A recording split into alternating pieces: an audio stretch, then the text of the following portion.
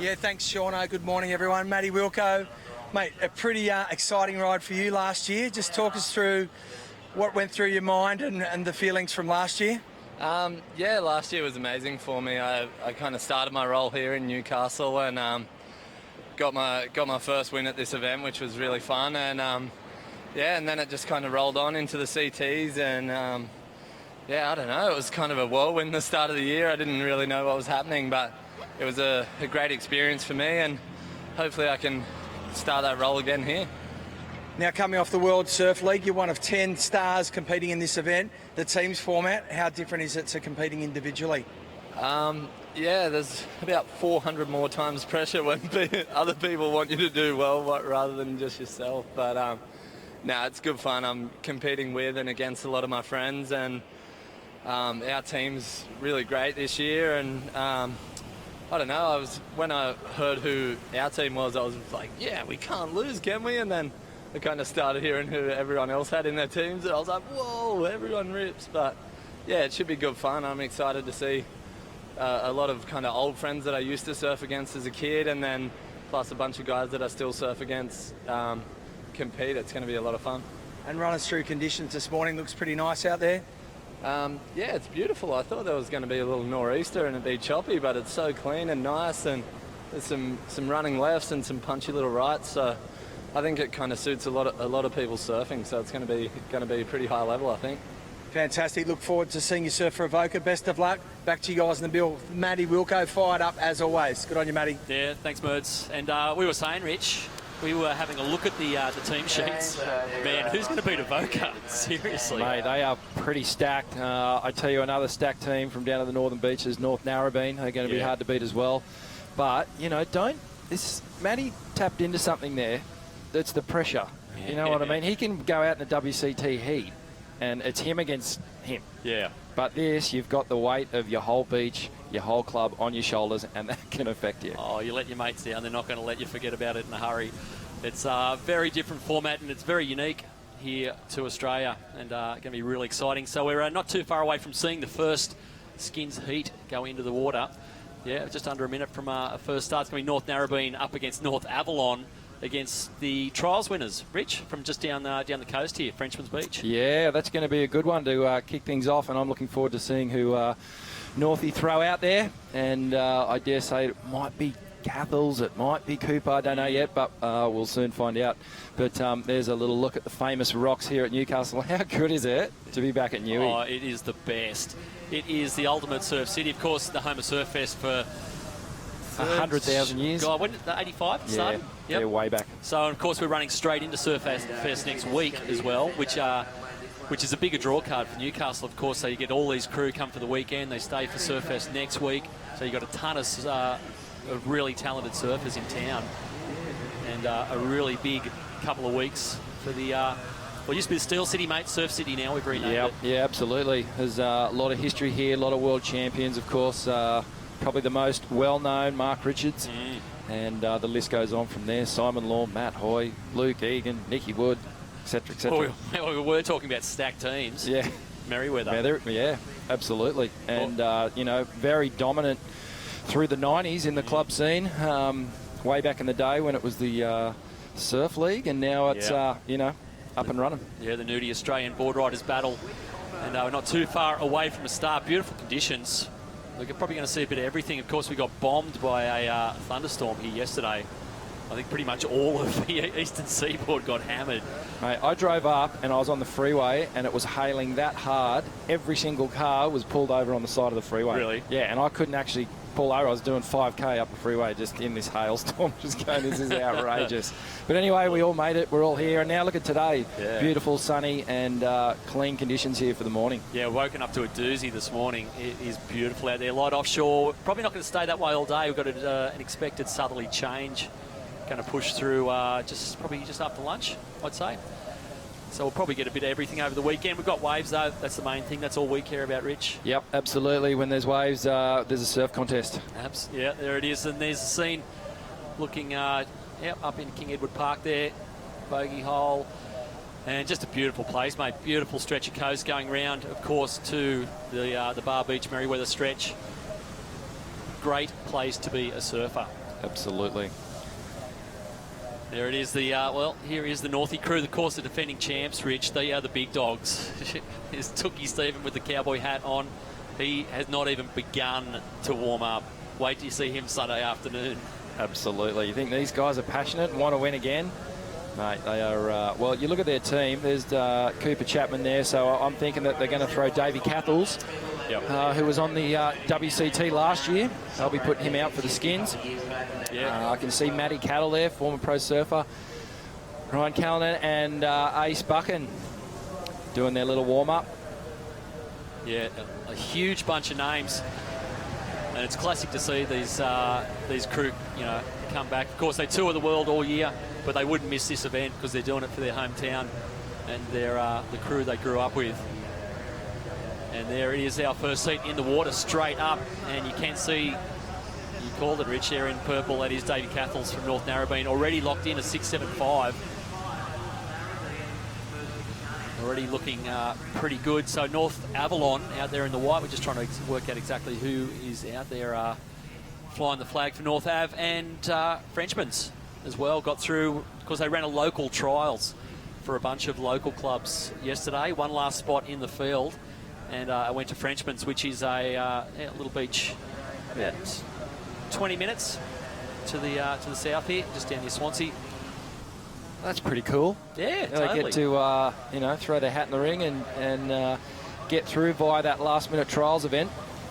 Yeah. And a chance to win a stack of prize money, because we're going to give away a lot of it by the end of tomorrow. So. Yeah, it was 110 grand all up. The winner is getting 20 grand. You know the best aspect of this year? The winning team is going to get a 30 grand trip to I think it's Kingfisher Resort in the Mannawise for the whole team. The whole team goes. Are you kidding? Yeah, 30 grand, mate. That is an amazing prize. That is the best prize ever. If that ain't motivation, I don't know what is. Can you imagine taking the whole club to the Mannawise? You wouldn't want to be on your annual boat trip and have that crew turn up. No, absolutely not. But, yep, we are off and running here, Shauno, and as expected, Davey Cathles has locked in a fairly decent score. So the way this works is everyone else is chasing that 6.75. Yep. Yeah, best score wins. And, best score keeps going through into the next round. And like we said, mate, it's almost kind of decided, whole events in the past, this Skins format. I think the first year Snapper won it. Parko got on an unholy roll. He won like 6 or 7 of these in a row. Yep. And basically almost sealed it for Snapper on day one. Yeah, absolutely. Yeah, it's really important. Like, every heat is super important. It's not just, we'll see how we go here and we'll catch up here. It really is from the very first heat of the day. It's go time. So it's important for these guys to put in, shake off those nerves, and really drop some of those big scores. But not a bad score, 6.75 for Davey. Yeah. That's, putting a little bit of pressure on already. Well, of course, the big thing, Rich, Davey Cathles, he's, the new Iceman for North Narrabeen. Of course, won the final. Remember the team's final here, down in Cronulla last year. Yep. Came down to that clutch last wave for Davey Cathles, had all the pressure on him, and he just absolutely just juiced it. Yeah, Davey actually won the final, won the whole thing for North Narrabeen. He did really well. He was on a tear last year and surfing really well. I think that was, he had just qualified for the tour, and he was full of confidence, full of beans, and just showed up that weekend. And what a feeling to be able to, win it for your club and come in. And I tell you, that feeling, having been through the club system, and I'm still in it now, there's no better feeling than winning and having everyone just that full elation around you, and it's really special. And like you said, it's really unique to Australia, which is good. It's just nowhere else in the world does it. It's popped up here, very tribal, and it's the best part about it is all these clubs have got so much history. A lot of the traditional big clubs all kind of founded around the early 60s, kind of 62. And so a bunch of them have all had 50-year anniversaries. I think like Burleigh was up last year. Yep. Had their 50th. So Northie was not long before. Merriweather, the classic big clubs. Yep. Are all, so you've got a lot of tradition there as well. And that kind of weighs pretty heavy on these crew. They don't want to lose these seats. It is sheep stations out there. And you won't really get a sense of it, Rich, until probably tomorrow. Yeah. Like you wait. Of course, it gets decided on a 4-club team final. Yep. So there's a full team final, a full hour in the water that will decide the winner tomorrow afternoon. And you wait till you see the scene on the beach down there tomorrow. Yeah, no, it's pretty fun. That whole team's format is really interesting, and it's a real pressure situation. And if you're not used to that sort of pressure, you can see people crumble. But it's funny, like you see tour surfers crumble under absolutely. this format. Yeah. You know, crew who surf for a living on the pro tour all year come back and have to, go chasing a 3. And they look to the beach and all their crews just going psycho. And What do I do?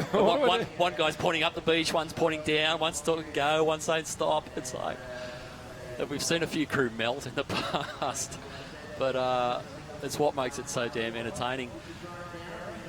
Beautiful conditions, Shauno. Good to see North Ave Yep. in the mix. Yep. Haven't seen, they're making their debut in the Nudie Australian Board Riders Battle. I think they finished 3rd in the regional qualifiers. Of course, how these crew got here is they came through regional qualifiers. I think there's 9 New South Wales clubs breaking the 3 regions. I think there's 8 qualifying events to get here. Yep. But we've got teams from all over the joint, all Tassie, WA, South Oz. There he is, yep. Chris Salisbury from North Ave. Of course, if you do leave the beach today, don't forget to be national. And just sitting it out though. This is the beauty of, you're only after one wave with this, Rich, so you don't need to froth. You just need to find a good one, and it's at the moment it's just a little slow. There's not a lot of set waves, so you kind of just want to. I think the strategy this morning will be sit and wait. Yeah, it's all about that wave choice in this one. Whereas, in total contrast to what we're going to see a little later on when the teams hit the water, this is about waiting it out. The teams event is about just getting those 2 waves and getting back to the beach. You really can't sit around. But like you were saying though, Shauno, this is like a really important round, and these guys aren't going to, waste their time on taking small waves. And these guys now have a benchmark in this heat. They're not going to take off on anything that's not going to get them a 6.75 that Davey has in his scoreline here. So Davey Cathell's out in front. Northie will be feeling pretty good about that right at this moment. And we're about halfway through this heat. And that's a really, looking on your screen now, you can see on the horizon there all those tankers, all the big ships out there. It's a very famous site here at Newcastle, and you can look out there at any point throughout the year, and there will be a number of tankers out there. Yeah, big coal port here at the Hunter River. Yep. Of course, they're all queued up there waiting. Don't want to end up like the Pasha Bulker out there though, Rich. No. I don't think there's any danger of that happening today. Not on this small little clean nor'east swell. But yeah, no, it's great to have the event here. Of course, we've been in Cronulla for the past 3 years. Relocated here to God's Country, as we refer to it, up in these neck of the woods in the 2300. So this is how the skins work. It's basically, your best surfer gets thrown out there for each club. It's big points, big bucks. And, if you got on one of those unholy rolls and kept winning heat after heat, that's what you could potentially end up with, 2,700 points and $4.5 grand. And it's kind of intricate, the draw. They think this thing through, Rich. Yeah. You look at these guys and you think, well, they don't think a lot, these guys, when you look at the people running it. But they think about it, because what they actually do, they reverse the draw, because there's 2 rounds of these skins. Yep. Because if you're in these first heats, you've got an advantage. Yeah, because you can go all the way through. Yep. You keep winning. You can clean them up. So a guy like Davey Cathels could potentially win 7 of these in a row. Yep. Because he started in the first heat. So when you get to the second round of the skins, North Narrabeen down the bottom of the will draw. be down the bottom. Yeah. So they only have limited opportunity in the next round to get on their roll. So this is their shot right now. Yep. So they have to take advantage of it. Got to make hay while the sun shines. Absolutely. And he's doing pretty good. That's James McMorland from Frenchman's, just down the coast. Of course, a ton of board riding clubs just in this local area. But we do have the big dogs, of course, Merriweather in the field. And we're talking about stacked teams. Man, they have got... when you leave Craig Anderson out of your team... Yeah. You must have some talent lying around there. Absolutely. I think Ando's actually the reserve for Merriweather. But, they've got an incredible team. Lebar Board Riders, another Yeah, one. yeah, Labar coming up. Yep, coming up next. Pretty stacked. Stu Kennedy, Adam Melling, James Wood, Steph Single, Jack Murray. I mean, you know, the names go on and on. North Narrabeen, Davey Cathles, Cooper Chapman, Jess Vandermeer, Nathan Webster, my old tour buddy, and Kai Warner, son of famous shaper Brett Warner. And looking forward to seeing Mikey Wright. I saw Mikey surfing down at Hangari last week, or up in Hangari last week. Absolutely tearing. Yeah, so he'll be surfing with his sister, of course, for Culburra, their hometown down there on the south coast, sleepy little town. Only like about 3,000 people in Culburra. But they've got about 50 good surfers who could surf at international level. Something in the water down there. Yeah, they've got the Watson brothers as well. And Culburra, the interesting thing about the Culburra Board Riders, Rich, we talked about, you know, clubs that have been in existence 50 years. Culburra only came into existence when the Australian Board Riders battle started. Yeah, really? 2014, yeah. So they basically formed because they had all this crew here. And, you know, you've seen Board Riders clubs do that. You know, they form and some split up and, you know, but they kind of pulled it together with this in mind because it's a big deal. Yeah, absolutely. This is a huge deal. It's a big deal, and they have been, you know, they've been in contention for the past couple of years, Culburra. And again, we're talking, you know, red hot teams. Yeah, they did really well last year. You've got the two Wrights, you've got Tyler and Mikey, you've got the two Watson brothers. Yep. Jay Quinn was in it last year. Quinny's away at the moment. Yeah, he's still travelling around the world. But even just with those four, you've got a pretty crazy team. So coming up next, we're going to see Seaford Board Riders from South Oz. D-Bar Board Riders, who I can't wait to see. They're going to make some noise this weekend, day and by night, I'd imagine. And like you said, Labar, who probably be one of the sneaky favourites, Lennox Ballina. Yep. Yeah, pretty stacked crew there that we went through just before. And, of course, Breno last night took home the Oakley Battle Clips Challenge. Yeah, of course. Yeah, $20,000 went Brent home Dorrington. last night with 20k in his Skyrocket and $5,000 worth of Nikon gear, which I'm hoping that he handballed to his filmer. But yeah, big win for Brenner. Yeah, totally. There's a lot going on here. Of course, got the Australian Surfing Awards on tonight. Just just up the road. And I think it's Hoyo's birthday. Oh my round God! about now too.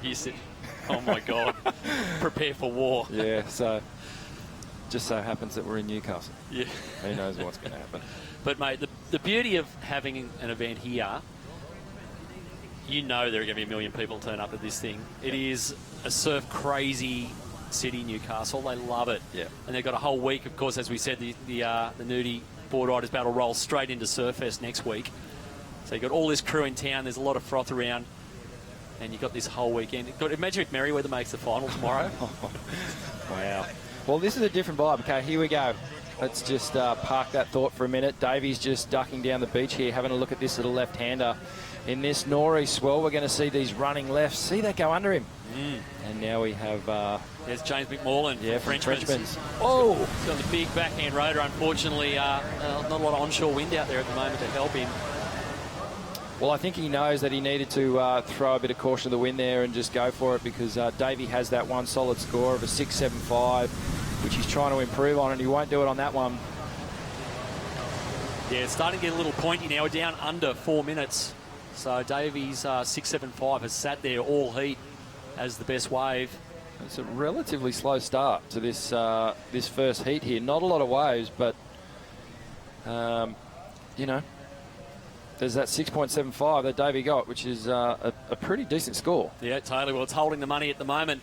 And we talked about, potential favourites, potential winning teams. I'll give you, Richie Lovett, Point Lookout Board Riders from North Stradbroke Island.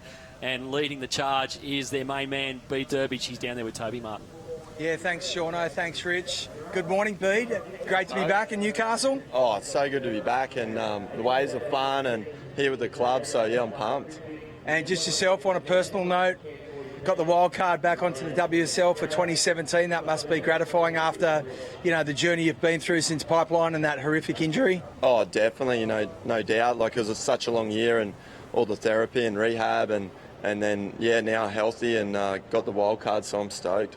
And what a time to come back, and the unearthing of a great talent, Ethan Ewing. Geez, that must give you a lot of confidence as well on the club sense. Oh, definitely. You know, seen him surf his first board riders heat when he was around 5, and then to now being on the World Tour at 18 is just amazing. And then get to surf with him today, and so we're a really proud club, and hopefully we go well.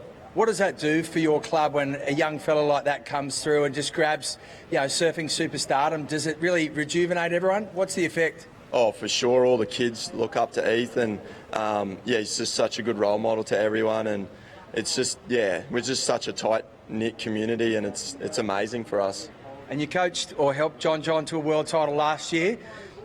You're in the mix, but definitely going to be in Ethan's camp this year as well. Oh, for sure. It's always tough your first year, but I think Eth will go well. That's one of his best assets is his mental toughness, and he doesn't get rattled. So, I'm looking forward to seeing him do some damage. And you're quietly salivating over the conditions in Newcastle this morning? Oh, I know. It's just like a good little day at North Stratty and little left, so it's right up our alley.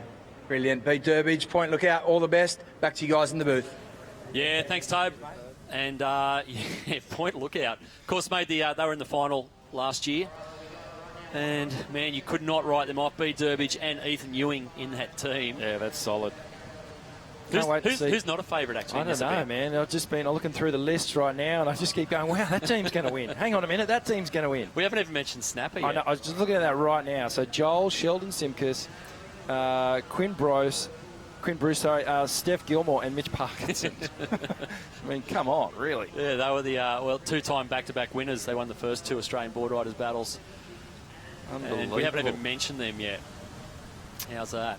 So down to the last minute here, and that man on screen holding the lead with a 6.75, Davey Cathles for North Narrabeen. Yeah, he banked that one early in the heat, Shauno, and it looks like it's going to be enough with only 40 seconds on the clock. Someone's going to have to produce something pretty special to knock him off this one, and we'll see Davey most likely stay out in the water and continue on. Yeah, it's what we've seen in the past. Whoever wins this first one tends to get on a bit of a roll and win 2 or 3 and really get their club off to a strong start. Of course, North Narrabeen, the defending champs, and they are looking, well, pretty good after one heat. You can see not a lot of action out there in the dying seconds, and it looks like it is going to be Davey Cathles for North Narrabeen taking the first skin of the morning. There he is. You can hear the hooter in the background. Davey Cathles gets it. He's just wondering, what do? I stay out here? Yeah, mate, you stay out there. Certainly do. He's going to be there for the next heat. He's up against Seaford, board riders, D-Bar and Lennox Ballina. Coming up. Those guys will just make their way out, and the next heat will...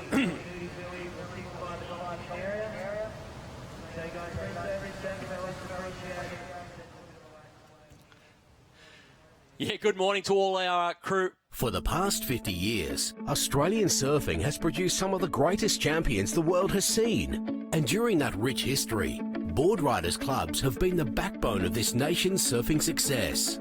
From humble beginnings more than half a century ago, when a few keen surfers dotted around the country thought it was a good idea to start meeting regularly, more than 200 board riders clubs can now be found coast to coast. And Newcastle is a second home for a lot of us guys who've come up here and competed over the years, so it's really good to be back at Newcastle. And it does feel like a little Narrabeen bank. You've got the alley with the little sort of sandbar running off, so we feel pretty comfortable being back here as defending champs. And team strategy, is there a new approach this year or sticking to the same sort of formula? Keeping it simple, mate. You know, we've won these before. It's probably just about not surfing out of your skin, just getting the job done and gradually sharpen the pencil as the rounds go on. And, you know, we've injected some fresh blood this year into the team, so a bit of experience mixed with some youthful, you know, pizzazz. It'll be, a good mix. And who's North Narrabeen eyeing off as their toughest competitors? On paper, I think, and on form too, you've got B. Durbidge back for Stratty. I think Stratty and Avoca are probably going to be the teams to beat. You know, D-Bar and Snapper are always in with a shot too, and those boys from Margaret River. So, I mean, there's such an abundance. It's going to be a hard one this year. Well done, Nathan Hedge. Good luck to the Skull and Crossbones, the defending champs, North Narra. There you go. He is always fired up, the Hoggy. Looking forward to seeing him later on today. Yeah, I'm looking forward to seeing him tomorrow afternoon if Northern Arrabeen are in the final. Talk about passion. Talk about wearing your heart on your sleeve. Yeah. That man sort of encapsulates what it is really all about, doesn't it? And great shot of the lineup here. We see Davey Cathles stroking into this one. I think he's going to be looking at the right-hander. Just delays that fade. Beautiful snap off the top there. Clean bottom turn, a nice wrap. He'll bring this one all the way through to the inside. So plenty of opportunity. Belt at that thing. Flaring there on his backhand. Stewie's, well, he's looked at the right so far and eventually found a nice little left. He might even connect the reform through to the inside here. It's faded back right. Will it give him another little turn, a little float? Maybe get one here on the inside. And a little flaring closeout turn for Stu Kennedy. Already holding the best wave of the heat. And may have even challenged himself there. And the judges might like that. A couple of big turns on the outside. Yeah, I really like that first one. Yeah. As we, I'm sure we'll get a replay on that, but really got that board at a vertical at 12 o'clock, as we like to say. And Stewie, he's got that 7.5 in the bank, so the pressure's sort of off him now, and he can just build, and you really see that in his surfing now. And there you have Matty Wilco. He's checking it out, having a little talk to Ace Buchan. About to go out for Avoca in the next heat. And I reckon he'd be more nervous than the first heat that he's going to have in a couple of months' time up at Snapper, or in about a month's time. Totally, he'd be wishing he was at Snapper right now. Surfing against John, it'd be like easy compared to this. But yeah, big heat coming up. Avoca, Queenscliff and Torquay will be out there next. In the meantime, great little fade there, Rich, for Davey. Yeah, beautiful surfing here from Davey. He didn't oversurf this wave. He just wanted to get to the finish and just performing some beautiful turns. Those two big wraps at the start. Comes all the way through to the inside. Another clean snap and then finish as well. So from start to finish, he put that wave together really well. He bookended it, and the judges love that. Yep, and here is Stewie straight up at 12 o'clock first turn and got a second one in. So we haven't seen scores for either of these waves yet. Now, Stewie connects it. Milks a little last turn out. He probably won't do much on the scoreboard. Somehow got through that section, huh? Yeah, there's not much of him. Floats over the dead sections and does put the finish point on that wave. So tough decision for the judges here. And Samba Man, little fin throw, gets the fins loose. Yeah, Samba starting to wind up here through this inside section, and he's got his work cut out for him with these solid scores dropping in. And let's not forget that Dion Atkinson's out there as well. So this is sick heat. Really come to life. Had a slow first couple of heats, but a ton of waves for these guys. Now we're still waiting on those. Well, we think they're going to be pretty big scores. One for Stu Kennedy, one for Davey Cathles. But all these guys flaring here with, what do we got, 4 minutes, 20 seconds left. It's starting to get a little pointy. Really crucial scores. Davey looking towards shore, probably getting a bit of direction. The classic thing is watching like this, because there's about 8 team coaches in every, and some of them everyone's an expert at this point. Everyone's an expert, telling him going north, south, in, out. But the tough thing... But all these guys flaring here with, what do we got, 4 minutes, 20 seconds left. It's starting to get a little pointy. Really crucial scores. Davey looking towards shore, probably getting a bit of direction. The classic thing is watching like this, because there's about 8 team coaches in every, and some of them everyone's an expert at this point. Everyone's an expert, telling him going north, south, in, out. But the tough thing for Davey, right, so this is... And falls on the little float. That was going big. Here is a replay of Dion's last one. Little pocket turn there. Whips it into a roundhouse. Clean little wave. And nice little closeout turn there for Dion Atkinson. Great style. And another one for Stu Kennedy. He's gone back to the right here, Rich. Wow. Whoa. There's those submerged rocks, and here we go. Samba on his backhand slams that one nice and tight in the pocket, and again. So Samba really stepping up and taking it to the younger boys. What an exciting finish to this heat. So, Shauno, 7.5 was the benchmark. Yep. Well, we can tell you, Davies was his previous one. Right, so here we go. This is a replay of the 765. Clean, beautiful turns, really smooth cutbacks from Davey here. You can see the energy. He wanted to finish this one. He wanted to complete this ride, weaving all the way through to the inside, keeping that rail work happening, rail to rail, keeping the speed of the board, and bang, finishes off. Yeah, beautifully surf wave. But I think, well, Stu Kennedy's just had that moment better outside. sections. Yep. 2 big turns out the back, and it won in the deal. So we're down to a minute and a half. Stu Kennedy now hanging on to the lead for Lennox Ballina. Well, Davey's got the inside track here for if a left comes. Yep. And Stewie's got it if a right comes. So if we do see a little set pop, Huntington hop section through here, and then bang, gets a clean finish. So yeah, a well-deserved 8.5, and Stewie with about a minute to go out in front. Yep, here's Samba Man again on that left. That one just getting a little wobbly, not giving him the section he's looking for. So that might be it.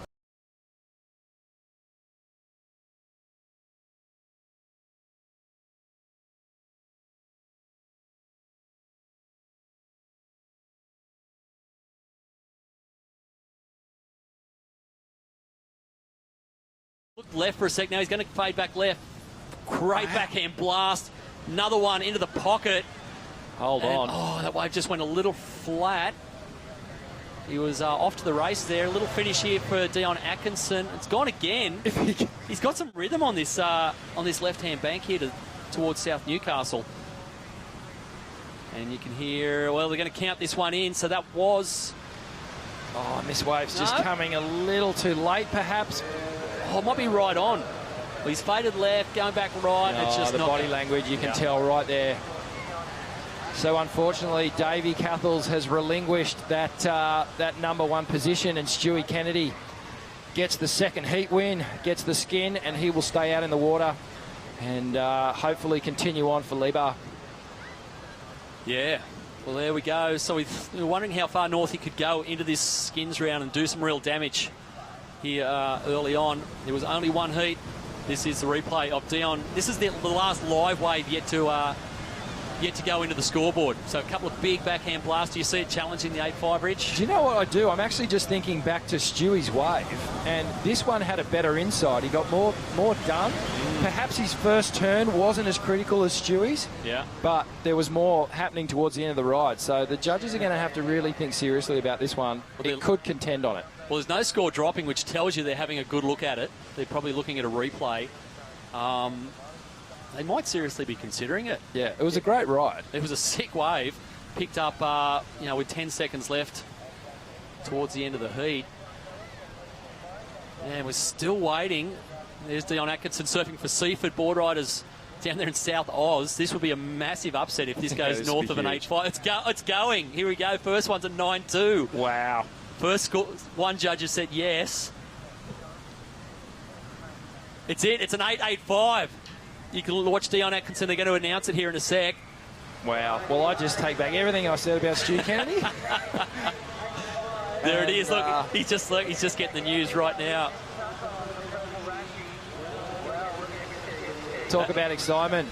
Heat 2, it's delivered. Well, a last-second buzzer beater there for Dion Atkinson, former tour surfer for the underdogs from Seaford board riders from South Oz. Wow, a huge result, huge upset here in Heat 3 of the Nudie Australian board riders battle. Coming up, Matty Wilco surfing for Avoca. Don't go anywhere.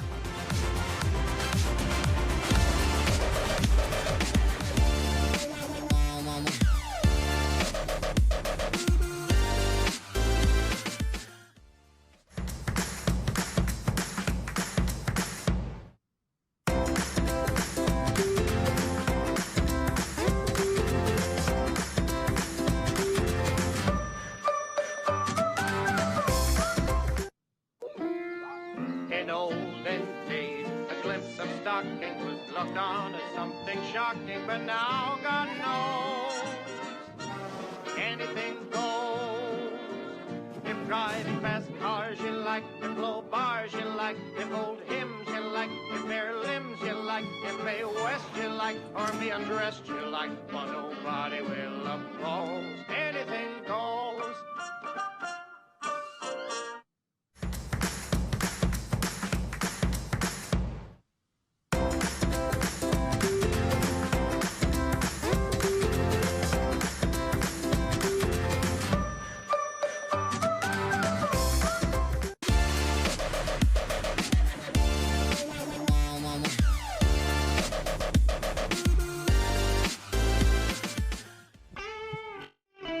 great to have you guys with us here Saturday at Newcastle Beach for the Nudie Australian Board Riders Battle. Rich, you might want to get that thing down before the southerly change comes through this afternoon. I think they've got about 3 hours to get that thing up in the air and then back down again. But otherwise, it's going to be at Maitland by about 5 o'clock this afternoon. Absolutely. But here we are. We are at Newcastle Beach, and we are well underway. Heat 3 now of the skins round. Man, what a heat that last one. That was a terror. Yeah, that was unreal. We saw a seesawing battle with the lead changing multiple times.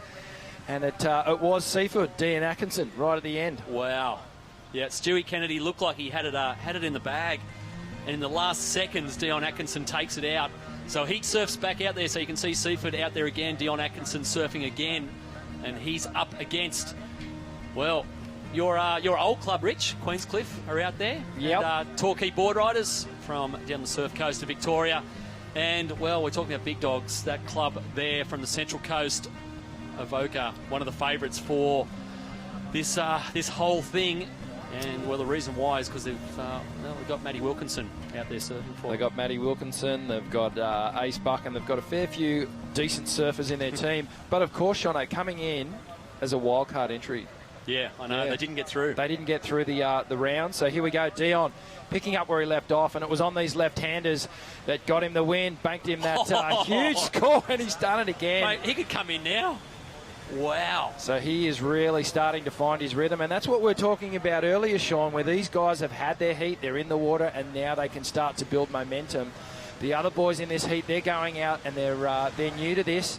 They're coming in fresh. They've still got to shake off the nerves. Dion up and riding here, just belts this first turn. Up again on the second one, and this third turn just waits for it, and then perfectly executes that backhand snap. Well, they gave him an 8.85 for the winning wave in the previous heat, Rich. That's a point better, I reckon. Yeah, that's going to rival it for sure. Okay, here we go. First wave for White. This is Cale Bell Warren. It's great to see Torquay finally make it, of course. Well, they are the big dogs of Victorian surfing. Yep. Although I suppose the Phillip Island guys will probably have something to say. But they haven't made it.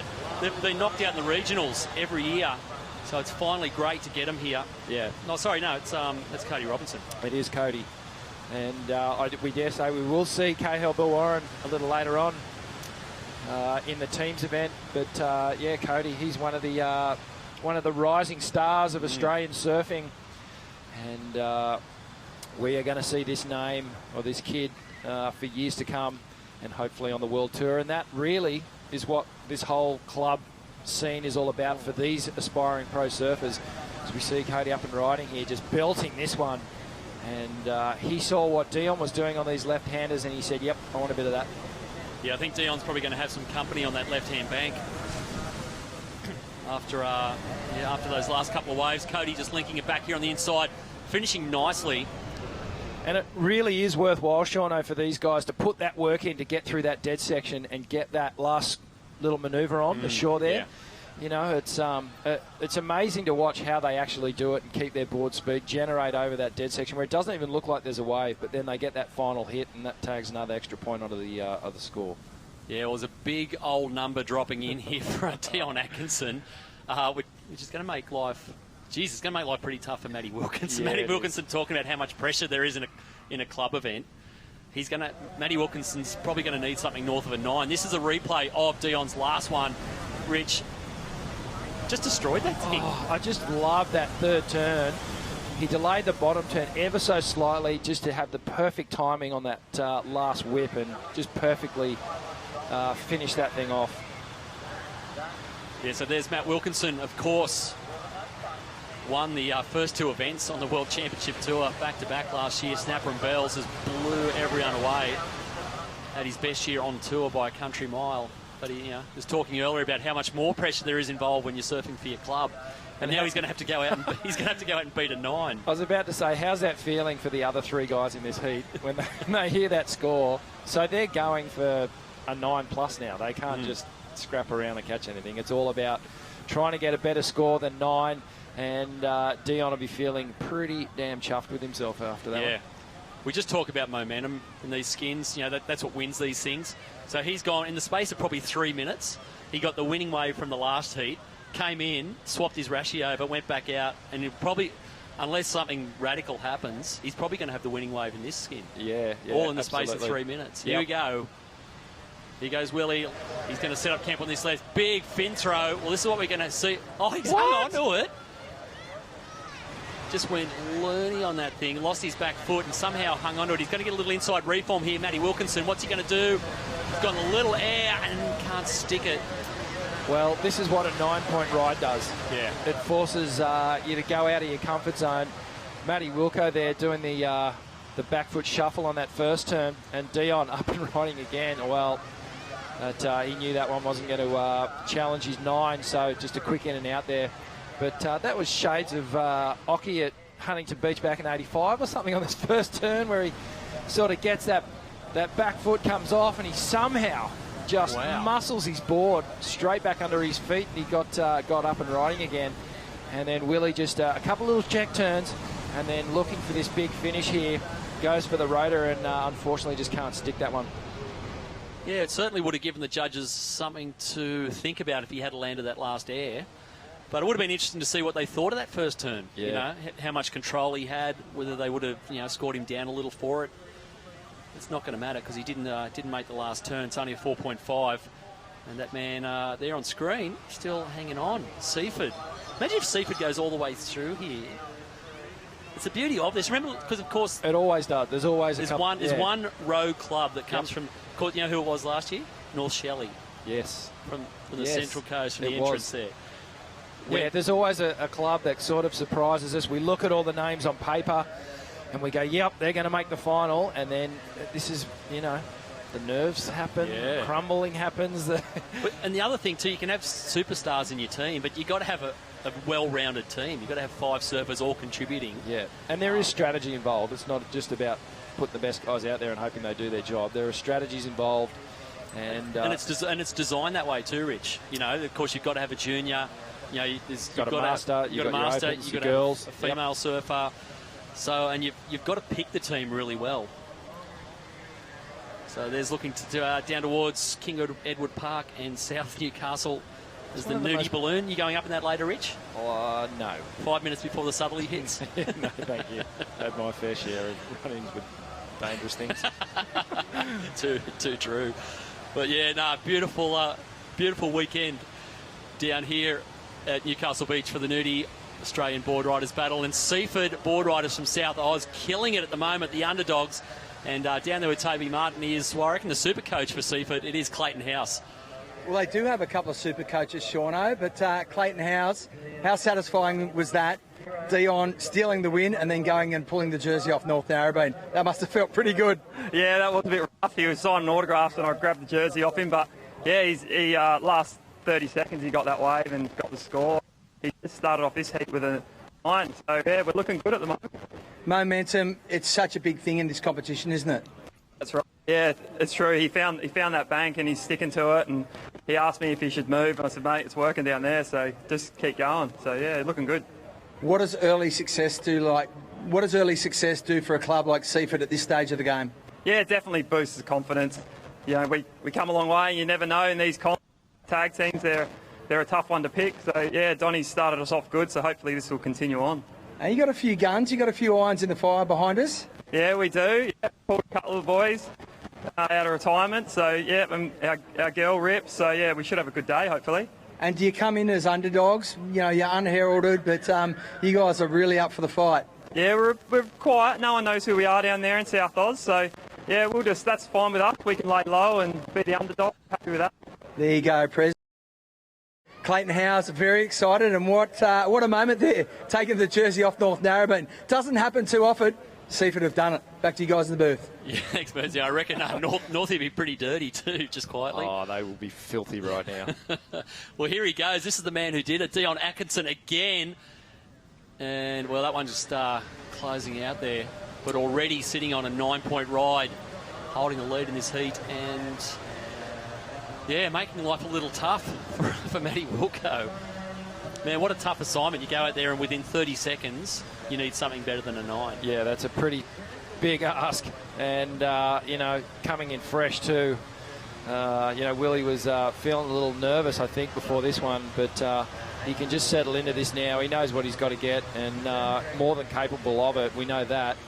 Of course, he was #1 in the world last year for a good stint of the World Tour, and looking hungry again this year. But hey, Dion out in front. Yeah.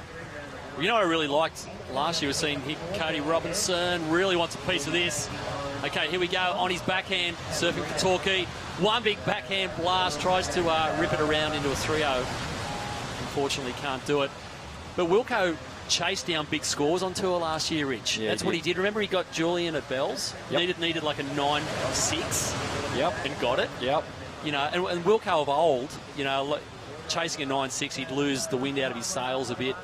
But the self-belief he had last year was just off the charts. Yeah. He chased down big scores. Yeah, and I think he was a fitter, Matty Wilco.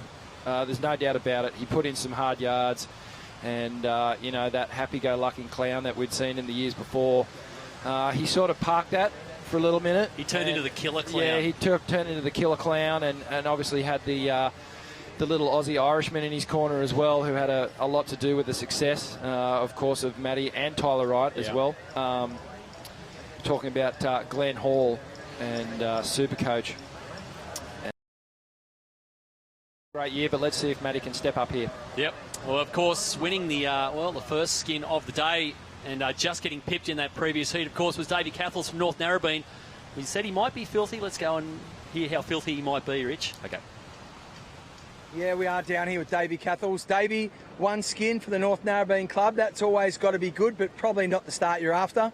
Yeah, it would have been good to make a couple more there, but got the first one done, and then had a good little battle there going with Stewie on the peak up to the north, and then, yeah, Dion just snuck one down the end there, down the south, and I think he just got another one then, so I think maybe that was the peak down there, but it's pretty small and slow at the moment, so it's a bit hard to like kind of decide where you want to go, but I kind of just stuck to the game plan up there, and it almost paid off, but no, everyone was surfing pretty good. And we talked about the extra pressure. Coming in last year, you were a chasing snapper. This year, you're defending champions. How's the mindset? Yeah, the mindset's good. Everyone's up here having a good time. We had a good little team dinner last night, and just kind of talked through a few game plans, like mainly for like the tag team event. But no, we're all feeling good, and got a good team again, and yeah.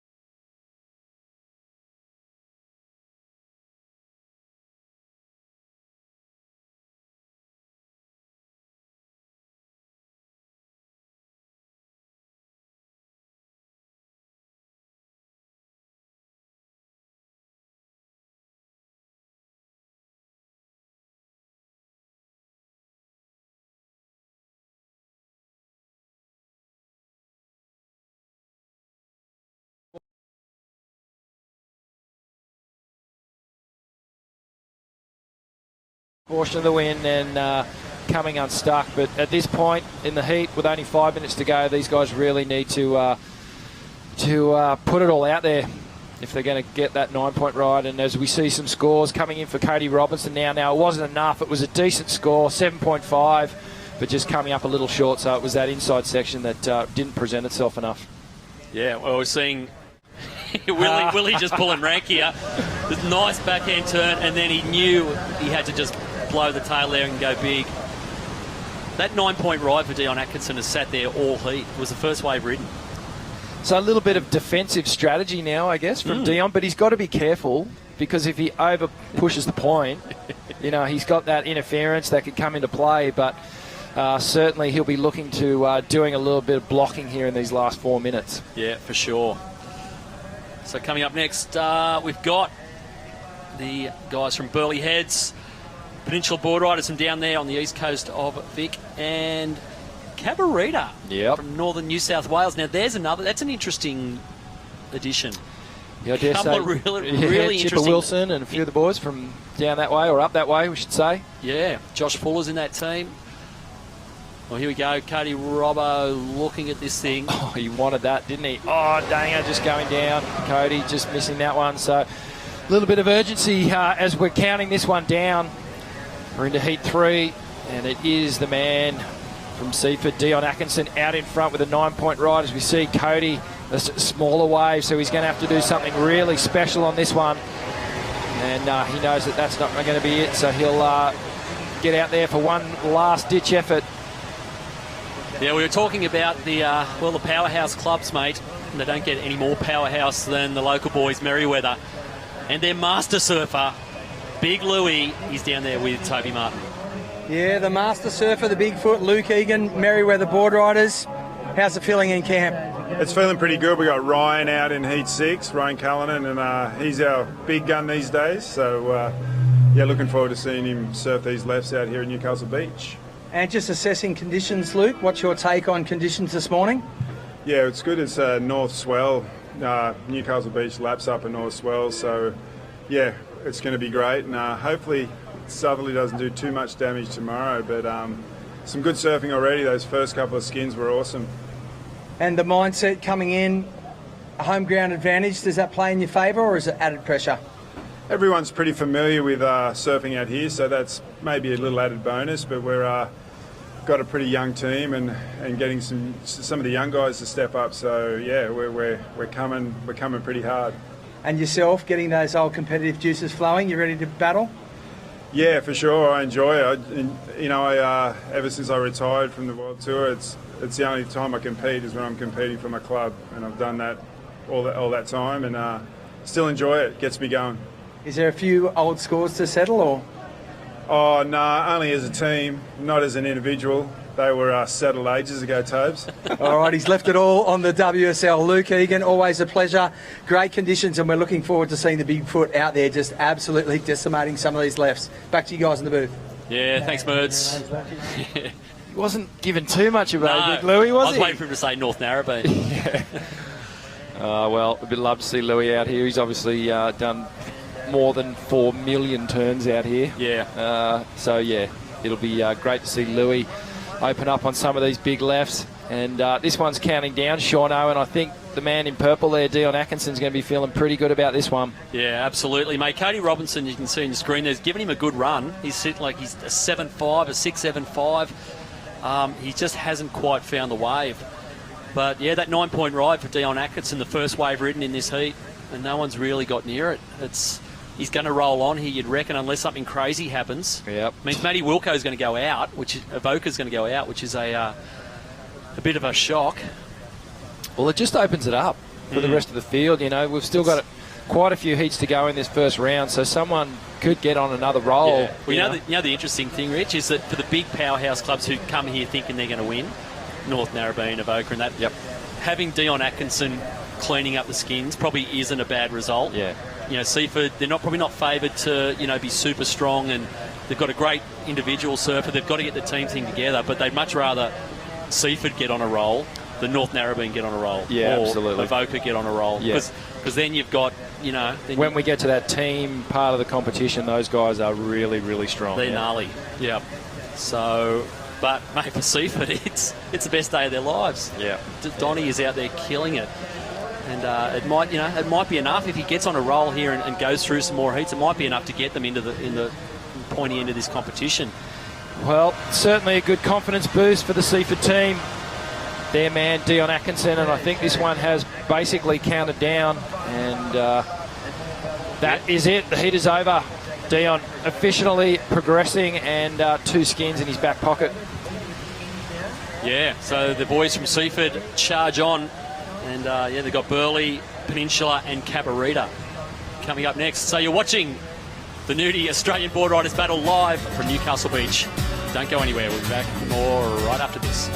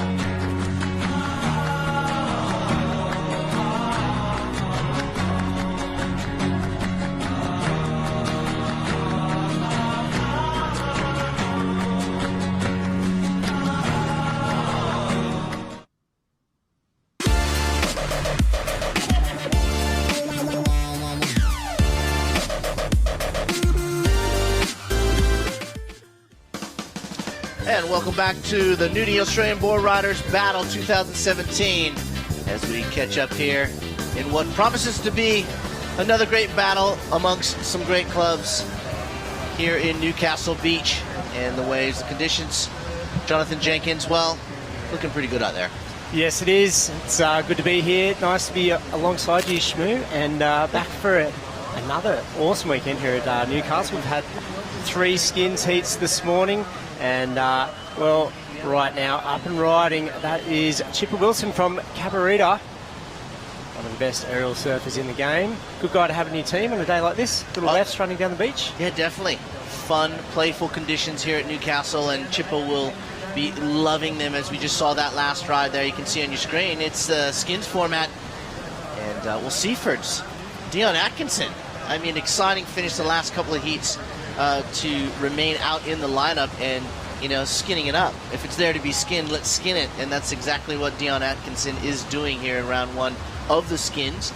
Heat 4 up against Burleigh Heads, who always puts together a great team, JJ, along with Peninsula Board Riders and Cabarita, who have some great talent in their club. One thing I love about this event is it brings together so many different types of diverse surfing abilities here at the Nudie Australian Board Riders Battle. But we'll get back to that. But during the break, we saw, well, we didn't see, but we're going to see now Dion Atkinson, who has remained out in the lineup, JJ, and who has gone from strength to strength, really, you know, getting some dollars for his club and really getting some momentum. One of the best surfers on the planet now, up and riding. This is from Peninsula. Caden Fowler, well, he went for the grab there, went for the air, didn't make it. And here's another replay here. So this is Burleigh Heads. So Thomas Woods up and over the coping there. A little bit of a wobble. Can't get around the section, or can he? So there's the inside reef when he kicks out there. So that's the exchange so far. Here's the wave we saw of Chipper for the Cabarita boys. And just a couple of moves there. So yeah, Dion, he's had 2 wins, Shmoo, already. And we heard Sean Doherty talking him up and how good that is for Seaford. Little forehand move there from Woodsy for the Burleigh boys. Doesn't ride out of that. So, yeah, Dion's in his 3rd heat in a row. couple of wins. Davey Cathel's got one in first skin of the day for North Narrabeen. So, and there's the scores up in the top left there. So nothing really serious at the moment. Dion's got 9s the last 2 heats, so that's probably the benchmark. Yeah, and Dion Atkinson's one of the bigger guys in the field this weekend, but really showing his small wave prowess out there against the likes of Matty Wilkinson, Davey Cathels, Stu Kennedy, who was on a tear, and Dion coming from behind with the win in the skins format, showing great form going into 2017 and representing your club at the same time. Hello, my name is John Shamoka, alongside me, Jonathan Jenkins, a.k.a. JJ, and we are very excited to be here at Newcastle Beach once again. It's been a while. It's been a minute since we've been back here at this amphitheater, if you like, for surfing, JJ. Yeah, well, I think the last time I was here was probably for the QS event a few years ago, and yeah, it's a great event. A lot of history here at Newcastle, and, you probably competed here as well on the World Tour back in the day, did you, Shmoo? The really big year when it was like 10 foot off the back of the point there? Yes, this place can hold some massive surf, JJ. And I tell you what, if the forecast stays true to what it's supposed to be like tomorrow, we could see some epic battles on our hand here at this wonderful event. And I was going back to what I was going to say before as we watched these 3 surfers from the best clubs around Australia. 60 clubs in total vying for 24 spots as we see Thomas Wood on this one, JJ. Yeah, he was right in the middle of the pack there, and he's a little bit out of sorts this morning, but no priority in these heats, so he was lucky to get that one. The other 2 guys pulled back, but look, he's not too happy with that one. We know he can do better than that. So the score to beat at the moment, well, it's his own score, 3.5, and you can bet that is going to definitely be exceeded. There's Dion there. He's the Seaford representative, former World Tour surfer, and scores coming through. Look at that. He's got a 8.25. Did we see that wave before? That was so he's off and running again. So Yeah. he's got a couple of 9s. He's got an 8.25, and he's in control. There it is. Lock it in. Best wave so far. Yeah, and posting some cash up for the Seaford Board Riders Club. Those guys down there in South Australia would be jumping up and down for this young man on screen, Dion Atkinson. Is no stranger to the winner's circle, by the way, winning the Australian Open a couple of years ago. Yeah, that's coming up in another 10 days. Another 10 days. Yep. So, not only is this an opportunity for the 11 WSL surfers that are in the field this week representing the 24 clubs, JJ, but it's also a chance to work out some pre-event nerves. And I tell you what, Dion's showing none of that in the last 3 heats. Zero. Posting excellent scoring rides and staying out of the lineup. Of course, the format is when you win the skin, you stay out of the lineup. So Dion's been out there for almost an hour now. So what do you think about fatigue? Oh, he's all right. He's an animal. He's a bull. Here we go. Look at this chipper. And pretty rare to see him stick to the face. Can you get around this? You can. Little layback jam there. Up into the lip one more time. You can hear some whistles on the beach there. It'll be the Cabba boys cheering for their man. And here we go, another wave. Little set coming through. So Woodsy, what's he got here? Up over the top. And he's not going to ride out of that one. So good little exchanges, but of course the score to beat is Dion's 8.25. And you mentioned all those surfers. There's 11 guys. So that's the current World Tour surfers. Correct. And then you go through the draw. There's guys like... Ryan Callanan, well, he was on tour last year, but, Sean Cansdell was on the World Tour. Of course, Dion as well, who's on the World Tour a couple of years ago. So there's probably like 20, maybe 25 guys who all competed at the highest level. That's right, as we watch the replay here of Chipper Wilson. And, JJ, it's a testament to how much this event has grown, the Nudie Australian Board Riders Battles. You represent your club here in Australia, and that's the foundation. These are the building blocks of which we see the likes of, Soli Bailey, Connor O'Leary, Joel Parkinson, Dion Atkinson, Stu Kennedy. This is where they've come from. So to go back and give back to the club and represent, try and obviously put a bit of cash into the coffers of the club to develop the next generation. But it's about pride. It's about passion. It's about dedicating yourself to your club. And I heard Sean Doherty and Richie Lovett talk about it before. The pressure.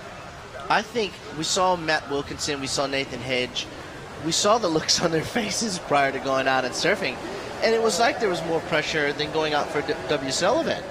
Yeah, and they'll say that too. They get pretty nervous out there. You don't want to stuff it up. So you do good. You win for the team. You make a mistake, and it costs the team as well. No tunnel, no chair up the beach after a blunder. No. So we've got, that's Caden Fowler. He's representing Peninsula. That's him on screen in the yellow jersey. He's got a 2.25. So he knows the score to beat is an 8.25. So the Peninsula boys down there, Mornington Peninsula. Their club formed 1974. It's kind of young, really, for some of these clubs. A lot of these clubs are over 50 years old now. Yeah, there's a lot of history, and then there's a lot of new history within the Board Riders battle here at Newcastle, coming into the foray over the next couple of days. And right now, we've got the skins out in the water. Of course, $500 a skin, JJ. And then we've got also coming up later in the day, we've got the women's and the teams event to finish off here in Newcastle for day number 1. So it's an action-packed day, and of course being brought to you live on Fox Sports as we see the heat leader at the moment, the skins leader, Dion Atkinson. Yeah, he's got the purple nudie vest on. That means he's the winner from the previous heat. That wave not offering too much. He's still got the 8.25. So here we go. Can Cabarita Surfer, Chipper, what can he do on this one? He's an exciting fella. He's got all the tricks in the book, but he's not landing anything today. Well, I think you touched on that before, JJ. For Chippa, his style of surfing is more above the lip, and I think that's what Chippa's going to be looking to do in the back end of this heat. As we see, that was Thomas Woods there having a look. Thomas Woods, no stranger to the winner's circle as well. Of course, you know, junior champion, QS surfer, Burley Heads local, and well, he can, you know, if he can post up anything better than an 8.25, that will take our Seaford surfer of Dion Atkinson away from another skin. I mean, if he wins this next heat, that's $1,500 straight into the vault of the Seaford Board Riders Club. Gotta be loving that. Does he go straight to the club? Does he get to keep any? Straight to the club. That's a long way to come from South Australia. You got 6 or 7 or maybe 8 people in your team. Definitely. Of course, all the way from WA. I saw the Shero from the WA crew down there this morning. So yeah, these guys come from right around Australia. Of course, it is the final, the Australian Board Riders Battle, sponsored by Nudie. 8 minutes 50 on the clock here, and there's a little look at the lineup there. So that's Caden off to the left in the yellow jersey. Dion's just kind of cruising in the purple Nudie winner's jersey there like a shark. He's got to be feeling good about himself. And there we go, Thomas Woods from Burleigh. It's my neck of the woods. Yeah. Lived just right there on the point. And the guys, they went down for a training session the other day, and they called it off. There's blue bottles everywhere. They abandoned it. So it hasn't been the best summer of surfing. A little look at the lineup there. So that's Caden off to the left in the yellow jersey. Dion's just kind of cruising in the purple Nudie winner's jersey there like a shark. He's got to be feeling good about himself. And there we go, Thomas Woods from Burleigh. It's my neck of the woods. Yeah. Lived just right there on the point. And the guys, they went down for a training session the other day, and they called it off. There's blue bottles everywhere. They abandoned it. So it hasn't been the best summer of surf on the Gold Coast. Terrible on the Gold Coast, but hopefully we get a little bit of great surf action. So far, it's been outstanding conditions. You know, 2 to 3 foot, nice little left-handers. The odd right coming through, but it's majority lefts as we see Thomas Woods up and riding, drives into that second section off the bottom. Nice carve into this next little sweeping turn. Now he hits that inside section where it starts to wall up, and he gets a nice strong finish. That was a good one. Jenkins, I mean, 8.25 was the start of that wave as strong as Dion's? That's going to be the question. The judges will be looking at that 8.25, putting both of those waves together on their review screens, and they will come up with a score here. Let's have a look at the replay. Yeah, well, he rode this one, pretty much milked it to the death. And it's a smaller wave, but it doesn't look as big as some of Dion's waves, but he absolutely tore it to bits. Super solid, no signs of any mistakes or wobbles here, and gets a little reform right down onto the bank there. And you can bet the Burleigh boys are pretty stoked. Is it going to be enough to knock off Dion? He's got the 8.25, so that's all that matters. He just needs an 8.26. Well, that's right. That was the I Am Nikon replay of that man right there, Thomas Wood, consistently getting stronger. Turn to turn on that last ride. A beautiful shot from in the lineup. This is a bird's eye view of what it looks like out here at Newcastle Beach. There you can see in the background on your screen. It's a massive swimming, historical type swimming pool there where a lot of people go down there for their morning swims, and that's when it's big. you get those jump off the big, back. you jump off the back of those rocks, and you hopefully make it out the back without breaking your board, as I have experienced in the past. But it's a beautiful part of the world, Newcastle here, and you know, some 500 meters away is the entrance to the harbor where all the big container ships come in here. A lot of produce and goods that come to Australia come by way of Newcastle. Yeah, it's the, well, there we go. Shmoo scores not enough for Woodsy from Burleigh Heads. He's got a 6.25. So puts him into second, but Dion Atkinson from South Australia representing Seaford Board Riders Club, he's still got that lead. And you do get points for second, third and fourth. But of course, if you win, you progress on through to the next seat, you get $500 every time you win. There's the current Skins leader, 8.25 for Dion. And Chipper's just hanging out pretty close. And, well, there's 5:50 on the clock. Good wave there for Thomas Woods, but he's going to have to do something special. Here we go. He's up and riding again. The guy from Burleigh Heads got speed up over the lip and nowhere to go. The rights are a bit shorter. Yeah, I mean, these guys got to be thinking at the moment. If I was sitting in the spots they are sitting, JJ, I'm thinking, you know, 5.5 minutes. I'm not going to even be looking at those rides. The left long runners are where the scoring potential lays.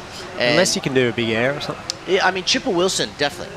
I mean, we spoke Thomas, about it he's got it too. Yeah, Thomas will have it, but I think Chipper is the guy that I would be focusing in on in terms of someone who's going to go above the lip in the percentages of making that aerial maneuver that he's probably seeking out on his next wave here, as we see Caden Fowler from Peninsula Board Riders having a look. But Dion, as soon as I said don't go right, what does he do? He goes right.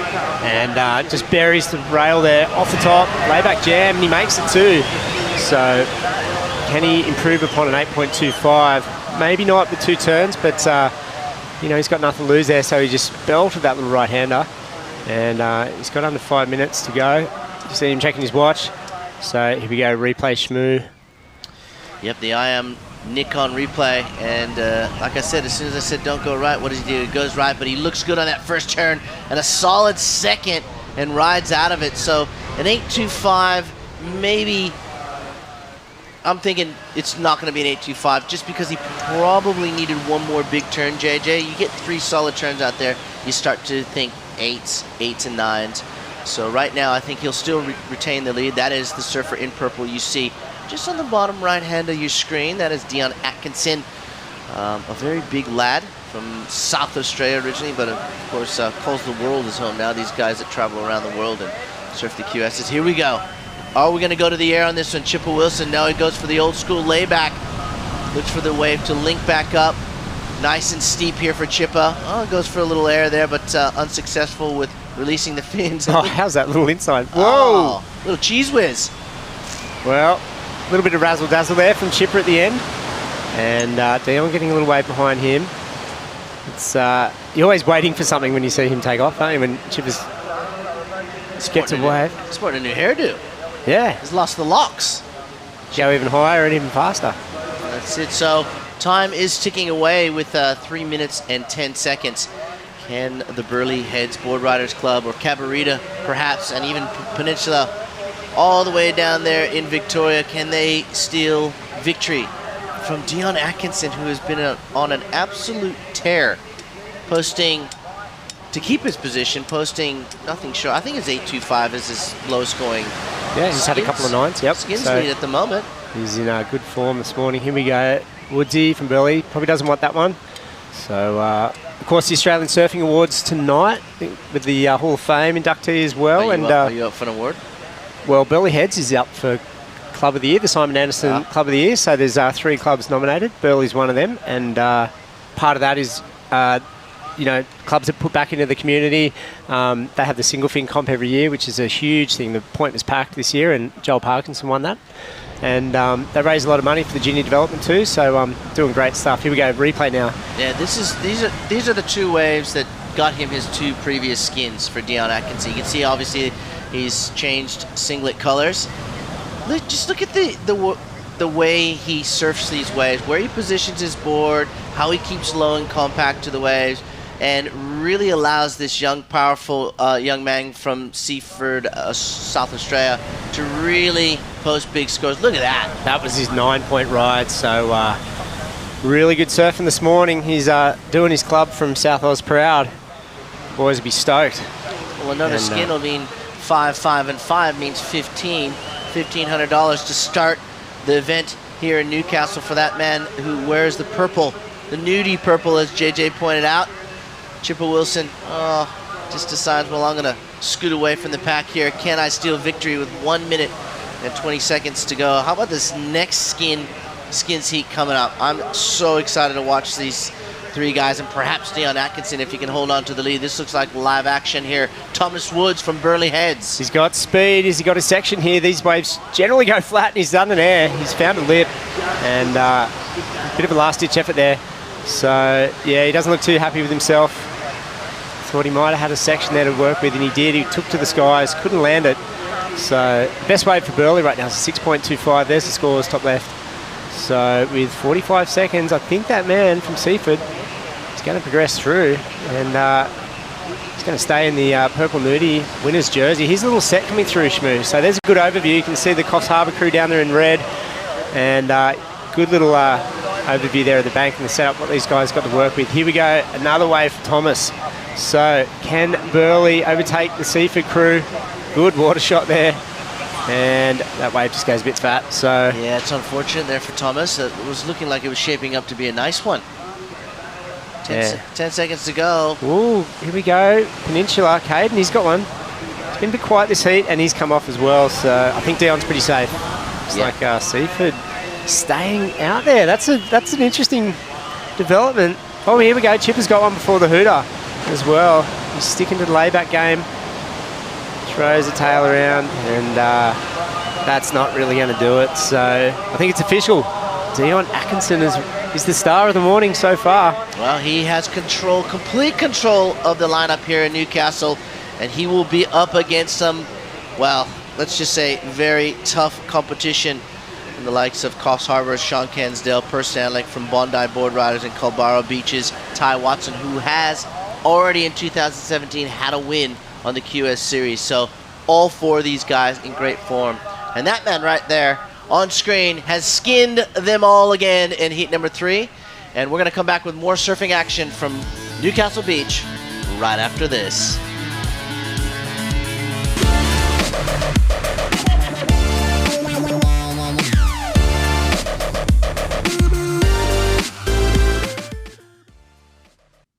In the end, ball gives, and the ball takes.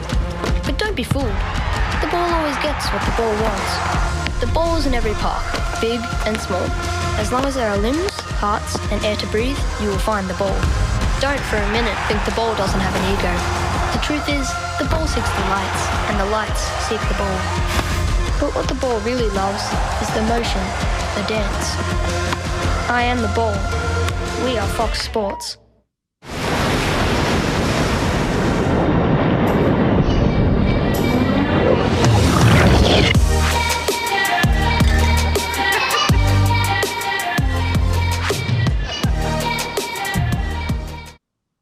Craving something tasty? Hurry, for a limited time only, you can get any 2 wraps for $10 at Subway. Get 2 of your faves, or choose one you love and try something different. Don't miss out. Grab yours today at Subway.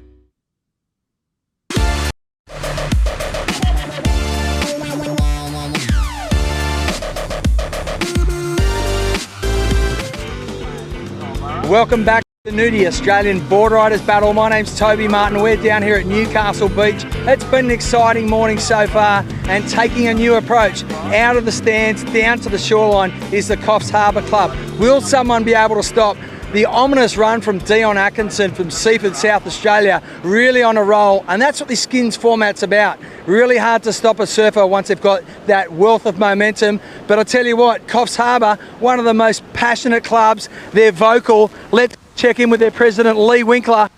The battle right down to the shoreline. Wink, this is a different approach. You're out of the stands, you're down on the beach. Let the battle begin. Yeah, I just want to make everyone feel that we're right behind them. They're nice and comfortable in the water. And Sean's had a nice warm up this morning, and that's one of the things we always stand by. Wherever we go, we walk together, and we walk and lose and win and draw and everything together. So just want to see us get off to a good start. How do you stop Dion Atkinson? He's certainly got some momentum at the moment, but you've earmarked the right surfer who can possibly do it in Sean Cansdell, a marvellous talent. Oh, absolutely, Sean. You know, former world junior champ, world tour surfer. Dion's got to get tired sooner or later, and hopefully we can get the edge on him now. But you know, it's a tricky bank. You got to get the right. It's a double up in it. You got to pick the right way. So if he can pick the right ways and get him, you know, I'm sure Sean can do the job. And you're always so passionate. You love this format. What's the approach for 2017, mate? More of the same? Oh, absolutely. This is a great concept by the WSL and Surfing Australia. You know, we've got young kids here. Carly's only 13, and it's just a stepping stone for everyone to grow through. Give the passion, give our community something to cheer about, and you know, we'll be coming to these for a long time. There you go, Lee Winkler, the president of the Coffs Harbour Board Riders Club. Always fired up, always good to sit around this guy and just soak in some of the energy. Big task ahead to stop Dion Atkinson. Back to you guys in the booth. Yeah, thanks, Toby. And Toby touched on a really important point, fatigue. I mean, he's been out there for an hour. On average, you surf for about an hour before you make your way in. So I know Dion's been working hard in the off-season, but at some point, something will have to give. And he's up against some very, very tough competition in the likes of Sean Cansdell, Perth Stanley, and Ty Watson. But that was good insight from Lee Winkler. Bit of fatigue, maybe. Yeah, a bit of fatigue, but I love the way Coffs Harbour, they walk together, they surf together, and they stand together. That's what club surfing is all about. Sure is. Here we go. So, Culburra representative there, Ty Watson. And here's that little double up that Wink mentioned. And he's come unstuck, but he's off the mark. He's got a 2.75. Here we go. Here's Dion, the star of the day so far. He's already had 3 wins. Kicks out of that one, so nothing on offer there. Yeah, the man everyone's looking over their shoulders at is Dion Atkinson, isn't it? He has been in sensational form this morning. We saw that first wave there for Dion. He's actually had 2 rides. There's a matchup on your screen there. 4 incredible clubs. In fact, the youngest club will be that Culburra Beach Club, but some of the biggest talent comes out of that club. Of course, the Wright family. Mikey Wright, Tyler Wright, the women's world champion, all barracking and surfing for Culburra. And of course, Ty Watson, the president now of Culburra, and already with a QS win in 2017. They're going to be tough to beat. Yeah, and they're up against Seaford, of course. Dion out there in the purple nudie jersey. Bondi Board Riders and Coffs, we heard from Lee Winkler before. Yeah, so Culburra, they formed just for this Board Riders battle. And why wouldn't you, with the talent that they've got down the south of Sydney? They're amazing, and they put in some good performances the last couple of years. And Coffs Harbour's a relatively new club as well. They Wink, you know, he's a former World Tour competitor. He's done a lot of good work up there to get all the juniors involved and get some big events around Coffs, and they're doing really, really well. They won the Simon Anderson Australian Board Riders Club of the Year last year at the Australian Surfing Awards, and so that's a testament to the work they've done. And they're, well, Culburra, 5.25 for that wave, so not bad from Ty. Which event did he win this year? It was Cabarita. Oh, he won the Cabarita event? Yeah. QS 1000. Yeah. He defeated Cam Richards in the final. That's right. There. That was only a couple of weeks ago. 2 weeks ago, yep. So, Ty with a win. There he is, Culburra Beach's president and skin surfer. As we see, Perth Stanley now, who has also been surfing very well so far this season. Looks like he's riding some new equipment for this event. Here, JJ. He loves a little left-hander from Bondi. Yeah, he's finished that clean too, hasn't he, Shmoo? He certainly has. A club that holds a lot of history, of course. Former world number 2 Shane Horan was part of the inception of that club back in 1988-89. So they've got a lot of history, and this guy, well, who's going to stop him? Here we go. So Dion, he likes to look at this. It's got a bit of a wedge on it, and he kicks out. So look at when he took off, and well, he hasn't started off with a 9 like he has the last couple of heats, so maybe this is a chance. This could be the heat when see if he gets knocked off their perch. Here we go. Ty on another one from Culburra, south of Sydney. He's working through the inside here. Needs to get something a little bit happening on the inside here. It's a bit fat, this one, and hasn't really done any major maneuvers yet. He's going to link it through to the inside. No, he kicks out. So score to beat is 5.25. So head back out. So Dion, no scores yet for Coffs or Bondi. Still something to come through for Perth Stanley's last wave. I think it could be a pretty good one. Yeah, let's look at the IM Nikon replay here for Perth. Had a good result down there, the QS 1000 Maroubra on little left-handers. And, well, picking up where he left off, And you get these conditions a lot around Bondi.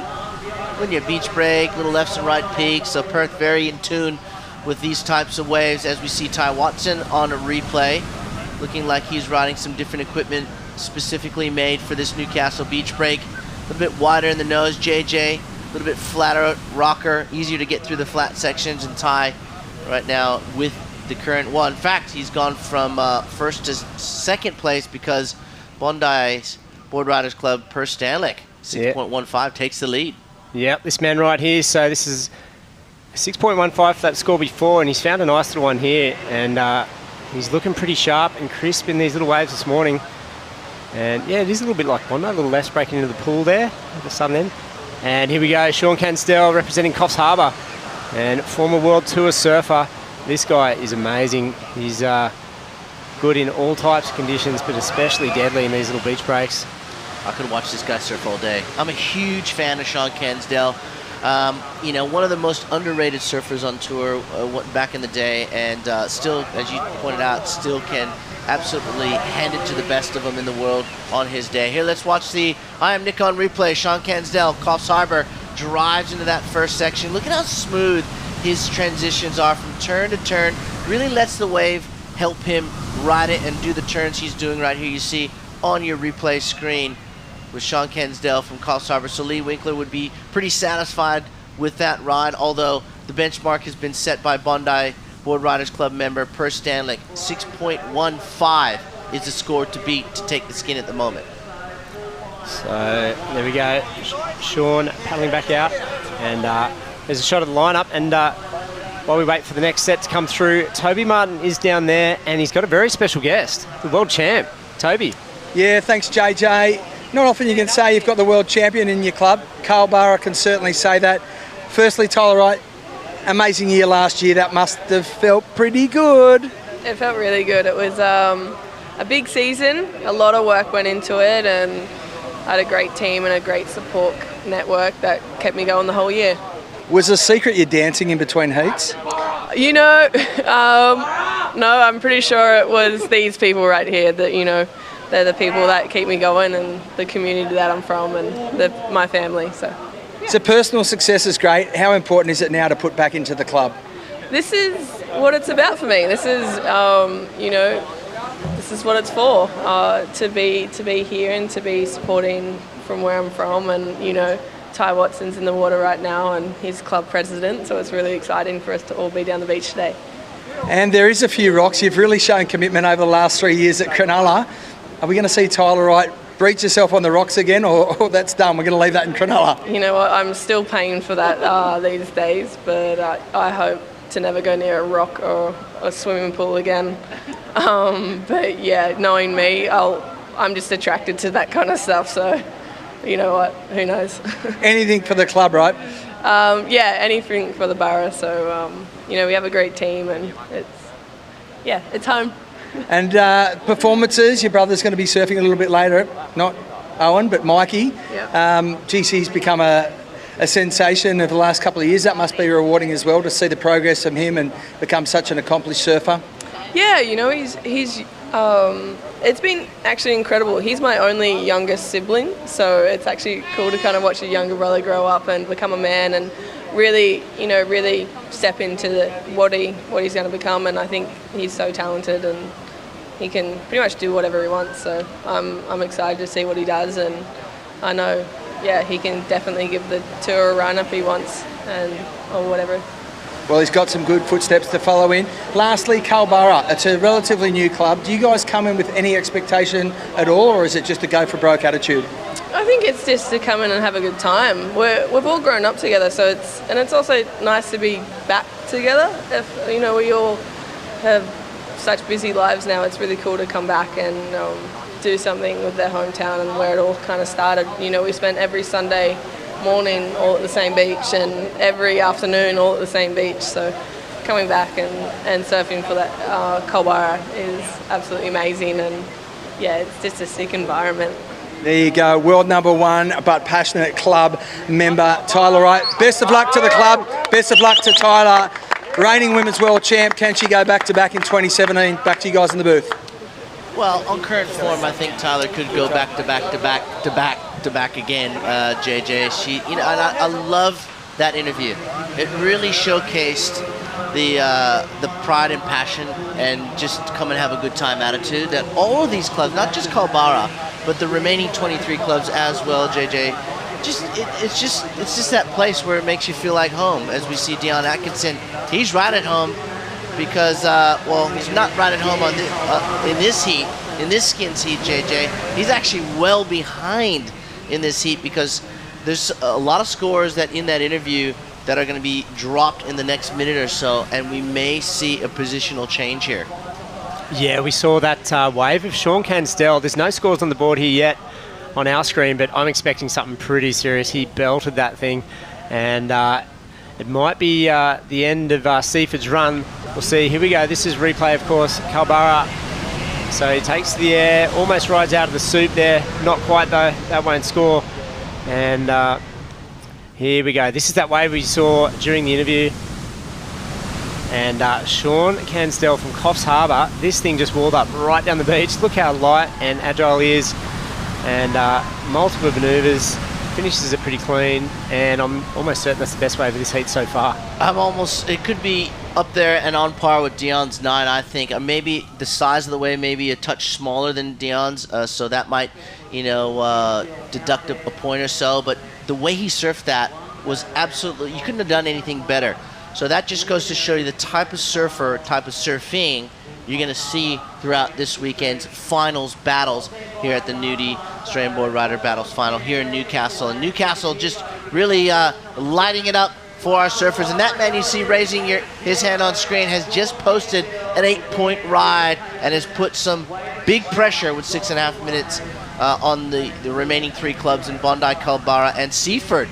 Dion Atkinson in a spot of bother. Well, great score there for Sean. There he is in the white jersey from Coffs Harbour, former World Tour competitor, amazing surfer, and they expect big things from him. The Coffs got second last year, so they're coming in to this event with expectations, proven that they can, go all the way, and great score there for Sean.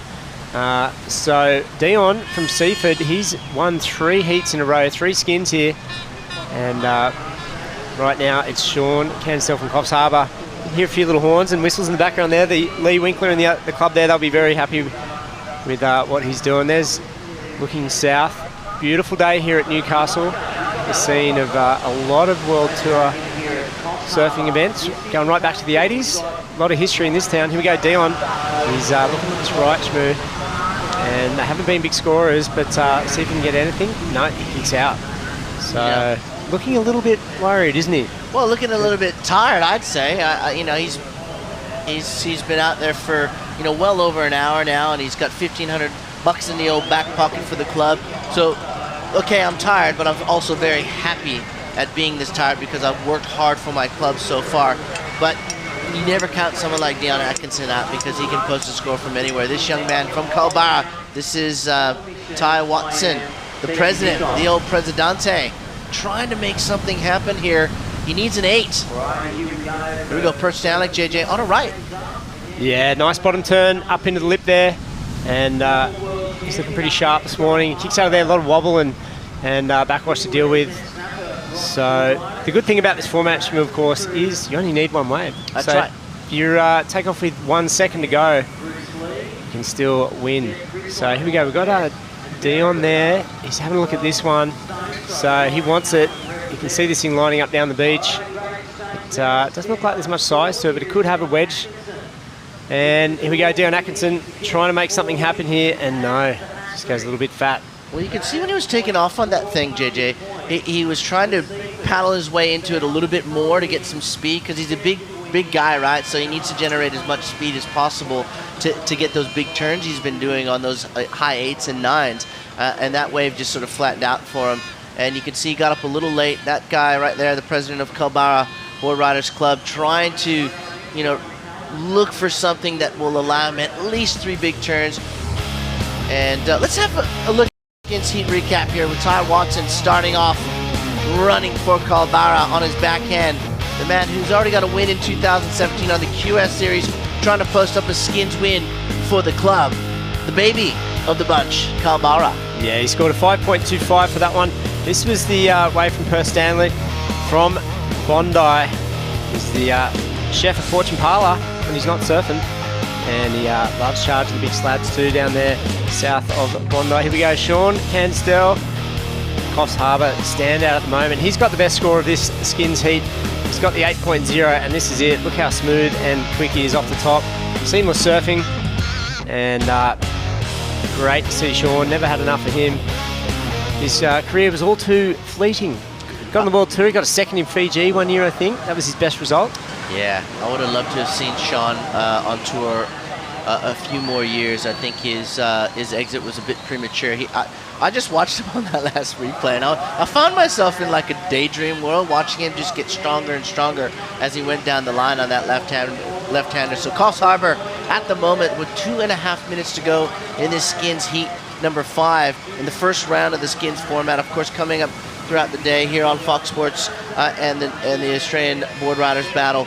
Of course, thanks to our friends at Nudie, the women's and the teams. That's when we're going to see a lot of vocalism from all 24 clubs. That's probably my favorite part of this event is when you see the teams. We can already hear them on the beach with their horns and the guitars and their loud horns and the pom-poms that some clubs will bring.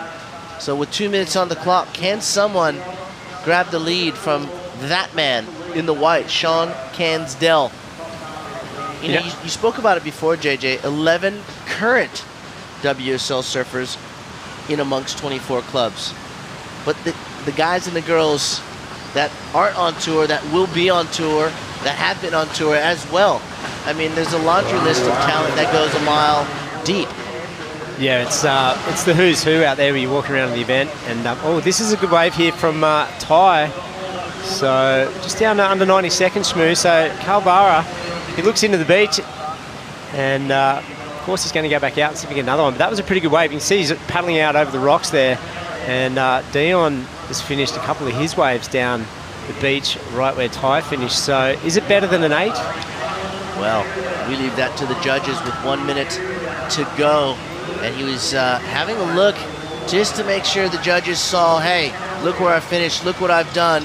And Tyler, make sure you look at where these rocks are because they're exposed. She's never going to live that one down. No, she will never live that one down. Yeah, washed into the pool there at Cronulla a couple of years ago.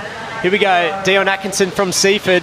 He's already had 3 skins wins this morning. And this wave, is it going to shape up? Looks all right, Shmoo. No, he's done the lobster dive. So I think it's come to an end. It could be Coffs. Another score to drop for Kalbara. And, well, Dion, I think he knows it. He might be handing that winner's jersey to someone else after this heat. Yeah, well, he went into that wave with a lot of pressure on him, you know, over the last 3 heats, winning those skins. But he will exit the lineup from what it looks like at the moment with 10 seconds to go and hand over that Nudie jersey. But have a look at this thing. Hello. This is Perth Stanley, ladies and gentlemen, from Bondi. Is he the thief in the night? Those were massive turns. And you can hear Bondi absolutely losing it. Look at well, you wouldn't know it looking at Perth's face, but he destroyed that thing. I don't even know if we saw the start of that wave. Have a look. Here we go. This is why we love this format. 10 seconds to go, and Perth Stanley from Bondi caught this wave. Is it better than an 8-point ride? Oh, yes. Destroyed it. How was that turn? Oh, yes. Another one. Wow, there we go. Well, this is why this format is so good. I don't know why he didn't look a bit happier with himself there. He was puffed. I mean, those 4 massive turns from that guy right there from Bondi. And I tell you what, that's got to be south of 9 points. Or even north of 9 points. North. Wherever you want to go with it. Let's go north. Let's go north with this guy. Bondi Board Riders Club, they were absolutely going bananas after that last ride. And look, he's put the leg rope back on. He's put the leg rope back on. That's confidence. The score hasn't even dropped yet Wow. for Perth Stanley. Wow. So, Coffs Harbour, Sean Cansdell was looking the goods there. He's got an 8-point ride, and when the beach announcers call out the score, Ty's got a wave. He's coming. Look at him. He's asking the question. He knows it. You got it. Let's have a look at it again. He knows. He knows he's got the score. He knows what he had to do, and he did it. Look at that first big turn, Jay. Drives off the bottom, nice in the pocket for the second, bigger on the third, and the fourth just to finish off, knowing that he's going to get, well, and another one. That's icing on the cake from that young man. So Let's have here a we look go. at the 8. Yeah, this is the previous best wave. We still don't know what Perth's score is. This is the 8 for Coffs Harbour's Sean Cansdell. And, well, God, they're both good waves, but Perth just destroyed it. He got better with every turn, and it's got to be better than 8. So The Rooster's tails coming off the back end of Perth's board were twice, if not 3 times bigger than Sean's. The wave was bigger. He surfed it much more in the pocket. And yes, Sean's was an excellent ride, but this wave from Perth Stanley here we go. had to go well. Ooh, it's close. There's an 8. There's an 8.2. Another 8.2. Oh, there it is. Wow. 8.1. He gets it by 1/100th of a point. And here I'm talking up 9-point rides. I actually thought it was definitely in the 9-point region, but he takes that purple jersey. Yep. For a chef, he makes a pretty good surfer, doesn't he? Yeah, he slices and dices pretty damn well. Yeah, look at him. There's a smile. Yeah, good stuff. Well, awesome finish there. And so, Bondi. Wow. Perth Stanley steals the show right with about 10 seconds remaining, and he's pumped. Love it. Now he's amped up, JJ. Yep. Straight back out there. So Dion Atkinson's run's come to an end. He's got 3 skins wins. And that man right there, of course, winning that heat. Coffs gets bumped down into second. So Perth Stanley from Bondi stays out the water. Coffs in second. Kalbara, Ty Watson got a 6.5. And Seaford, well, 3 wins is pretty good. It's massive. Definitely, and we'll see more of Bondi Surf for Perth Stanley right after this from Newcastle Beach. Stay with us. Plenty of action coming up.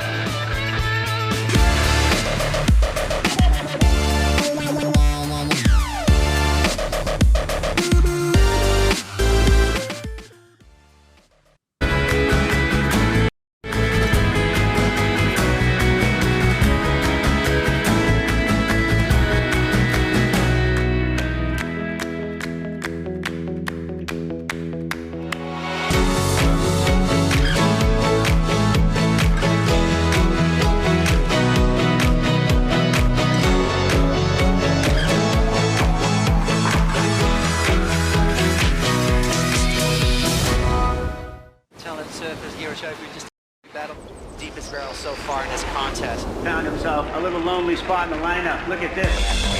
Kelly strikes back, lane drop. Grabs around 14, nice and tight. Into the ball, lets it go. Comes flying through. Oh my God. Are you kidding?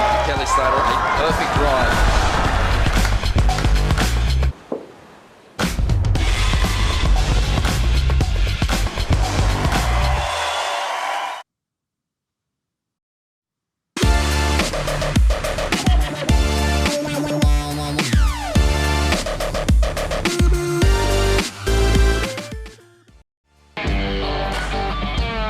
Welcome back to Newcastle. We are live.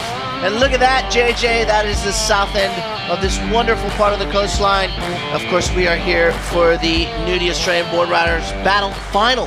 This is where clubs get to pocket some nice cash. And of course, we had that last heat where Perth Stanley pocketed a nice, cool $500 for his Bondi Board Riders Club. Coming to an end, of course, was Dion Atkinson's run. But this guy, no stranger to the winner's circle, Joel Parkinson. Yes, the former world champ there representing Snapper Rocks. Of course, Snapper won this back-to-back 2 years in a row. North Narrabeen won last year. And Joel Parkinson, of course, was a star for the Snapper Rocks team. And I think he went on a tear. I think 2 years ago he won 5 or 6 in a row. And, of course, they get $500 for a win, but you also get 1,000 points for a heat win.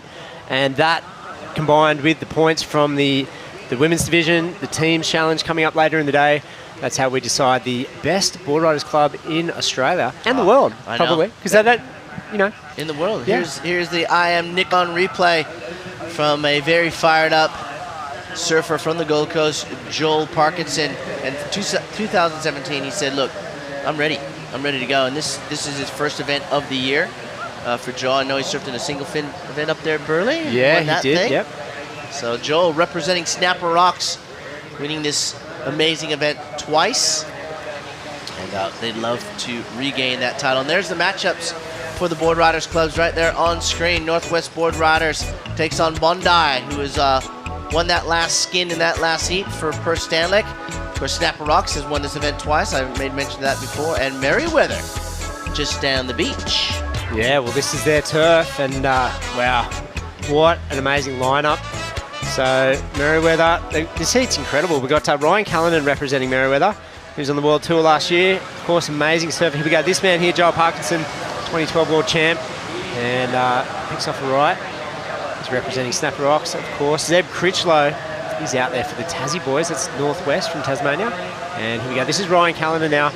And wow, big jam off that oncoming section there. Heaps of spray. Jumps off. And Perth Stanley, of course, representing Bondi, won that last heat. Yeah, And, look at the Merriweather Board Riders Club from just down the beach, here in force at Newcastle Beach. And, you know, very much like Sean Cansdell, I'm a huge fan of Ryan. You know, he was on the WSL Tour last year. He fell off tour.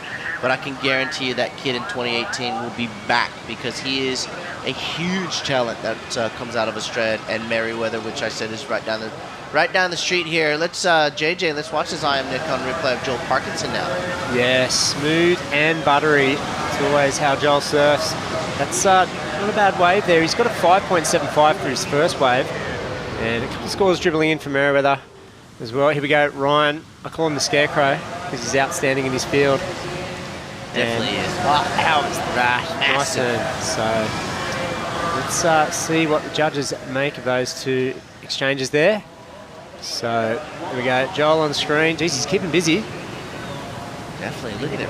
He's going to go right again. So here we go. What's he going to do on this one? He needs a section, and comes off from that one. So here we go. So he's out in front at the moment.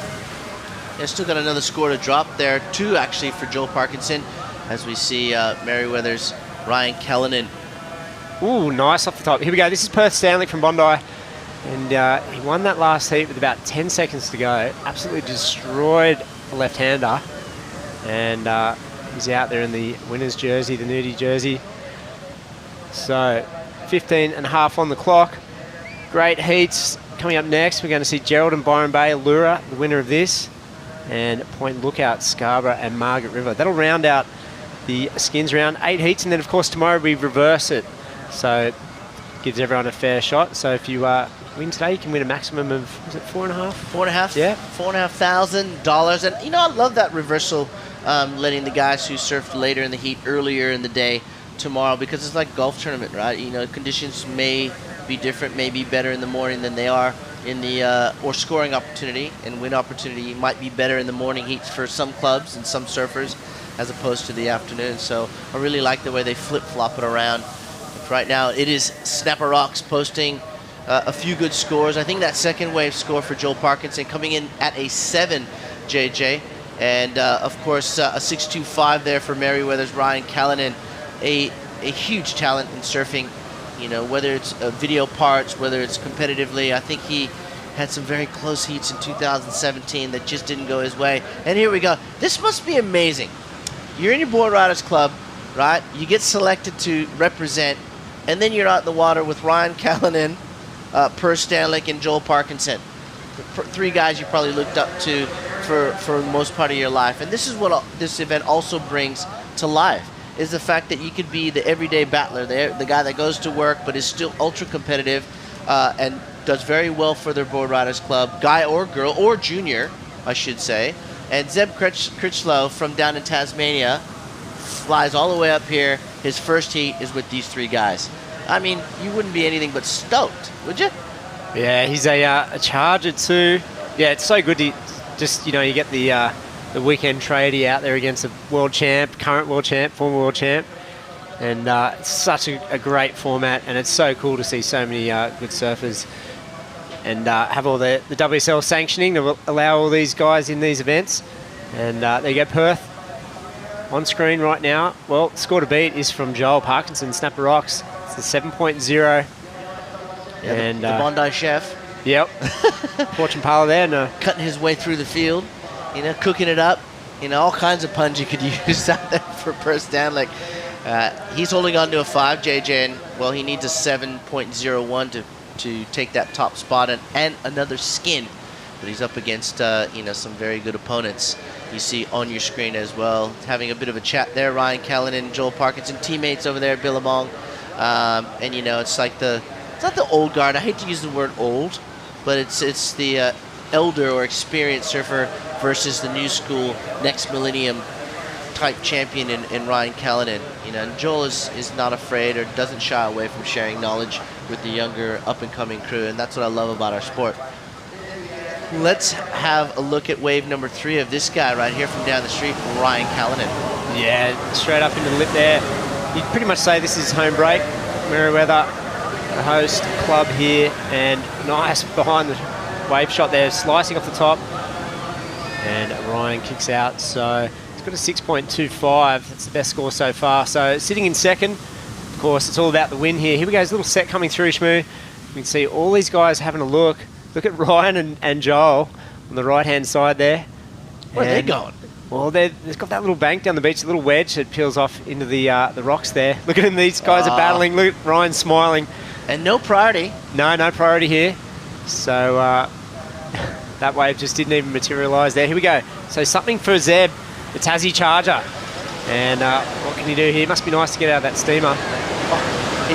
Into the lip. He'd be thinking, am I taking a bath? Yeah. Here we go. Ryan Callanan, the local boy. Watch for something here off the top. And, geez, did well to make that. Almost, didn't he? Did you see both of his feet came off the board then? Excuse my French, but it really pisses me off how easy these guys make it look. And like I said, I could watch Ryan and Sean Kensdale. Both those guys surf all day long. You could pop them up on YouTube and check them out all day long. They're easy on the eye to watch. But right now, I know Toby Martin, he's running around with all kinds of special guests down there on the beach. Let's go to him right now. Yeah, thanks, Moo. I definitely feel like an ice cream in the sun.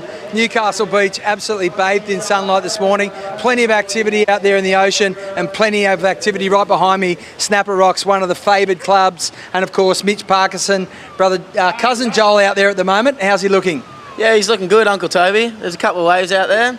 It's looking really fun. He's looking spicy. Nice little hi-fi under his feet. He's been training super hard, doing triathlons and everything. So he's as fit as I've ever seen him. And, mate, he's ripping. It's showing. And how's the energy in the camp? Obviously, you came in last year as defending champs. Unshevelled, the title's gone. Are you back with extra vigour? Yeah, mate. We've been sparring in the gym and stuff. We've been real fired up for this one. So, yeah, we're ready to go. And there's quite a brains trust behind me. Some former world champs. Jay Phillips, one of the best natural surfers going around. Are you confident this year? Oh, mate, more than confident. I already know. We've already got the check in our bag. It's already done. Well, there you go. Some big statements. Mitchy Parko and Joel obviously looking good in this one. But Snapper Rocks, always the club to beat. Do you feel that when you're out there surfing? Nah, no pressure, mate. This is all business. We're here for business and that's it. No leisure. There you go. Blunt, bold, to the point. Mitch Parkinson obviously making a statement for the Snapper board riders. Tell you what, it is food for fodder for the other clubs. They'll be fired right up by that. But they're confident. Let's see it. Oh, you think? Hello, Mum and Dad. You think they're confident, Toby Martin? I think he's more than confident. Mitch Parkinson, what a character. And, of course, the cousin of Joel Parkinson out there. And all business, no leisure. I find that hard to believe here in Newcastle. Well, how was that hassle we saw with Joel and Ryan before? A little bit of argy-bargy? Well, that was good. You're surfing for your club, right? And you don't want to give an inch to any one of those other clubs. And I think that was a good showcase of what we're talking about. There's passion, there's pride. Look at this. Have a look at this paddle battle. What's Joel here? Just a bit of a shoulder charge. So good. Anyway, didn't get much of a score on this one. So I love it. Mitchy Parkinson. I wonder what the interference rule is on that. No. We're going to need to do some digging on that one, JJ, because we know there has to be some sort of rules and regulations on bullying, hassling, or snaking out there in the lineup, and there was a lot of bullying on that last wave. Not to say I want Joel to get an interference, because I love it. I love that passion that was shown there on that last paddle battle here at the Nudie Australian Board Riders Battle finale for 2017. Can he grab another skin, this guy right here? Perth Stanley from Bondi. So here we go. He's got heaps of speed here, and whips that off the top. And look at the focus on him. That was a great second turn as well. Oh, he's come unstuck. The foot slipped straight off there. That was going to look like it was going to be the best wave. Wow. What a bummer. Yes. Perth, let's have a look. What happened? Look at these first 2 turns as he gets momentum now, pumping the board up and down, JJ. Now here's a lot of speed. Beautiful first turn. Look at the second one, throwing a lot of spray, and goes for that third one, just pushing it a little bit too much. Really just needed to let the lip of that wave, tap the bottom of his surfboard and bring him back down, and he would have completed that turn and could have rivaled that 7 held by Snapper Rocks and Joel Parkinson. Well, score goes begging for Bondi on that last ride. We are live here on Fox Sports for this amazing club event.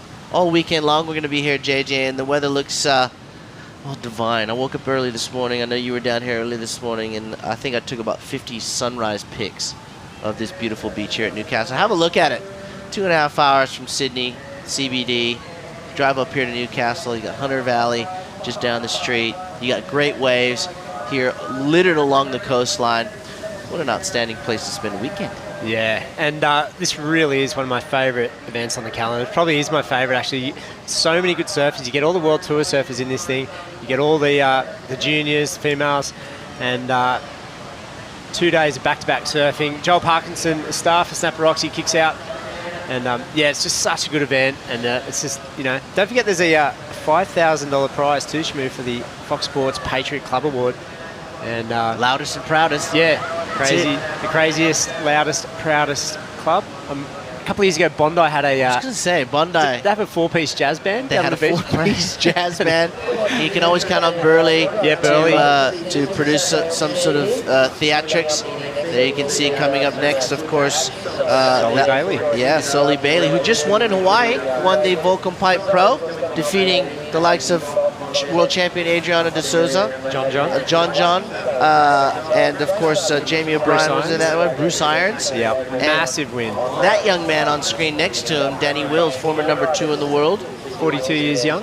Yeah, he doesn't look 42. Yeah. He looks about 22. Yeah, that was just a huge, huge win for Sully. Like in 8 years, the former winners of that event is Slater, John and Jamie, and now Sully Bailey.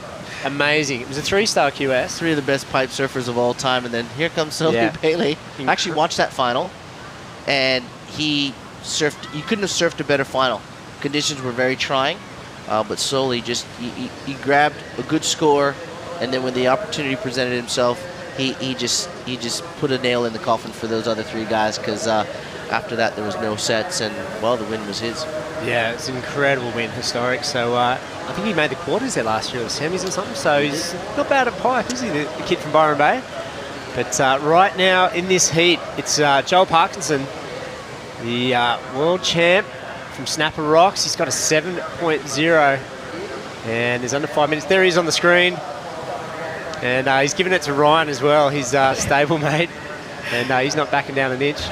Here we go. There's a little recap now. So this is heat number 6 of round 1. So Parkinson here, finding right-hander, and looking smooth as silk. Pretty sure that's his 7-point ride. Yep. And here we go, the local boy from Merritt, the Ryan Callanan. Yeah, the local boy really trying to take it to his stablemate with big turns like that, but coming up short with a 6.25. And here we go. We talked about the shoulder charge there. Joel not backing down. Doesn't get a score on that one, but a bit of psychological warfare. And here we go, Zeb, the Tassie Hellman. All the way up from the northwest of Tassie. Loves the slabs, this fella. Pedro Branca, Governors.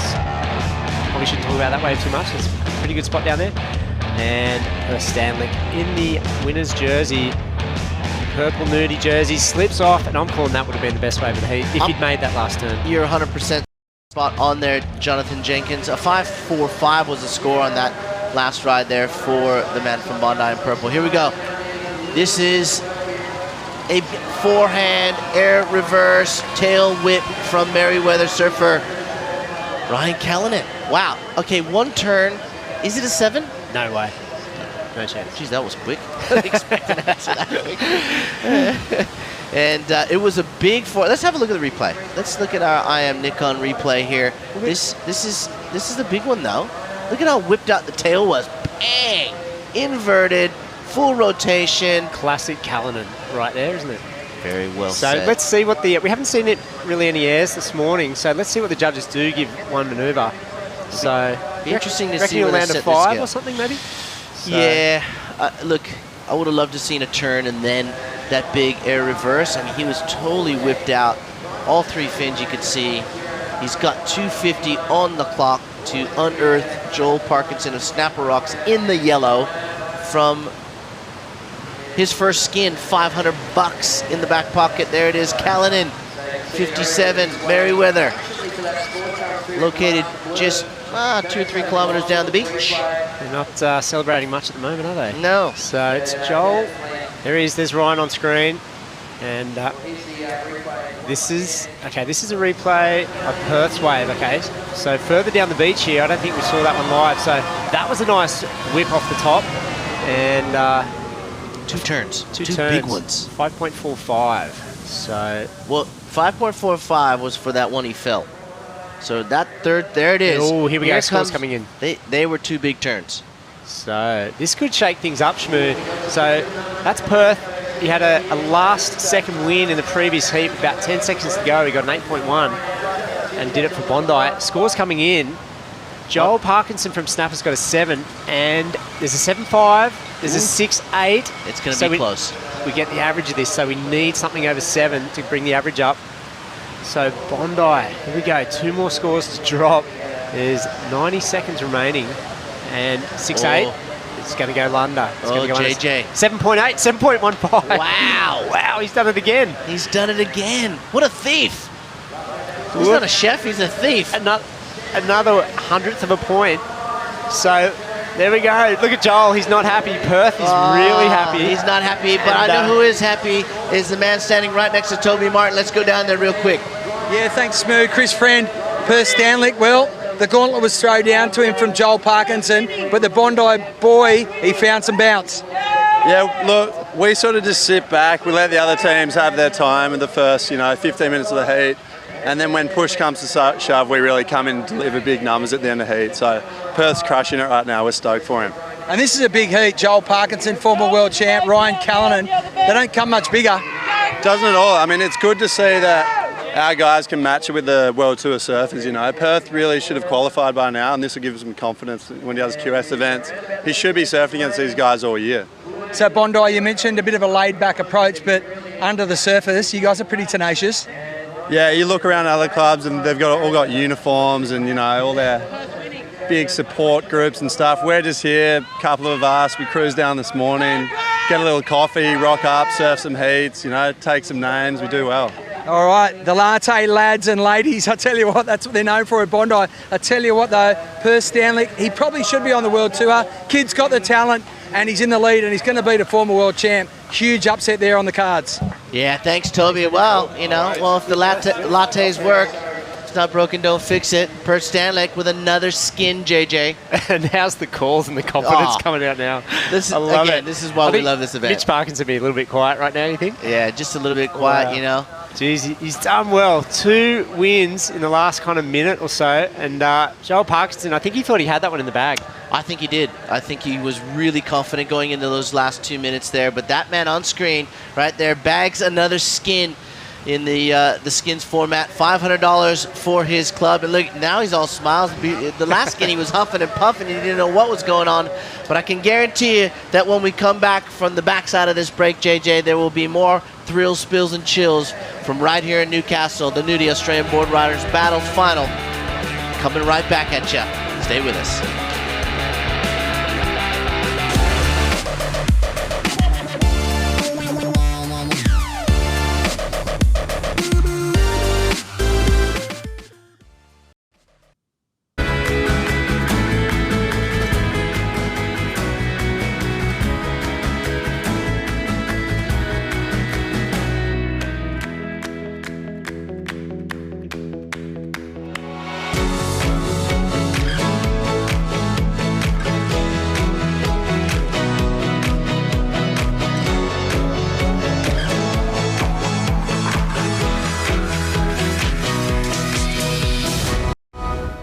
Talent surfers here at We're just about to do battle. Deepest barrel so far in this contest. Found him himself a little lonely spot in the lineup. Look at this. Kelly straight back, lead drop. Grabs around, pulls in nice and tight. Into the ball, lets it go. Comes flying through. Oh my God. Are you kidding? Kelly Slater, a perfect drive.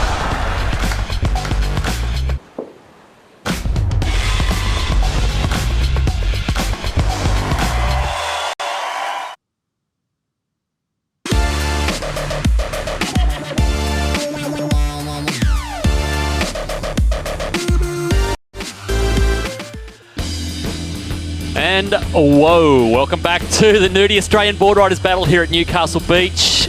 Sean Doherty with Richie. Richie, Bondi did it again, mate. Stole it in the last minute.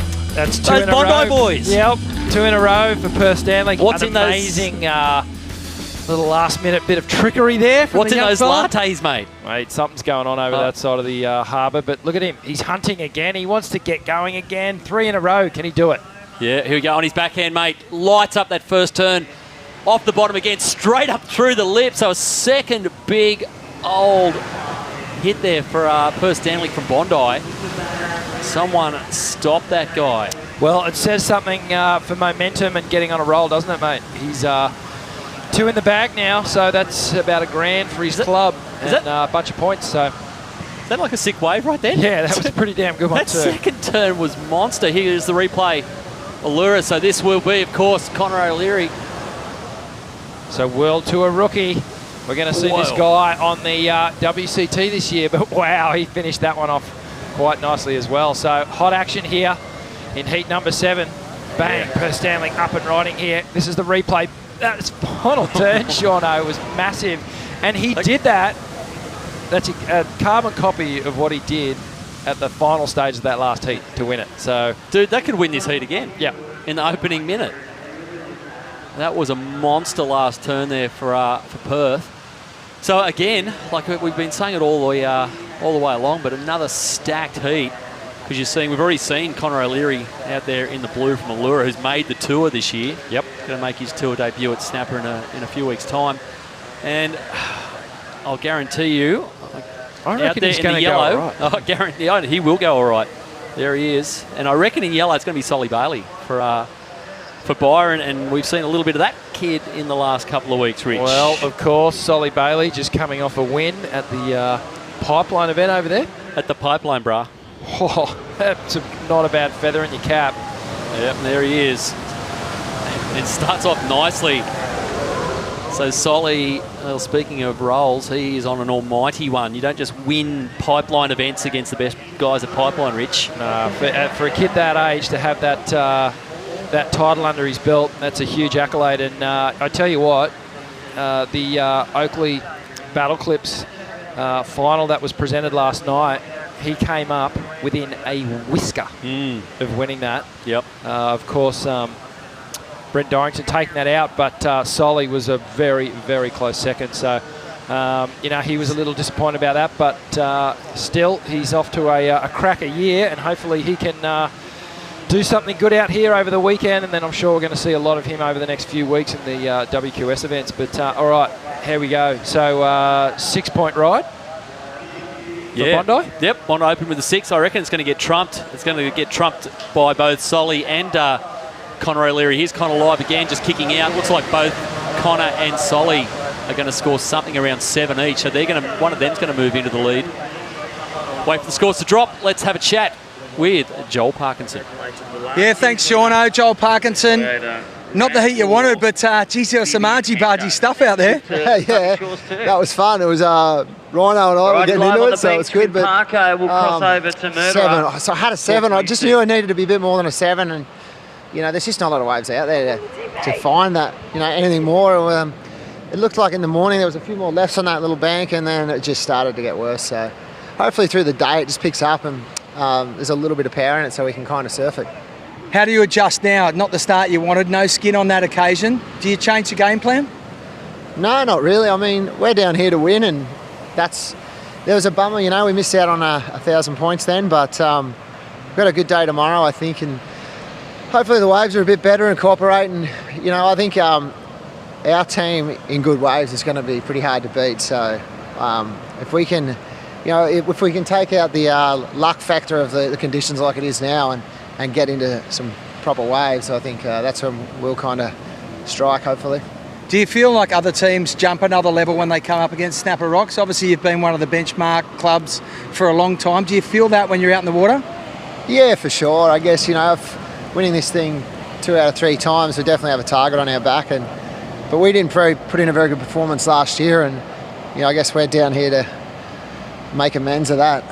You've been at the pinnacle of the sport, world champ. How different is it competing in this format? Oh, it's hard. I mean, it's it's so different. It's tough. It's 20-minute heat. I don't surf too many 20-minute heats, and especially not against when there's 3 guys in it absolutely frothing, and Ryan especially, he's like paddling against a daddy long legs. You just can't get in front of him. So he's hard to paddle. In these conditions, he gets so much speed out of his paddle, and he's a good hustler, and I was just joking around trying to hustle him back. Well, Joel, you've been renowned for being one of the best paddlers, so Rhino must be doing something right. But great, the unearthing of talent. Obviously, Perth Stanley, a wonderful surfer from Bondi, probably deserves a place on the tour if he can compose himself this year. So good in that sense to see great Australian surfers come to prominence. Yeah, definitely. Just because you've got someone who may have a nice resume with a lot of good results, someone like Perth or anyone else can come along and absolutely wax you. So it's great to see guys like that. You get to go against them. And I knew I had Ryan picked as the guy to beat, and Perth was on my radar too. But it could go any way, and it was one of those heats where it happens. And you come up. We're going to surf more heats tomorrow against guys that easily can beat you at the right wave.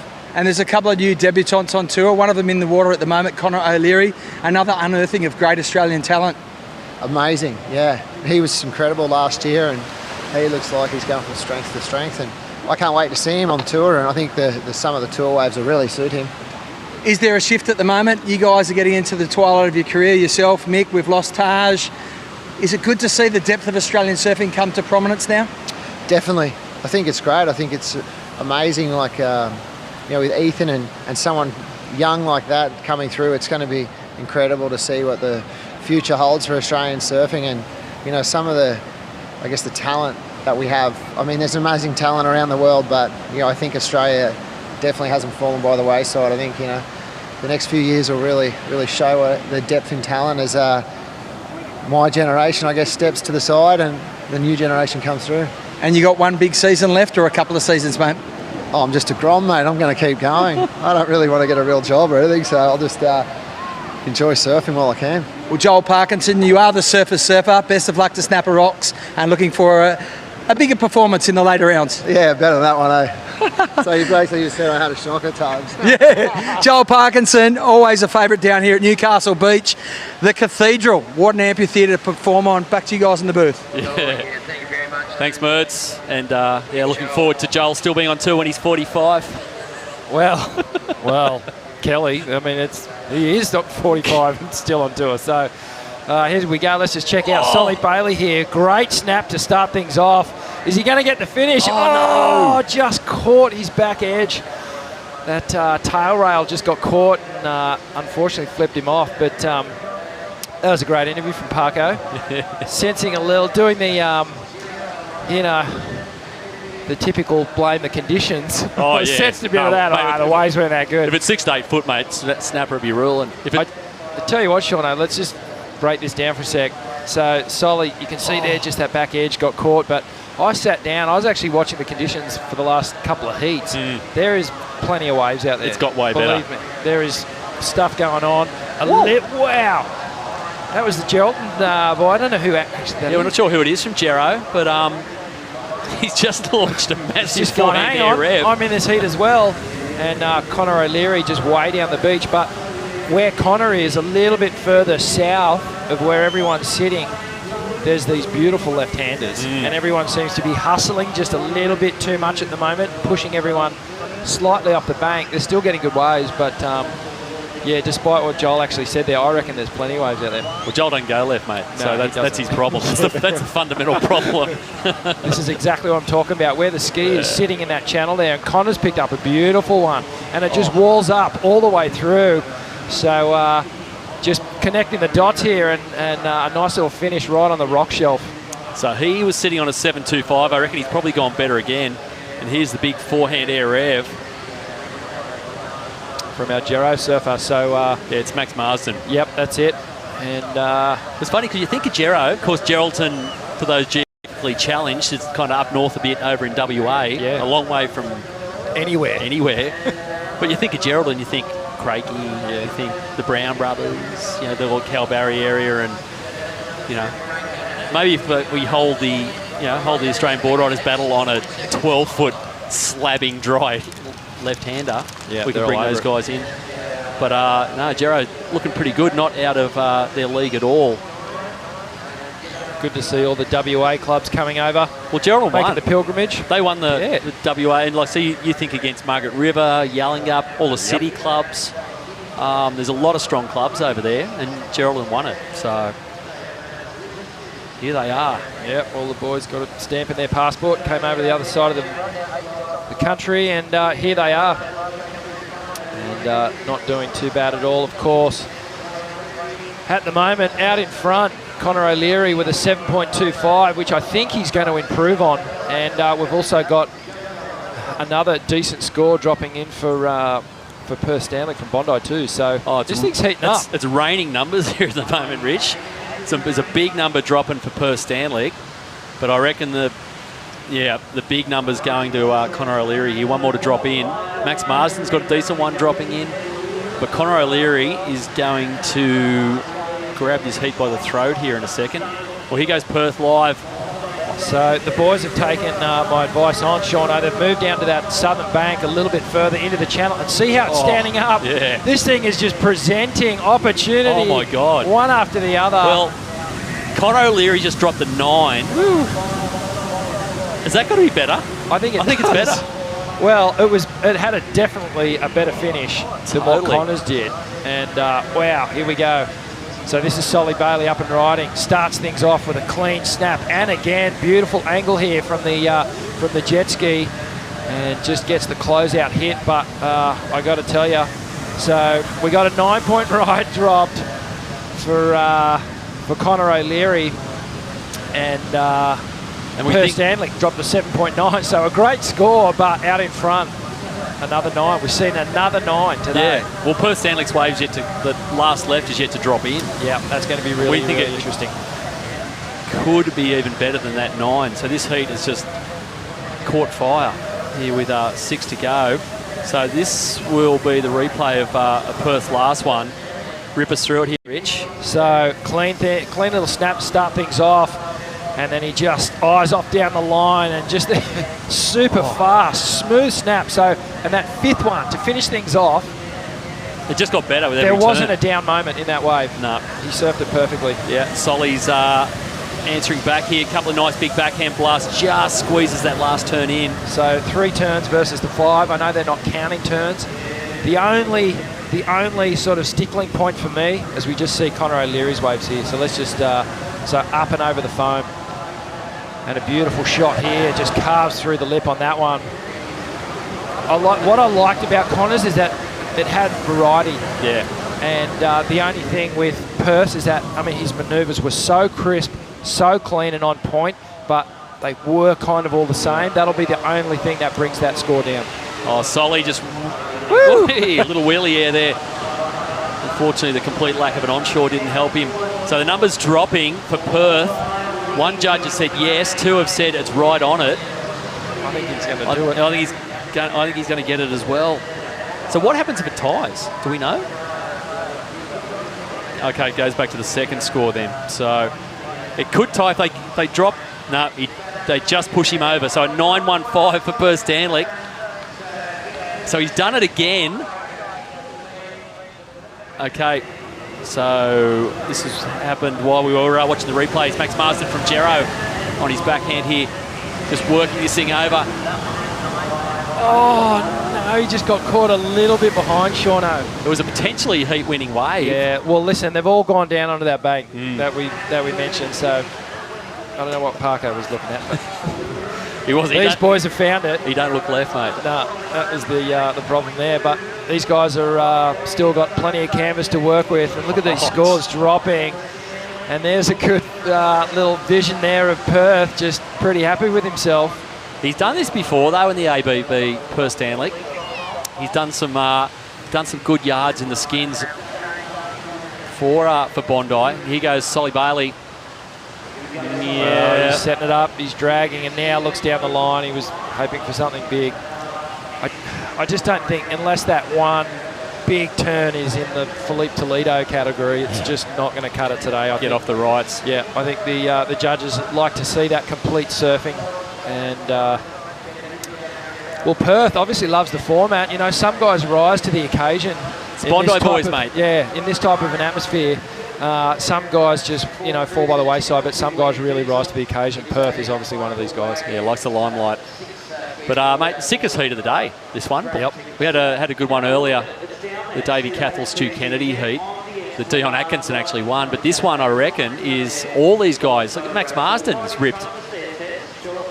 You know, these guys dropping 8s and 9s all over the place. Yep, and I don't think we're done yet. Another 3 minutes to go. And Shauna, you can just see the little puffs of that south change starting to creep into the lineup here. And it looks like Max is going to get one. Just a little wide from all the boys. This one's going to go into the channel. Is it going to stand up? No, it's in and out.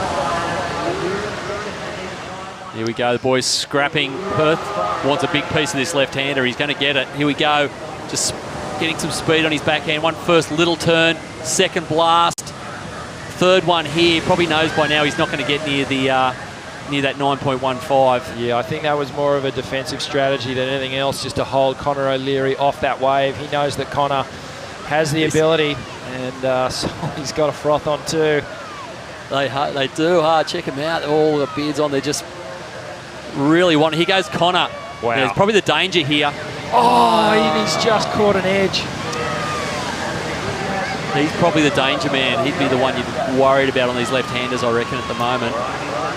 And here goes Max Marsden.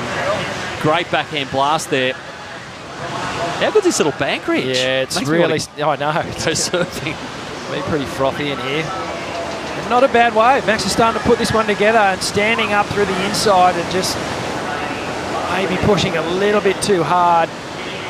You can see the disappointment. And a couple of splashes there. He knows he could have done a bit better on that wave, but he's put in a good performance against some I guess, some sort of well-known names now. You know, it was always going to be a big ask for him, but as we recap, Shauna, this one, Solly Bailey up and riding. Got things started on the left-hander, and it just heated up from there. Yeah, Max Marsden from Gero. The boys kind of felt out this little right-hander early on in the heat. Dropped that big forehand air rev.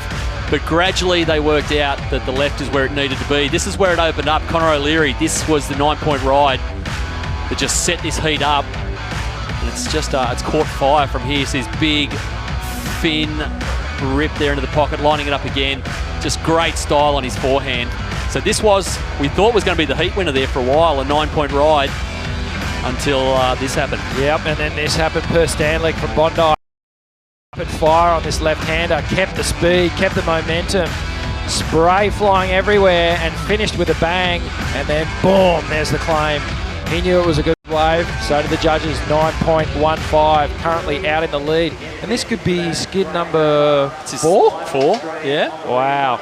So he will into the lead in terms of bagging skins. Yeah. So what does this do for Bondi, Rich? Great things, mate. Puts them way out in front. They get, well, I think it's 1,000 points a skin, isn't it? Yeah. And so he'll be, and $500. So, because Bondi in the last couple of years have been solid. You know, they've been up and about. They didn't quite make the 14 final last year, but so they've got Friendy, they've got Clancy Dawson, got their resting Palmer Davies. So all of a sudden, they're kind of, the talk of the town now, aren't they? Totally. Yeah, the Bondi crew can't believe it. And of course, the Bondi crew in previous years, they had the kind of avant-garde jazz kind of circus band down there last year. Yep. And I'll guarantee you they'll reach peak lunacy tomorrow if they make the final. There's the Bondi. Well, the heat is up and running. That is the Okay. Yeah, well, you're watching the Nudie Australian board riders battle. The last heat of the skins coming up straight after this. Don't go anywhere.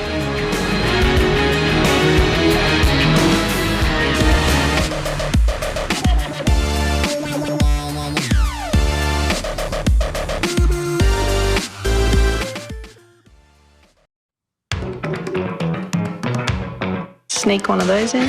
No! So Saber, what do you like to eat after you go surfing? Donuts are normally pretty good. So to eat like a world champion surfer, these are the things that I eat the most. I'm going to actually show you how I can put them all together and make them taste really good. I just get nervous about stuff like this. This is one of my favourites. Yeah, that tastes like banana bread batter. I'm a bit nervous. Doesn't taste like donuts, but the flavour is comparable. Uh-oh, this sounds like it's going to be very healthy. No, I hate that one. So if you want to eat like a world surf champion, this is the perfect way to start. I think it'll make you surf better than donuts, that's for sure. Banana Boat protects in all kinds of conditions, like the ocean, the sun, in the pool, and even 40-degree heat. With new Banana Boat Sun Comfort, sand brushes off easily. We've got you covered.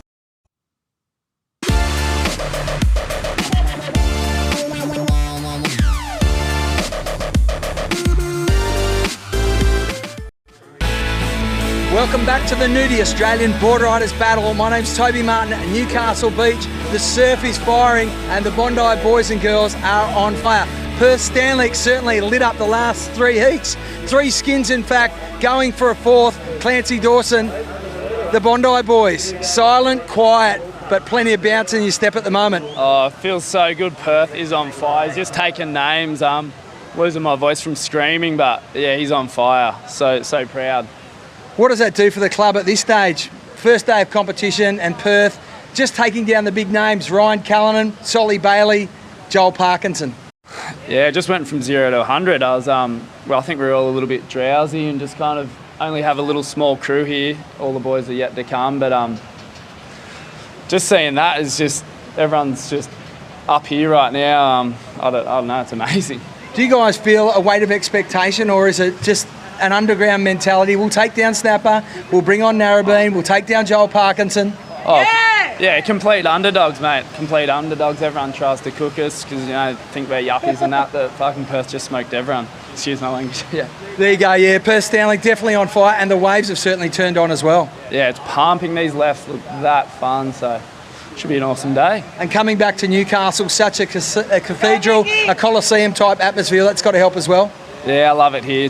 I think everyone does. It's such a cool little town, and yeah, should be a great weekend. Well, there you go. Clancy Dawson getting very excited. I tell you what, I can feel Shane Horan somewhere. He must be in a tube and getting very excited. The old Bondi boy, the Bondi bombshell, as the boys behind me go crazy. But exciting stuff. Perth Stanley going for a 4th skin. Can he do it? Well, the Bondi crew reckon they can. Just you got to put it in perspective here, Rich. This is Saturday morning. Yeah. So let's fast forward to Sunday afternoon. That's all going to happen. When the final goes down, when it's actually serious. Well, here's Jake Wilcox from Margaret River.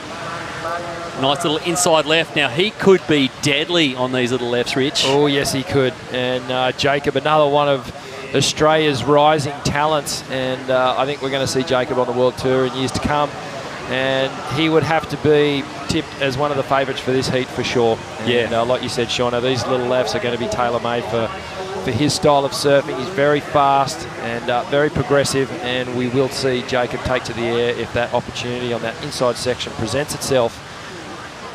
Well, you know who, of course, Point Lookout, we're getting a first look at the Strady crew, and we know exactly who that's going to be out there in the white. That's going to be the golden child, Ethan Ewing. Ethan Ewing. Well, Ethan, if you rewind back to last year at the Board Riders Battle in Cronulla, and Ethan was still, I mean, we knew who he was and he was doing well in the junior circuit, but he really stepped up in that event, and that was when a lot of other people outside of that sort of junior realm went, who is this kid? Yeah. And this guy is the real deal. Yeah. And, he really he really put in a good showing last year, so we're expecting big things. Obviously, in that time, Ethan's gone on to qualify for the World Tour. He had the craziest year. He ended at the end of last year, the end of 2015, so he went into last year rated 253 on the QS. That's got to be one of the biggest jumps in history. And ended the year second. Like it was leading it for good parts of it. And qualified in a canter. Won the World Junior title as well. Just throw that in, mate. Oh, yeah. As well. Add it to the... In his spare time. Add it to the resume, and here we go. Scarborough crew. I'm trying to work out who's out there for Scarborough, because they've got Nick Squires. Trying to just find the team list.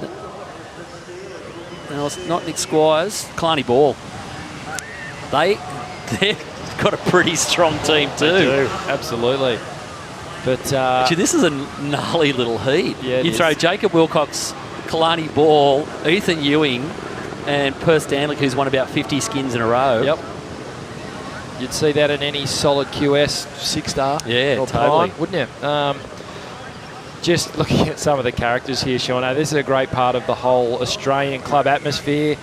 You know, there's the competitive side of it, there's the serious side of it, but there is also still the muck around, have fun. This is just all the boys and girls getting together and yahooing. So. Well, this is the perfect mix of both. This is where both ends meet, because it is sheep stations. These guys will crawl over broken glass to win this event here tomorrow afternoon.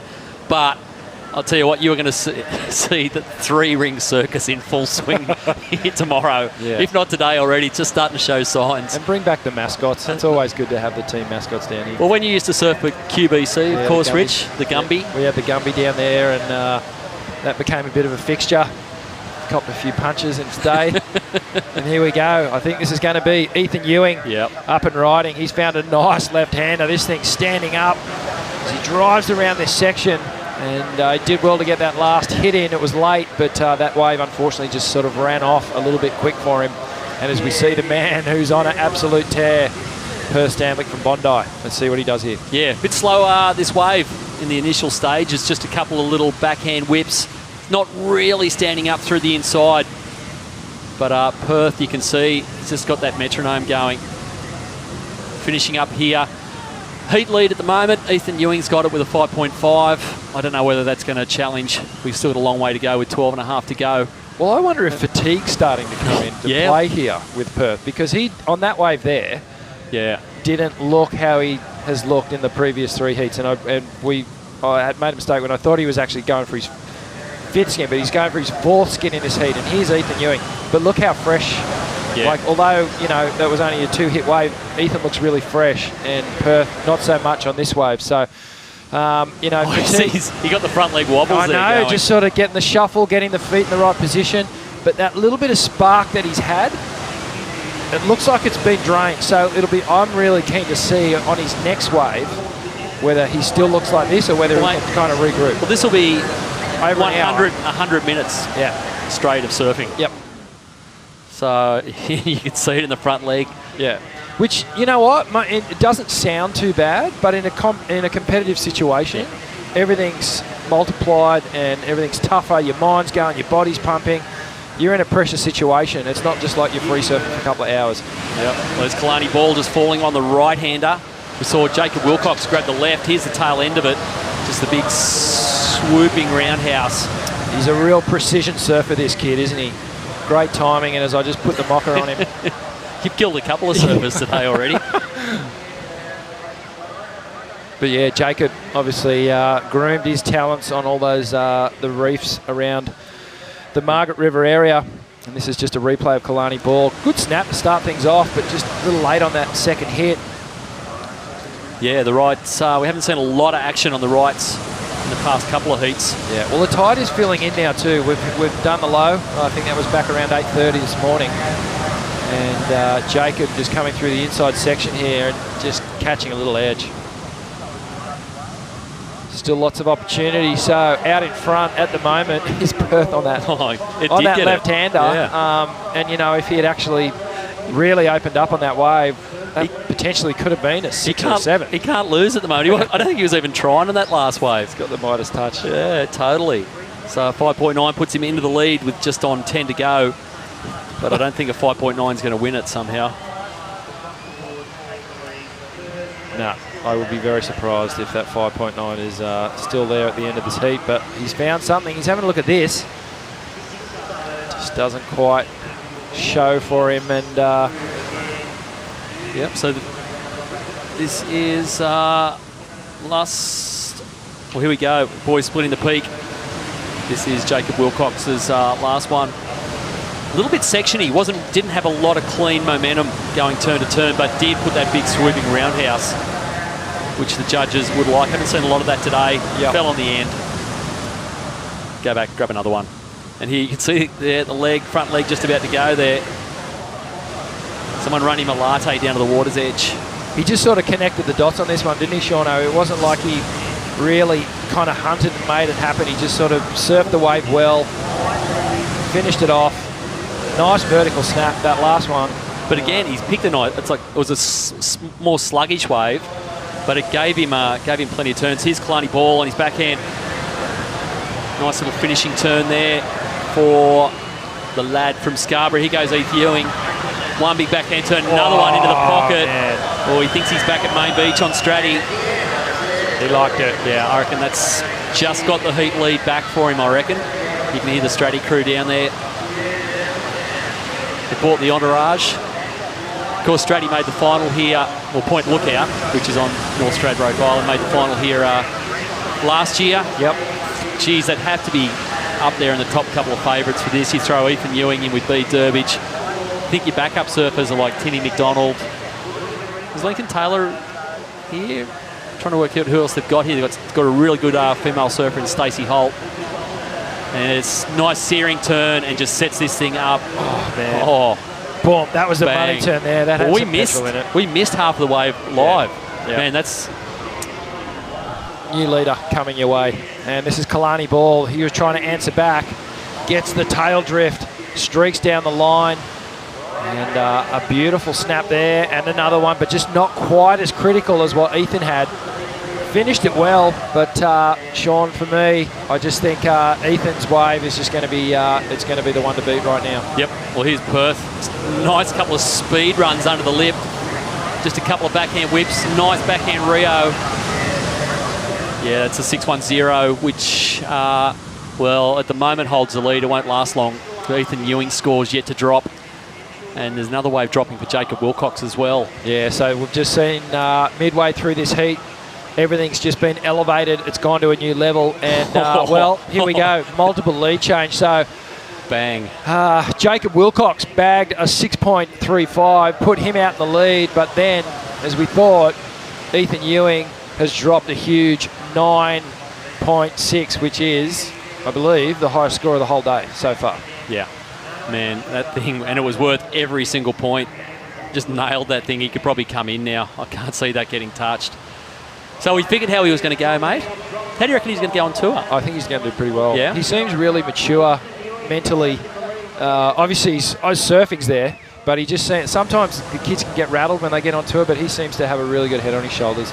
And he's got good people around him too. As we just see, look, this is what we can expect to see from him this year. He looks like an older surfer. Yeah. He looks like he's, mid-20s, even 30s, the way he's surfing and composes himself on the wave. His positioning is just so impressive. Well, he's wearing the tag of the new Iceman on the QS this year. Just because of that very thing, mate. He surfs a lot older than he actually is. And you can see it here in this, mate. He hasn't frothed out. Like he's had 2 5s and then just waited for that 9. And with 6 to go, mate, he is looking pretty comfortable. Yep. I think he might probably have this one. It's probably a little too early to call, but I'd say 9.6. That's a big ask for the other guys. But saying that, this man could do it. Give this guy a section, and he will take to the air. The wind's coming up. There it is. Oh! Couldn't quite rip it around. So I suppose that's probably where, Jacob Wilcox is looking now, unless he can find the wave that's just going to present. Yeah, he almost needs one of those lefts that gives him that open face for the first few sections. Yeah, and bang a few turns, and then the winds actually come up perfectly from the perfect direction for these guys to take to the air on this little left-hander. Yeah, Perth Stanley, great backhand blast. Another one there, just kind of overcooks it. And, yeah, just a little backhand chip shot there to finish up, but that won't be a 9.6. Well, he must have surfed. How many waves? Say on average, if he's, you know, surfing 6 or 7 waves a heat, this is his 4th heat. Yeah. That's a lot of waves. Kalani ball here. Haven't seen a lot of action on the right-hander. This is probably the best of it we've seen. Little back foot jam. And Kalani's out of there. And Eate's going to have a look here. Off the bottom, straight up through the lip. This little ride, it needs to run through the inside.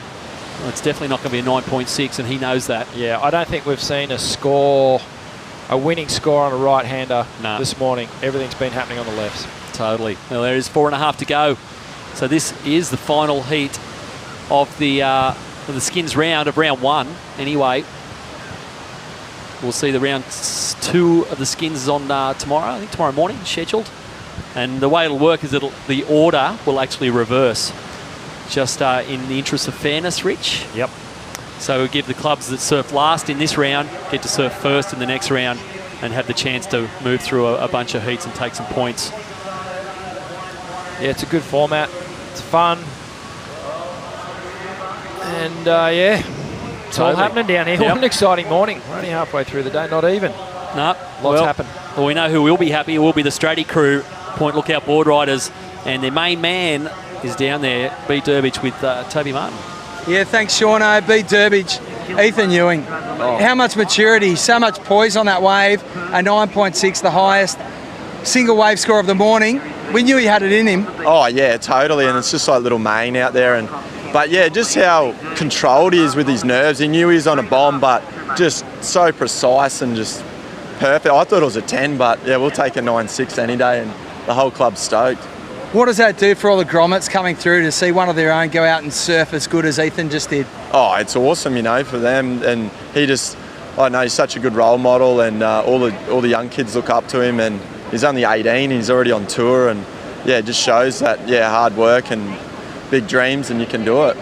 How does that feel for you? You've paved the way to see a young superstar come through, put on that performance. It must make, you know, you feel warm and cuddly inside, I guess, too. Yeah, like just watching him last year, just progress from the 1 stars to the 10,000s to Triple Crown Rookie of the Year and qualify. It was just, it was amazing watching that happen and just seeing him grow up and yeah, it's just blown away.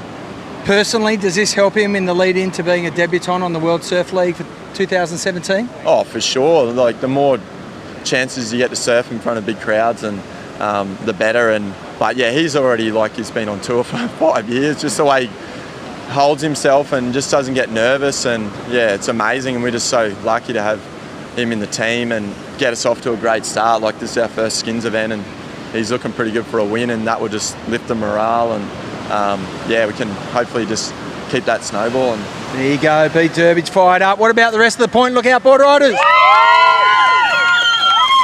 Tell you what, it's getting to fever pitch. Clubs showing a lot more passion and pride, all coming down to the sand, cheering their guys so they can hear them out in the surf. Exciting stuff. Back to you guys in the booth. Yeah, thanks, Mertz. Hey, Rich, you know, there's only 800 people in Point Lookout. Are you serious? And they've got 2 guys on tour. Wow. They got one of the judges as well on tour. It's from Point Lookout. So if you take the ratios, they're doing yeah, better than any other place in the whole world. It's the best surf town in the world. Planet. Yeah, and they're a really strong chance of doing something serious here in this event. Because like we said, the big guys yet to surf. B. Durbidge, we'll see him in the teams. They've got Timmy McDonald, Stacey Holt. They got a cracking team, and of course they've got got Heath Ewing as well. Well, can he do it again? From Bondi, Perth Stanley in the final minute. What's he got? He's got the wave to do it. 2 nice snaps, and he looks a little better on this one. It's standing up again. That's 4, and he's not done yet. Taking this one all the way through to the inside. Oh, he couldn't. Could he? Well. Oh my God! It just was a gift look from at the him. gods. He is gassed. Yeah. He's completely gassed. Yeah, but you know, Powerades just be Lade's coming down. Quick an emergency one for him. But that was the wave. The wave was there. I reckon you're exactly right. I reckon he didn't have the juice to fully light it up. Yep. And here we go. One last ditch effort. If Jacob could get around this, perhaps make something happen. Nah, it's done. Yep. But yeah, that wave for Perth, mate, just at a critical moment. The wave almost went a little flat. We're seeing a little head dip cover up for Jacob Wilcox.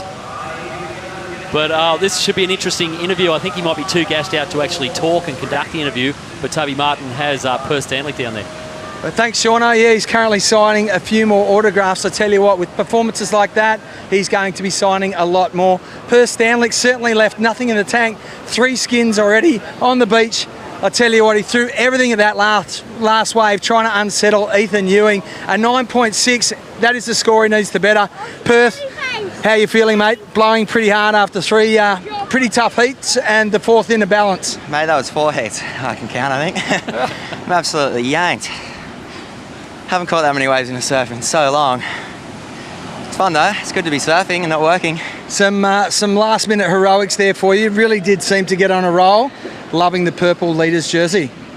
Yeah, you know, it's good. I was never that good at the skins back in the day, and the last couple of these events I've seemed to pull it together and do well, so I'm stoked. All right, 3 skins. It looks like you've come up a little bit short, but a really good start for the Bondi Club. Yeah, mate, 3 is better than none.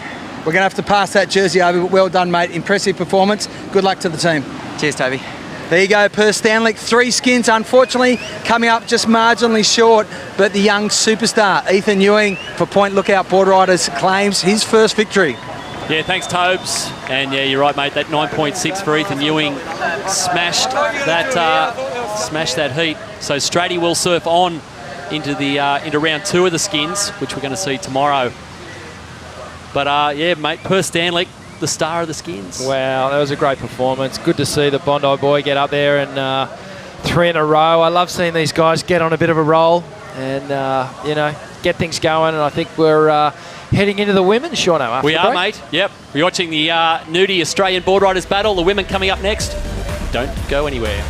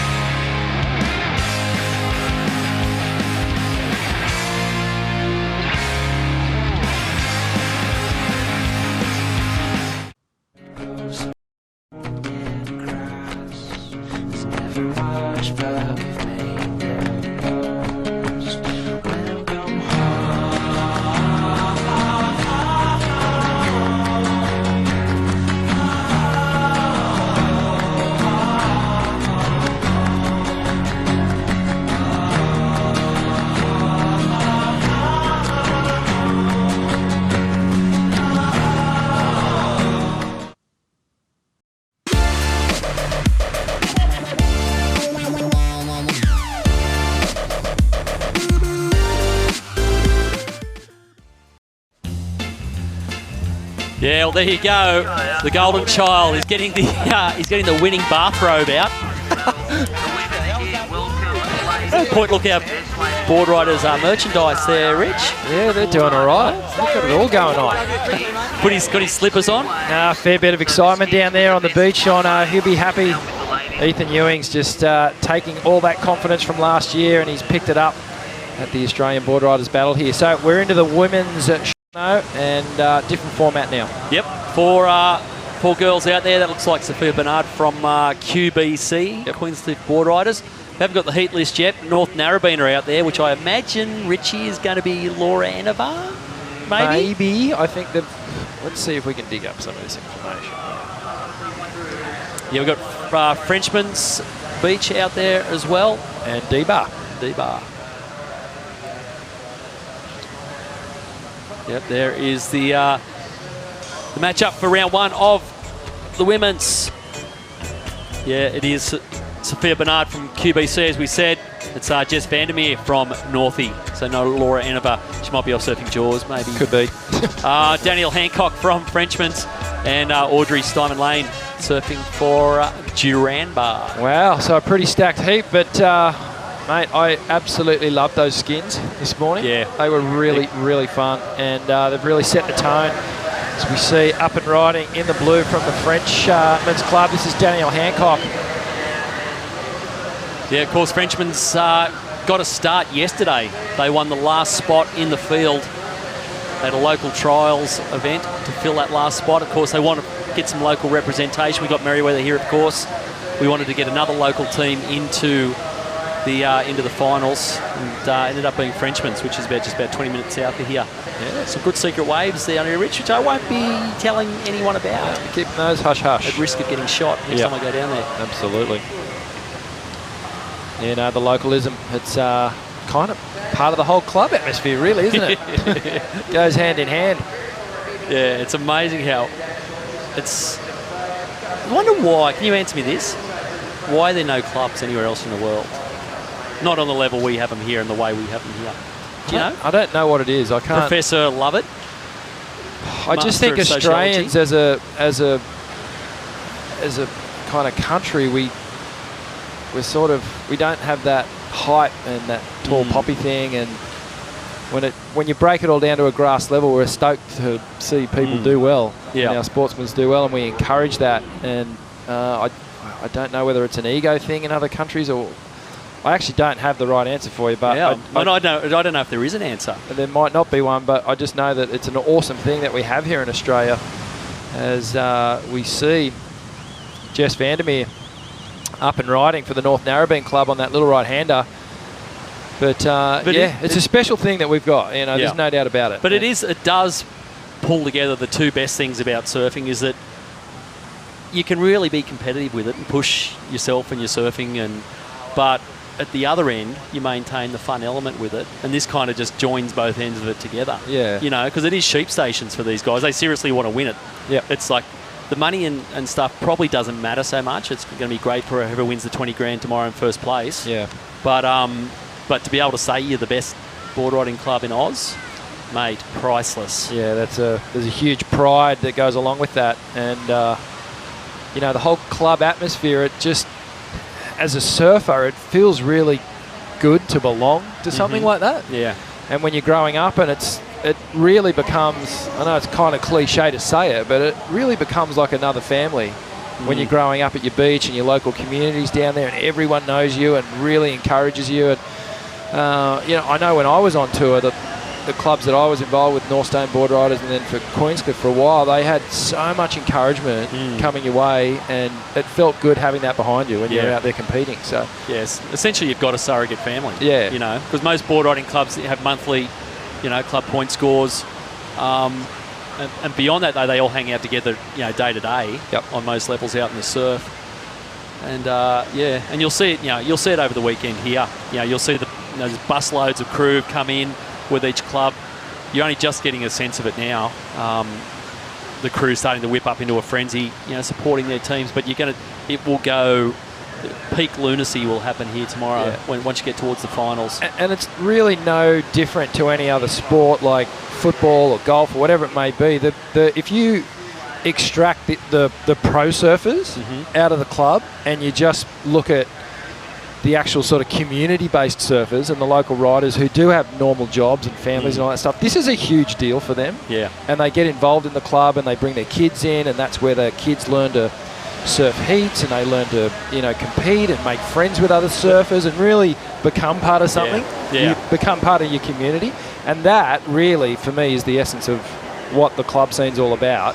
The fact that it produces and spawns these pro surfers out of the clubs is a bonus thing. Yeah, and, absolutely. You know, it's really cool.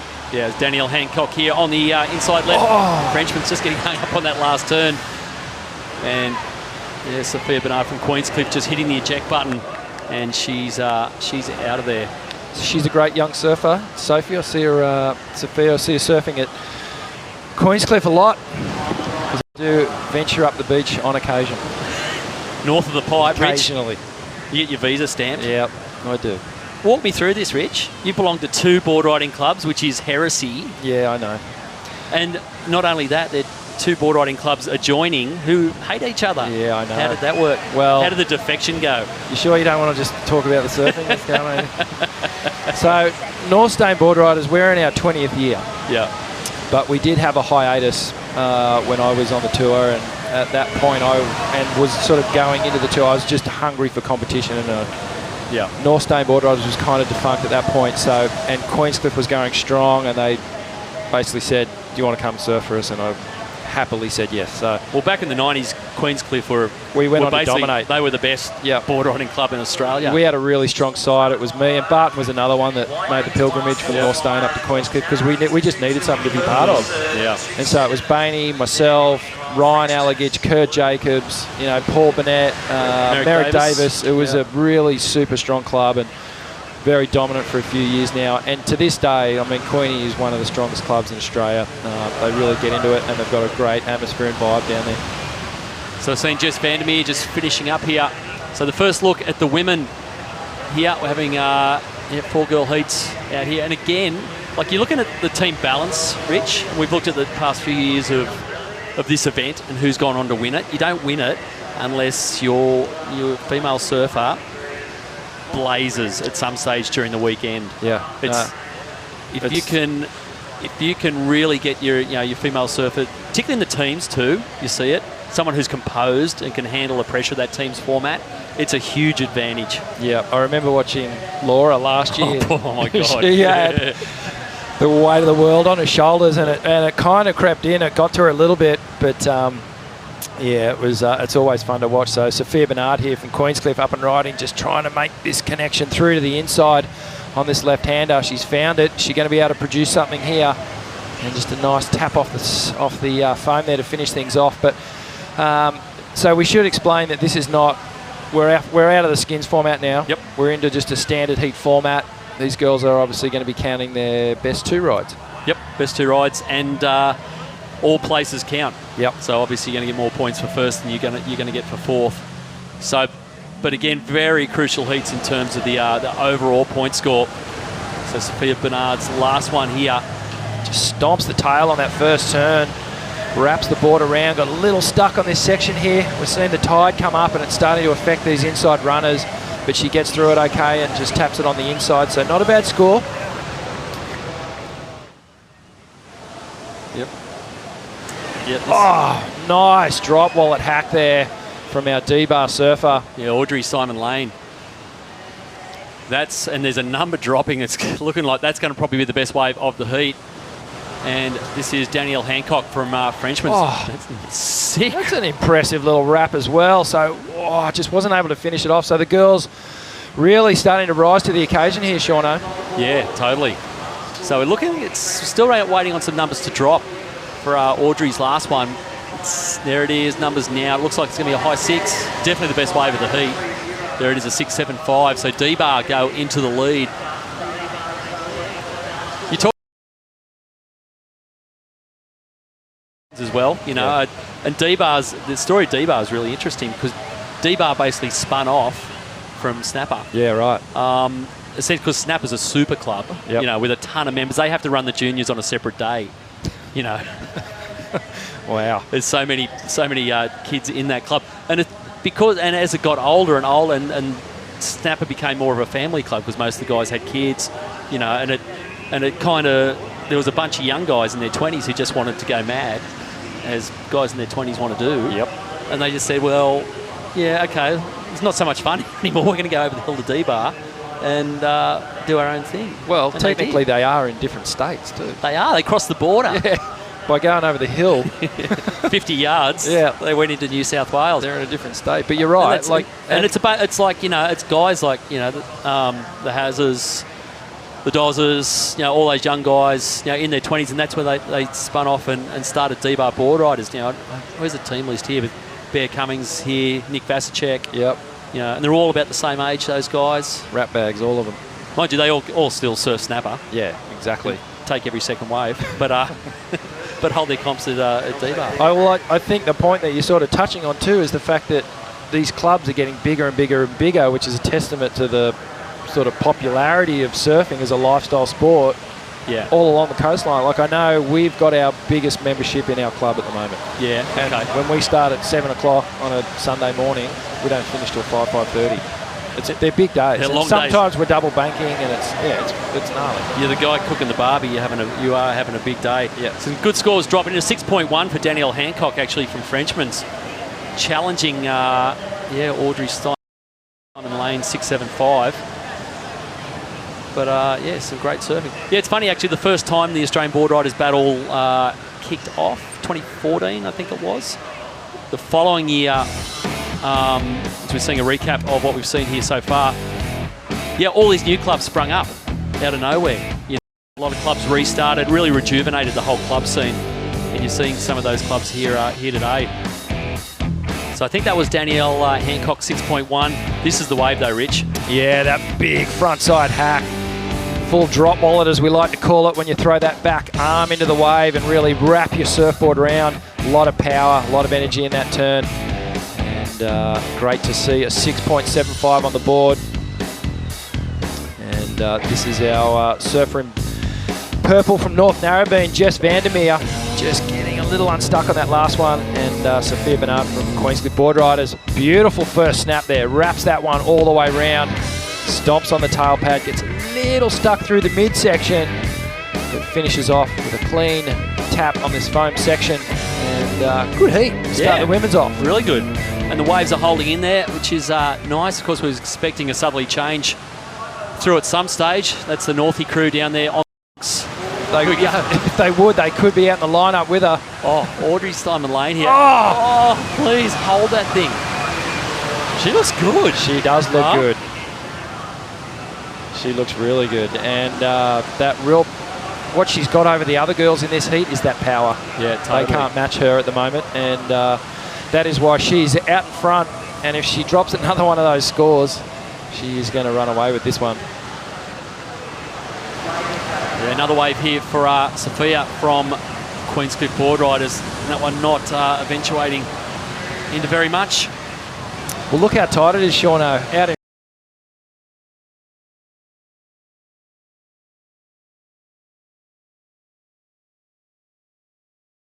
front, we have our D-bar surfer, but the three other surfers, it's neck and neck. But really crucial positioning when it comes to the heat. You know what I mean? There's that drop wallet on the replay, on the Nikon replay. And again, she just couldn't hold that second one. Mate, that could have been anything if she made that one. Just lost the back foot there. That was headed for 8s and 9s for sure. It still looks going to be a pretty decent score at 4.4 on the strength of one turn. Look how tight these minor placings are from second down to fourth. Yeah. But a lot of points involved there. Totally, yeah. Well, here goes Audrey again. And that one not turning into much with 4 minutes to go. So, of course, we're seeing round one of the women's. And that's going to mean we're going to see some of the, some of the top CT girls. That looked like Philippa Anderson running down the beach with the Merriweather cheers squad behind her. Of course, Philippa Anderson flying the flag for the local club. Well, this is Danielle Hancock from Frenchman's.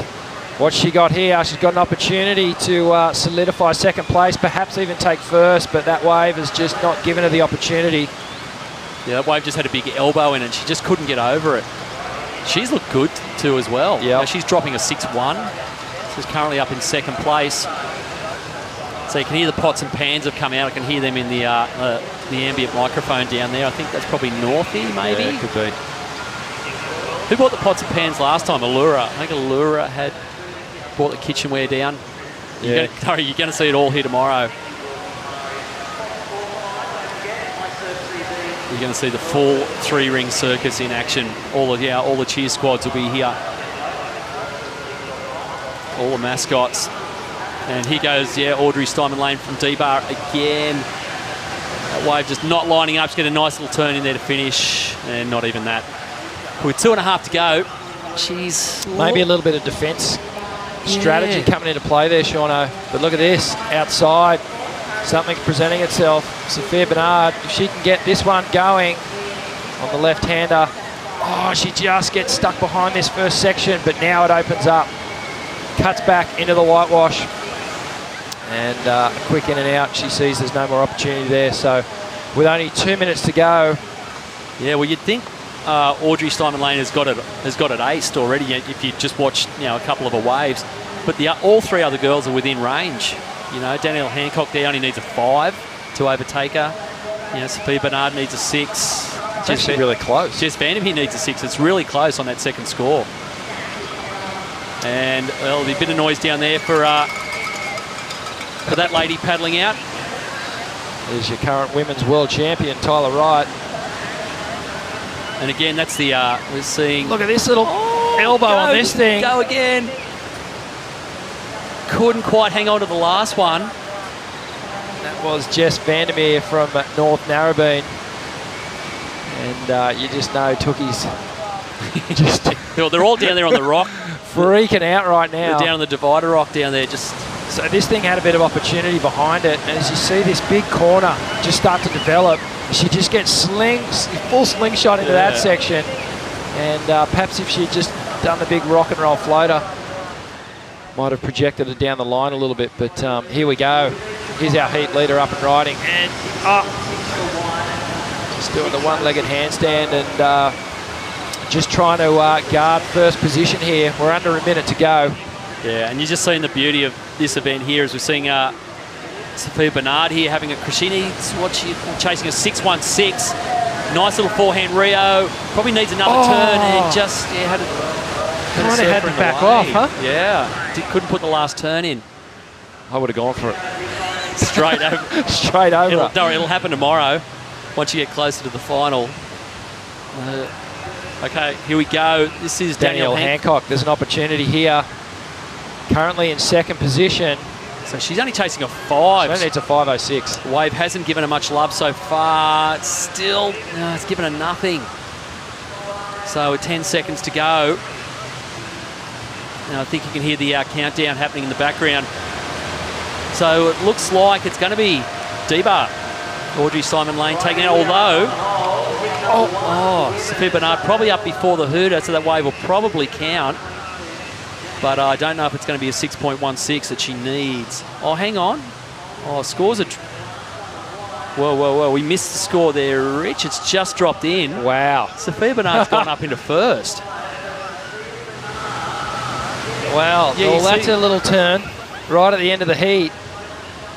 It looks like Sophia Bernard has taken this out. So that was the last wave. So we missed the first turn on it. So it must have done something out the back. Yep.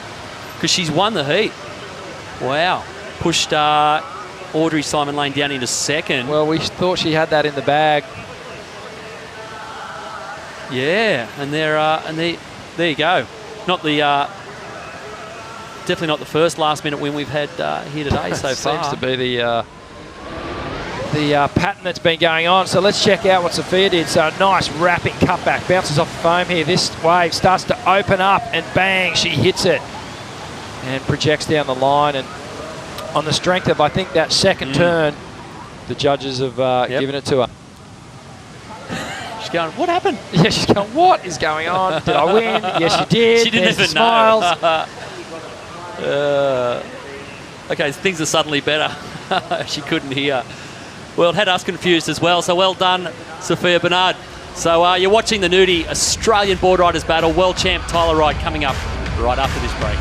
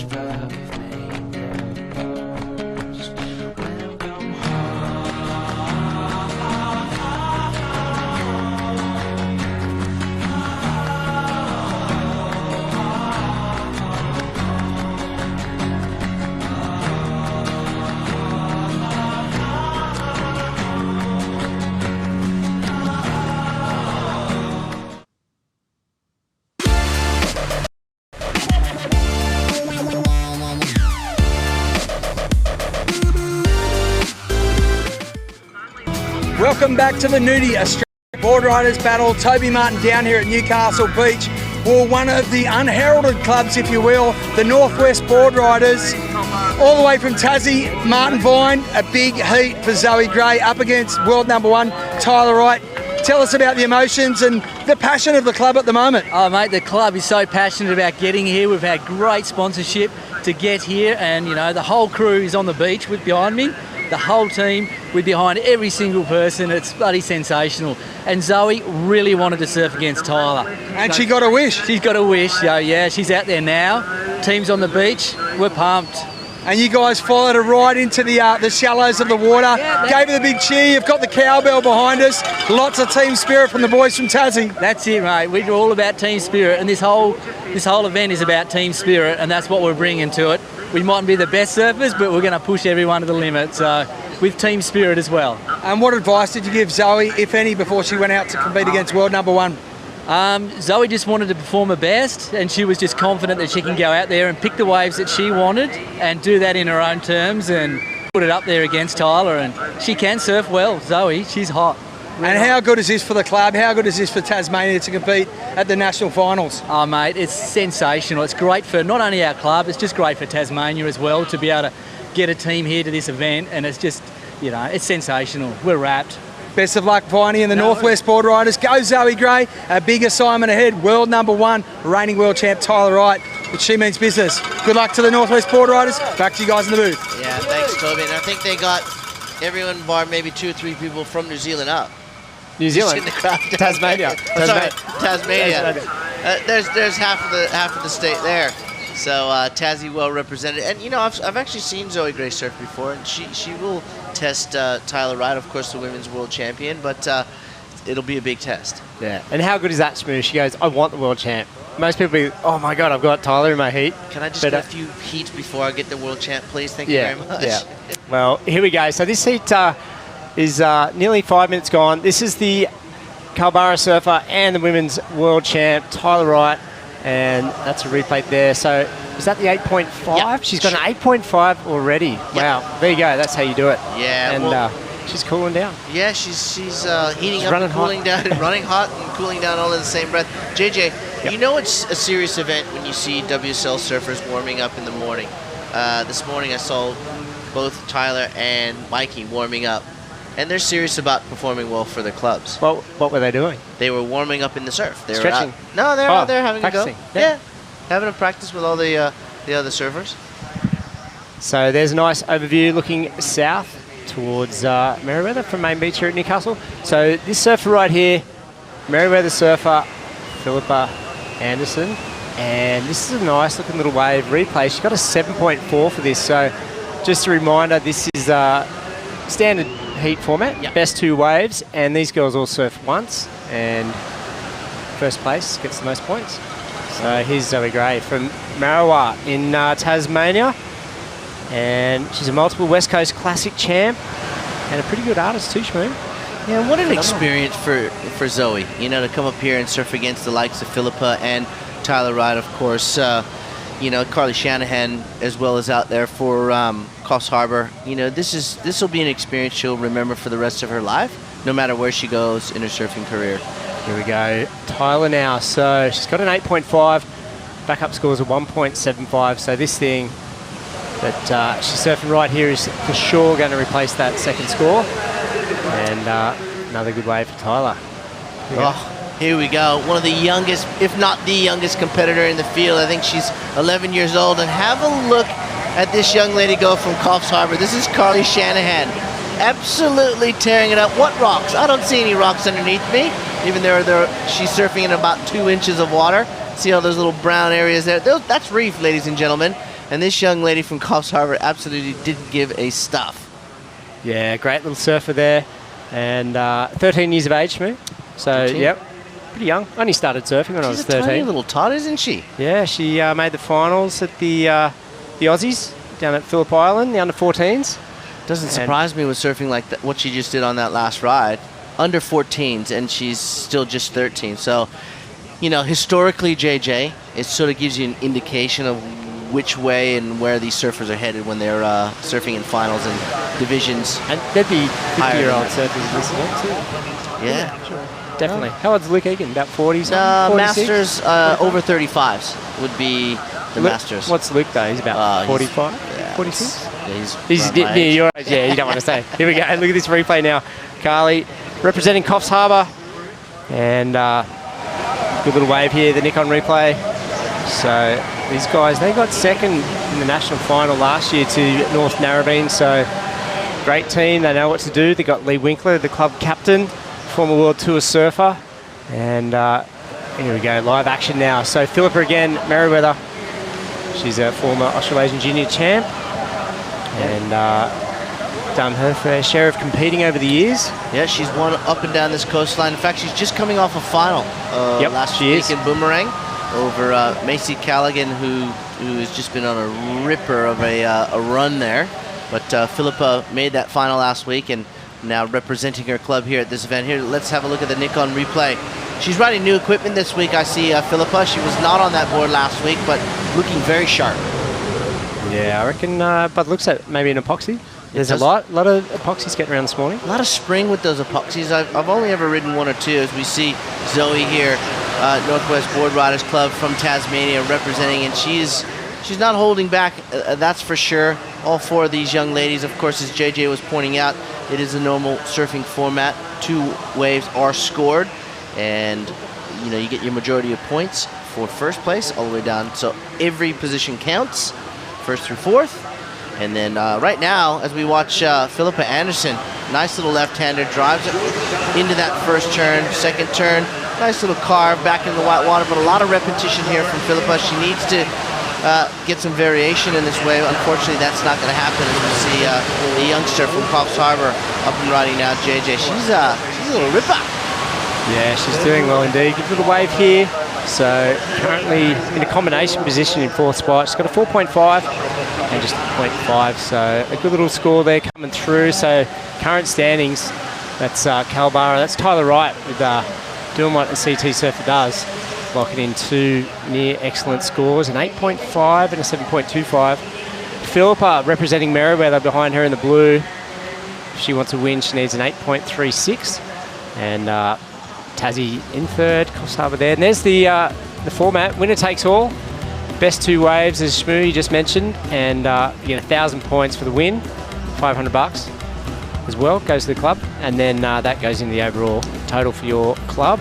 Yeah, so that's awesome. I mean, you're giving some money back to the clubs for future development. That's how the women's format works. Of course, we still have the teams later on this afternoon coming up here in beautiful Newcastle. And that's that big pool we were talking about before, JJ, when the waves get really solid and come out of that northeasterly direction. That pool becomes very much a part of the takeoff zone where you jump off. And if the swell does pick up, we should start to see some waves being ridden from all the way out in the pools area here on the northern end of Newcastle Beach. There's Tyler Wright sharing a moment with Zoe, who wanted her first up. Come on, bring it on, world champ. Let's see what you got. Exactly, and there's the contest site. Massive setup here. Every team has a little gazebo, a little tent with their club name on it. Nice and comfy down there. And see the big screen down there on the beach as well. Plenty of flags, plenty of sponsors. So good to have Nudie on board. Creators of good, fantastic. Yeah. And tell you what, I've had my fair share of nudies recently. We did. We got nudie this morning. Yeah. Thanks, JJ, for that. I really appreciate that. And let's look at the last wave of Philippa Anderson here on the IM Nikon replay. Here we go. The youngster from Merriweather drives off the bottom. Nice carving backhand turn. Lets the wave set back up for her. You really want to look for the steepness of the waves here at Newcastle to provide yourself with good scoring opportunity, and she kicks out. So at the moment, it is Calbara Beach ahead of Merriweather Board Riders Club. Jonathan Jenkins, Coffs Harbour, and Northwest Board Riders from Tassie. I did a trip down there to the Northwest. Beautiful part of 2 years ago for a board test for one of the magazines. Right. Heaps of waves. Yeah. But very fickle, a lot of different angles, little coves. Chilly? Yeah, it was. And a lot of ledges and some good setups though. But yeah, really nice. Well, a must-see if you ever get down under here to Australia, but also Tasmania, New Zealand, some of the places that people tend to forget about. Also equally as beautiful as this beautiful country we know as Australia. And there she is, the women's world champion in this event, representing her home club of Culburra. 5 wins last year. Amazing, huh? Yeah, and she's looking sharp. I mean, this event right here, this Board Riders Club, with all the pressure of performing, I was talking to your better half, Felicity Palmentier. She said she's more nervous than in a QS event. Yeah. Or a big wave event. Yeah. Because she's got to go perform for the team. Exactly, yeah. So, Parko too, he had the jitters this morning. He's a little bit nervous. And why wouldn't you be? I mean, this is where it all started for most of these guys and girls. Tyler Wright, Culburra, of course, only officially into a Board Rider Club group in 2014, so they are a very young club. As we see the young lady in the purple, that is Zoe Gray, Tasmania. Really having a good time here in Newcastle. This is the women's format. Top 2 rides, and it's no surprise that the world champ is in front of the pack. Yeah, so Zoe Gray there, paddling back out. Tyler Wright, looking good for Culburra. They get 1,000 points if she goes on to win this heat. Well, they're going to need it. I mean, they're sitting down at 17th after the skins. Yeah. They did not receive a skin. The 2 most not unlikely clubs, you would think Snapper, you think Coffs, those kind of clubs, and even Culburra should be earning some skins money and points, but they didn't. As we watched the youngster from Coffs Harbour, the 2 most, I guess you could say, but not really unlikely clubs, Bondi and Seaford, taking the biggest heat skins.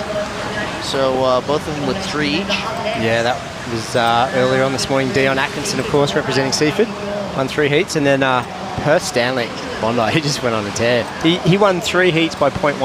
Wow. And in each instance, here we go. So, Culburra surfer, Tyler Wright, and she's sitting pretty at the moment.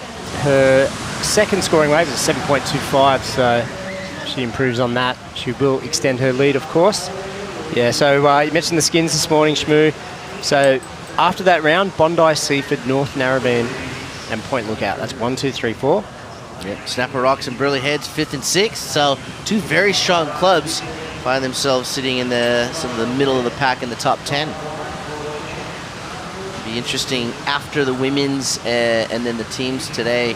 I love looking at the leaderboard after day 1, because then the real business end of any event starts to happen, especially in this one, the Nudie Australian Board Riders Battle for 2017. And Tyler Wright just lights up that last section on the backhand. You see Zoe Gray here, JJ. Yeah, sure, right for her. Down in 4th spot at the moment, so a bit of work to do for Tassie, Team Tassie. What do you think is going through Zoe's mind right now? She's got a couple of waves, so the wave jitters are out.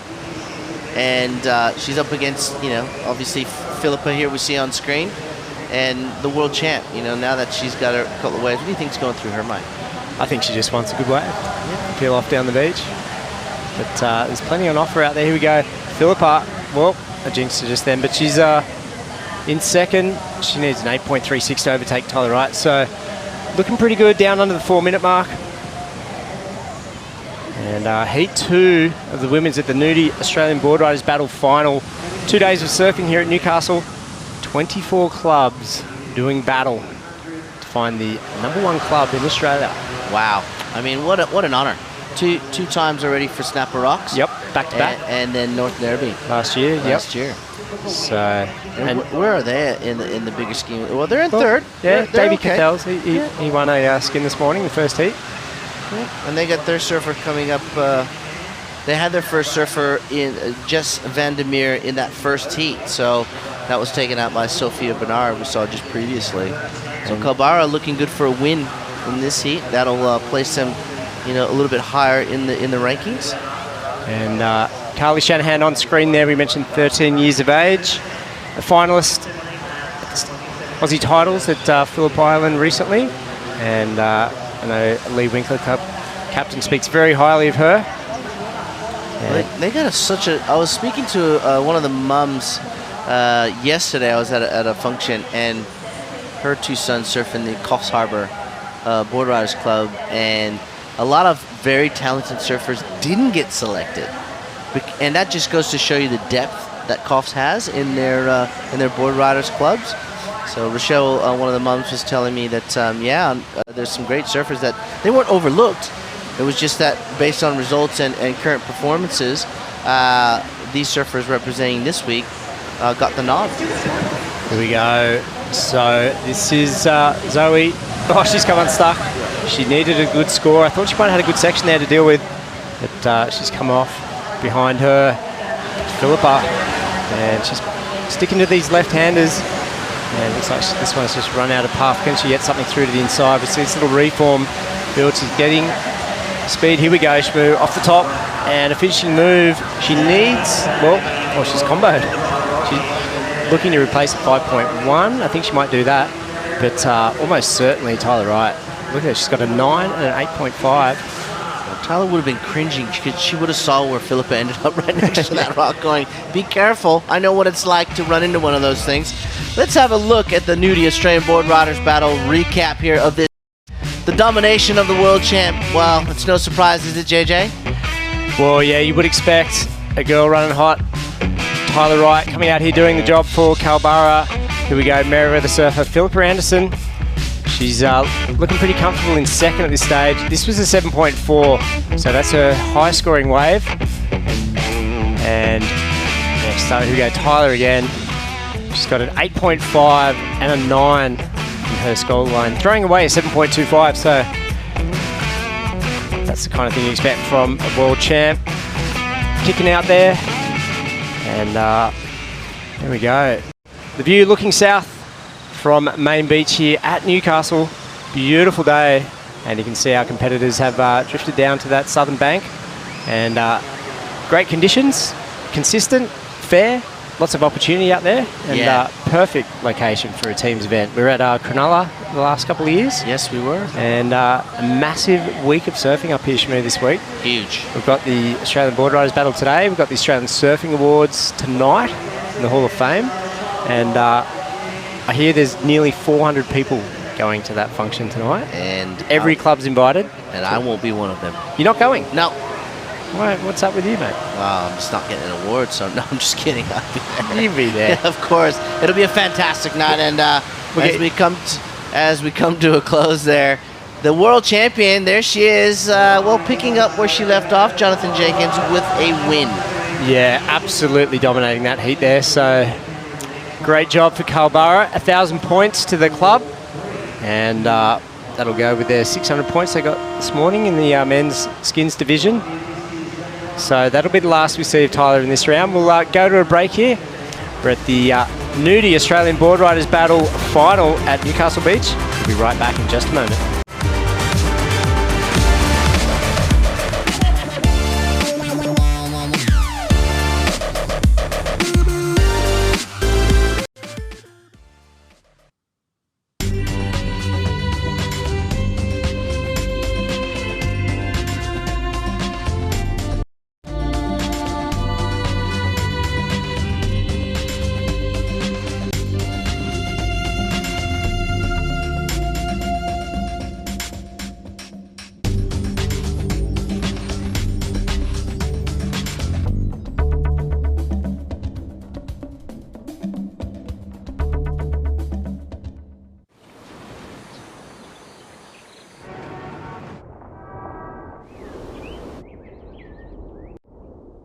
Just seconds on the clock. Here goes Banning, late drop into this bomb. Made a big finish, vibrando muito ali, todo mundo pega o coelhinho com o mic. He's coming out.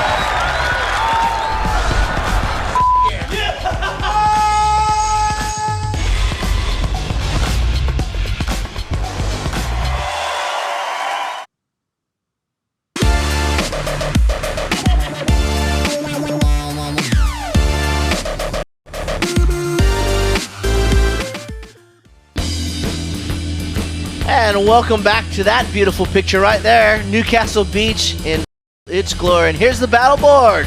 for the Nudie Australian Board Riders Battle 2017. We have a tie at the top, JJ. It's Bondi v. Seaford for the first place position, followed by those awesome clubs behind them, North Narrabeen, Point Lookout, Burley Heads, Coffs Harbour, Allura, Frenchman's, Labar, Snapper Rocks, and the rest. Look at the second page there. 24 clubs in total. Who will be the dominant one come tomorrow afternoon, JJ? If you had to pick, and don't be biased, who would it be? God, that is a tough question. Of course, I only ask tough questions here. You know who I like? I think Point Lookout have an incredible team. Wow. But then, I don't know, what you look at Merewether, you look at Snappy, you look at, I don't know, where do you stop? The list goes on, but I'm going to say, for me, Culburra. Culburra? Something about Culburra. You're just going with the heavyweights. Yeah, I'm going with the heavyweights. You just pick the world champs, don't you? Of course. Here, let's look at the replay from some early action here, the Nikon replay. And this, of course, is North Avalon's Cedarly Jones, the youngster. Yeah, from NASA, North Avalon Surf Riders Association. That's right. That was my first Board Riders Club. Was it? Yeah. Did they kick you out or something? No, I moved north. Oh, okay. I went to Torquay, then now I'm in Burleigh. Oh, boy, you get around, don't you? I know. I've still got the perpetual trophy from NASA from 1992. I should give it back. Nah, it's all yours. They can't take that away from you. Look at that.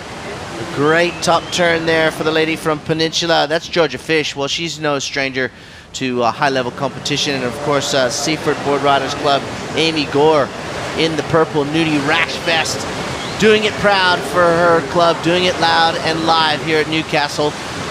We saw, of course, Stephanie Single, who has made a final already in 2017. The better half of Connor O'Leary. Yeah, what a power couple they are. They are. There's It's a like few of them, like Jack and Alana, and you and Flick, Connor and Steph. I tell you. So, yeah, there we go. So, little flurry of waves. Only just 4 minutes elapsed in the seat. Peninsula, that's Georgia, off to a great start with the 7.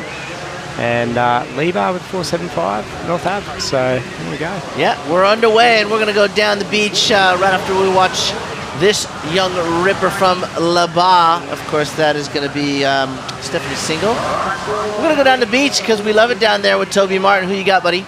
Smoo, our youngest competitor, Carly Shanahan from Coffs Harbour. What an experience. How much fun was that? That was so much fun. I love that. You surfed against the world champion, Tyler Wright. She must be a hero of yours. Was there extra pressure going up against such a champion? Oh, yeah? Yeah, it was pretty scary. She's so good. And Carly, how old are you? 13. I'm 13. Yeah. There you go. And is Tyler your hero? Yeah. And what about the guy behind us, Lee Winkler? Did he give you any advice before you went out to surf against Tyler? She said, just go smash her. And were you nervous coming up against such a superstar? Yeah, my tummy was churning inside out. And a great experience for you. I mean, they don't happen every day that you get to surf against a world champ. That'll be one that you tell a lot of your friends about when you're back at school. Yeah, I'm going to tell everyone. And you'll smash her next time. Or, I don't know. I hope. There you go. Our youngest competitor, Carly Shanahan from the Coffs Board Rider Club, walking together, really showing a lot of passion and pride in their club. What a young champion and possibly a superstar of the future. Back to you guys. Yeah, thanks, Toby. And that shot right there depicts what this event is all about, doesn't it, JJ? Bananas? Yeah, bananas and friends. People in banana suits? Bananas and pajamas. No, it depicts, it showcases the passion and pride that every club has with anyone who represents that particular club. And, you know, I see in that young lady there a few shades of John, you know, when he was young, that young, getting interviewed and going up against high-level competition. And historically, these kids go on to bigger and better things. I think she was maybe more nervous doing the interview than surfing against Tyler. Isn't that funny? Isn't that funny as we see, this looks like our surfer from Seaford down there in Amy. Tasmania. So, yeah, Amy Gore from Seaford, South Oz. South Oz. Looks like Steph Goodmore a little bit there. I think she would be pumped up after Dion Atkinson skinned a few. Oh, I mean, yeah. You know, wanting to get some points for her Classic. club. I was talking to Shane Forbes of Seaford, as we see Cedarly Jones from Avalon. Yeah, he said Amy, she won Best Female last year in the club, which is not a bad effort, but she's the only female we have in the club. Wow. So It was guaranteed. wow, big top turn there from our LaBar surfer Steph Single. And she would get a lot of inspiration, this young lady here, from Connor O'Leary, especially after his performance on the QS series in 2016. The number one qualified surfer for the WSL for 2017 is her sparring partner. Yeah, yep. And better half. Oh, she's the better half. Yep. So you can bet, gave her a little bit of strategy before she paddled out, where to sit, what to do, pump up her tyres a bit, give her some confidence. You know, I see you traveling around as Connor does with Stephanie to different events. But speaking of traveling around, this young lady is about to embark on her 2017 campaign. Hopefully going back to back. She's down there with Toby Martin. That is Tyler Wright, I think. All right, well, we're having technical difficulties there. We'll get back to that interview with Tyler Wright as we get those things sorted out. But right now, it is the women's side of this nudie board riders battle. As we have fixed those technical difficulties, we're going to go back down to the beach with the world champ and Toby Martin. Yeah, thanks, Smoo. Tyler Wright, a difficult heat in many ways, up against the youngest competitor in the comp, but you should know a thing or two about that. Yeah, it was. It's actually really cool to surf against young girls coming up. It's actually one of the things that I absolutely love about this right now, and watching the next generation come through is really inspiring for us to know that, you know, all the girls that are getting out there and absolutely loving it, and I think that's absolutely amazing. And you gave Carly a few words of advice before you went out, or did you just give her go and have fun? No, she was doing her thing. She knew what she was doing, and she was like, oh, the boys, you know, the team said she's like got it, and she did. I watched a couple of her waves, and yeah, I'd be stoked for her. And taking you back, you're a 14-year-old that won the Lake Beachley Classic at Manly. Do you relive those moments, or there's bigger and better things? I mean, you won 5 true events last year. Do you still remember those early foundation wins? Yeah, I still remember. I don't think you can forget too much, but no, I think as I grow up, things change. It becomes about, for me, it's right now it's about learning, and also I love watching the next generation come through, and I think that's really cool. And on a personal note, a good win for the team? Yeah, a great win for the team and bringing it home for the borough. So, yeah, no, it's a good start, and we'll keep it rolling, and we'll do our thing. Roll on the borough. Yep. There you go, Tyler Wright, ladies and gentlemen.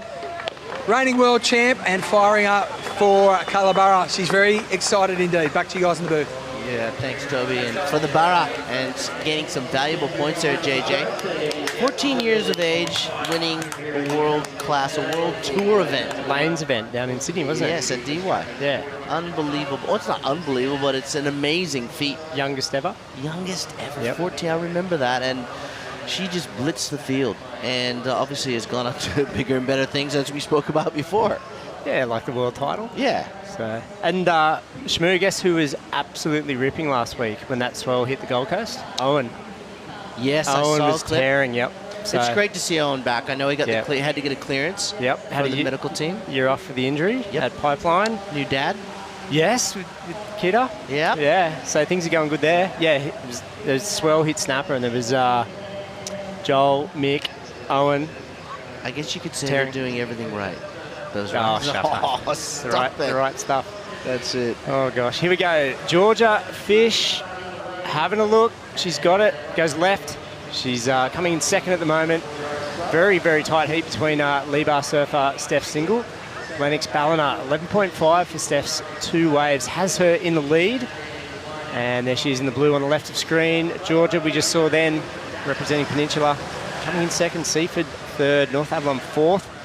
And here we go. This is Cedarly Jones, surfing family, lives down near Whale Beach, surfing at North Avalon Surf Riders Association, and she can't stick that second move, so she needs a 6.71 to get out of fourth spot, up into second. Yeah, still plenty of time left for these young ladies. And another interesting, I was off the broadcast when we were outside the commentary booth, this incredible event, and it's a testament to how far this event has come in the last 3 years, and now in its 4th year here in Newcastle. JJ, I overheard the boys talking. We're being watched in over 51 countries around the world. So every one of those countries is saying just how incredible, solid, and passionate board riders clubs are throughout Australia, Tasmania, South Australia, New South Wales, Queensland. This is the foundation, ladies and gentlemen. This is where the world champions are born, in board rider clubs competition just like this right here. So it's amazing. It's an amazing stat already, and it's only the first day. Yeah, it really is the backbone of competitive surfing in Australia. And yeah, a lot of these clubs started in the 60s as a breakaway movement from the surf clubs. Yeah, that's right. Yeah, there was a really, you know, sort of wars, battles, fisticuffs on the beach. They didn't want the established surf club movement, you know, all that sort of militant style stuff. And much more civil now. Yeah, it's a little bit more. Yeah, they give each other space on the beach. Obviously, we're referring to the clubbies, which do, you know, boats and skis and paddle boards, and then you got your surf clubs. So this event here is specifically geared towards surfing, fiberglass board surfing. So you've got the 24 best of them throughout Australia representing this entire weekend here in Newcastle. And I can tell you right now, coming back to Newcastle every year for me is a treat, because I've been coming here since the 80s, and I haven't been back here in particularly to Newcastle Beach. As we see an overview, a flyover of this wonderful city coming north to south. JJ, take us through what we're looking at. Well, obviously that's the harbour, and you can see the lighthouse there. There's a little wave breakers inside there when it gets really, really big, and the wind's right, and it's an amazing spot. It gets a lot of swell up here. You know, Sydney can be small and Newcastle can be twice the size, which is good if you're a surfer. And yeah, a bit of kite surfing down too. Yeah, so there's amazing surf here, long history, as you said, Shmoo. Yeah, dating right back to pro surfing in the 80s. And Mark Richards helped put this place on the map. Yeah, he certainly did. 4-time world champion, MR Mark Richards. And look at the transformation in the harbor there. I had dinner there last night. Some great eateries, awesome seafood, good times, good vibes down there. And there you can see where we are here at Newcastle Beach. There's that pool I've been talking about. As the tide fills in, that pool fills up. There's actually two of them there. There's a little spot right in that little nook area just to the top of your screen there, a little right-hander off a little slabby reef. And they're coming from south to north where we are, JJ. Yeah, great town, and a lot of long history of champion surfers coming out of this place, and perfect spot to have an event like this.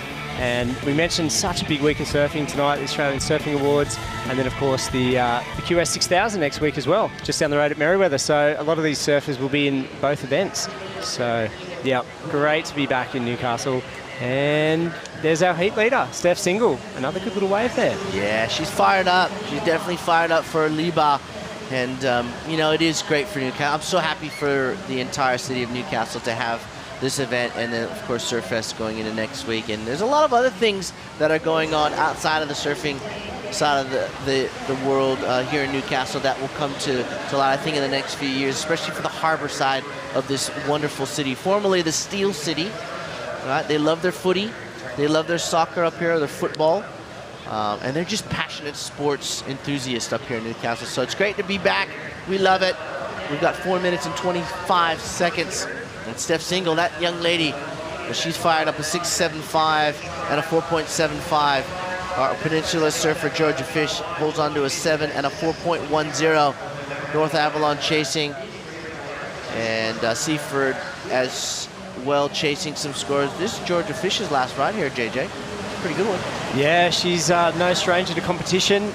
She's done plenty of QS events, chases the tour around the world, representing Peninsula in Victoria. And she's been great for the team the last few years. She's pretty much one of the reasons they've qualified. She does so well in the women's division. She's a huge asset. And here she goes again. Runs a healthy living page called The Conscious Space. She divides the time between Flinders down there on the Mornington Peninsula and Lennox Head. Beautiful. I love the Mornington Peninsula. You know, where in Australia don't I love? It's, you know, I was up at Boomerang Last week it was awesome. We're here in Newcastle this week. It was awesome. I've been to the Mornington Peninsula, surfed all around there. This whole country is littered with just beauty, and these young surfers should be so grateful that this is what they get to wake up to every day. The international surfers who come here love it, JJ, and that's just down the coast. You can see it's a beautiful day here. Conditions pristine for this first day of the grand finals of the Board Riders Club event, sponsored by Nudie, of course, our naming rights sponsor. Who will take it out in 2017? Will it be Seaford? Amy Gore, she's down in fourth. Pretty tight there between second, third, and fourth. But to get up in the lead, Amy needs a pretty good score. She's got a couple of fours. Needs an excellent wave, 9.5. She's going to get up in the first. And I should say Bodie Lee Jones, I was scoring a cedar earlier. There's big surfing family. Yeah, Bodie definitely. So apologies there. See, Bodie? Well, have a look at the scores there being dropped from blue and white. So Steph Single was just about to get passed by Georgia Fish, and then dropped a 7-1-0, so she retains the lead. Let's have a look at the recap, though. This is Georgia Fish looking very indeed on one of these nice little right-handers from the Mornington Peninsula. But it's all about this young lady right now, Steph Single. Yeah, Lennox Ballina. This is Steph. She's the heat leader. She's got a 7.1 and a 6.75. And here we go. This is the 7.10 for Steph. So the Lee-Bar team will be pretty happy with her performance thus far. Score just came through for Georgia. Her last wave is a 6.35. So she's still in second, Shmoo. So little recap there. There is 1 minute 20 seconds remaining. All the girls sitting pretty tight on that bank. There's the heat totals. And just 0.5 separating Lennox, Ballina and Peninsula. Bit of work to be done for North Ave and Seaford. Yep. So excellent scores required. But Georgia could do it. She needs a 6.86. She could actually get past Steph here. So that would be good. We just talked her up a minute ago. We did. They said her performances really helped the club. Last few years. Georgia's been around for a while. She came through the junior ranks, and she's won a few events in the junior sector of surfing, but really would love to post a good win here for her club. Of course, that is the Peninsula Board Riders. Some great surfers coming out of that club, but right now the focus is all on Georgia Fish and this young lady, Steph Single, who would have got a little bit of words of wisdom from one Connor O'Leary, and quite simply would have been get out there and get two really good waves and rip them up. Simple. He's pretty tactical, Connor. He knows his stuff.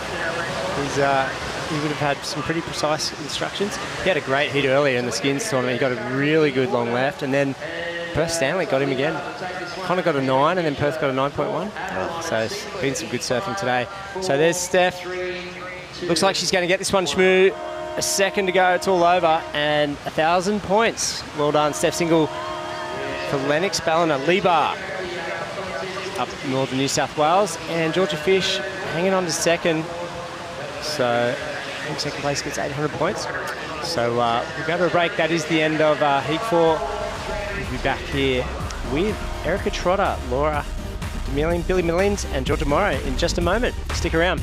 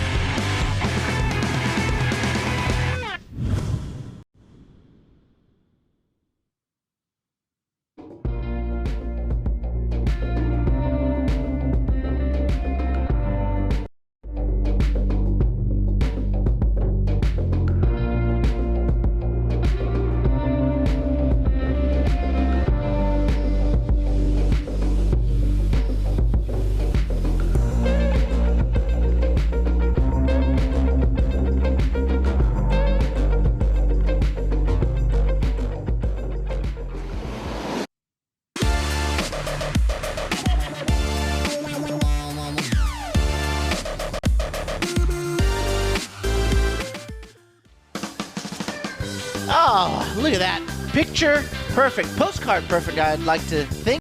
As we see the matchups in this next heat for the ladies, round 1, heat number 4. Got some great clubs being represented, of course. Geraldton Board Riders Club, Bondi Board Riders, Scarborough, and Allura. Down from my neck of the woods, JJ Jenkins alongside myself, John Shamoka, bringing you this wonderful event, the Nudie Australian Board Riders Battle 2017. Who will be the best club in this country? JJ? I've asked you that question twice. We will know we will tomorrow know afternoon. What I do know from the last few years is you just don't know until the final placings. Yeah. It's so tight. A win, you know, gets you 1,000 points in a heat like this. Second, 800. The point spread is just, you know, it's so tight. So one thing I'm not going to do is try and predict the winner. Yeah, So- I think we'd be drawing a long bow if we tried to do that at this point in the contest anyways. Well, I can say, Smooth, we know Bondi is out in front at the moment after the 8 skins heats we had this morning, the men's skins. And Perth Stanley did a great job there. He won 4 heats. And Seaford as well. So 1 and 2 at the moment. And this girl right here, she's from Bondi as well. And not a bad opening wave here. So, whoops. Yep, Laura Until that Dominion. point. Yeah, So up right. until that point, we gave it the commentator's curse, as we refer to it as. Yep. She got 5th in the New South Wales titles this year. Love surfing down the coast around Sandon Point. It's Bondi girl. Yeah, I love it down the coast myself. It's not a bad little, there's a few spots down there. Here we go. Geraldton having a look.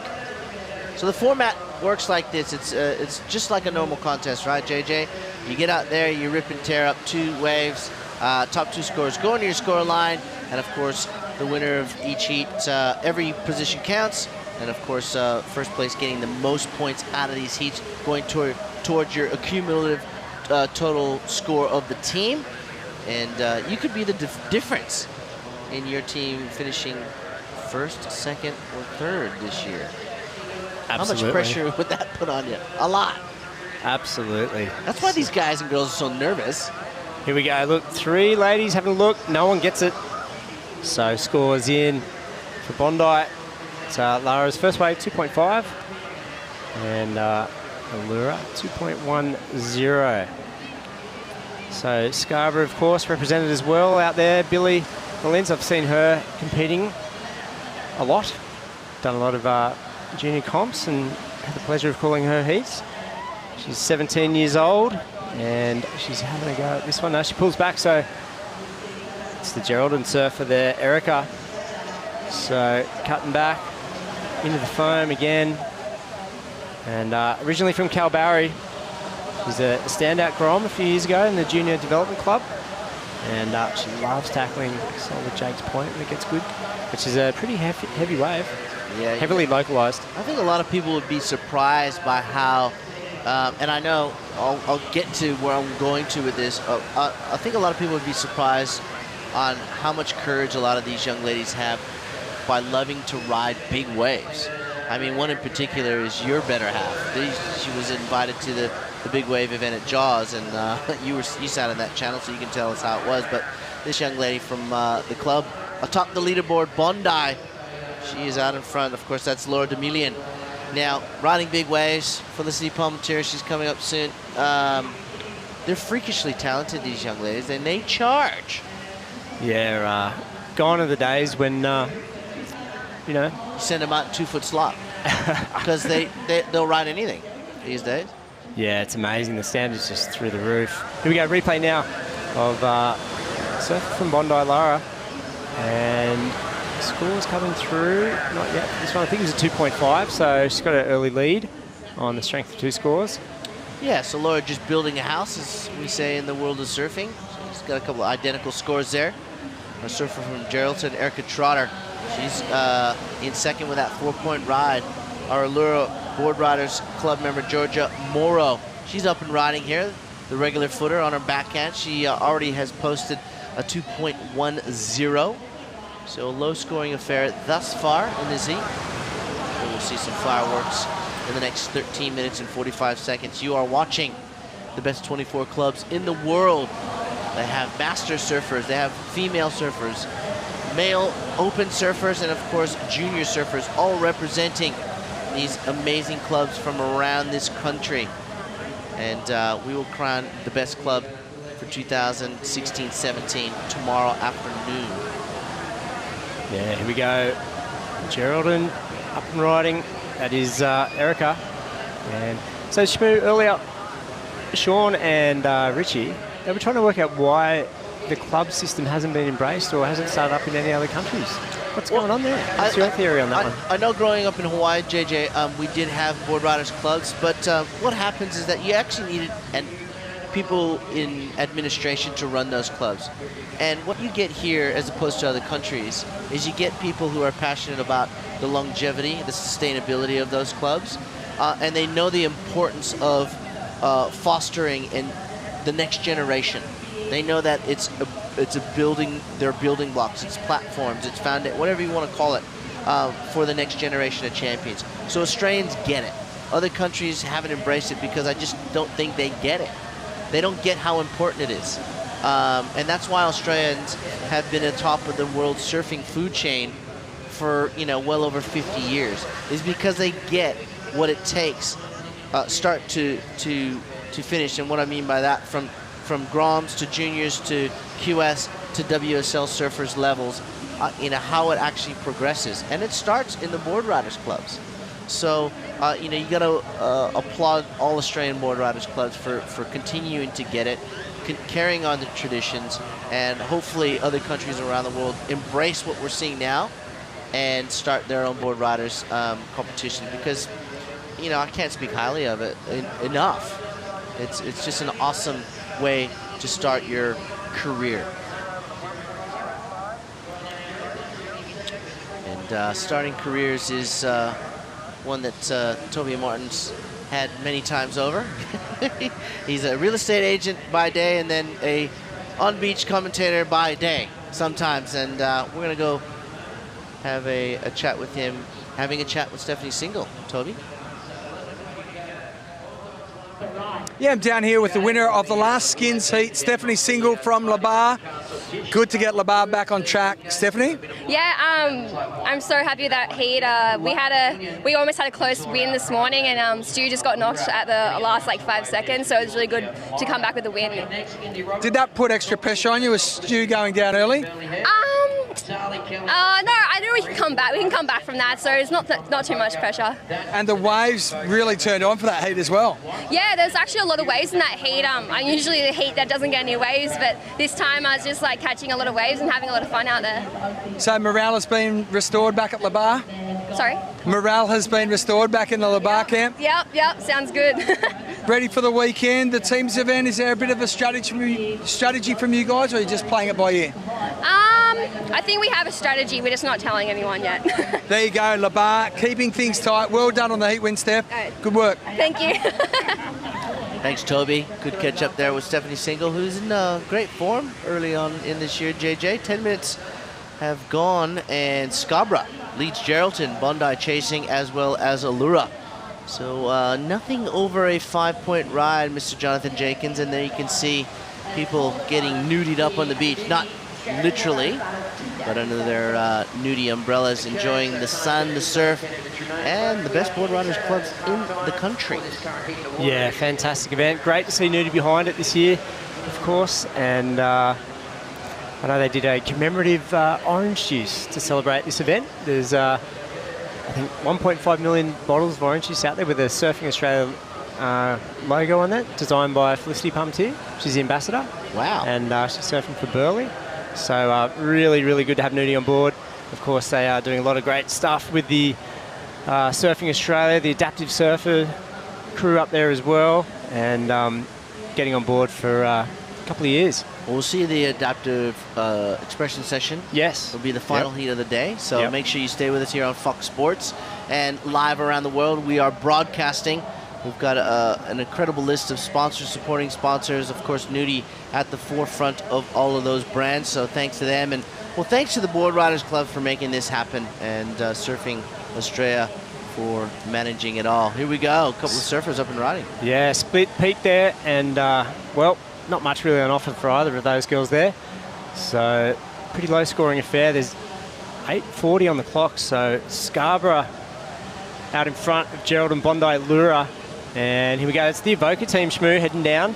Yep. So next heat, who have they got representing them? Probably Kira Olsen, yep. Kira Olsen, yeah. So I love the theatrics here. There's a B in there. Have they got board riders?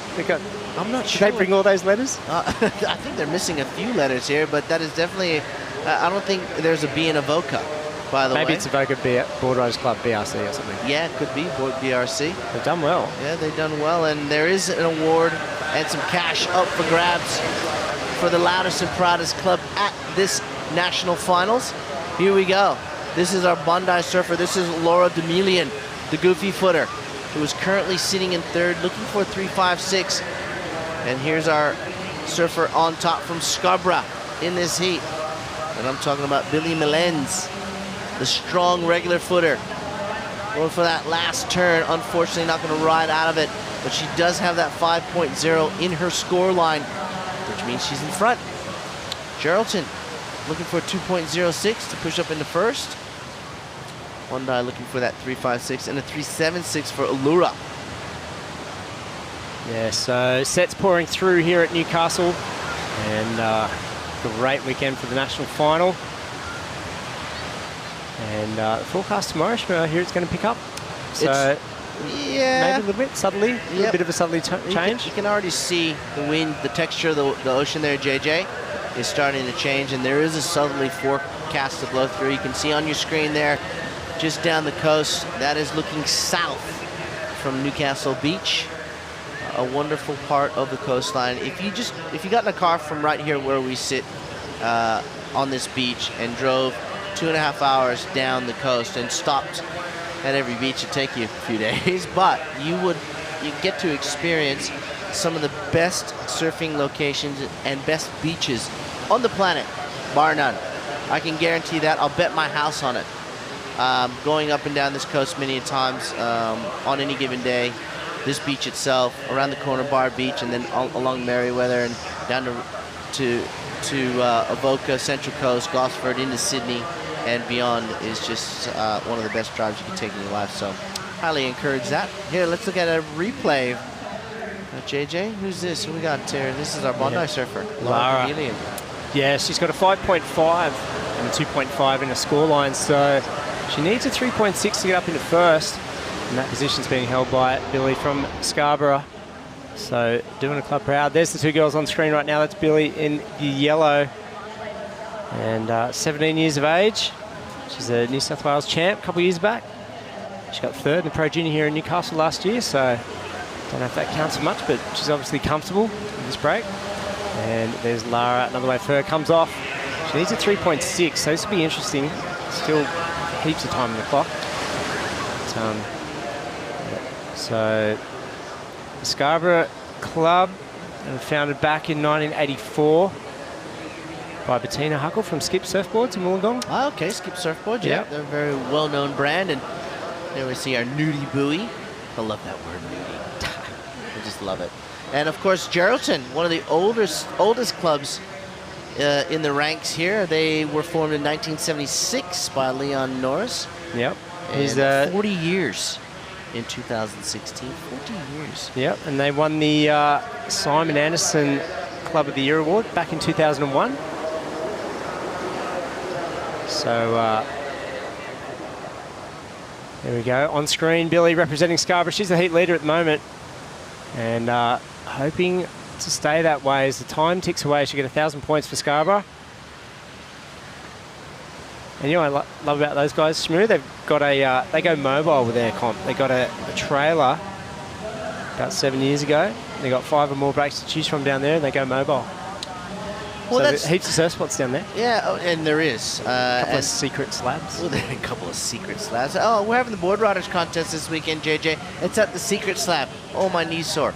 It's pretty heavy waves down there. Billy charges. Yeah, they all charge down there. Stand up. Part of the world. She pulls in stand-up pits. Yeah. Well, again, it doesn't surprise me. This generation of female athletes just have no fear, or very little, I should say, and a lot of skill. So 3 minutes and 45 seconds. Scarborough is atop the leaderboard. Chasing is the club known as Bondi Board Riders, needing a 3.60 to move into first. Geraldton, one of the oldest clubs on record, 5.10. That's what they're looking for. And Allura from Cronulla is looking for a 6.80 to move into the lead. And of course, a heat win is what you're looking for because that gets you the most points for your club. Whoop. It's not about skins or money. It's about points for the club because the money will come afterwards. 20 grand 20 plus JJ from World Surf Safaris, a $30,000 surf trip for your club. Sign me up. Sign me up to a club. Can I join now, the winning club? You'd be a good asset, Shmi. You go in the Masters. Yeah. Got all that World Tour experience. What, the Pipe Masters? Yeah, I've been there before. But here we go. No, here we go. We've got the BC. Where's the Evoca? And the R. There we go. Where's the A? Oh, there's the A. We need the R in between the B and the C. And we'll be right. That's the Evoca Board Riders Club right there, getting ready for Kira Olsen.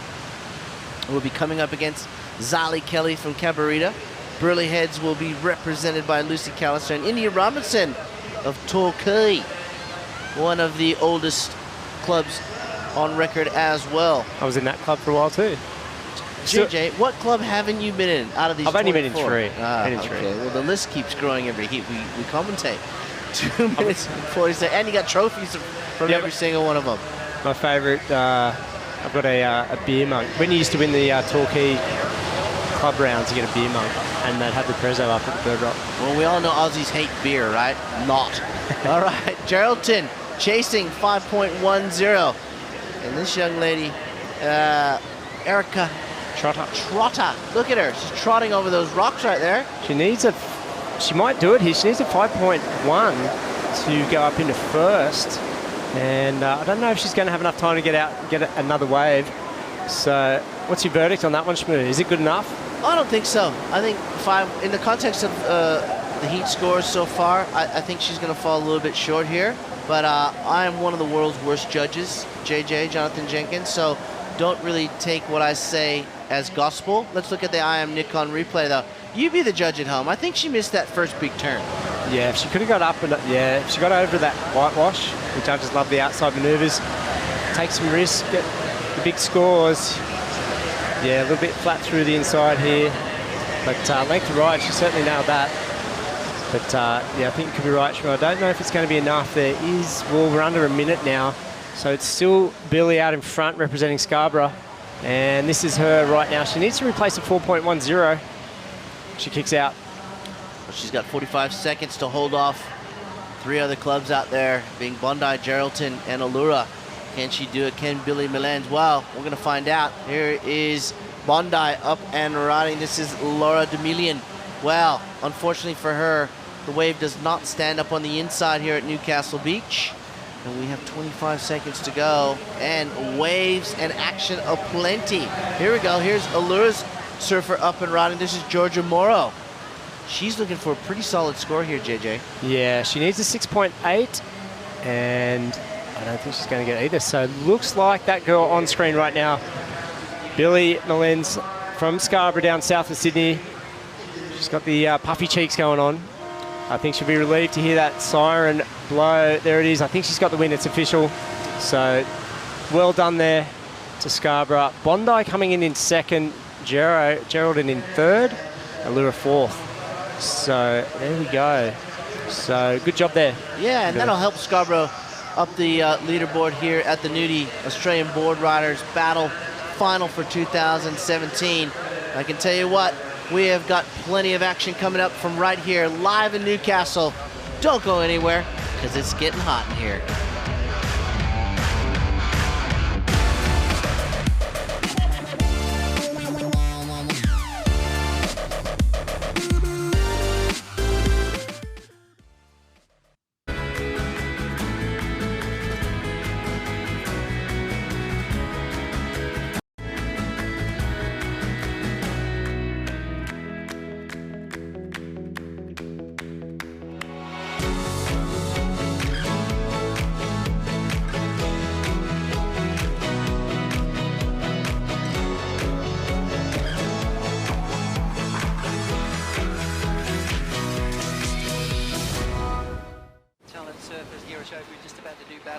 Deepest barrel so far in this contest. Found himself a little lonely in the lineup. Look at this. Kelly strikes back, lead drop. Grabs around, pulls in nice and tight. Into the ball, lets it go. Comes flying through. Oh my God! Are you kidding? Kelly Slater, a perfect drive.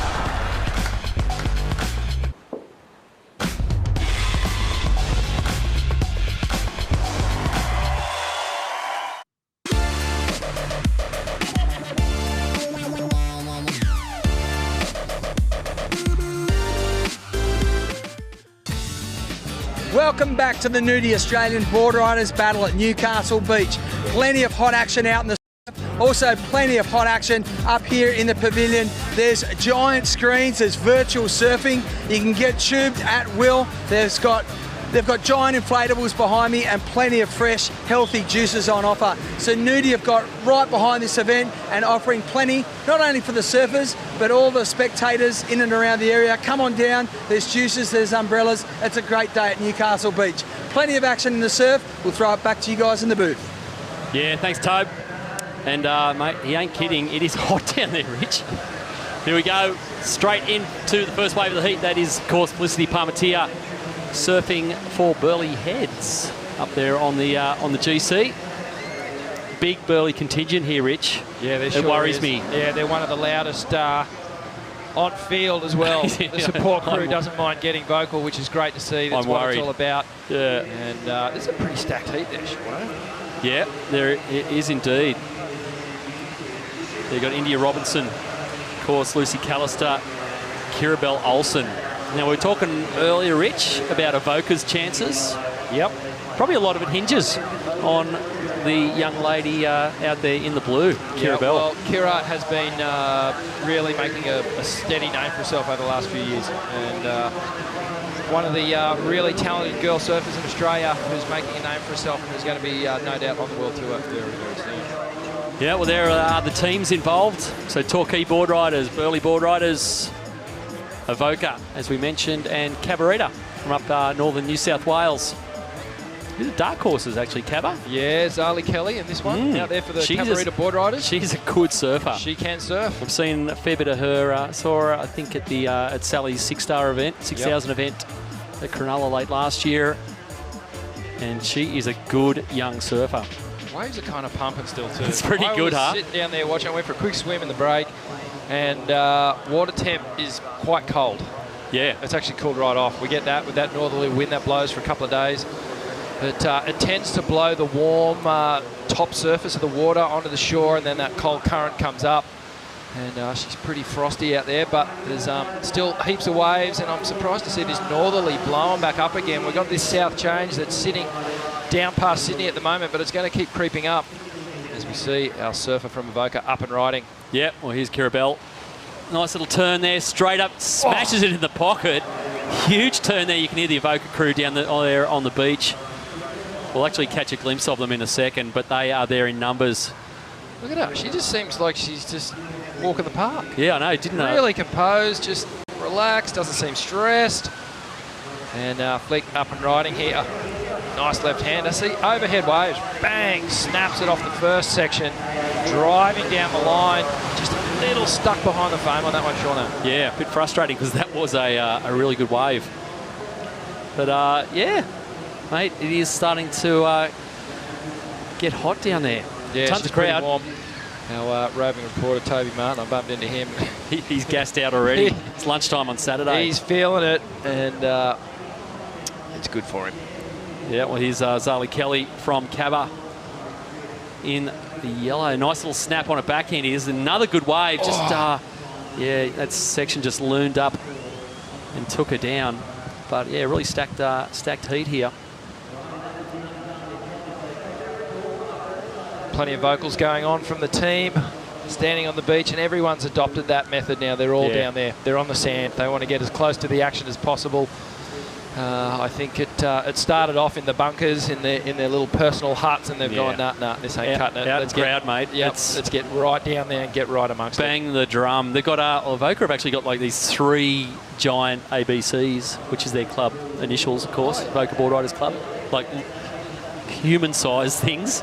They've gone all out with the props department, but I think that's just the warm-up to what we're going to see tomorrow. Man, the litany of lunatics we've had on hand for this event, coming down supporting their teams in previous years. There it is, the ABC Avoca Board Riders Club, one of the country's strongest.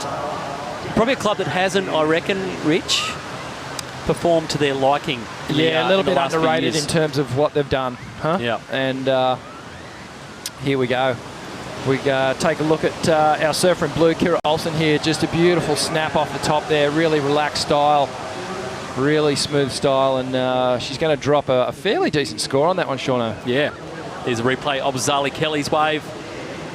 Got better as it went down the line. Found a couple of nice little sections. That turn there, the best of them, and just gets swallowed up on that last turn. But yeah, a bit of action straight up. I think yeah, Kira Olsen's wave is going to probably be the best one. And our Torquay surfer, India Robinson, just a little slow to get things started. We're already 7 minutes into this one, Shauno. Yeah, it's moved quick, hasn't it? I was in Torquay yesterday, Rich. How's things down Waves in Torquay? were smoking. It Oh my God, it was so... I didn't take a board down, of course. I was only there for the day. I made the mistake of driving straight out and looking. It was 5 foot and about as good as it gets. So I think even these crew probably missed a lot of that yesterday. They probably come up yesterday, made the flight up. Yep, they would have been on the journey up. Actually, our Pete Smith, our FCS rep, gave me a call. He was like, mate, what are you doing? Can you get down here? The waves are pumping. I'm like, mate, I'm going to be at Newey. That's exactly who I ran into in the car park. Yeah. He was going straight out. Did you hear off? Yeah, absolutely. As soon as he saw I didn't have a board, he would have ripped it. Gave it to me mercilessly. But probably didn't offer you one either, did he? No, probably had 4 in the back. Didn't think he'd give me one. Okay, well, there's that last wave for Zali Kelly. 5.9, actually. Best wave of the heat. So far. It does. This is what Newey does, mate, with the nor'easters. It is looks so much fun out here. It's Kira Olsen again. Not quite. Yeah, just a little late on that one. But it's actually gotten... The texture of the water's gotten a little rougher, but there's definitely more waves now. Yeah. And plenty of it. And that's going to happen as the tide keeps coming in. It must be around a high tide around 2 or 2:30. So we'll see these lefts continue to come into play here. And perhaps these rights, as the tide fills in even more, we'll start to see some of these right-handers closer to the shore open up a bit more. Yeah, well, here is the young lady with the best wave of the heat so far. She's in 3rd at the moment because we're scoring the girls on their best 2 waves, of course. So this is pretty much resembles a standard QS heat, this format. So nothing too tricky. Wow, look at this set. And it's up and riding for the right-hander. Yeah. Whoa, a little sliding snap there. She just lost control. And that was unfortunate for our Torquay board riders, India Robinson. Fortunately, and it looked like Flick Palmatier was just about to have a late takeoff on that one. Be a nice change for Felicity not to be out in 40-foot waves. Yeah. Be a little more relaxing. Because she surfed the inaugural big wave women's event at Piahi back in December. And lived to tell the tale. Here's Kirabel Olsen. Nice little reform on the inside. There's so much run on these little left-handers over that patchy little reef on the inside and finishes up nicely. Wow. And you can hear the Avoca crew just ramping it up. So Kira's Wilco's niece. Yep.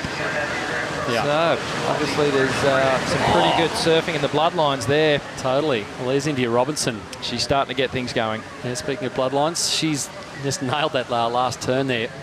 So good heat here shaping up. Yeah, so Kira's Wilco's niece. Of course, had that run in with the shark too. Like probably, that was a while ago now, 5. Yeah. When she was pretty young. Yep. Just had a bit of a nibble. Here's Zali Kelly. Now, bigger wave. Gets around, the wave flattens out a little bit here. Good, couple of good-looking sections here, though. Although it's gone flat again. And she's going to kick out before the inside.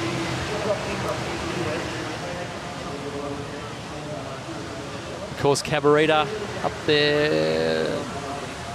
North coast of New South Wales. Beautiful spot there, Rich. Yep, great spot. Had competed there numerous times as we watch Zali's wave here. So she started to get things ramping up through this start of the section of this wave, and then unfortunately just couldn't quite continue on with that final section. This is it, India Robinson, and bang, hits that one big turn, dynamic turn. And I think the judges will like that. They always like those critical moves, those high-risk moves. And she was able to pull that one off with a lot of control. Yeah, of course, coming up next, reasonably familiar name, Rich. Surfing for Snapper Rocks. Yeah, I think we know who it is. Young up-and-comer. Yep. Stephanie Gilmore. I like Bronte McCauley in this next heat on these lefts. Well, and they've got Stacey Baxter from Point Lookout as well, who's almost been one of the keys to Point Lookout's success in the last couple of years. So this is it's a pretty stacked last heat coming up next. Here's India Robinson on a backhand, and just nothing doing there. Yeah, perhaps that sort of chop, that little bit of surface texture is coming into play. The girls just disengaging the fins on a few of these waves. A bit of jockeying going on between Felicity and Kira out there in the lineup. Good to see that there's no love loss out there. Yeah, no, super competitive. Because girls know, of course, like, you know, these are pretty important points in the big scheme of things. The first place here kind of sets you up pretty nicely. That's why we're just looking. There's so many clubs that could win this. And Saturday's like moving day at in a golf major. Yep. You know, you position yourself today to set yourself up for the win tomorrow, and that's what everyone's trying to do. Just get a hold of as many points as they can wherever they can get them from, and just see where they stand at the end of the day. Yeah, you do. You're right. You got to set yourself up if you want to get. You can do the late charge, but I mean, really. You know, history sort of tells us that those clubs that position themselves well and then come in tearing into that final day. So Felicity's got something happening on the inside section here. Nice snap. She's going to work this one all the way through. Yeah, off towards South Newcastle down there. See that patchy reef under there, Rich? Yep. A lot of that around here in Newcastle. You go around the corner of the stretch, and there's a lot of reef. Like it's a straight run of beach. You look at it, but actually underneath it, there's all these little reefs underneath that kind of breaks the swell up, and it's the secret to why these beaches have actually got really good waves all the time. Yeah, it always seems to form the sandbars around them, doesn't it? And totally. There's always a good, gutter that's going through, creating a good left and a right-hand bank, especially here at Newcastle. Yeah, it was Zali Kelly. Nice little banking turn there to finish up. Currently sitting in second, although I think we're still owed some numbers from the judges. Those positions might shuffle a little bit. But yeah, no, great to see Torquay finally here. Great to see the girls as well. Yeah. You know, really, 10, 15 years ago, you'd maybe find one or two girls in the club. And now, I know personally, like Queenscliff Board Riders has big girls division, North Stainborough, and I know most clubs around Australia now have a really good girls women's division. And it's great to see that the Australian Board Riders battles really embrace that and given these girls a platform to showcase what they're doing in surfing now. Yeah, well, here's Flick's last one. Sick first turn. Just went flat a little bit there, but gave her another little run through the inside. Just jams little turn here before that wave dies out on the inside. Scores dropping. It's pretty healthy. Not bad. Yep. But yeah, no, it's there's a lot of youngers, particularly like girls around Kira's age, like Zali Kelly's age. You know, 15, 16. You know, like probably the top, or obviously the top junior female surfer in the country isn't here. North Shelley didn't make it, which means Macy Callahan didn't make it. Yep, and Macy's pretty much won everything this year. Yeah, she has smashed them this year. So sadly, we didn't get to see her in the event, which is a bit of a shock actually, because North Shelley made the final here last year at the ABB. Yep, they did too. North Shelley from the Central Coast of New South Wales. But there's just like, there is an army of girls all around that age, kind of, 14 to 17, just starting to do stuff. Well, when you look at the women who are sort of have paved the way, Lane Beachleys, etc. But then you look at Steph now, you look at Tyler. You know, these girls are making a pretty damn good living out of surfing. You know, I think Steph's one of the highest paid athletes, not surfers, but athletes in Full Australia. stop. Yep. Full stop. So, and Tyler earned more prize money last year than John. How's that? Did you know that? No, that's an interesting stat. Yeah, because you know there's been a great equalisation in prize money on the championship tour, and Tyler, of course, you win half the events on the tour, you're going to go all right. Yep. And she ended up with more moolah than John. I don't think John's too upset about that. I don't think he's going to run out of a buck anytime in the near future. No, but definitely not. But it's a sign of the times, Rich. And here we go, late takeoff. And this first turn, nice open face turn, and again, waiting for this wave to wall up, coming through to this inside section. And she's going to have to finish strong here. Another snap, and this thing just keeps offering. Oh, and she just got hung on that last turn. So India Robinson, she's looking to make a move. She's down there in 4th position at the moment. She's only sitting on a 3.75. So she's definitely going to improve on her second wave, which was a 1.5. So, you know, she might make a move here. I think it's going to be around the mid score, mid-range score. That was a big wrap. That turn there. Kirabel Olsen, and links it through. Good little inside section. Just trying to join the dots a little bit here and find where this thing's going to close out. There it is. And ices it. Oh! Bit of slalom course through the inside rocks here at the dividers here at Newcastle Beach. And the Evoca crew pretty happy with that one. It'd be nice to have a look at a replay of that, because I think that first turn there, Rich, was meant to. Yeah, really committed. Held the rail. And let's check out this replay, Sean. So beautiful left-hander, and you can see that open face, and just whenever you hang onto that rail line and just draw it out a little bit longer, looks pretty. It's hard to do. Yeah. You know, it looks simple and it looks smooth, but it is a really hard thing to do in surfing, is being able to elongate that turn. And she did well to get all the way through to the inside and bash that section right on the shore in between those rocks. So we possibly could see the best score of the heat drop. Yeah. Because she's a tall girl too, that really accentuates when you draw that turn out. It plays to her strength. So that score is going to be interesting when it drops. Yeah, here it comes. It's raining numbers right now for Evoca. Here's Fliss Parmatia. A little back foot jam here. Just gets caught behind. Just wraps it around again. Another little jam through the inside. She's just linking these sections really well. Yeah, she got it going a little better on that one, I think. Currently down in 3rd position. She'll be looking to maybe get out, get one more wave. There's only 1:20 to go. And big score, Sean, about to drop. Yeah, I think it's going to seal the deal for this heat. One more score to drop in. It is going to be probably a big 7-something for Kirabel Olsen. There it is, a 7.25. Pushes her, well, it's almost insurmountable. She's out a long way in front right now with a minute to go.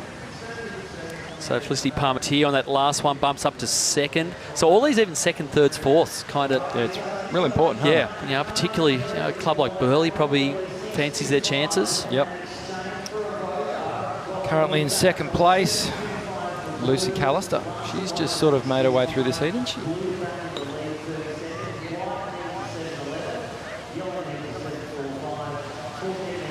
No, she got subbed out, mate. She did too. That's Fliss. Fliss. Yeah. It's been really quiet, actually. She's been really quiet. She's been so quiet, she hasn't ever been out there. But here we go, Zali Kelly. And nothing doing. We're down to the last 10 seconds. And that is going to be it. So Evoca, Rich, that's a big win for Evoca. Yeah, it's huge. That is going to count tomorrow. That's one we said, this is moving day where you set yourself up. That result helps Evoca a lot because they went out of the skins. Yep. Maddie Wilco went out of the skins. They needed Kirabel to... and they would have been counting on Wilco. Totally, they would have been thinking he's good for at least 2 or 3 skins. Yep.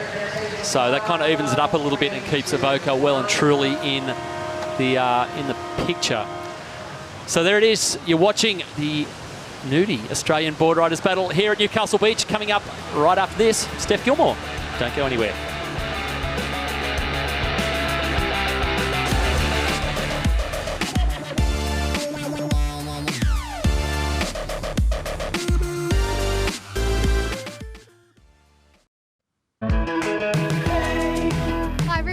I'm Sam Squires and welcome to a new episode of Surfing Australia TV. We have club surfing's biggest battle. We feature some frothing groms, there's all-time classic breaks and unforgettable footage from around the globe, plus plenty more.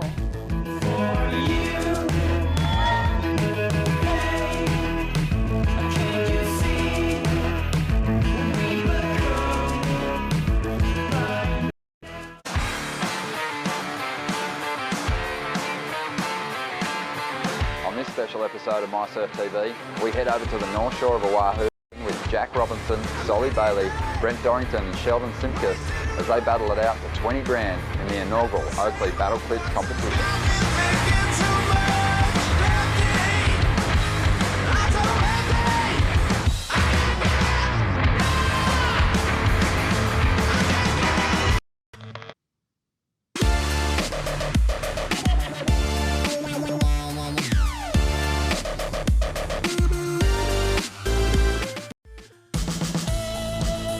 Yeah, great to have you guys with us here. Saturday on Newcastle Beach, looking pretty damn good for the Board Riders battle. And there is the ABC, Richie Lovett, Avoca Board Riders Club. Pretty happy after that last heat. Yeah, Kirabel Olsen, she just teared away with that one. And a great win for the Avoca Club. And there is one, Stephanie Gilmore from Snapper Rocks. And, well, we're all expecting her to win. But is she going to win? And I know these other ladies are going to have something to say about it. Yeah, absolutely. That's Kirsty Zorich surfing for Byron in the yellow. This actually, we said this, it's a stacked heat because you got Stacey Baxter from Point Lookout, who, there we go. It's a nice little inside right, fading left. Haven't seen a right ridden in a little while, Rich. No, it's been a while. It's all these left-handers. They're just offering so much opportunity. They just keep walling up, and as you see there, right through to the inside section, the girls are able to. Here we go, Bronnie McCauley. She could give Steph a little push here. Yeah, totally. It's a mad little heat because you got two championship tour surfers in there, and you got an up and comer with Kirsty Zorich, and you got Stacey Baxter from Point Lookout, who was probably their secret weapon last year in the ABB. Yeah, she scored them a lot of points last year. And yeah, final heat of the round into the teams after this, Rich. Things are going to get a little bit weird. It's going to get very weird. Yeah, it's going to probably not as weird as it's going to get tomorrow when it's all going to get decided. But man, yeah, the teams is where you really see it. You really see the club spirit. Well, that's Kirsty Zorich on your screen in the yellow from Byron Bay. Like we said, Byron's actually got a pretty red-hot team as well. Of course, we've seen Solly Bailey already in the skins this morning, but their Masters surfer, of course, your old mate, Danny Wills. One of my old sparring partners. Yeah. And you know what? Willsy is hungry. I saw him at Byron last week on his second surf of the day. He's keen as I've seen him in surfing every day for the past month. Yeah. So, well, the winner of the last heat, of course, Kirabel Olsen down there with Toby Martin. Yeah, thanks, Shauno. Kirabel, pretty amazing performance. That's really rejuvenated the club with that heat win. Yeah, it was really fun out there. I was just trying to catch the good little inside lefts, and yeah, it went. And they're pretty passionate, this crew behind you, aren't they? They are really, really passionate. They're good to hang out with. They're really fun. Everyone's always smiling, and yeah, we're just here to have heaps of fun, I guess. Does that lift you when you're out in the water to know all your teammates are on the shoreline cheering for you? You've got the sign posted. It must feel good. It does feel really good. Just have all the support and everyone down here. Yeah, I haven't hung out with the Board Riders crew for a long time, so it's good to be here. And the conditions really turned on. It's been improving over the last hour. It must be nice to be on the right side of a good call to be out there having a heat. Yes, this morning it looked a bit tricky. I surfed earlier as well, and it was a little bit fat and powerless, but it's definitely gotten better out there, and it's a lot of fun. Tell us about some of the feelings that you go through when you surf for your club. I guess I just can't stop smiling. That's about it. Obviously there's a little bit of nerves there, but nerves just show that you care, so it's good. Absolutely. Kira Bill Olsen, winners are grinners. What about a big cheer? Avoca Board Riders. Guys, you can't win the event on a Saturday, but you can certainly lose it. Avoca right back in the fray. Oh, yeah. Bring it on, Birds. Oh, Birds, I love it. Too good. That is some good scenes down there, Shauna. I love the passion. We're seeing it already, and this is what it is all about here at the Australian Board Riders Battle.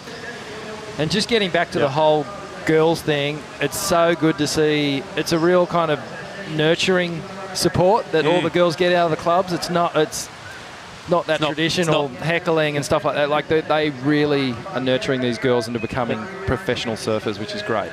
Yeah, and they patronising. It's like, because the thing is the way this event's been designed, like the rating, the points of the women division, super important. Yeah, you know, it really counts. You're not going to win it unless the girl in your team actually kind of blazes. Yep, does well. And here we go. We're having a look at this Bronnie McCauley on your screen. Of course, one of the rising stars, as we see the star, one of the biggest stars in women's surfing, Stephanie Gilmore. And that style right there is what has taken her to multiple world titles. And she is just taking that wave to pieces. So really stepping up the level in this heat. And Steph, you feel like she wants to do exactly what Kira did for Avoca, because Parko didn't have the best of goes in the skins event, so this is a really important one for Snapper Rocks. Yeah, Snapper need Steph to win this heat. It's almost like a non-negotiable that she's got to get the win in this, and looking really good. You know, because Steph will sit there and ride her backhand off. You know, said she never goes left. Yeah, but look at her. She's killing this thing. Looking pretty good. And she's also a notoriously kind of slow starter in the start of the year. You know, doesn't come out of the gates. And even when you get to Snapper, you know, has a tendency to lose kind of early round heats, non-elimination heats when it's not pressure. But she's looking good out there. Yeah, this could kickstart her whole year if she gets on a bit of a roll next couple of days. And Snapper Rocks just around the corner, really, isn't it? Yeah, I know, it's not far away. A couple of big QSs in between then and now.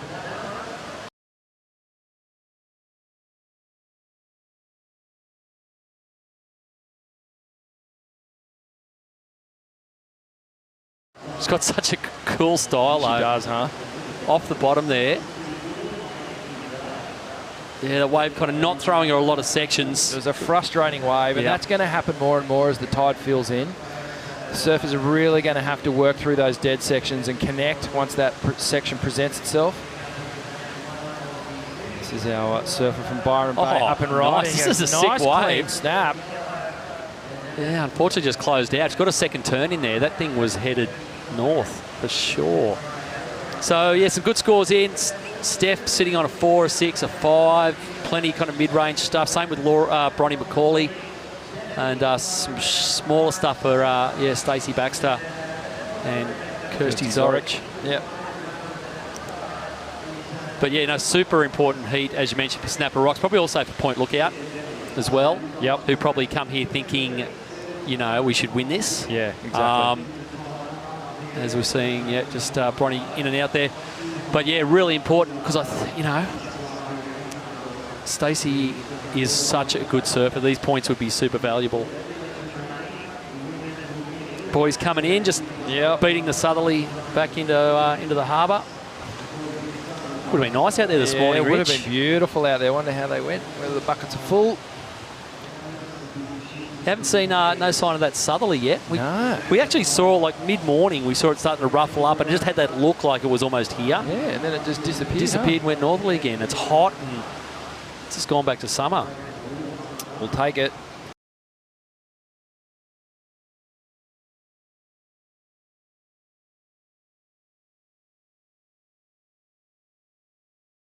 Famous, huh? That is it. And I tell you what, though, Newcastle can get angry. Well, there's some famous photos taken on those very rocks there of guys trying to jump off in 12-foot east swells. Of course, on an east swell, the north end of Newcastle Beach just turns into, it's just like G-land. Yeah, Uluwatu, huh? Yeah. It just happens. Fully. You don't want to come a cropper on those things. But the only way to get out is to get off those rocks. Yep. And yes, therein lies the challenge. But it's a great beach. It offers actually a lot. Whatever way the swell's going, there's always waves. There's always a little bank that's working, and it does hold big as well as we've seen in the past. And I don't think tomorrow's going to get overly big, but we're definitely going to see a direction change in the swell. Yep. Here's Kirsty Zorich for Byron, just through the inside here. And not much doing there. Here goes Steph. Little backhand jam. Another one. This is a good wave. This wave's cooperated. That's the one she wanted. So that's 4 right there. And she'll probably finish this thing up. Yeah, that's like we've just seen the best wave of the heat there, Richie Lovett. Absolutely, 100%. Very relaxed. You can feel Steph starting to build through this heat. We've still got 8.5 minutes to go. And Miss Gilmore is starting to feel her rhythm as we see Bronnie McCauley. If she had come down off that one, that could have been anything. Well, it was still going too, that wave. Yeah, it was running off, and perhaps a little opportunity just missed there from the Margaret River surfer, Bronnie McCauley. And let's take a little replay at Steph here, but look at this speed. She just maintains all that acceleration through her turns. Rapid fire, just smooth into the bottom turn, back off the top again, wrapping it round, continual movement, and that is the sign of a brilliant surfer. Yeah. When you can go through those transitions and maintain your speed and flow, that's when you know you're looking at someone special. And yeah, just unfortunately coming off there, Bronnie McCauley. The judges went loony over at an 8.35 for Steph Gilmore, and that has, well, shot her out into the lead, and she is looking really good. Exactly what Snapper needed. Yep. Needed that. They've got to get the W in this heat. Well, I mean, looking at the standings now, Bronte needs a 9.1 to even get Steph. Yeah. So, and she's coming second. So the other girls are obviously in combination land and need to get going. But here's an opportunity for our point lookout surfer, and she's starting pretty well. Another tight snap. Just referring back to that style, Shauna, nice and clean, composed. Another backhand snap, and she's going to take this one all the way through to the inside. One more section, right between the rocks, bang, off the foam. So it's going to be her best wave, I think, of the heat so far. But she's going to have to really dig deep if she wants to get out of combination. Yeah, nice wave there for Stace. It's kind of starting to look with, what is it, just under 7 to go, it's almost a battle for second. You know, you don't want to say it, but Steph is looking like she's owning this thing and just getting into rhythm now, as I say that. Yep. Just loses it, but she's going to be hard to overhaul. But those minor places kind of count. You know, if you're not going to win, you've got to get second. Particularly, you know, for clubs that are fancying their chances overall, which is point lookout, I reckon. Yep. So yeah, there it is, a right. 4.45 for Stacey Baxter. But it is breaking a lot like Main Beach, actually, on North Stratty. Yeah. Well, Bede was saying that earlier today, didn't he? Yeah, it's amazing how people come and just kind of, they will the familiarity between this is just like home. They turn this place into home. Yep. Fully. Yeah, well, they've been looking pretty good so far. So the North Stratty Newcastle crew. beaches look like about 15 different spots around Australia. It's looked like Avoca, Main Beach, North Stratty, Jan Juc. Yeah. The Juc. Juc was on the cook yesterday, just quietly as well. You know it's a good day when Jan Juc's firing, Rich. Do. Absolutely. So, yeah, competitive out there, but not so much as well. Amazing how that when you're in that first position, how relaxed and chatty you start getting. Bronny's just going, you beat it. Yeah. I'm chasing an 8 here. I really don't want to talk to you right now. But it is the beauty of this, this whole event.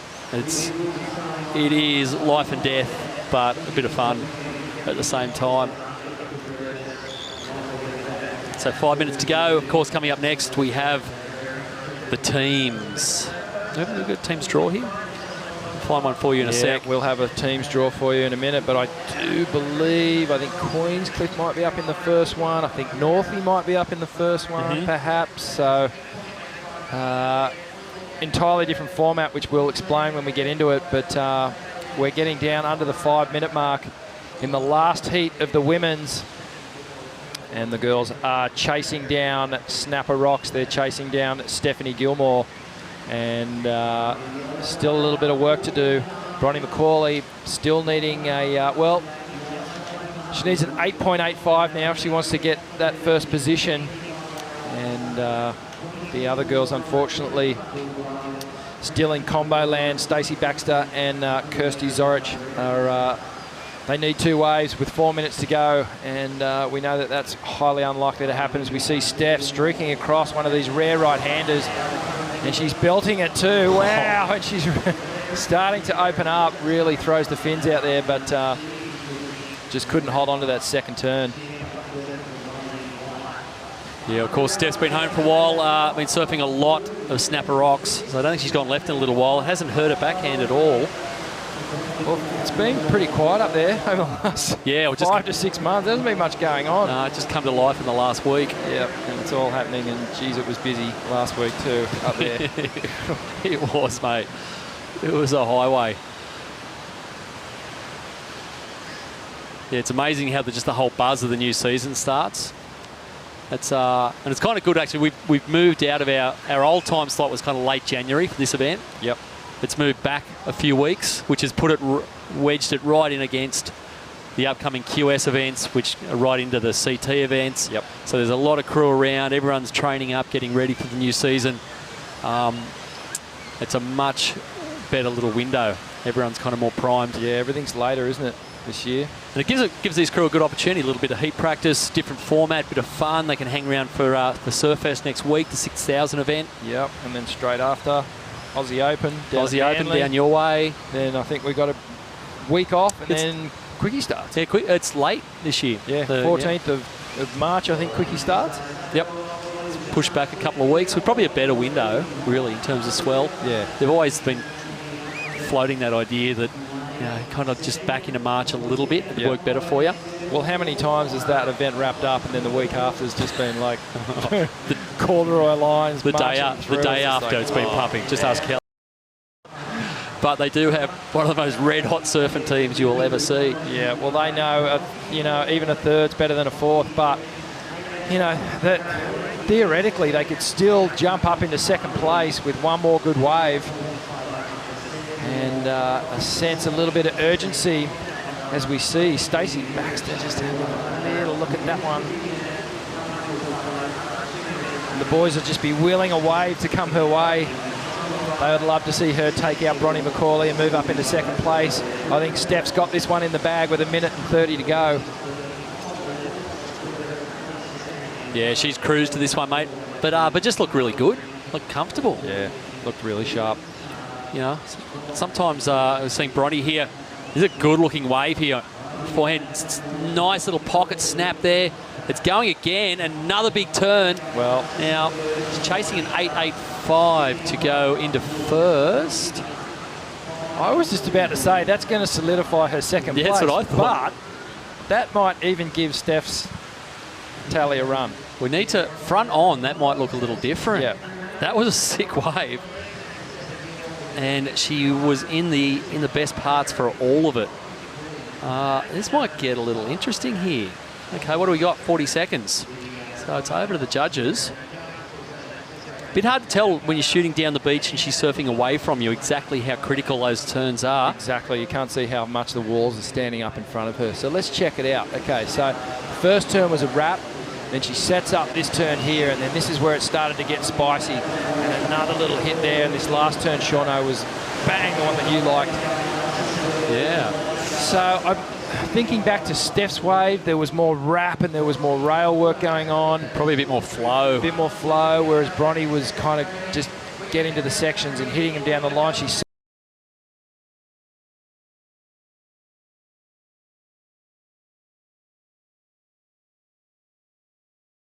surfed the wave incredibly well. I don't want to take anything away from what she did on that wave. As we see Steph up and riding. So this one will actually count. Yeah, a couple of turns there. Don't know if it's going to improve on. What's her low scores? 6.5. Yeah, that won't go into her two-wave tally, but the judges are thinking about this last wave from Bronnie McCauley and just workshopping that with you. I don't think it's going to actually be there. I'm pretty sure it won't get there.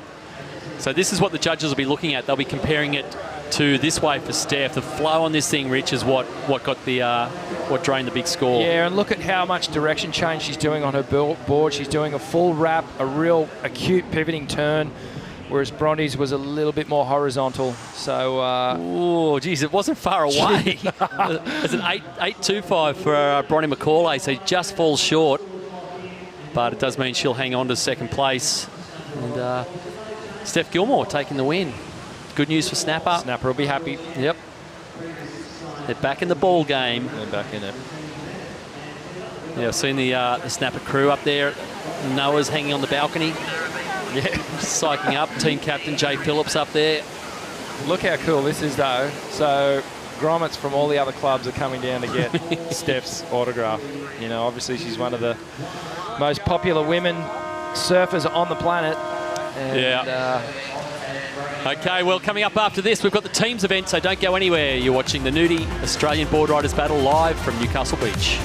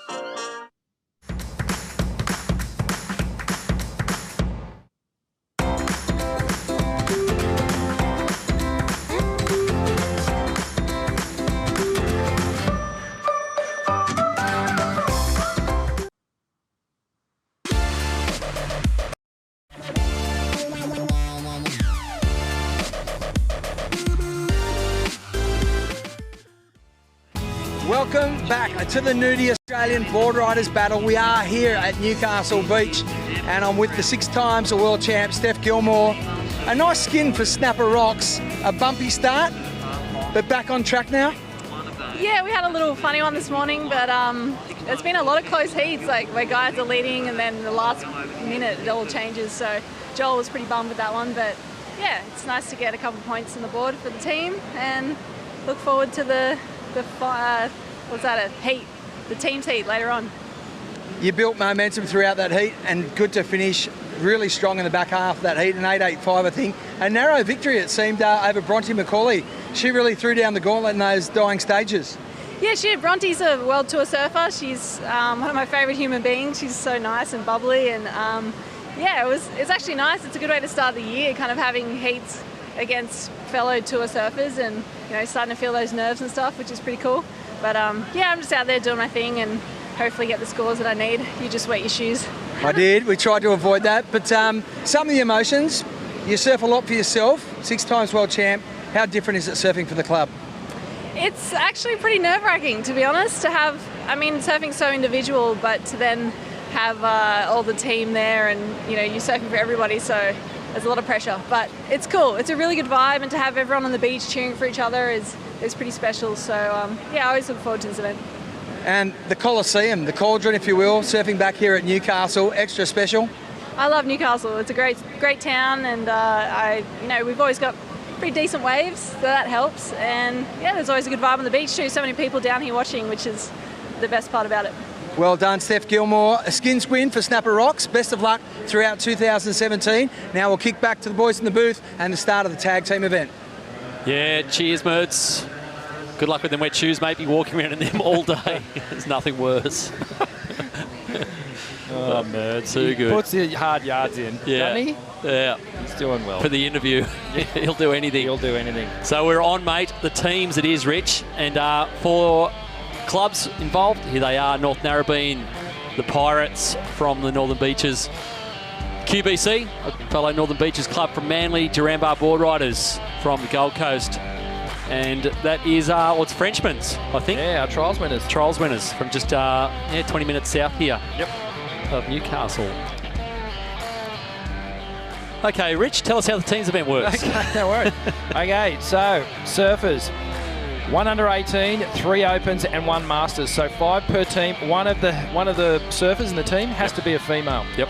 Okay, so everyone goes out. It's a relay style event where everyone goes out. They get 2 waves. They come in, and then they tag the next surfer. He goes out. So teams have to get their surfers through in an allotted time.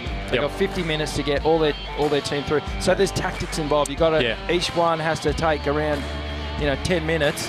When you start going over that, sounds easy in theory. Sounds easy in theory, but this is where really pressure starts to get involved, and we have a power surfer. So the team nominate 1 surfer in the side. Yep. And one of their waves is double. Yep. So it sounds confusing, but when you actually see it play out, it's pretty simple. It's basically just a relay. And some big old clubs involved here. North Narrabeen, of course, probably being the biggest, the defending champs. And this is their, mate, bread and butter, this kind of stuff, Rich. They do drills on this all the time. And that man you see on your screen, he's leading them. Nathan Hedge. He's the spirit animal of North Narrabeen. Although they've probably got about 10 of them. Look at him. He's frothing. He's seen something. But they know exactly how that, mate. They know how to do it. No one does the teams event better than Northie. They are super drilled. Yeah, they're onto this thing. Yep. And as we see Hedgie up and riding, he'll be keen to get the North Narrabeen boys off to a good start here. And this is it. These waves count. Hedgie, he's just frothing out. And you'll see these guys ride these waves to the death. They want to make every point count. And mate, I've just been reading back through the whole power surfer situation. So it's not actually their score's double. The power surfer gets to go back out again and get an extra wave. Yep. So we used to do the wave doubling thing. Yep. And now it works. But he goes back out. He only gets 1 wave. Yeah. So unlike these guys can catch 2 waves. Yep. And they just nominate their better one. Okay. Well, down on the beach, here comes the tag. Merds, what are you seeing, mate? Yeah, I'm seeing Nathan Hedge. He's synonymous with a quick start. He's always passionate. He's always provocative. So he's going to do the run around. Davey, how's the nerves at the moment, mate? They're all right. I'm all right. Just getting ready to run.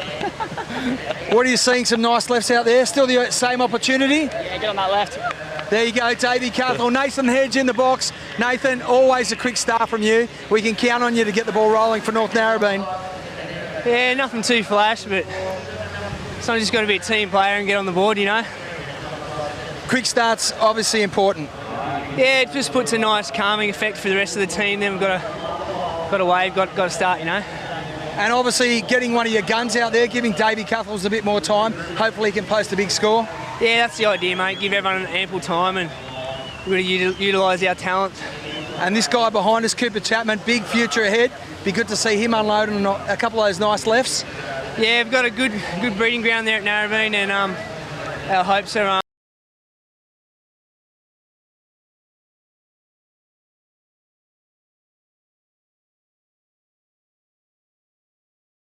to get a chance to have this format now within the sport. So there's a lot riding on it, so it's good pressure.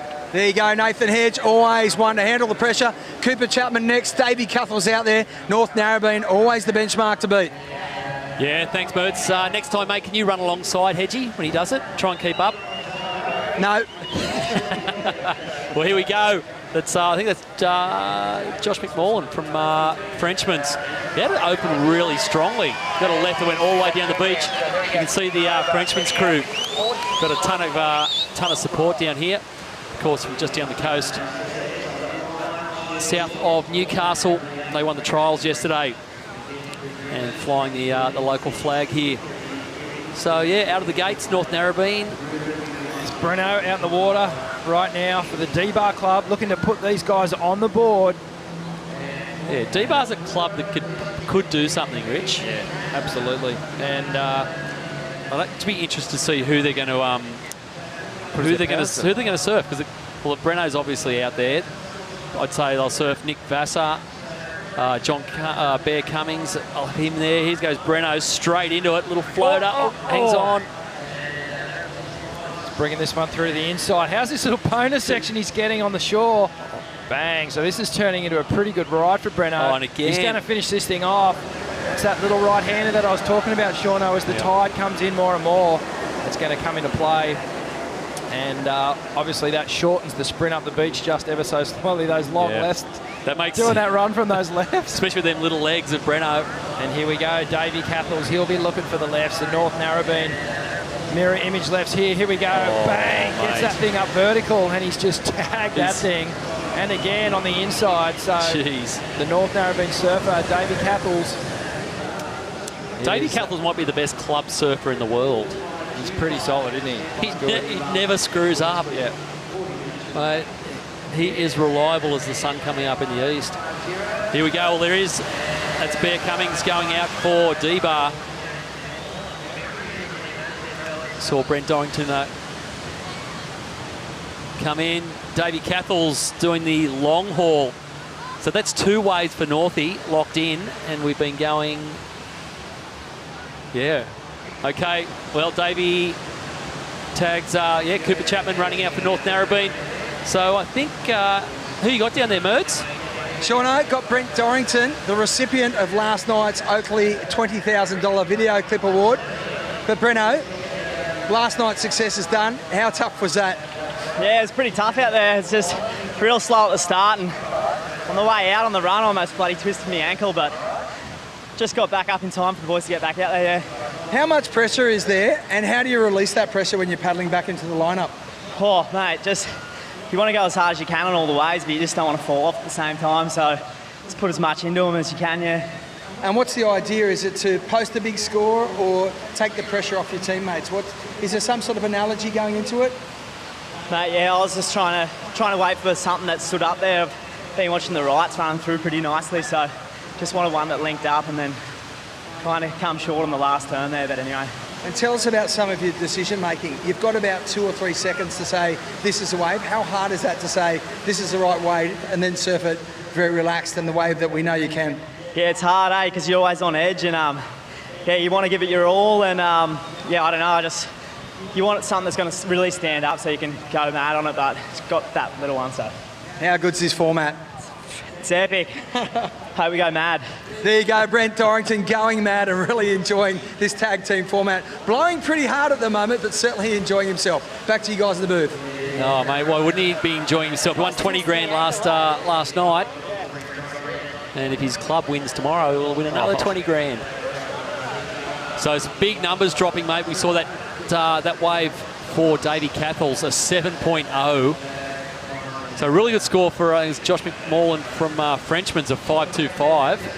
And numbers just dropping in now for that wave for Breno that you're seeing on your screen right now in replay. Judges probably just cooked him a little bit just because he lost it in a couple of spots along the way there. Yeah, it's just a little wobbly on that second turn, and the timing not so great on that midsection, but then he kind of got it going again, and then, there were good moments, but then there was a lot of sort of if moments as well. So we got live action here. This is our surfer from the Frenchman's Club, and it's just switched. Everyone's onto the rights. Yeah, it's come back a little bit. Good little wave there through the inside. He's going to cash it in. And, of course, time is of the essence. You don't want to screw around out there and just twiddle your thumbs, Rich. You need to get busy living. Yeah, well, you can see there's more urgency in the lineup. The boys are just sort of not being as selective. Bear throwing some of that muscle around. Yep. Not a bit too much there. The wave couldn't handle it. It's QBC, Rich. It is indeed the QBC boys. They're always come in after. Always very, very vocal, and that was Ben Penny. Yeah. He's been putting in a lot of training and a lot of hard work with the grommets down there at Manly. So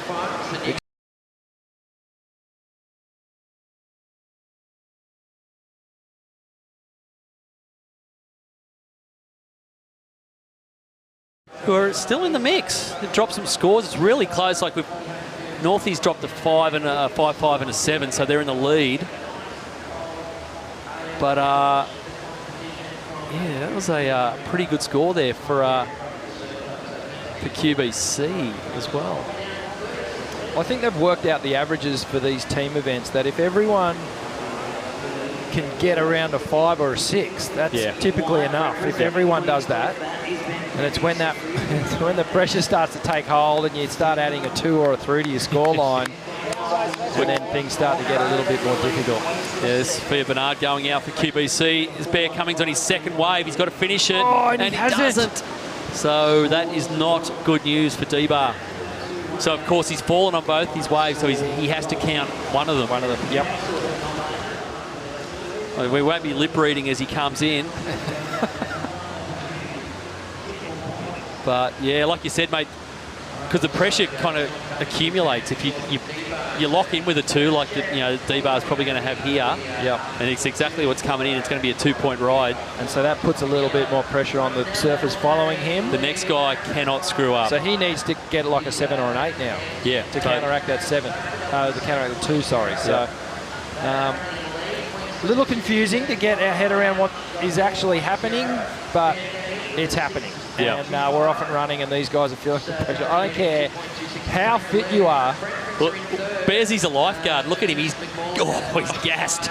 These guys at the end of that run, after going out and getting a couple waves, these guys, look at him. He's like, oh, man, you're completely out of breath. Well, here's Nick Vasicek for Jaramba.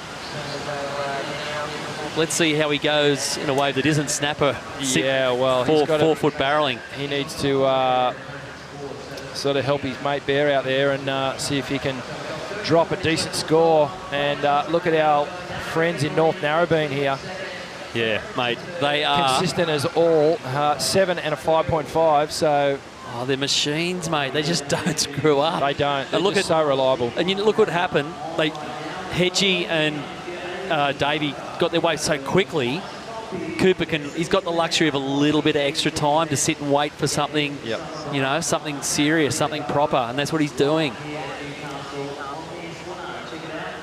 These guys, they just don't make mistakes. Yeah, there's getting through your surfers and getting them through with average scores, but these guys get their surfers through with decent scores. In good time. That's how they do it. Yeah. That's why they have been the champions.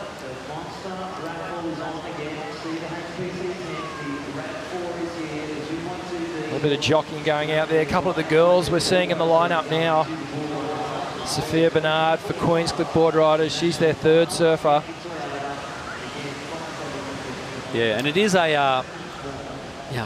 it's a hard situation for a lot of these crews who don't do it regularly. Like the Northie crew do drills on it. Yeah. So they know what, they know how to work this stuff. But from pretty much everyone else, it's, they don't do a lot of practice. So it's sort of foreign. It is, isn't it? Yep. And it's not like it's not a man-on-man heat. It's not a 4-person heat. It's a very different kind of playing field. So this is what has set up North Narrabeen at the moment as almost the runaway leaders. This is the first wave for Nathan Hedgie. He got this in the first couple of minutes. Rich, 1 and done. Yep. So Hedgie off to his notorious quick start, and then Davey a late takeoff, risky in this situation too.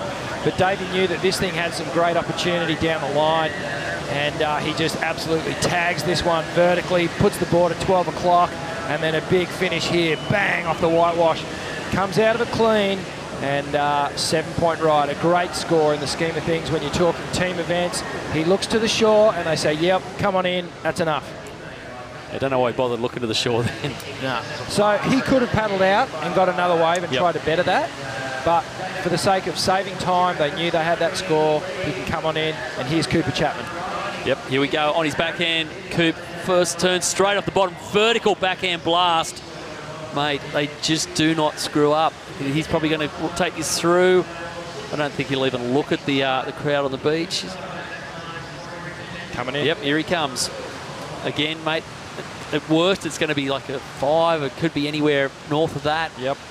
They just don't mess it up. Well, they sort of know too. They'll be looking at what the other guys are doing there, and they're going, okay, well, we know what we do here. If we just keep getting our 5s, 6s, and 7s, home and hosed. Yep. And of course, the way these heats work, 1st and 2nd will be enough to get you through to the next round, is what you want to do. Yeah. So, and I reckon that's what Narrabeen Northie will be pacing themselves. They probably won't be going bananas right now.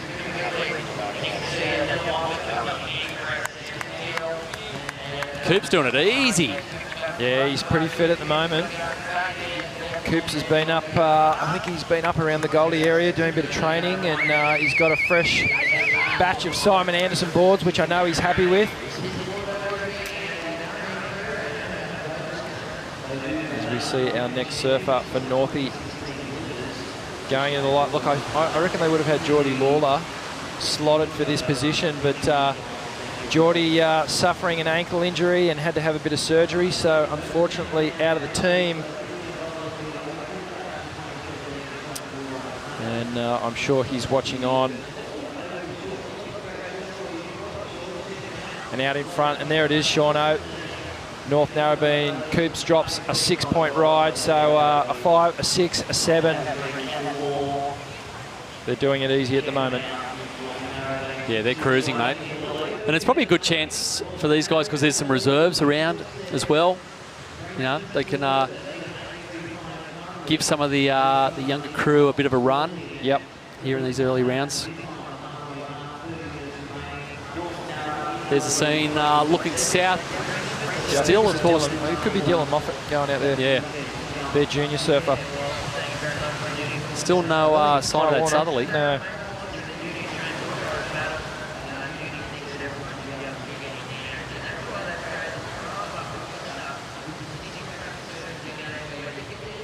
Here we go, a couple of the girls having a look at this one. This is Sophia Bernard from the Queenscliff Board Riders Club down in Manly Beach. Sophia on this left-hander, nice wrapping cutback. She'll be looking to finish this one off. Gets the little foam hit, and I reckon they're going to send her back out. Yeah, what have they got? So this is their third score. They need to post something decent here. All these, the second, third and fourth clubs right now, they're pretty tight.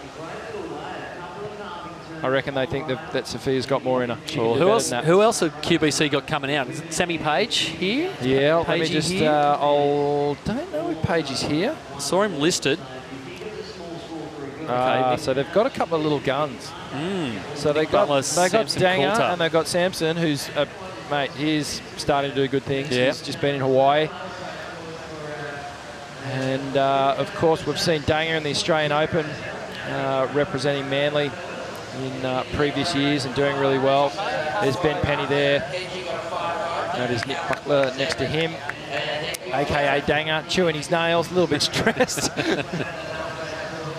Yeah, well, they've probably got a bit of an opportunity here with D-Bar faltering. Frenchmen's have been okay, but haven't surged. Now, if Sophia can nail something like a 5 or a 6 or something here, they're right in it, they're suddenly, it changes the whole complexion of it. Meanwhile, under the Northie tents, all business as usual. Business as usual right now. Not a care in the world. Well, okay, well, you're watching the first teams heat here at the Nudie Australian Board Riders Battle live from Newcastle Beach. Don't go anywhere. More after the break.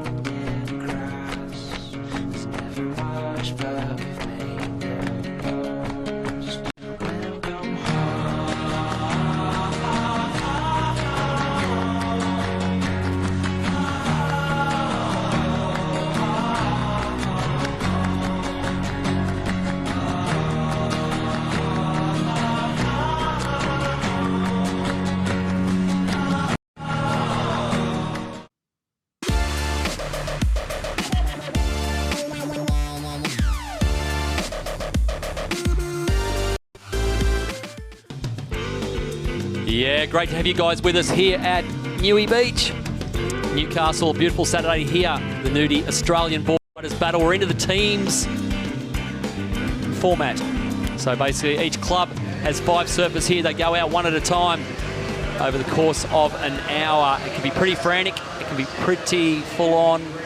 Pretty nerve-wracking if you've actually got to go and do it, Richie Lovett. It is indeed, and this is where the nerves really come into play. And each team has a girl surfer, and we're seeing some of those girls out there right now. This is Sophia Bernard for Queenscliff Board Riders. This is a better way from her. She's getting a multiple run here of turns, and she'll come straight in the beach. You can hear the crew whistling and just encouraging her to get to the sand. She'll do the sprint up. She'll tag the next surfer. And, of course, trying to get their 5 surfers through in the allotted time and then give their power surfer an opportunity to go out and get one more wave. Yeah, well, it turns out that was a really good tactical move, Rich, to keep Sophia out for a second wave. Yeah, well, this is really going to keep Queenscliff in the hunt here. And if she can drop a decent score, they're going to be right on the tail of North Narrabeen. So the 2 Northern Beaches clubs at the moment out in front. And Frenchman's the trials winners in D-Bar in 3rd and 4th with a little bit of work to do. And it's got a little bit of quiet there. Go, Sophia, you can get there, girl. That was a long sprint. I got tired just watching that. Yeah, he goes dang up. Hey, mate, how are you? Yeah, good. What are you up to? Oh, hang on, I'm going to go set my heat. Here we go. This is Danielle Hancock for Frenchman's. And that's what pressure does. Yep. Just looking in. So that was, I think, her first wave. Yeah. And then she can ride another wave. If that was a decent wave, they would have called her in, but they've sent her straight back out, which, of course, takes more time. But under the circumstances, these guys need a good ride now. So yeah, they need to score. They've sent her out to try and get something in the mid-5 range. Yeah, we've seen the Northie machine just rolling on, Rich. And while we watch that, here we go. Here's Nick Vasacek from D-Bar. Vasa just bashing that little oncoming section, fades back onto the left, onto his forehand.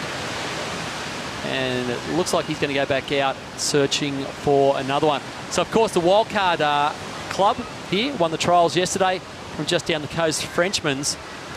Their club captain, all-round Newey legend, Dan Frodsham. He's down there with Toby Martin. He is a bit of a legend, isn't he, Shauno? Dan Frodsham.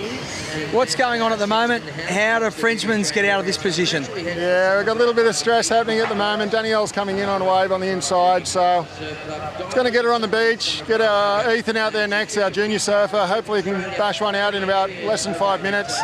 Give me 5 minutes maybe, and then hopefully our power surfer gets out there with 10 minutes and can sit and be patient and, you know, lock in another 8-point ride like he did yesterday. You'd certainly fancy your chances in these conditions, though. It's almost a benefit to have North Narrabeen so far out in front.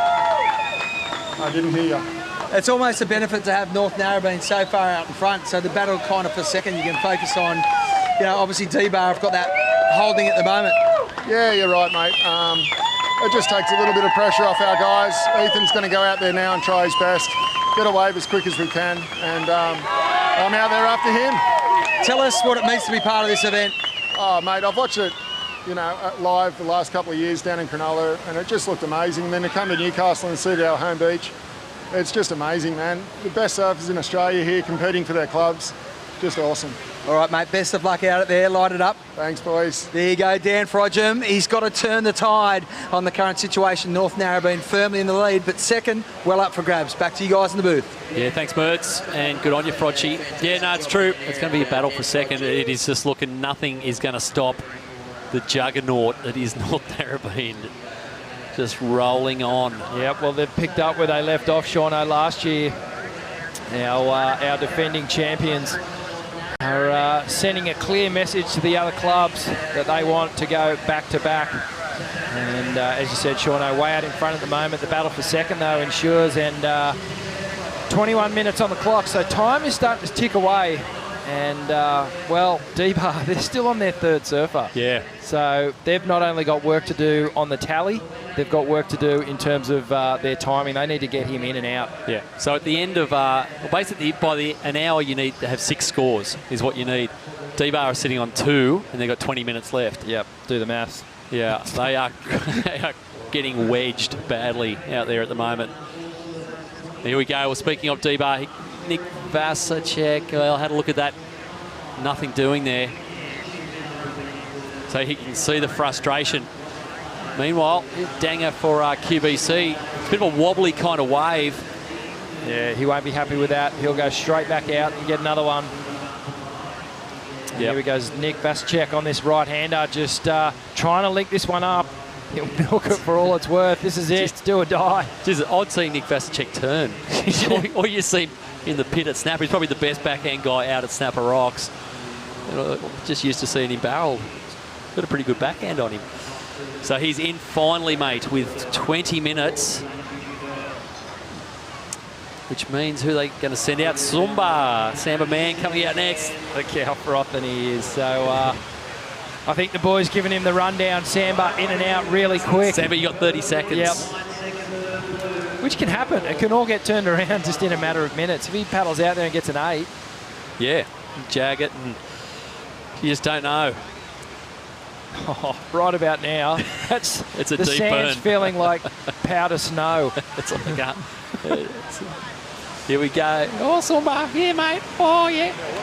Okay, I'm off. Oh, the happiest man in the world. Let's see if he's happy in about 5 minutes' time. Yep. Running straight out there, trying to bring Duranbar back into this heat. Well, QBC have just built a little tally here that's put them firmly in second place behind North Narrabeen. And looking the goods at the moment. We still have 19 minutes on the clock. And we told you that this team format was going to be exciting, and it's definitely delivered in the first heat. We've seen, we'll see some tactics come into play, Sean, I reckon, in these last couple of minutes. Maybe some defensive surfing from North Narrabeen and Queenscliff. Certainly D-Bar and the Frenchmen's Club are going to have to start producing some decent scores. Otherwise, this will be it. Yeah, someone's going to have to blow up out there. So that's Ethan, the junior surfer for Frenchmen's. Looking at a battle for second here, North Narrabeen. Probably the other thing they've done as well, because they've got Jess Vandermeer, who hasn't, usually it'd be Laura Enever in his position, surfing the female role for North Narrabeen. Ton of experience, well-tour surfer, knows the drill. But Jess, I think they're just trying to, make sure she's got a ton of time and it doesn't fall on her to have to stress and panic and just give us some experience in this format. Yeah. Because the thing is, this is round 1 of the teams. The final tomorrow of the whole thing is a teams event. Yep. With four clubs. Yep. They're going to want to make sure that all their team members who are going to surf in that event. If Northie make the final, Jess will be their female surfer. They want to make sure she's had a good run through these preliminary teams events. Yeah, because you don't generally win the final if you've got a bad score in your tally. Yeah. The finals won when all their surfers perform and get good scores. Yep. That's how you win this whole thing. So I think we're going to send it down to Tobes, aren't we? And he's going to give us a little rundown on what's going on with the power surfers. Yeah, indeed, Richie. Just explaining for those viewers at home, it is conveyor belt surfing, and if you fall off the conveyor belt, well, you end up in a big pile and it's no good to anyone. With the power surfer, for North Narrabeen, it's Davey Cathels. They get the bonus of, time permitting, of course, Davey to go out, get another wave and add to their scoreline. So that's a nice incentive to run through the conveyor belt, get all your team back in the box and get your power surf out for one wave only. If he falls, that counts, that's it. So Davey Cathels will be up for North Narrabeen. Firm lead at the moment. Back to you guys in the booth. Yeah, thanks, Birds. And tell you what, at the moment, I would not be sending anyone else out but Davey Cathels. No, he's the Iceman in these situations, isn't he? He is a machine. He hasn't skipped a beat all day. Yep. So North Narrabeen, we've seen Jess Vandermeer going to come in. Oh, they've called her in, have they? Yep, after that last one. So what have they got left? Well, there's 16 minutes. I thought they actually told her to get back out there, and then they've reneged on it and said they wanted to give Davey a good 15 minutes. Well, he's going to have 15 minutes to get 1-1. I know. Well, look, they're a fair way out in front anyway. So they're cruising, man. They're kind of cruising. You know, in hindsight, if this was closer to the final, they would have had to send her back out to get a better wave. But because of they're so far out in this heat that I don't think it's really going to matter in the whole scheme of things. Danga not too stoked with himself there. He knows he probably could have done better. But Queenscliff Border Riders still hanging on to second place, but D-Bar are starting to nip at their heels.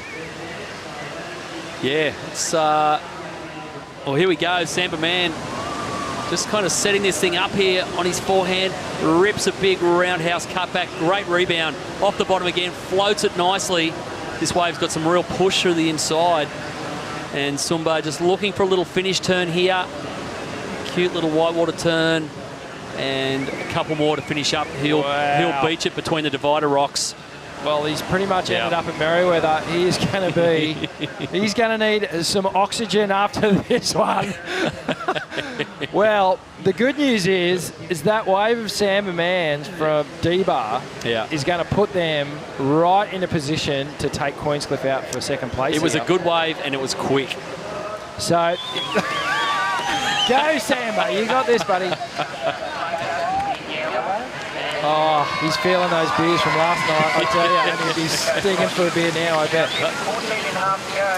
So here we go. So D-Bar, I'll be really interested to see what score drops here for Samba Man on that last wave. And they've sent their girl surfer out, who we will identify in moments' time. And as you see, Davey Cathell's stroking out the top of your screen. So he will be very selective here. I think it's Grace Diamond Lane. I think it is too. Yep. Oh, this will be good. Here we go. Toby Martin down there with Samba Man. Yeah, thanks, Sean. Hey, Samba, you don't have to run anywhere, mate. How tough was that?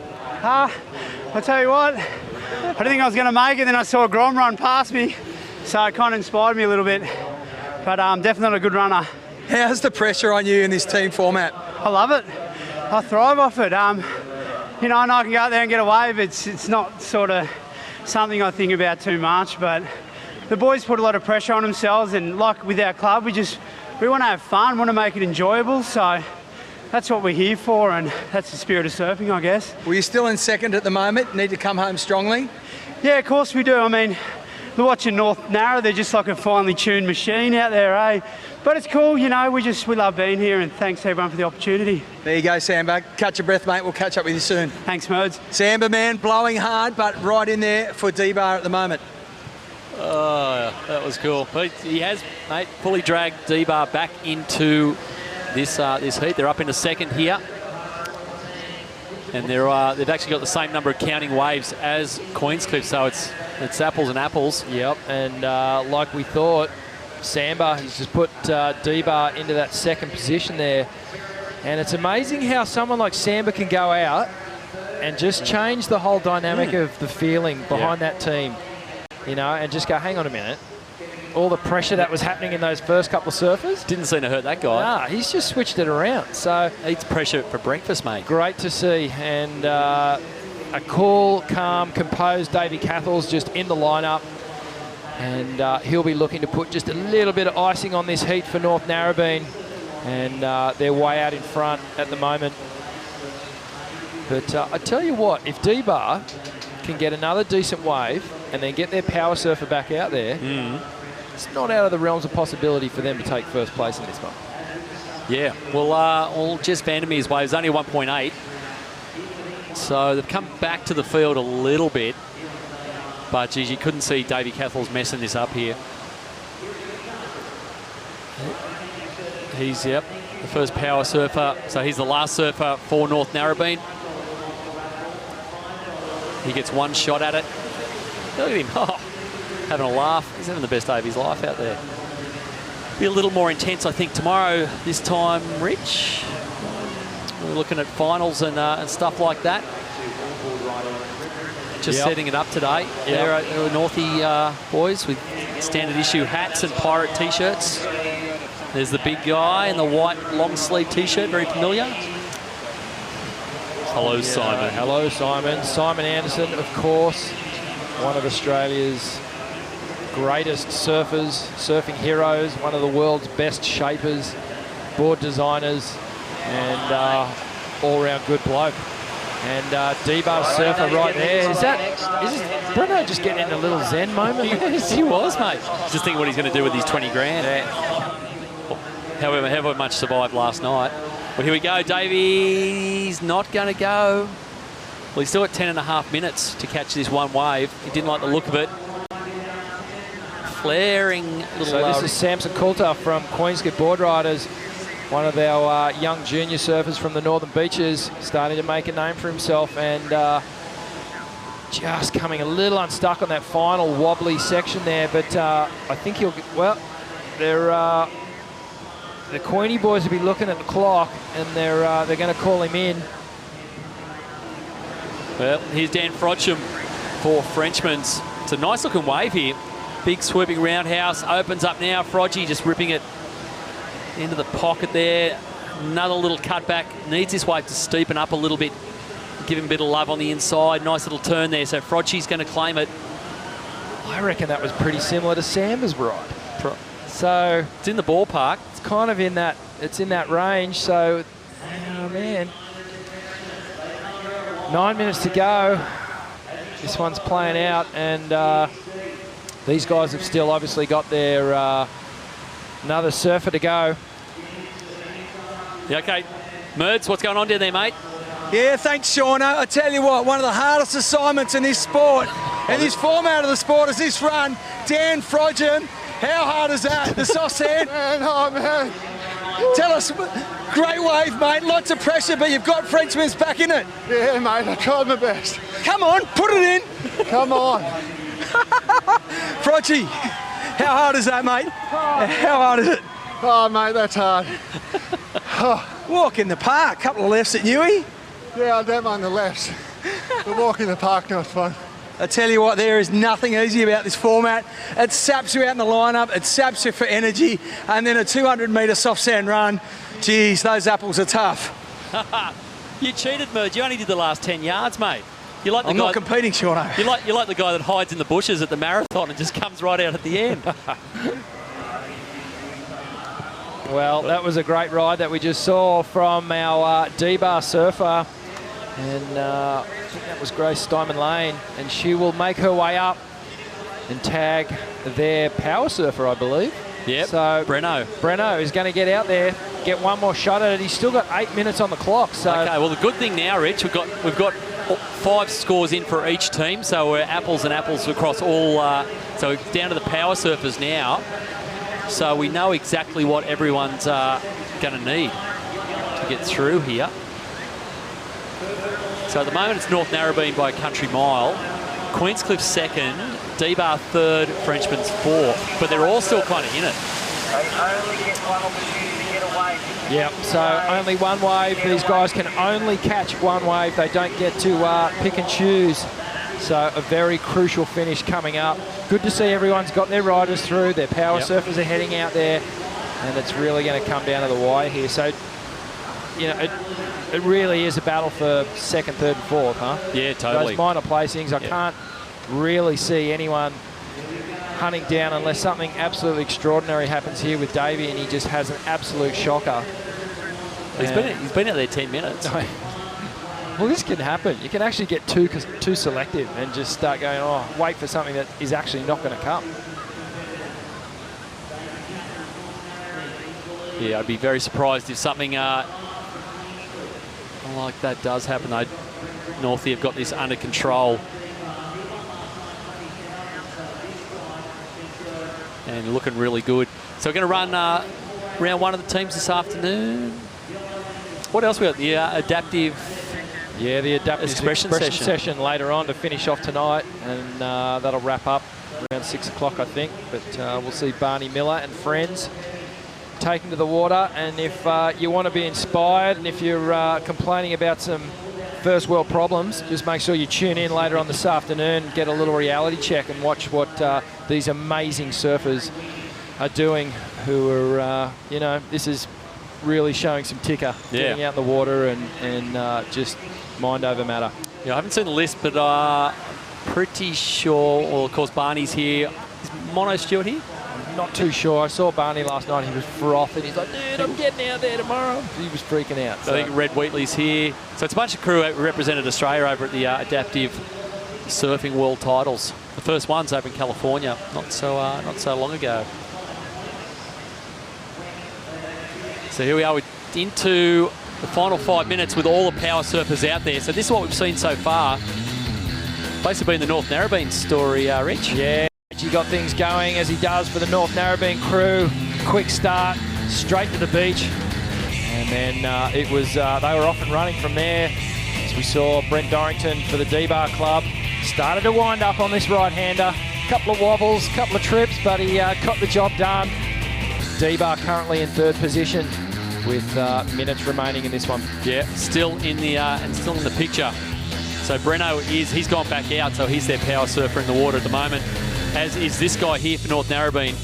Davey Cathals is just having a day. You can set your watch by him. He doesn't fall in club events, ever. No, he's been a real powerhouse for them, real reliable surfer. Sort of taken the reins off the Iceman Duma. Yep. Yeah, this, well, here we go. This kept it going for North Narrabeen. Cooper Chapman, again.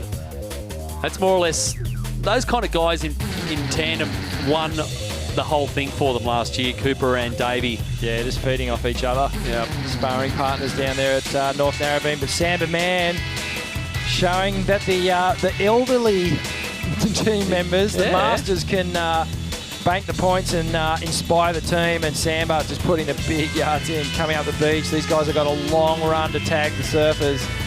And beers will taste pretty good tonight after those runs. Yeah, well, there's the scene looking back up to King Edward Park. Very beautiful stretch of coast here. Newcastle Beach around the corner, of course, the stretch. Bar Beach down to Merriweather. Plenty of good waves in this place.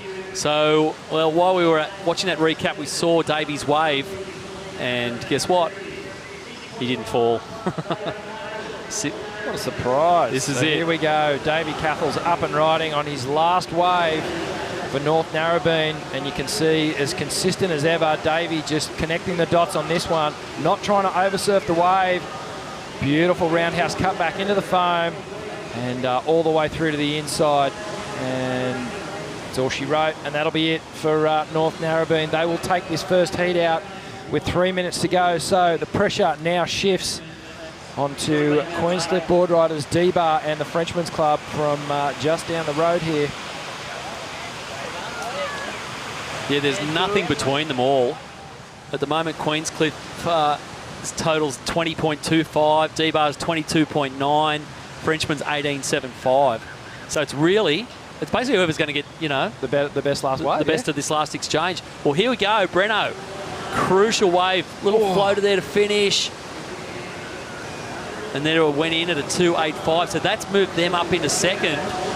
It now means Queenscliff's chasing a 2.66, Frenchman's chasing a 4.15. This is where it gets pointy, and this is where it gets weird. Well, here we go. You can hear the crew screaming. That's Josh McMullen, I think, from Frenchman's. This might be a good wave. He's chasing a 4.15. You can hear his crew on the beach. James McMullen, sorry. Oh, and he's just finished that one off, but he's given it every opportunity. He's milked that thing for all it's worth. He might have got them into this here. And here we go, Danger for QBC. Now, he was only chasing a 2.66, but that might change because of James McMullen's last wave. So either way, he's got to come in and hit the beach, because if you don't make it in before the hour elapses, you get a score penalty. Well, good to see all the surfers got through their power surfers, got through their power waves. Total scores will be coming up soon, and this last little exchange is going to be really interesting, Shauno. Yeah. Man, I'm starting to feel Frenchman's might have stolen this here. They may have done it. So we're waiting on two scores to drop. One for Queenscliff, one's for Frenchman's. You'd have to think Breno's just kicking himself a little bit, going, what could have been if I'd just gotten a 4 or 5? possibly would have put it out of the ballpark for the other players. Yep. And, the judges just taking their time with these scores here. Yeah, we've just got the next team's heat getting ready to go. Merriweather there, represented by the svelte figure of Travis Lynch. So we're still waiting on those last scores to drop because they're crucial scores. They're going to decide who gets through here.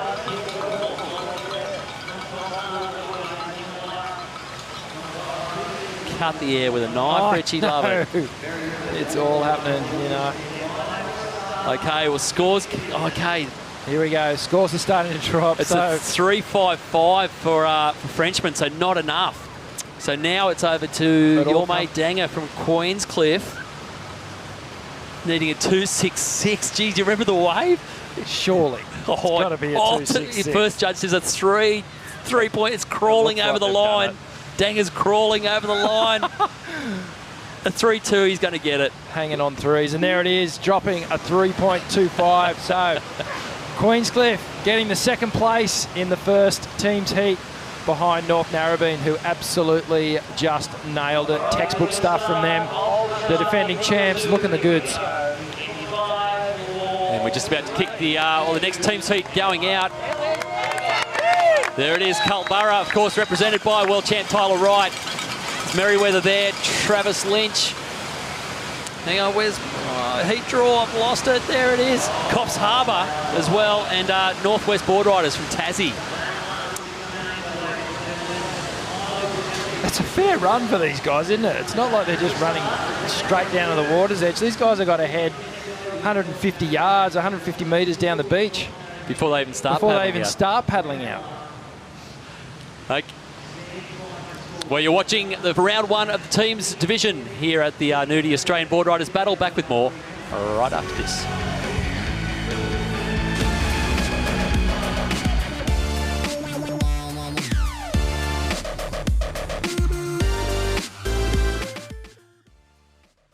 In the end, the ball gives and takes.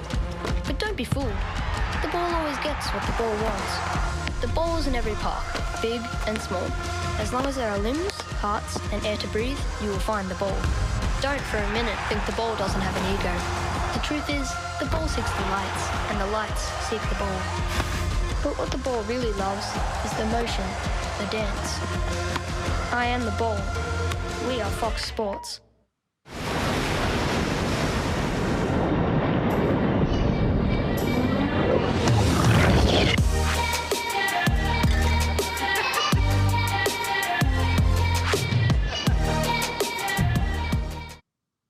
Craving something tasty?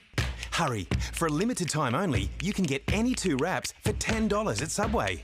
Get 2 of your faves, or choose one you love and try something different. Don't miss out. Grab yours today at Subway.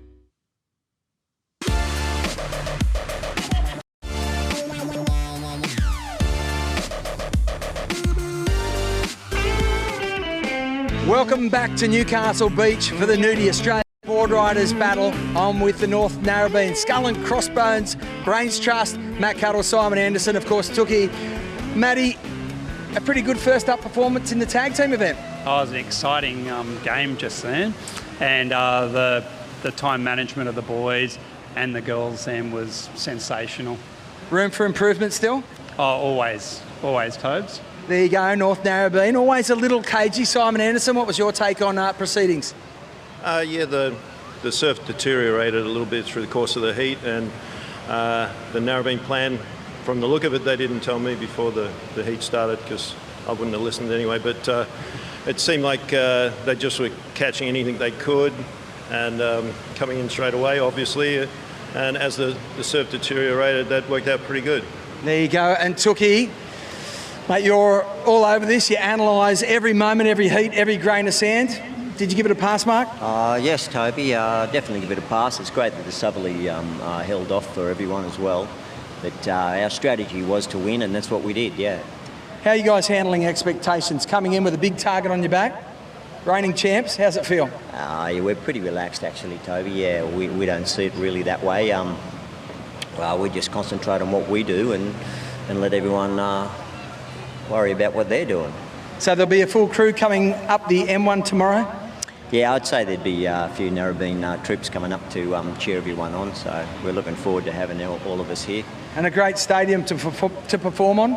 Yeah, well, yeah. I mean, who doesn't like something to hit, you know? So there's actual waves that you can, some big scores dropping through, so it's exciting times for everyone, and we're looking forward to smashing it. There you go. Exciting times for everyone indeed. Well, the brains trust behind the North Narrabeen success. Tookie, Simon Anderson, Matty Cattle, 3 of the finest, and of course the team doing a great job. Rolling straight into heat number 2. Back to you guys in the booth. Yeah, thanks, Toby. And Tookie looking far too relaxed for my liking. He looked like Steven Tyler to me. He certainly did. He looked like he was just getting ready for a gig, if you know what I mean. Aerosmith style. Oh, and Simon Anderson, complete gold. And there's a matchup in this next team's round. 1, heat number 2, JJ. That's a good one.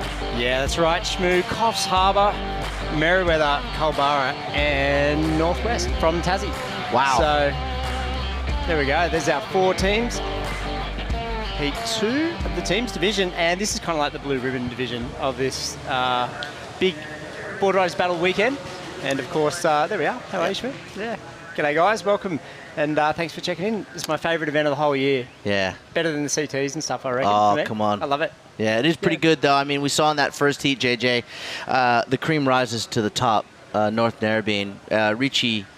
Richie Lovett put it perfectly when he said, it's just textbook from those guys. Precision, defending champs. This is when they know they need to get big scores, to get big points, to see themselves into the Final Four for that 20 grand, and of course that 30 on top of that from World Safaris, and get themselves a boat trip as well. So a brilliant performance there by North Narrabeen. Yeah, there is a lot on the line this weekend. So let's take you into this heat 2 of the teams.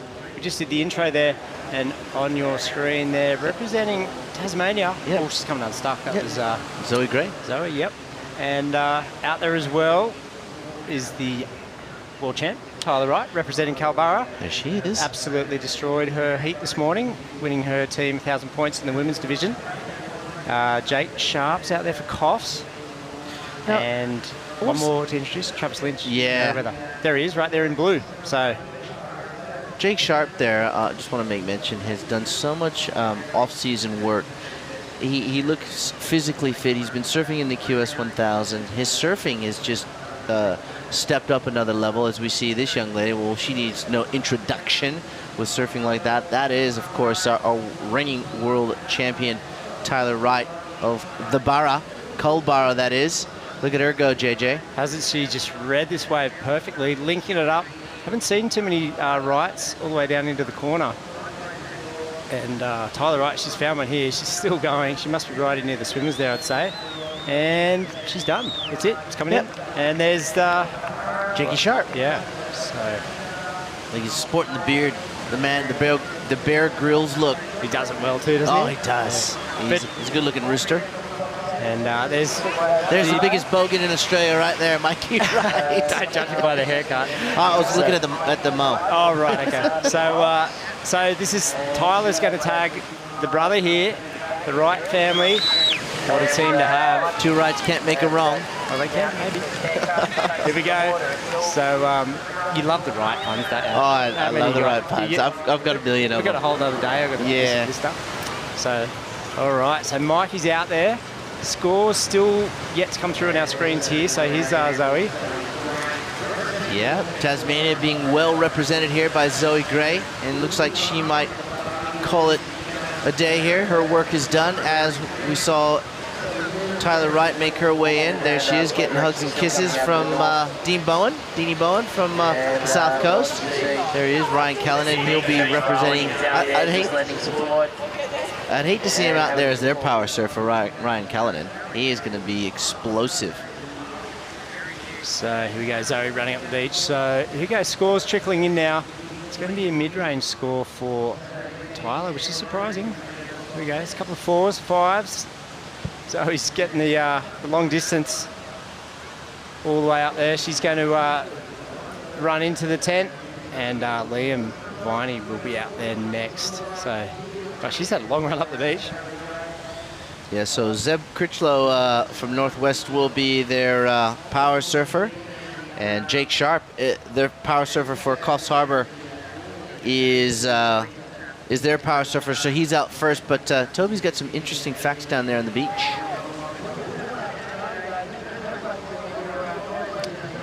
As we see Northwest down there heading out for their second surfer. And we're going to throw down to Toby Martin, who's got something for us. What do you got for us, Tobes? Yeah, thanks, Smoo. And what a brilliant afternoon it is down at Newcastle Beach. Tyler Wright, you've had a pretty busy day. I've had a little bit of a busy day, a bit on. Got your team off to a good start? Yep, kind of, I hope so. I know the importance of how quick you have to be, so just main focus on that, and then, yeah, just get in a wave pretty much. And what about that run back up the beach? Obviously blowing pretty hard at the moment. Yep, that kills me. Yeah, I don't think anything can really prepare you for that. What about all the nervous energy? How do you put that to one side? Oh, yeah, I think I get more nervous for this than anything else I do in my life, but I don't know, you got to do it for the team, do it for the hometown, so. Do it for the team and also for the family, tagging in with Mikey. That's a pretty rare opportunity. Yeah, it's pretty cool. It's pretty special to be down here and doing stuff like that and having Mikey here. It's sick. Try and get Carlborough in a position to, moving day, be in a spot to give it a good go tomorrow. Yeah, I hope so. That's the plan. And by the looks of it, Mikey's been really on point lately, and we have a solid team, and yeah, we just kind of go from there, but we're all having fun. It's been a good day so far.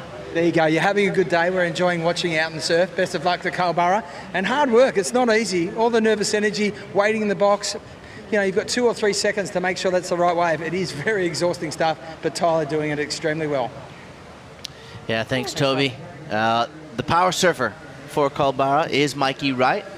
So Sister Tyler tags the power surfer. He's out in the lineup. JJ, what happens if Mikey catches a wave he doesn't like it? Hold that thought, but here's a replay of Jake Sharp. Yeah, we saw him come in and tag the next surfer for Merriweather. And, Coffs Harbour, I should say. It was a good wave. It was really good. No scores yet.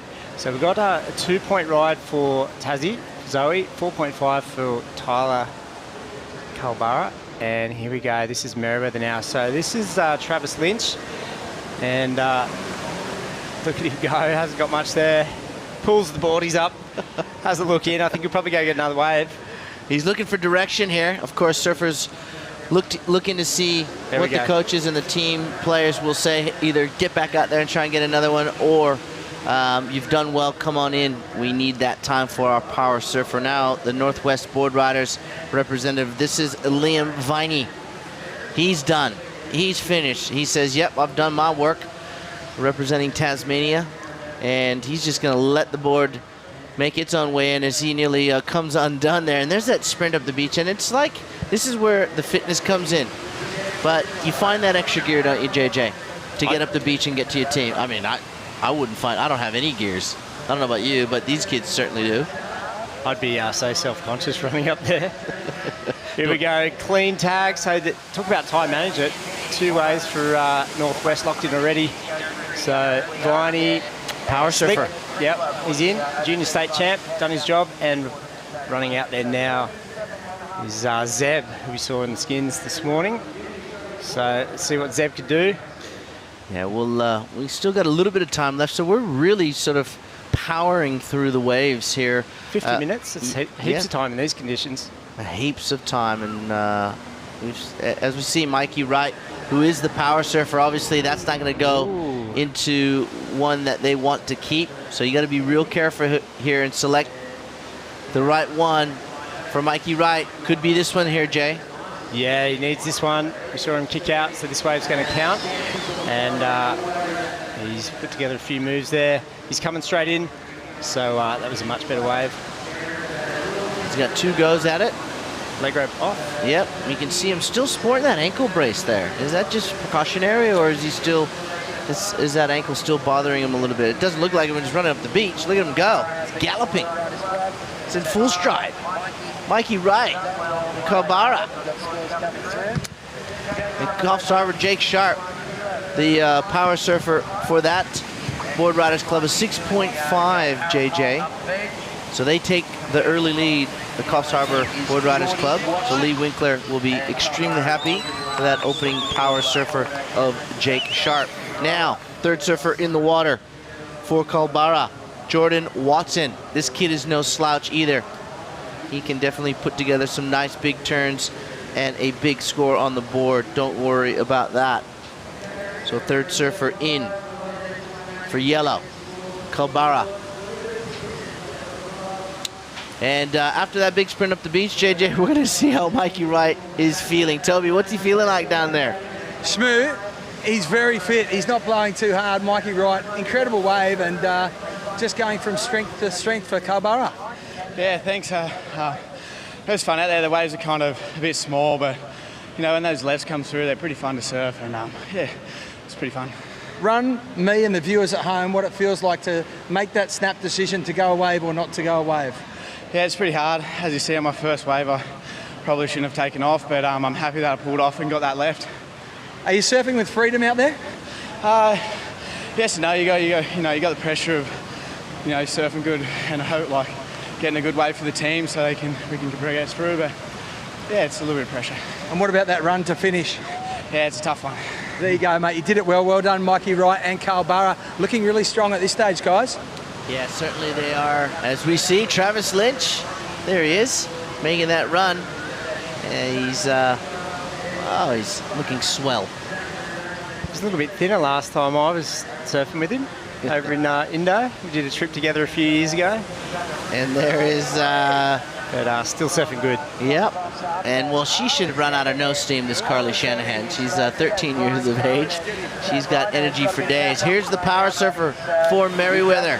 That is Ryan Callanan.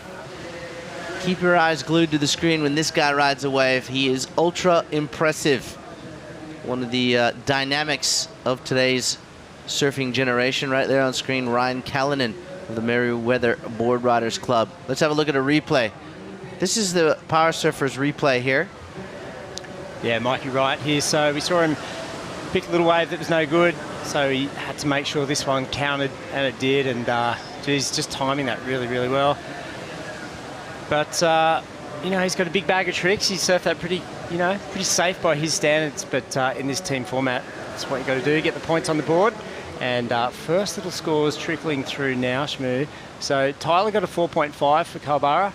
And the early indications for Mikey, wave number 2, it's going to be around about a 6 maybe. And there's a 7, so we'll see what that turns out. Yeah, definitely. We'll see what the scores are for that power surfing wave of Mikey Wright. But right now, let's see if Travis Lynch is blowing a bit after that big run up the beach. Toby, what's he feeling like? Yeah, thanks, Moo. It's only about 30 degrees down here on the beach at Newcastle, but absolutely beautiful. How's the fire in the lungs, Trav Lynch? Yeah, mate. Yeah, it's a good long run, so hurting a little bit at the moment. How is it to surf in front of, almost your home crowd?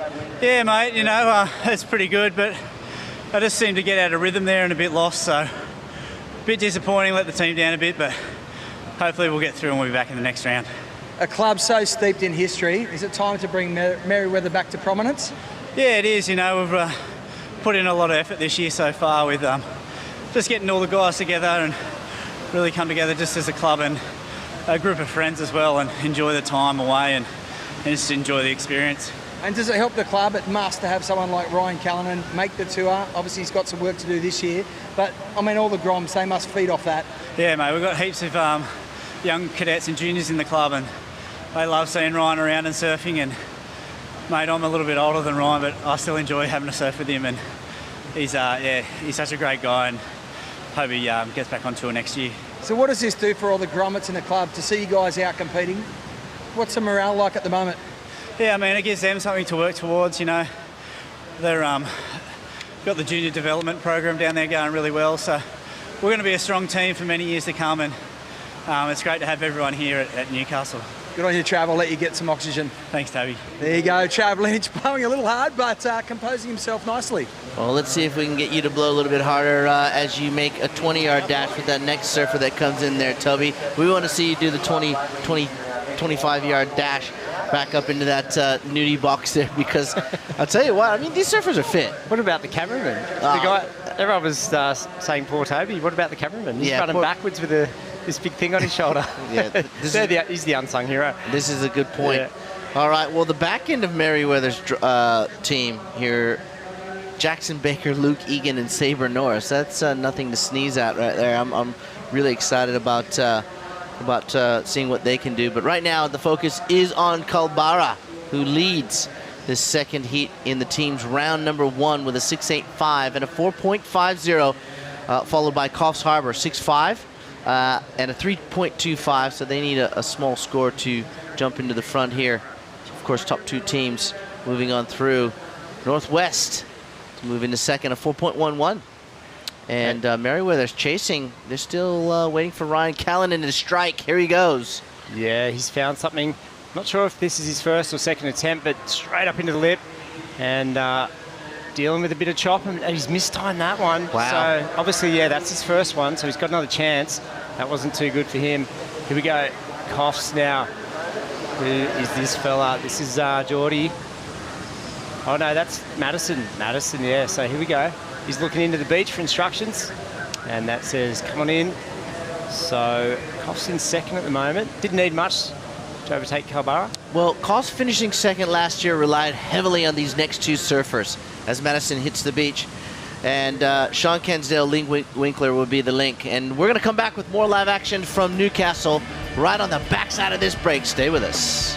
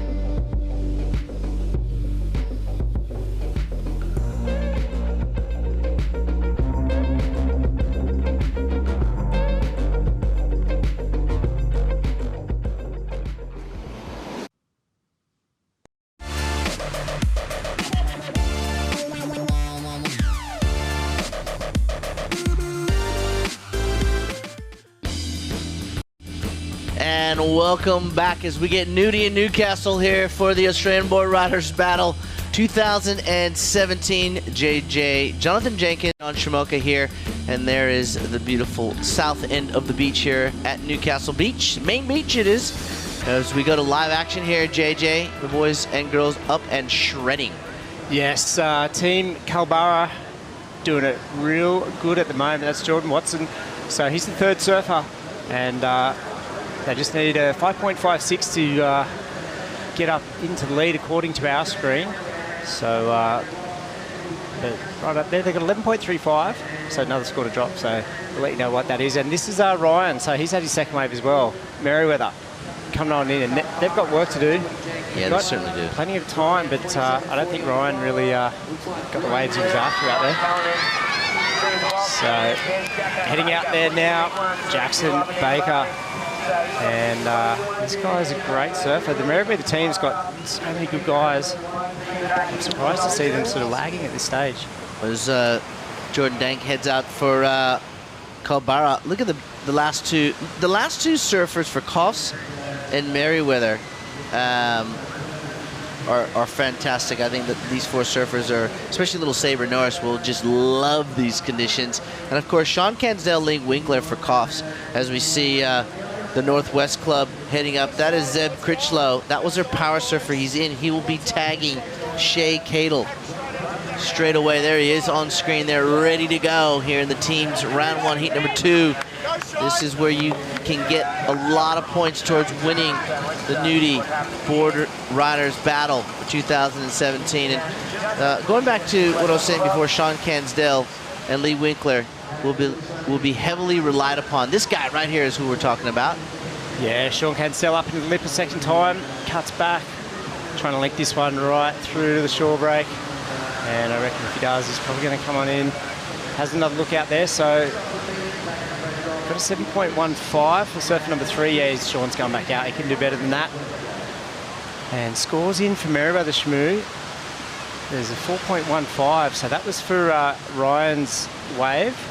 Yeah, power surfer. Yeah, so that wasn't the kind of score they were looking for. When you thrust your power surfer out there, you're looking for 8s. You're looking for high 7s, 8s. You know, anything north of that, of course, is a massive bonus to your score line.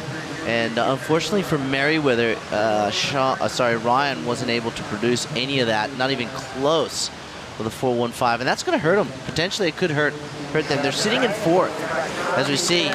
There he is, Merewether's own Luke Egan, of course, now residing down in Cronulla. Father to little girl down there, and one of the first times I ever saw a teams challenge like this was when Merewether took on the rest of the world. It was during the BHP. I think it was 86 or 87. Yeah, it was a pretty new format then. And Luke was in the team, Hoy, MR, Simon Law, and Nicky Wood. And they beat... I would take on the rest of the world with that team too. Yeah, but really helped put them on the map. And that was when Newcastle was just doing so well. Look at Luke. There he is. Focused, ready to go. If you were to sort of put a split screen there and look at what Luke would have been riding back then as opposed to what he's riding now, a board shorter than him, right? Different dynamics.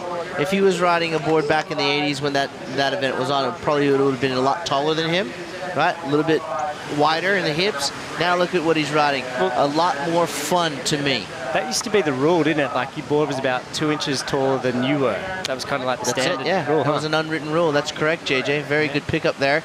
But now it's thanks to Kelly. Yeah, thanks to Kelly. There's a lot of things we can thank and not thank him for, and one of those is trying to be like him, because there's only one of him.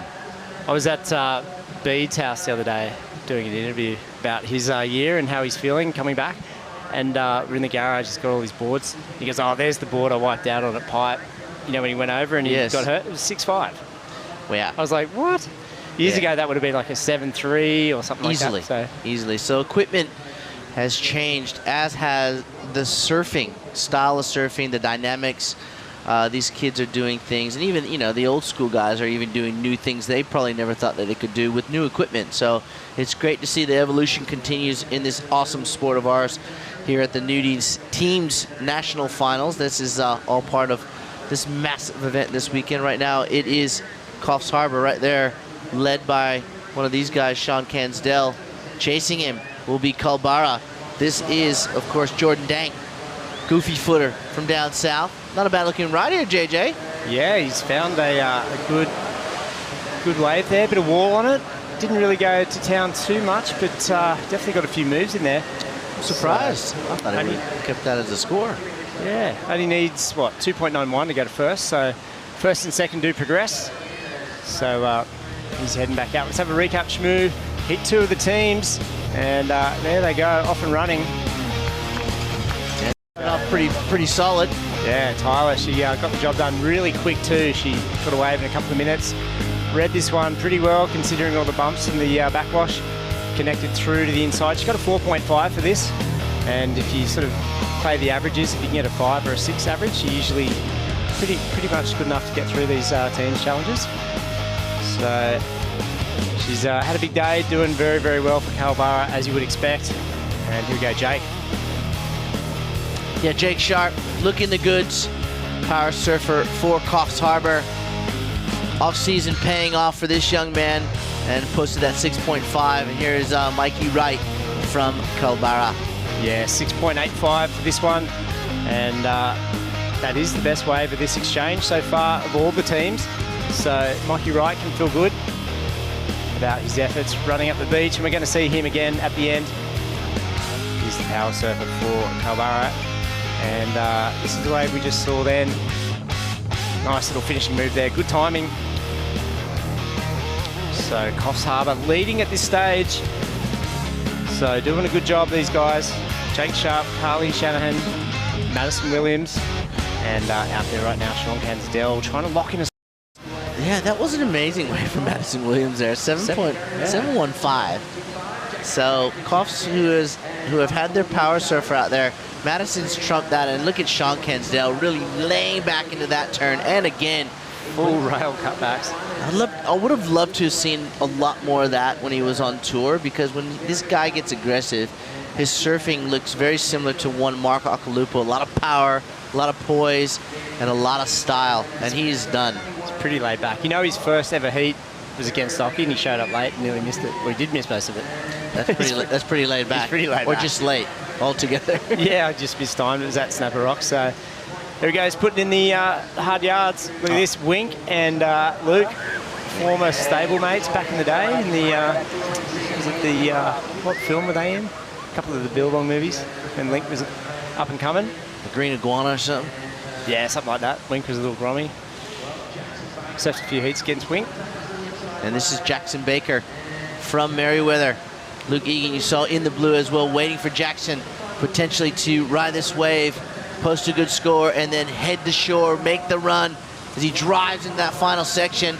And yep, he gets the call. Make your way in there, young man. 20 minutes on the clock. You will be tagging one, Mr. Luke Egan.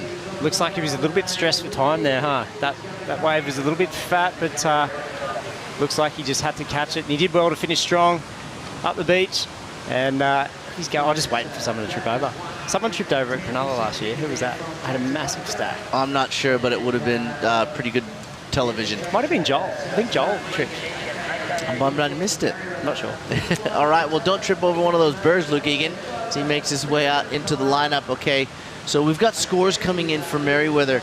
That was their third surfer, Jackson Baker. Now Luke Egan is their fourth, making his way into the lineup. And now Jackson, he's blowing now. He's got the bottle of water out. Probably going to re-energize with some nudie. As we see Culburra Beach surfer. That would be Ben Buckpitt. Careful how you say that name. Yeah, little Benny. And here's the Northwest surfer coming up the beach. That's Shea Cadle. We'll tag Matt Gabby. And that'll do it for Northwest. There you go. Tag has been made. Once the surfer reaches that corner of the box, the next surfer can actually go. So when we say tag is made, that's the official ruling. And you get penalised if you not inside the box. There's lots of penalties in the teams division. Definitely. If you don't finish on time, you get penalised. If you interfere, you get penalised. If you don't tag properly in the box or in the nudie tent. Yep. Or is it the Oakley tent? Oakley tent. It's one of either. Of course, Oakley is one of our great sponsors here as well. We saw big congratulations to Brent Dorrington too last night with the Oakley Battle Clips. We haven't mentioned that yet. Yeah. $20,000. 20 G's. Good clip though. I must going admit. surfing. It was an amazing clip. A lot of drone footage in there. Some great stuff from Hawaii this last season. So well done to Brent Dorrington taking that one out, and the 20K firmly in the back pocket. There he is, Luke Egan, making his way out to a location here at Newcastle where he has surfed probably a gazillion times, JJ, throughout his illustrious career. I remember coming here for the first time back in, I think it was 1986 for the Pro Juniors, watching Luke surf out here. And Karen versus Occy final? He was actually, no, I watched Luke surf out here, and he was, a couple of years younger than myself, and I went, wow, who is this kid? And it turned out to be Luke Egan, and he's gone on to bigger. He's done all right, hasn't he? He's done all right. He's done all right. Second in the world. Won the Quick Pro in G-Land. Won the Quick Pro in Tavarua. Likes the left. Won Trestles. Loves it. Oh, we all know this familiar face. I think I saw her in Ellen once. Twice or three times. Yeah, I think they're new besties. There is Sabre Norris. You think a little bit of nerves running through her veins at the moment? Home crowd. She loves this stuff. She eats it up, doesn't she? There she is. Look at that smile. It's worth $1 million. Like literally worth $1 million. Goes for a bit of zinc. That's it. She'll be coming up next. You can tell Sabre from a mile away. And in fact, all the Norris kids, they wear their helmets out there. They got tons of sunscreen on. They know how important it is to keep themselves covered here in Australia with that ozone layer. But right now, 16 minutes, 50 seconds.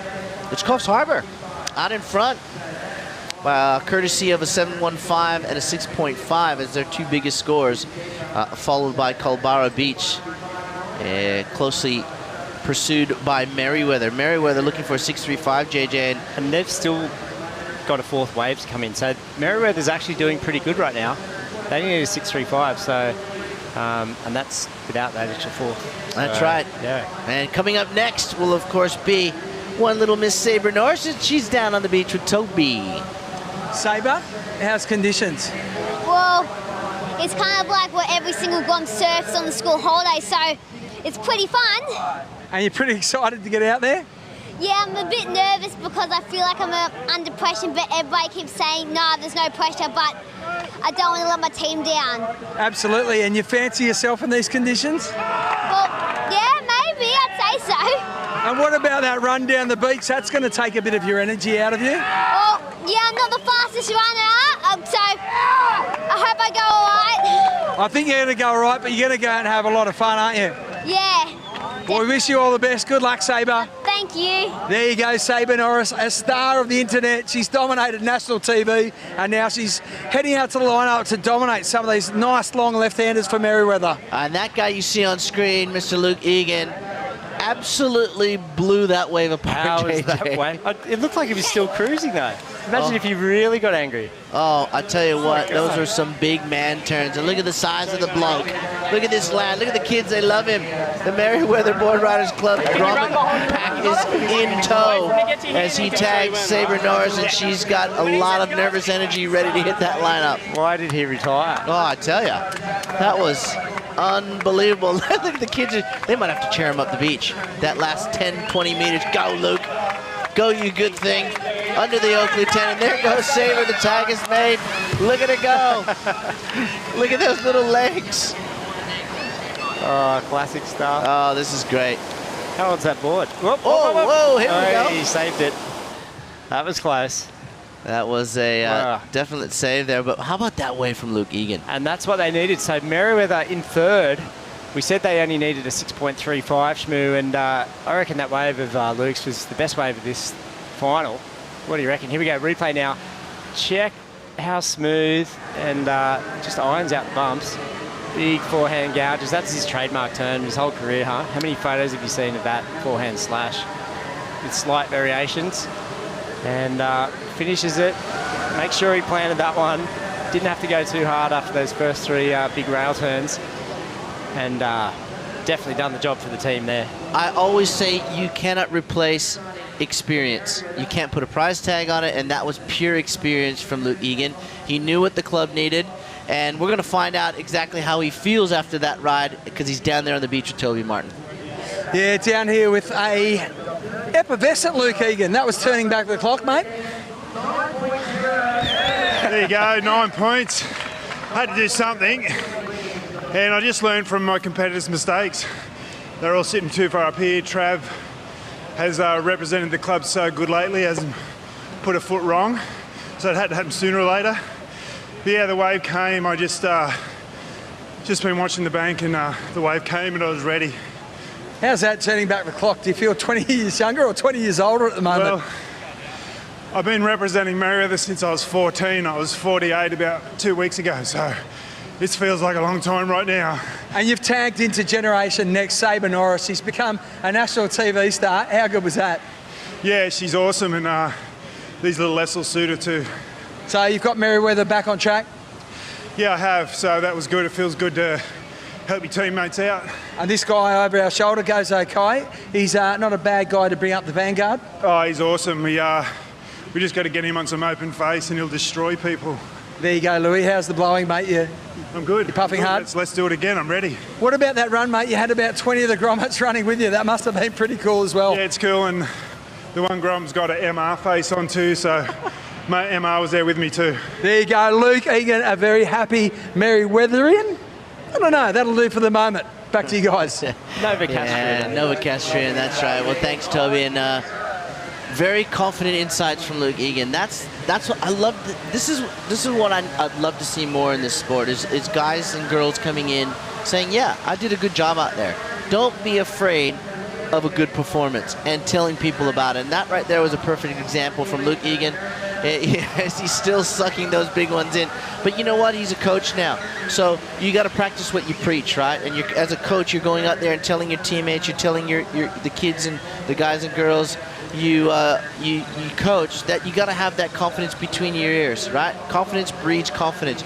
You think about it between your ears, it's going to go out there and you're going to action that in the lineup. And that was a perfect example. Well done, Luke Egan. Has got his team right back on track. They're in second place. Yeah, just a point behind now. And he mentioned the Mark Richards mask.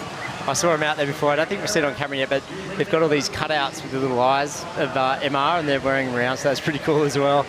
So Merewether representing, just look at that, 1.85 in behind Coffs Harbour right now. So that's where you need to be. First or second is good enough to progress through in the teams. There's just under 11 minutes, and I think Toby's down there. Who have you got down there, Tobes? Yeah, I'm getting all the scoops here. JJ in the box with Mikey Wright, the power surfer for Carlburra. Mikey, how are you feeling at the moment? Yeah, feeling all right. Just watching that last 9 was pretty sick, but it wasn't on our team, so it's shit. The old boy surf okay, huh? Yeah, he surfed pretty good just then, but yeah, we're just waiting. Benny hopefully gets a little left and tears it up, and then yeah, I'll get out there. Does that inspire you? Luke Egan? He's been on tour for 20 years, goes out, posts a 9. Does that fire you up, or do you just think the old boys were good? Yeah, it definitely fires it up to see that like one of the older competitors, and Luke surfed good like his whole career. So yeah, it's good. It should be good to yeah, fires me up a little bit because he's definitely got the highest wave score. So yeah, Mikey, let's see it. Go Carlburra. There you go, up the bar from Mikey Wright. Oh, I'll tell you what, great interview, but even better was that style and steez from that young lady running up the beach out there. Merewether's Sabre Norris. That was a little hand jive. What was that? Just a little bit of razzle dazzle. Look at her, she's not even puffing yet. There's the MR mask. Yep, sucking in the big breaths there. She will, of course, get inside that Oakley box. Look at the Merewether rat pack right behind her, JJ. Good job there from Sabre. So Merewether pulled themselves right back in it. So let's see, is that Luke running out again already? So Sabre's got 3.3, 3.3, 3.8, one more score to drop. And there it is, Shmoo averages out at 3.3. They're in the lead. And another score to come in for Carlburra, of course, in yellow on screen right now. That's Benny. What's he going to do here? I'm sure this is probably his second wave. And he's got a bit of face here, cracks it off the lip. I bet you he lies down here and brings this one into the sand.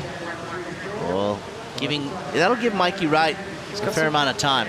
Yeah, he's got 9 minutes, well, just under. So Benny's coming in. So one more score to drop. So Carlburra is down in third now. They need a 4.51, but that's to go up into first, isn't it? So first and second's good enough. There you go. There's the totals on your screen. We've got the luxury here, Shmoo, of seeing the judges' scores as they put them in. So they drop onto our screen here, and then we get the average. Look at the run he's got. So the Carlburra team are smart. They just stay up in the shade. Yeah, it's pretty hot down there, as you can see. The other clubs, you know, there's so much patriotism, there's so much passion, and there's a lot of camaraderie, even though there's a lot of rivalry amongst each club. There he is. There he goes. Power surfer Mikey Wright is now going to hit the lineup here at Newcastle Beach with about 8 minutes on the clock.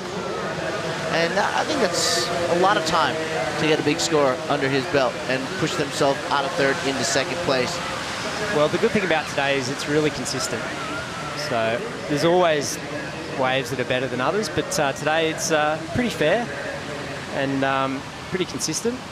So I'll tell you who's in the box seat right now is Merewether. I thought that early performance there from their top side of the draw, or their surfer, the list, was going to hurt them. But Luke Egan's really brought them back into this game. He's put them in first place with that 9-point ride. Yeah, and the next best score is the 7.15, and that was for Coffs. And speaking of Coffs, here we go, Wink. He's caught a wave, so this one does count, and he's come off. That was a bit sloppy. Wasn't the best score, was it? Yeah, I kind of thought he could have just jumped down to the, jumped on his belly there and not tried to ride out of that so much, and got away with it, sort of sold it to the judges, but he didn't.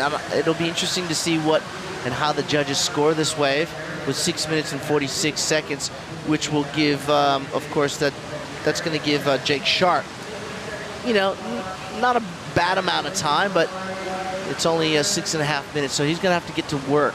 Well, Northwest, our Tassie crew, they're pretty much out of this one. They've got a 2, a 3, a 1, a 1 and a 2. And so pretty much you could rule them out at this stage. And so the 1, 2 and 3 between Merrill, the Coffs, Karbara, is only 3 points between them. So pretty interesting scores come in for Wink. It's a 3.25. So let's see. Here we go. Who's running out next? At the moment, Coffs Harbour is in the lead. And he is absolutely stuck. That's a big run. What do you say, 200 meters, 150 meters or something like that? A full sprint? I'm surprised how out of breath all these guys are. I'm not really impressed. Wow, that's harsh. All right, Jake Sharp heading out there for Coffs Harbour. This is our final power surfer. What about at Snapper or somewhere where you do the runaround? You don't really see people out of breath there, do you? Oh, well, jog from Greenmount up to the keyhole. Do you run the whole way though? I do.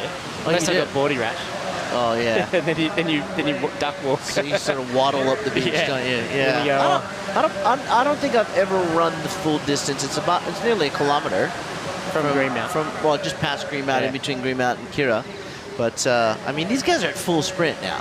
True. So I'm being a bit harsh, aren't I? 100 to 200 meters and 30-degree temperatures. I think we're being a bit harsh, but that's all right. We can. 5 minutes, JJ, and the power surfers are in the lineup for all 4 clubs.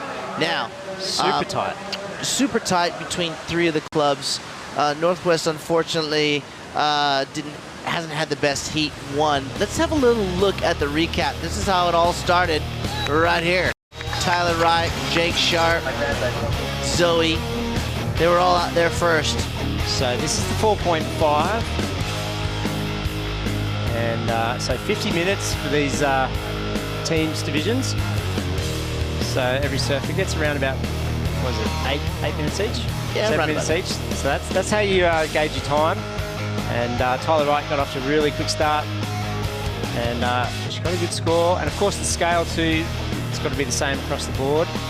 So 4.5 is a great score. And Jakey Sharp, this was 6.5 for Coffs. So it's their second best wave. Mikey Wright, this was a 6.85. Yeah, he really sort of kept that momentum going, didn't he, Mikey Wright, with that 7.15. Coffs found the early lead. And then we saw Madison Williams. Well, that was a 7.15 there from Madison. They loved that second turn, didn't they? They loved it. Jackson Baker with a 5.25 would then go on to tag this young man at the tender age of 48 years old. That guy right there, I'm talking about Luke Egan. What? He really put the cat amongst the pigeons. This is the 9. And I look at him and it looks like he's surfing at about 70%. Yeah, he had way more in the petrol tank, but he showed plenty on that wave there. 9 points and well-deserved. And Merriweather, well, found themselves on top of the leaderboard. Do you reckon 7.15 for Madison's wave? They cooked that one pretty high. 2 turns. 2 turns, they liked them though. They're saying that's the second best wave in the final. But, good job for Coffs, they're in the lead. Here we go, Sabre. Didn't she go to town on this thing? Look at the body torque. The end bit was the best, JJ. Yes, the little hand drive, wait for it. She's signalling. Here she goes, comes in, off the top there again. There it is, a little bit of steez. Indeed. Telling the crew what's up. There's Mark Richard. Jeez, he's looking young, isn't he?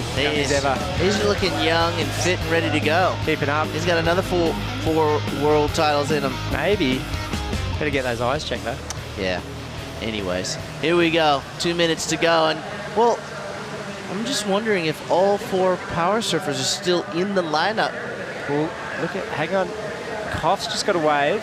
We can show you that in a second. Karbara's in second. And Ryan Callanan, look, he's stressing out. He's got to get a score. He needs a 0.45. So I wonder if he knows that. Here we go. This is Coffs. So power surfer. And I think this one came in at 5.5, so that's their last score. So they've had all their waves. Kalbara's also had their waves. Nice finish. Oh, beautiful finish. So 5.5. Jake is surfing extremely well this year. And here we go, Mikey Wright, the Barra. That's a 2.8. So they're in second on that one, Shmoo. So Mikey's in. So Coffs and Kalbara, they're locked. That's it. Their totals are in. And Merriweather needs a 0.45. He's got to know that.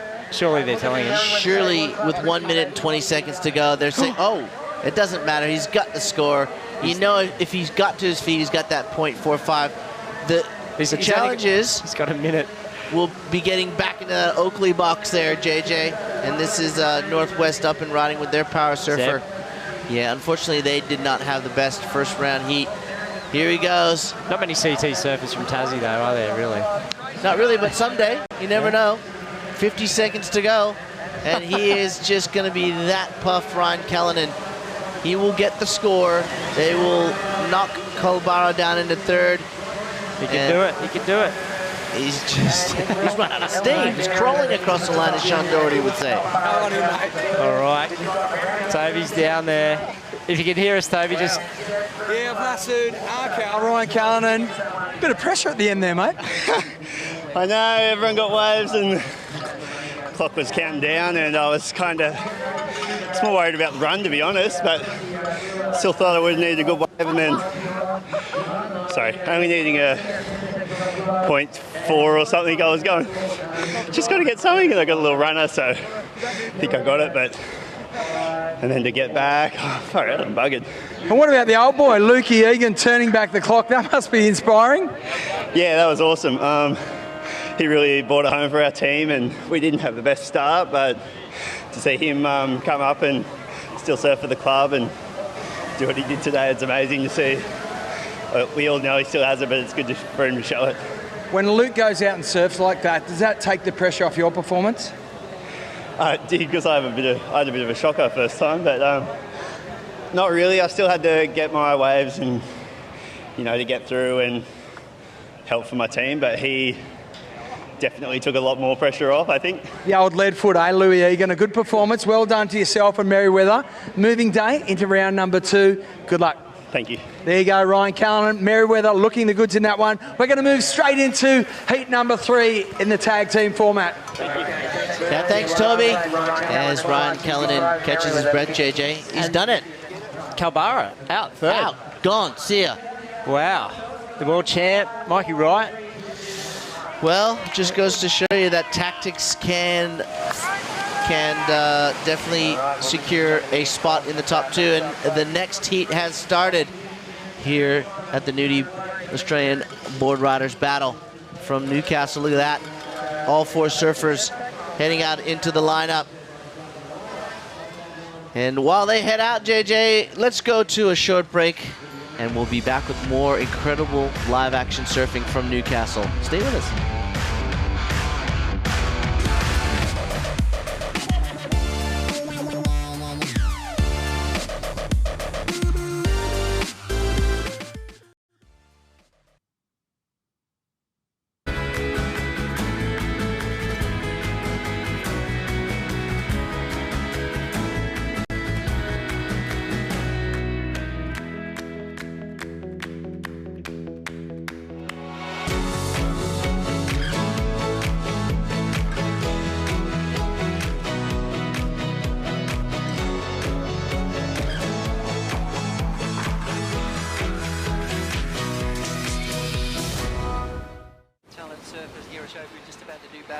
Deepest barrel so far in this contest. Found himself a little lonely spot in the lineup. Look at this.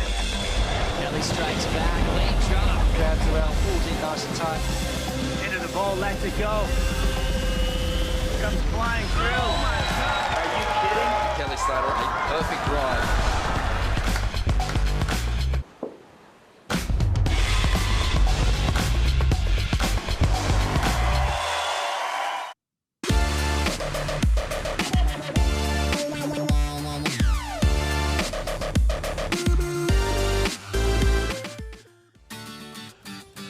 Yeah, welcome back, guys. Great to have you here, Newcastle Beach, Saturday Arvo, Nudie Australian board riders battle for 2017. Just in a tight one there, Rich Lovett. Yeah, that was a real seesawing battle and exciting to watch. I was down at the beach and was talking to one Matthew Hoy, watching his tour buddy Luke Egan take it to those left-handers and Ryan, and it was a pretty interesting vibe down there. There was a lot going on. Mate, Merriweather was sunk. They were gone till the big guy got out there. Yeah, they absolutely tore it apart, and then Sabre Norris went out there on that little right shorey and just blew up. Just owned it, I know. So Merriweather through to the next round. Sean Doherty, Richie Lovett through, the next round of the board riders teams first round. Yeah, we're getting through it. Yeah, we are, mate. We're making progress. Starting to get a vibe, RL, for who's going to win this thing. I think that last heat kind of showed, if you had a few of the real contenders. You had Culburra, you had Coffs, you had Merriweather. Someone was going to go out. Unfortunately, it was Culburra. Well, there's got to be someone who loses, and unfortunately, I guess one of the favourites, really, on paper. Merriweather. Yeah. Well, they've kind of, to be honest, they've probably underachieved a little bit in years past. Yeah. They owned pretty much club surfing in the 90s. And they've got the artillery there to really challenge this event here at Newcastle Beach. So that's what we're seeing at the moment. Seaford, South Oz, Peninsula board riders from the east coast of Vico, North Ave. Do they surf in like micro stripe rashies? With V-necks. With V-necks. And of course, LeBar from Lennox Ballina. So Toby Martin, who you got down there, mate? I have got none other than LeBar's Adam Melling, WSL competitor. Adam, give us a rundown on condition. Tide looks like it's come up a bit. Yeah, it's filling in. There's still some good waves out there though today. I thought if it dropped off from yesterday it would be pretty interesting, but there's a nice little left and right rip bowl, so we're happy to get some good waves out there. And team strategy behind you going out second surfer? Yeah, we got Nixie out there. She's a light little ripper, so we just got her out there first and hopefully she can get get one under her belt. That's good. So, yeah, I'm out second and I'm ready. Now, with this format, mate, is there added pressure on you or it's just another day in the office? I guess as a team, it's you got a little bit of pressure on you. You want to perform for the guys as well. So, if you get the right waves, you're laughing. I don't really think about it too much. Adam Melling is one of the stars of WSL. You can see the concentration on his face. He is up next. So we'll thank Adam Melling very much. Best of luck to LeBar and plenty of action throughout the afternoon here at Newcastle Beach. Yeah, thanks, Birds. And go Mello. One of the sleeping giants, I reckon, Lennox Ballina. Yeah, there's definitely some talent there in their team, and they will be... I think you've nailed it, Shauno. They're just going to quietly achieve, get ready to pounce. And, they don't come in with a whole lot of fanfare like some of the other clubs do and are famous for. But certainly, ex-CT surfer Adam Melling knows how to surf a wave. Yeah. And, well, that's a deadly... Can bank a big score. Yeah, deadly little combo. Just him and Stewie there. Yeah. There's such ferocious competitors as well. I mean, you look at the Davey Cathles, Cooper Chapman pairing, and then you got that, Melling... Stu Kennedy pairing. There's those little dynamic duos in each team that really are the kind of anchor point. And, totally. The score getters. There's little Nixie Ryan out there, as Adam Melling said, flying the flag for Lennox Ballina. It's great to see the young girls. How they mix that. Imagine if you'd seen this 10 years ago. I know. You'd think you'd landed on another planet. Yeah. You turn up to Sabre Norris's heat. She's surfing with Luke Egan against, That was, and it was so amazing. Like, Luke went out and got one of the biggest lefts of the day and just absolutely tore it to pieces. Yep. And then Sabre went out on this little right, and then Hoya was actually going, what are they doing? Like, they haven't told her where to go. And then she miraculously just found this perfect little right shorey that looked like a full head-high wave for her. And just went tap, tap, and tap, just tap. tagged the thing all the way to the beach. So, and, so look, there's plenty to do here down Newcastle Beach, Shauno. Lots of activities for the kids, lots of giveaways. Nudie juices getting handed out left, right, and centre.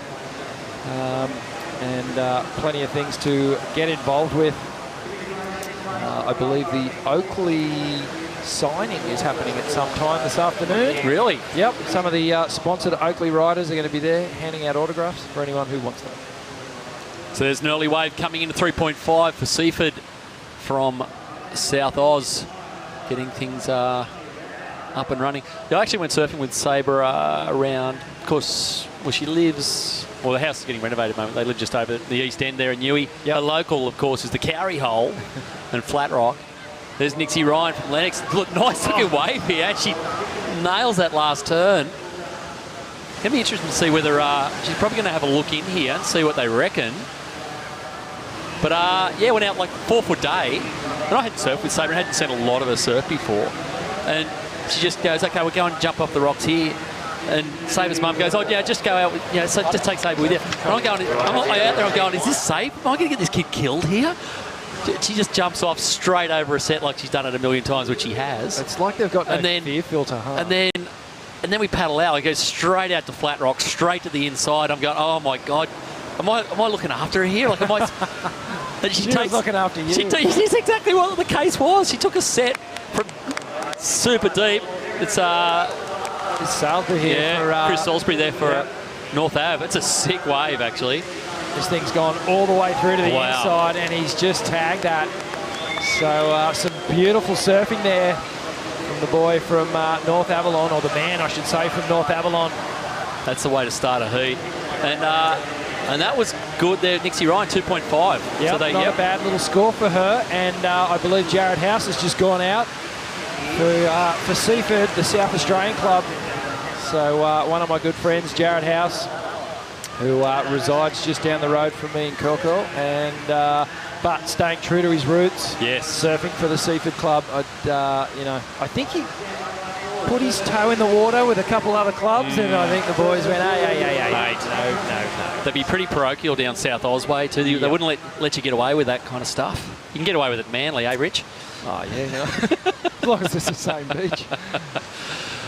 Yeah, point taken. So there it is. Yeah, Chris Salisbury opens up 6.5. That is a doozy. Yep, that's a good one. So I think it's Caden Fowler's out there in white for Peninsula. Yep. And that guy just ran out for North Ave. Haven't seen him in a while. It's a mad dog back in the day. Matty Thompson. I know. That's been a while. He would charge everything. Yeah. Yep. Great to see him back here, having a run. There's Jared House.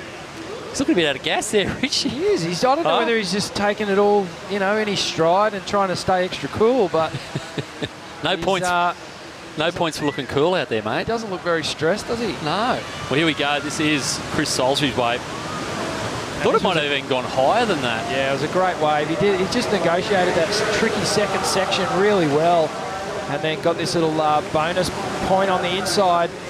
Little floater there, just quite safe, not high risk, but in a team's event, that's points in the bank really.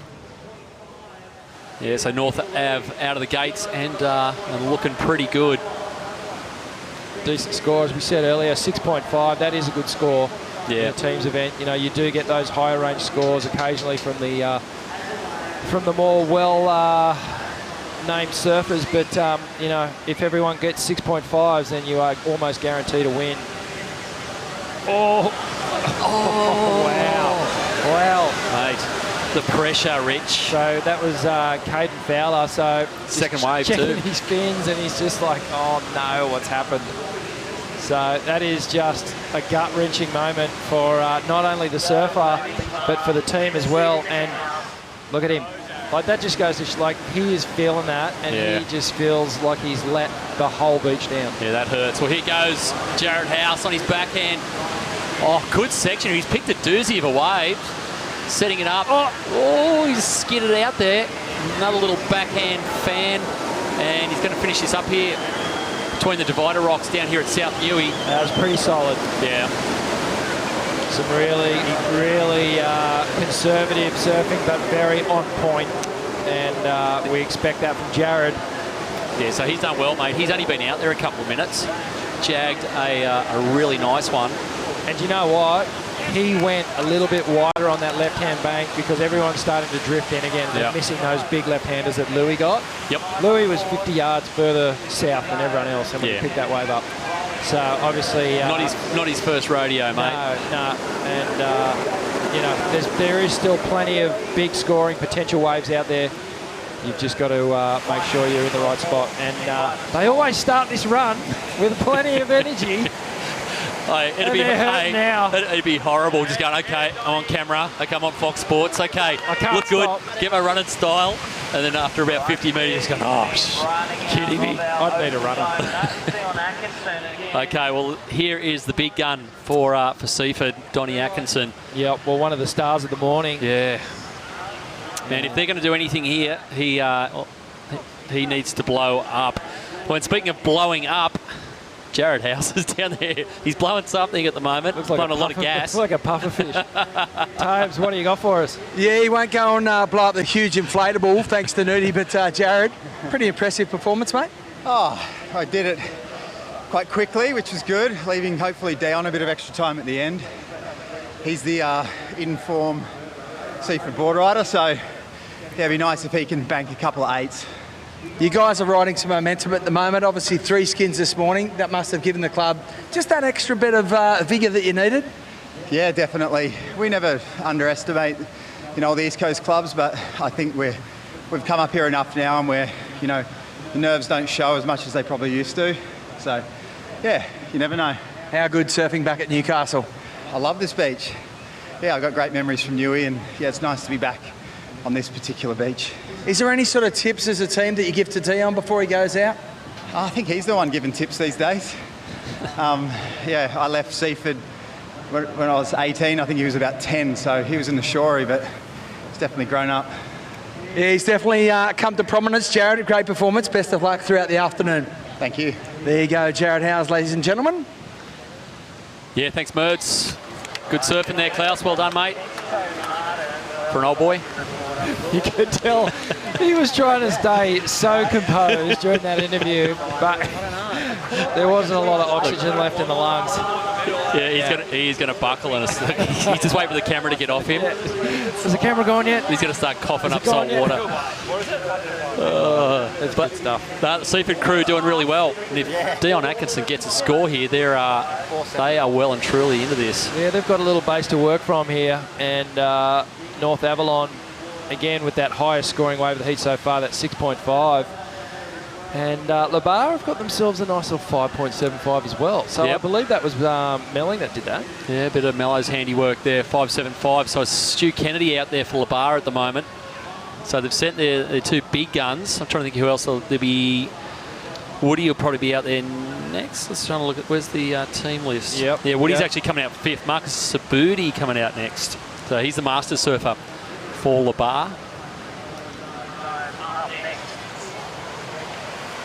Yeah, Amy Gore there for Seaford. So she'll have a pretty important role here, because if Dion gets a score, Seaford suddenly start to look pretty good. Yep. And some points from Amy Gore would be really handy. Yep. She can get somewhere in the 4 to 5 point range. Take not too much time. That'll give Dion a good chance to get back out there. And Jared certainly did his job. Totally. Quick turnaround. Banked a decent score, and I think they kept it fairly low just on the back of that little trip that he had halfway through that wave. Yeah. They're getting harder to please as the Arvo goes on. Yeah, you can't really pull the wool over the judge's eyes. Hey, Australian Surfing Awards tonight, mate. Oh yeah. The Hall of, you know who's going into the Hall of Fame tonight? I've got no idea. Not Jared House. Not Jared House.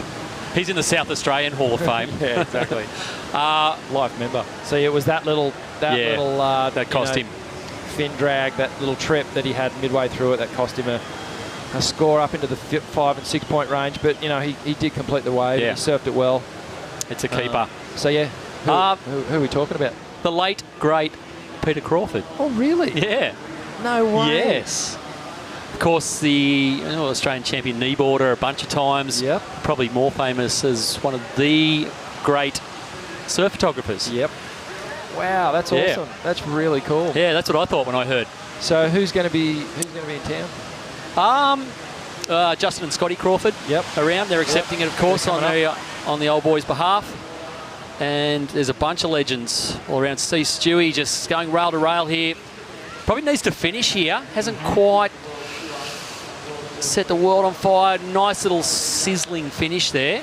He's got a decision here. No, he wants another one. Yeah. He didn't even look at the shore to see what his teammates wanted to do. Super coach He just Stewie. went, Executive decision I know made. exactly what I'm going to do and go and get a better wave. Yeah. No, I think that'll be a good night, Shauno. And you're, of course, hosting the evening. Yes, I am.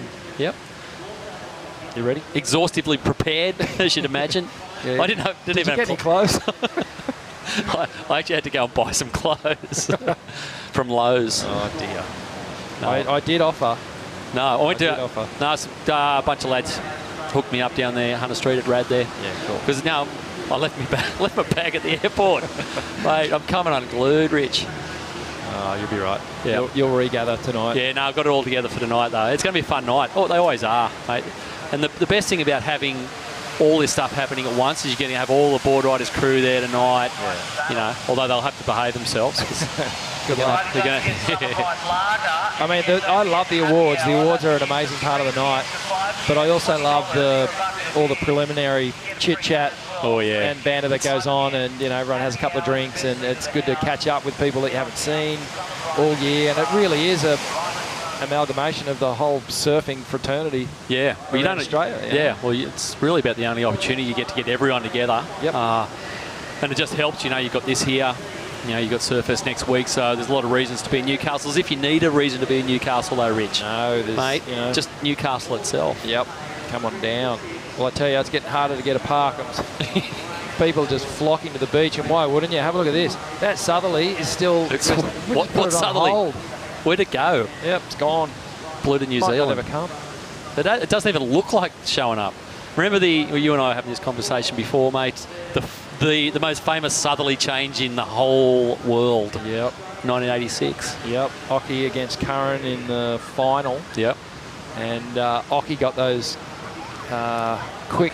Those two quick backhand waves, mate. I can remember those waves as if they happened yesterday. Smashed him. Curran hadn't even took off on a wave. And then the southerly buster came through and just blew the line up to smithereens. It was like Occy just summoned it. Yeah. And of course, he'll tell you he knew what was going on. Yeah, 100%. Well, here goes Dion Atkinson. Great flaring backhand turn. Another one under the lip there. This is what he was doing this morning. So, good little section on the inside. And another one come in, mate. Impeccable wave choice. Oh, my God. Are you kidding? And you can really see why this guy was on the championship tour. Yeah. I mean, just... That is precision surfing, and like I said, wave choice. See this left hand, they're all still too deep for it. And it was a tough wave to surf, Rich. It had some elbows in it. It didn't really line up till the inside. Yep. So Mikey Barber here for Peninsula. Yep, just working this one all the way through. And he will come in on that one. Okay, well, here we go. This is the moment we've waited for. It's not Stewie catching a wave. It's Toby Martin doing the full run with Dion Atkinson. Mate. We are going full steam, Dion, mate. You're going at full steam. How'd that feel? Oh, good to get here. Plenty of time. On song, in form, and nailing another great left-hander. How's that feel? Yeah, puffed out at the moment. That's good. I don't know, so nervous for that stuff. But it's all good. You seem really in tune with your wave selection. Yeah, it's kind of hard now. It's so bumpy, but yeah, it's still same bank, same backhand wipers, so it's all good. And a couple of stalwarts. I mean, a great platform was laid by Jared House. That's got to help. Yeah, for sure. I mean, a bit of depth in our club now. We kind of struggled for juniors for a while, so good to have the kids with us and surfing and getting the Guernsey. So yeah, it's really fun. How much energy does it take out of you? You're waiting in the box, chewing up nervous energy. You hit the line up. How hard is it? Not as hard as that run. I don't know. Yeah, it's just fun. I mean, yeah, it's just start of the year, so it's all good, and just get everything back in shape and, yeah, do good surfing, hopefully. Fuel in the tank for tomorrow? Hopefully. We'll get through this one, eh? There you go. Seaford playing a little coy, but certainly not out in the water. Some big performances. Dion Atkinson certainly in form. Yeah, mate. Well, he has just murdered that last one, Murderer. It's There it is, a flat 8-point ride for Dion Atkinson. And like we said, Rich, a big score from Dion. Kind of Seaford suddenly, where they're in the lead and looking, and he gets to surf again. They are looking $1 million. Starting to look pretty good. They've got their girl surfer out there, or their female surfer. Amy Gore has paddled out for Seaford, and they're on track in timing too. There's 27, just shy of 28 minutes to go. And so 2 more surfers to get through, and then hopefully Dion can get back out there. And Peninsula getting left a little behind. Peninsula struggling. North Ave. Yeah, well, Matty Thompson for North Ave took a lot of time there. We haven't seen what he scored. I don't think it's going to set the world on fire. He's got Lenny Mortensen coming out now, looking to. Not a bad score for Matty Thompson's going to come in probably a high 3, low 4. And it looks like Stu Kennedy's dropped that 4.10, so he chewed up a little bit of time there. That first wave, I'm wondering whether that is actually lower than what he would have got on that first wave. So in hindsight, which is a beautiful thing, he should have come in. Yep. So, yeah, a whole bunch of 4s. So it's starting to look pretty good for Seaford at the moment. Geez, you just want Dion Atkinson in your team, really, don't you? Yep, absolutely. So, looks like Andrew Everest is out there for the Peninsula Board Riding Club, and Marcus Booty has head out there for Libar. Yep.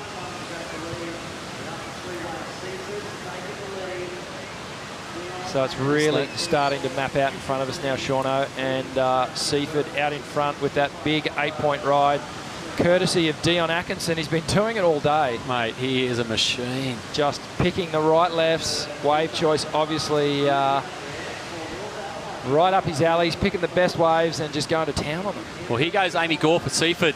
Probably a pretty important ride. Just a little back foot jam here, can find another turn. No, she's going to hang on to it, and she's going to ride it in. Yep. She might. Probably mad not to.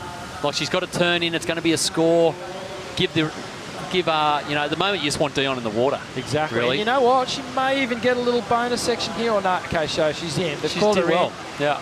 So, I mean, in terms of time management, she's done amazing. Yeah, she's really helped the team out there. So you're watching the team's division of the Nudie Australian Board Riders Battle live from Newcastle Beach. Plenty more. Don't go anywhere.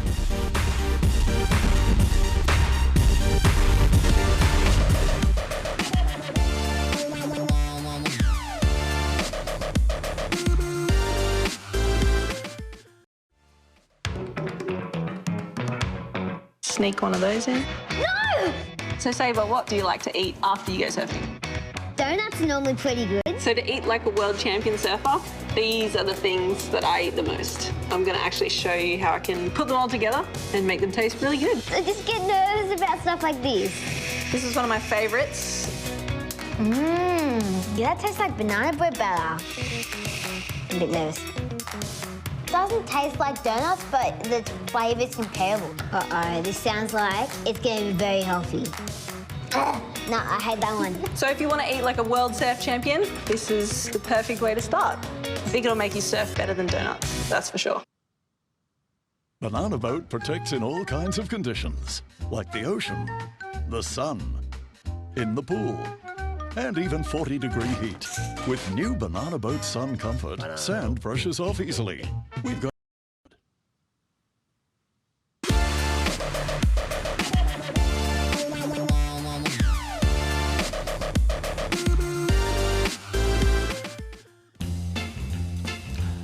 Great to have you guys back with us here Saturday afternoon on Newcastle Beach for the Nudie Australian Board Riders. All the best board riding clubs in the nation.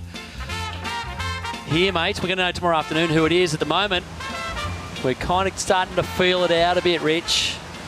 Yep, we are.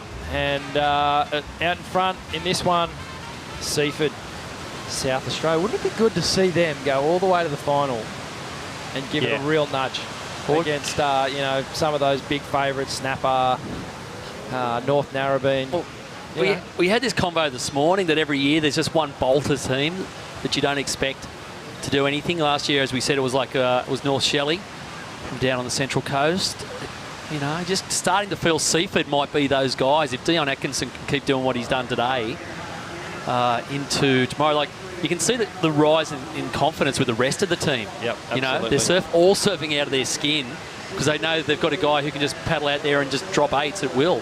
Well, here goes Marcus Booty. It's a good-looking wave here, just under the lip. Now looking for another turn. Great backhand blast.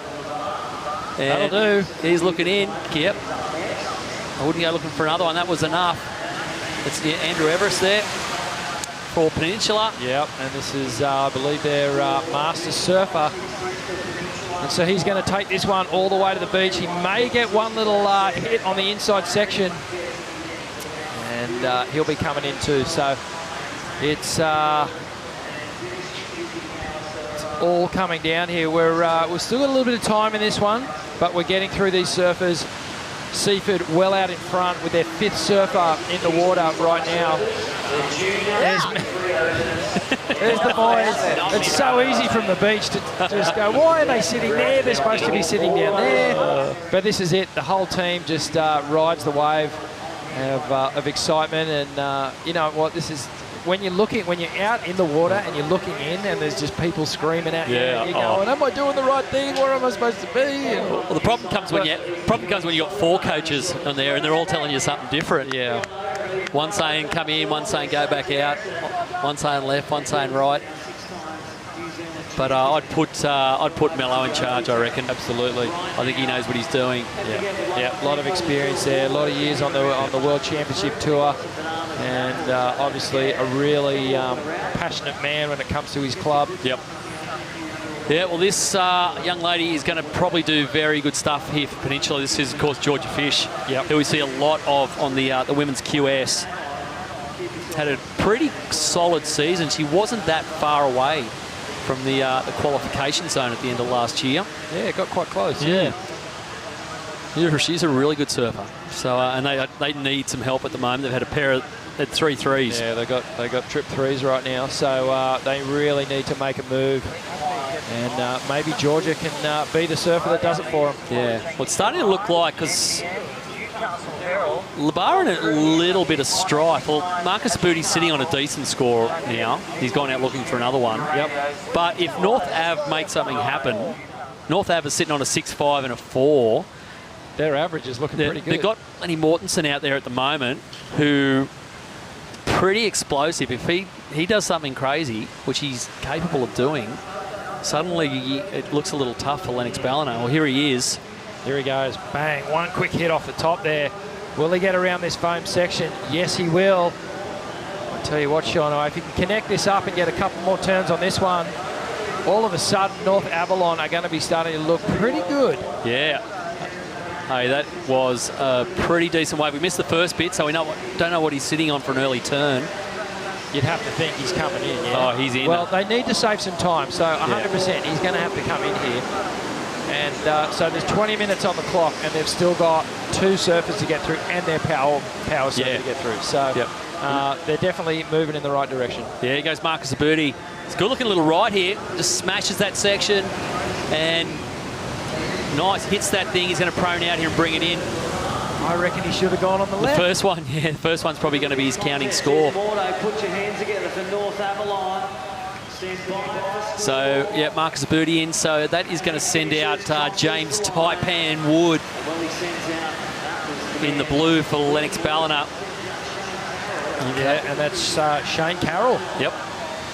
Out there for North Avalon. So another guy I haven't seen in a while. Yeah, this will be a good indicator as these next scores drop. We're going to get a real gauge on what's happening here. And Labara, they've got a mid-ranger coming in. So does North Avalon. And it's going to start to tighten things right up. Yeah, it's starting to look like a bit of a battle between North Avalon and Lennox Ballina. Yeah, well, on averages, I've actually given it to North Ave. They've got a better average. Yeah, a bit of a debrief going on there. The Brains Trust from Labar. So North Avalon temporarily gone to second, and then Marcus and Booty, the 4 surfer, at 5-2-5. And here we go, Georgia Fish for Peninsula. Here's Coast of Victoria. As we said, this girl can surf. And she's got to link this thing through. Yep, she's going to claim it. So she's the 4th surfer for Peninsula. With just under 20 to go. Looking pretty tough for those guys to progress through. Of course, first and second progress there in fourth at the moment. Okay. So this is Amy Gore way down the beach. No, this is... oh, sorry. Get one ahead, Harry Green. It is too. From Seaford to be the junior surfer. Threw a bit of heat there. Mate, the Dion Atkinson effect. It's just rippled through the whole club. He's just floating everyone at the moment. Everyone's surfing out of their skin.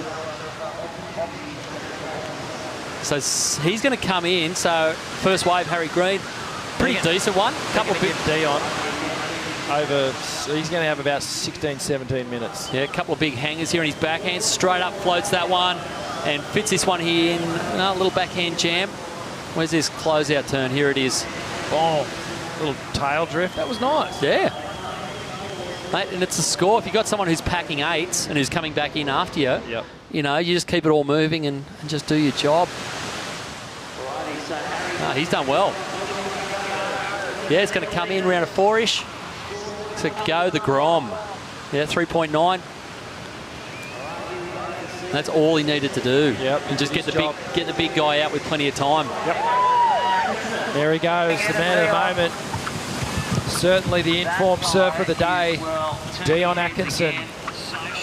And plenty of time, over 16 minutes for him to select a single wave.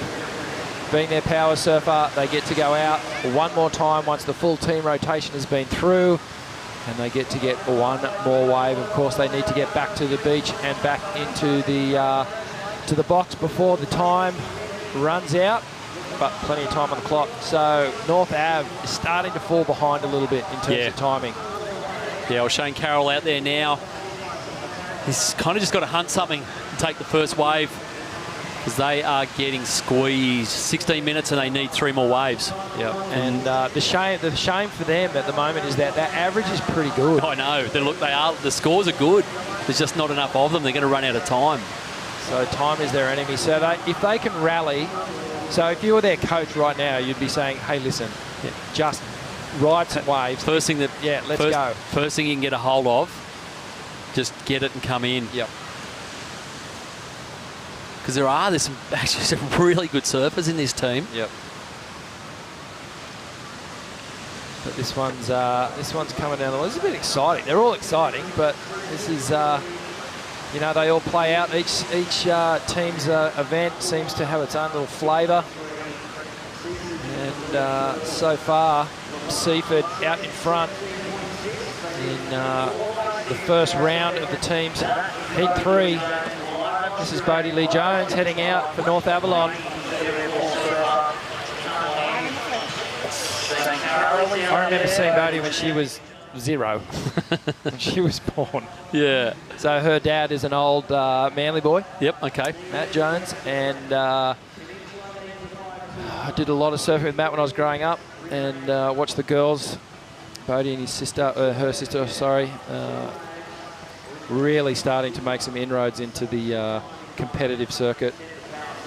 Yeah, well, she's got a bit of a job to do. Boys haven't helped her out here at all. They're not making it easy on her, and she'll be taking a little bit of pressure out of the water, but I'm sure she'll handle it. She's been competing it's almost like...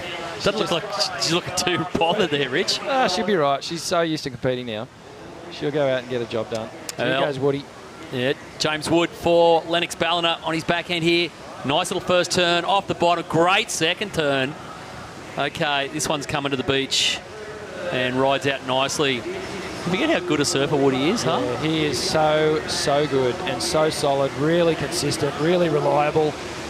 And it's those sort of elements that you want in a team surfer. Yeah, that's what I'm saying. When you add him to Mello and Stu Kennedy, you know, Mark Zabuti surfed really good out there. Here's Shane Carroll finally getting a hold of this wave. It's not a bad one either. So again, it's going to go into that kind of mid-range score. He's got to come in.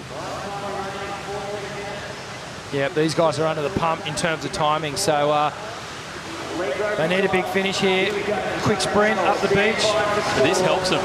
This does help them. So Bodie waiting in the wings. And it's interesting that they've left their young girl surfer as their 5th surfer. Yeah. So putting a little extra pressure on the young lass, and I'd like to see how she's going to handle it. I'm sure she'll handle it well. Yeah, well, there goes Adam Melling, the power surfer for Lennox Ballina. And, I'll tell you what, that last wave for James Wood has helped Labar immensely. Look at this score, Shauno. Very, very healthy. It's going to be the second highest score of the entire heat. This is Jet Dickinson here from Peninsula, just coming off there. So, yeah, drops in at a 7.0, that last wave for James Taipan Wood. And let's go and hear from the man himself. Yeah, thanks, Shauno. You weren't sure that was the right wave to go, but second highest score of the heat. Yeah, just pull that one straight out of the back pocket. And, yeah, that's a pretty long run for me. Labar under the pump, but, geez, James, you delivered. Yeah, I just didn't want to sit out there and not catch a wave. That was my plan, just to catch a wave, fortunately. How much does this mean to you personally in the club? We've come here and done pretty bad, so it'd be sick to do good, really. So, yeah, it'd be good to make the heat. And tell us about decision-making. The lineup looks like it's become a little bit more challenging. It has, yeah, except if you're Dion Atkinson, it's pretty easy. He's just on another sort of Raglan-looking left. He's had about 20 today. It's a Dion sort of day, isn't it? Him and Perth. They'll surf in a different spot. But you've got Mello bringing up the vanguard, a good guy to go to. Oh, yeah, 100%. He's been surfing really well and he's amping, so hopefully he gets a good left and can tee off. How's the oxygen burn? Yeah, I'm good now, but that just after it was Struggle Street. There you go, Struggle Street, but Labar back in the game. It's cruel, but it's nice. Yeah, he wouldn't be feeling too much at the moment. It's 7-point ride for James Wood. Made life a lot easier for Labar. I'll tell you what, speaking of easy, this man. Are you kidding me? Unbelievable. Dion Atkinson. You know what the difference is? Those waves have been out there all day, and he has just put himself in the right takeoff zone and just tagged every single wave that he's got. And he's just dropped a 9-point ride.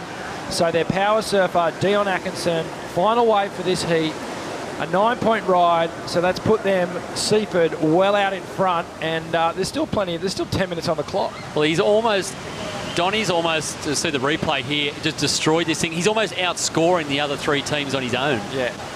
On two waves. And this is how he did my it. God. Just throwing plumes of spray into the air. That turn there, Shauno, where he kind of kicked the fins out, got a little slide happening, just keeping the momentum flowing and just solid turns, solid surfing. And, mate, if he keeps doing that, well, he's going to be straight back on the CT. Yeah, totally. It's you look at that and wonder how he ever dropped off. There's Bodie Jones coming in. Didn't see her wave, but she's done her team a favour here. Got that wave really quickly at least. Yep. So there's still 10 minutes left. And I imagine they'll probably send Chris Salisbury out for the power surfer. So speaking of Dion Atkinson, let's go and have a chat. Toby's got him. Yeah, thanks, Shauno. Dion, this is a bit better. A more leisurely pace, shall we say? Yeah, my Achilles are a bit sore, actually. Nah, it's good. I'm stoked the boys all got it done and got it done quick, so it's all good. What did you have for breakfast this morning? Oh, not enough, actually. I only had one banana. I was knackered after them skins, but yeah, I'll get a good feed now. It'll be good. How does it feel to be in such rhythm? I mean, you've got such synergy, such a connection with Newcastle. Must feel good. Yeah, for sure. It's been a good day. I can't complain. So, yeah, still only day one. So hopefully we've got a few more in us, and yeah, hopefully we got to get through this one first. But hopefully we get away with that, and yeah, see what tomorrow brings. Your wave selection has just been impeccable. Explain that to us. I don't know. I like little rip bowly waves, and this little left's working well. So yeah, I'm happy. I was pretty stoked when I seen it today, and yeah, feeling good. On song, the man of the moment, Donny, they call him, Dion Atkinson. We'll let him get back to the booth. And Seaford, on song at the moment. Yeah, mate, the underdogs got a bit of bite there, Rich. They certainly do. And Seaford sitting on a total score of 22. Dion responsible for almost half of that. 31, yeah. 31 now, yeah, just dropping in the extra points there. But, mate, that's a healthy tally. Yeah. So, of course, at the end of tomorrow, apart from the winning club, we've also got the Rabbit Bartholomew medal and the Lane Beachley medal. for the best individual performance by a man and woman over the weekend. Mate, short price at the moment for Dion Atkinson, who keeps this up. Absolutely, yeah. If he has certainly been the form surfer of today.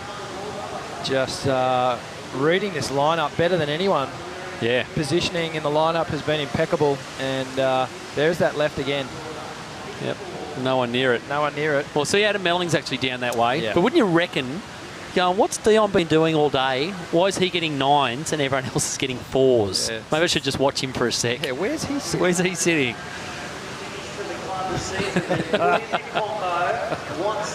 Well, some of the typical sights that you'll see down at Newcastle Beach. Yeah, I think he's there for Gero. It's Geraldton Board Riders. I dare say you'd be a little warm. Of course, we're in the nice air-conditioned comfort of the commentary booth, but down on the beach it is a quite balmy and humid 35 degrees or something like that. So he's sweating it out. He's going to lose some kgs in that thing. But of course, mate, tomorrow we'll see the full clown patrol down there. All the mascots, all the support crews. Yeah, because a lot of the the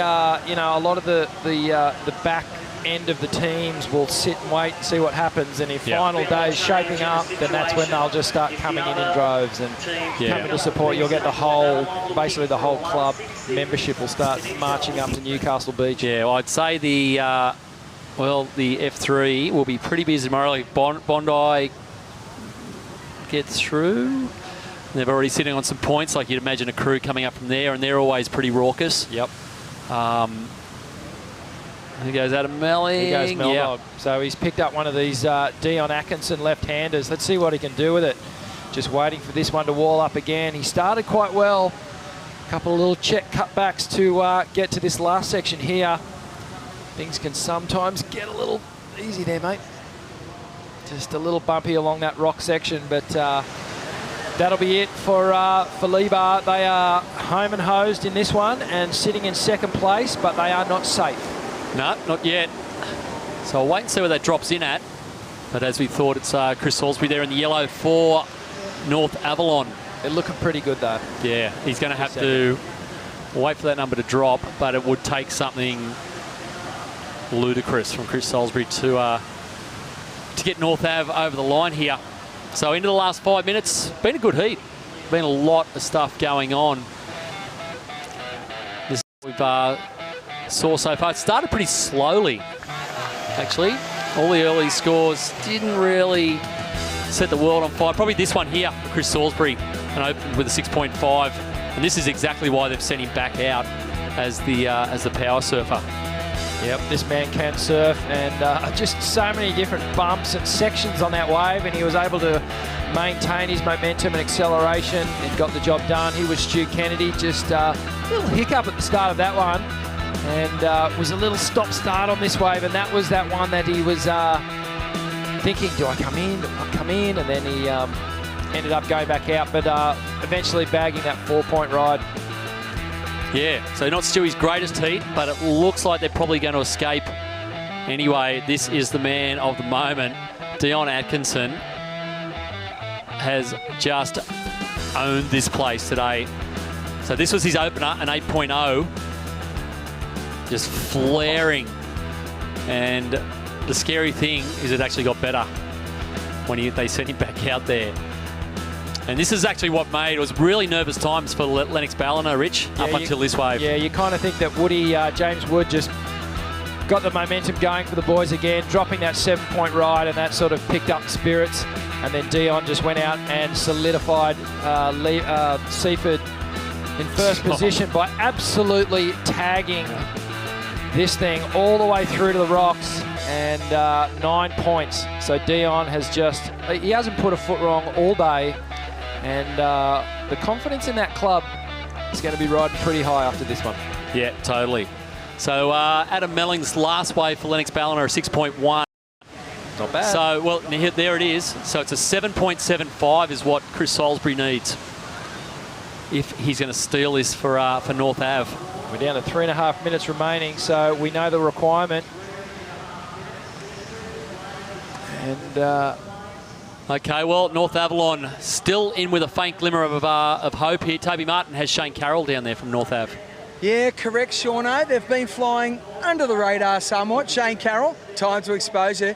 Bit of pressure on the line at the moment. Yeah, a bit of a nervous wait now. Critters, our last surfer out there, needs a 7-7, but we didn't do the best myself to leave him with a pretty big score. But if anyone can do it, he can do it. So time's on your side at the moment, though, and probably the man for the job. Yeah, definitely. He's the Iceman. Under pressure, he always delivers. So hopefully he can do it again today. And from a club perspective, whatever happens in the water in the next 5 minutes, great to be in the top 24 clubs in the country. Yeah, totally. We've come close the last 3 years of making the final. We've missed out by one spot every time, so our goal is always just to make it and see what happens. So we're stoked just to be here, no matter what happens.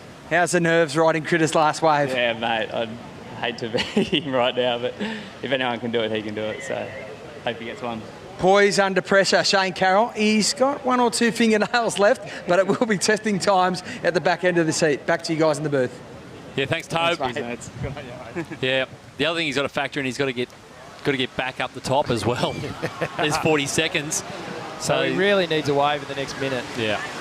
Otherwise, it's he's cactus. All she wrote. Yeah. He's looking pretty relaxed. He's not chilled, mate, from North Ave. No one's too stressed in North Ave. Why would you be? Not a bad place to hang out, really. Absolutely. Well, this one counting down, Shauno. We're coming up to 1 minute and 30 remaining. Seaford, the South Australian club, way out in front. They are home and hosed here. They will progress. And North Ave hoping to chase down a score in the next minute and a half. Otherwise, things aren't looking so good. But a good performance from the boys from Lennox Ballina. Yeah, you got to say that Woody was the star of the show for this little for this heat for him. Yeah, 100%, mate. He kind of saved them. Mello and Stewie, we thought would work wonders. 4s and 5s, but yeah, the 7 really helped them. And you want to see Lennox Ballina in contention on finals day. Yeah, you know, they're a big club that have kind of underachieved on this stage, so you want to give them a sniff tomorrow. You almost feel like this is their little hiccup heat. Oh, we kind of got through that one. And now you know that Stewie and Mello aren't going to let that happen again. They're going to go mad. Oh, here we go. Oh, no. There it is. Oh, there it is. So, well, he had to put it all on the line. He had to give it everything. And unfortunately for Critter, it just hasn't paid off. But a damn good effort, and there you can see Mello just a sigh of relief there. What? We always had it in the... Yeah, what are you talking about? Had it under control all the way.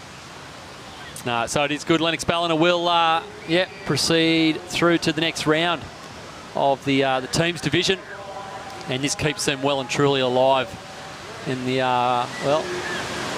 the race to become the best club in the country. Yep. Well, Shauno, that was another good heat. Yeah, that was really entertaining. Surfing and some really, really good surfing on that left-hander. Obviously, the highlight moments were Dion Atkinson with that 9 and the 8.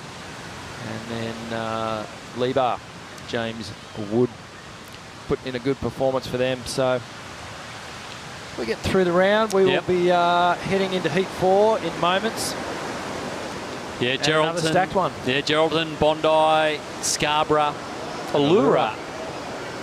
Allura's a team who could do something as well. So there it is, not quite enough time there for Critter Salisbury to find the wave he needed. But yeah, keeps the dream alive for Lebar and Seaford. Imagine if Seaford became the best club in the country. That'd be wild. It would be.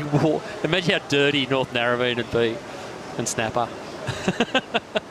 They would be filthy. Well, you can see here the boys and girls lining up, and they're off. So we see the start of heat number 4 in the teams round number 1. And I think they've all taken a little leaf out of Dion's book. A lot of them heading down to that southern left-hand bank. And why wouldn't you? Yeah, they'll be on Donny's left down there. You can bet. Well, they're sending Per Stanlick out there, of course, the other star of today for Bondi. We'll see how he goes. You're watching the Nudie Australian Board Riders battle Back with more action right after this.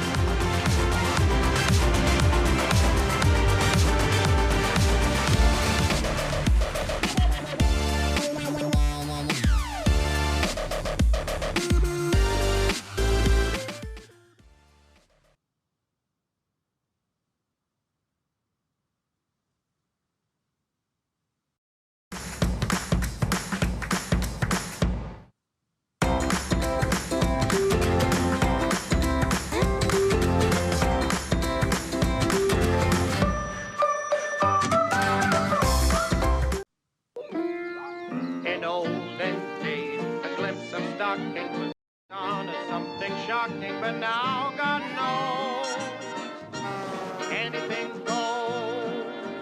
If driving fast cars you like, if low bars you like, if old hymns you like, if bare limbs you like, if May West you like, or me undressed you like, but nobody will oppose. Anything goes.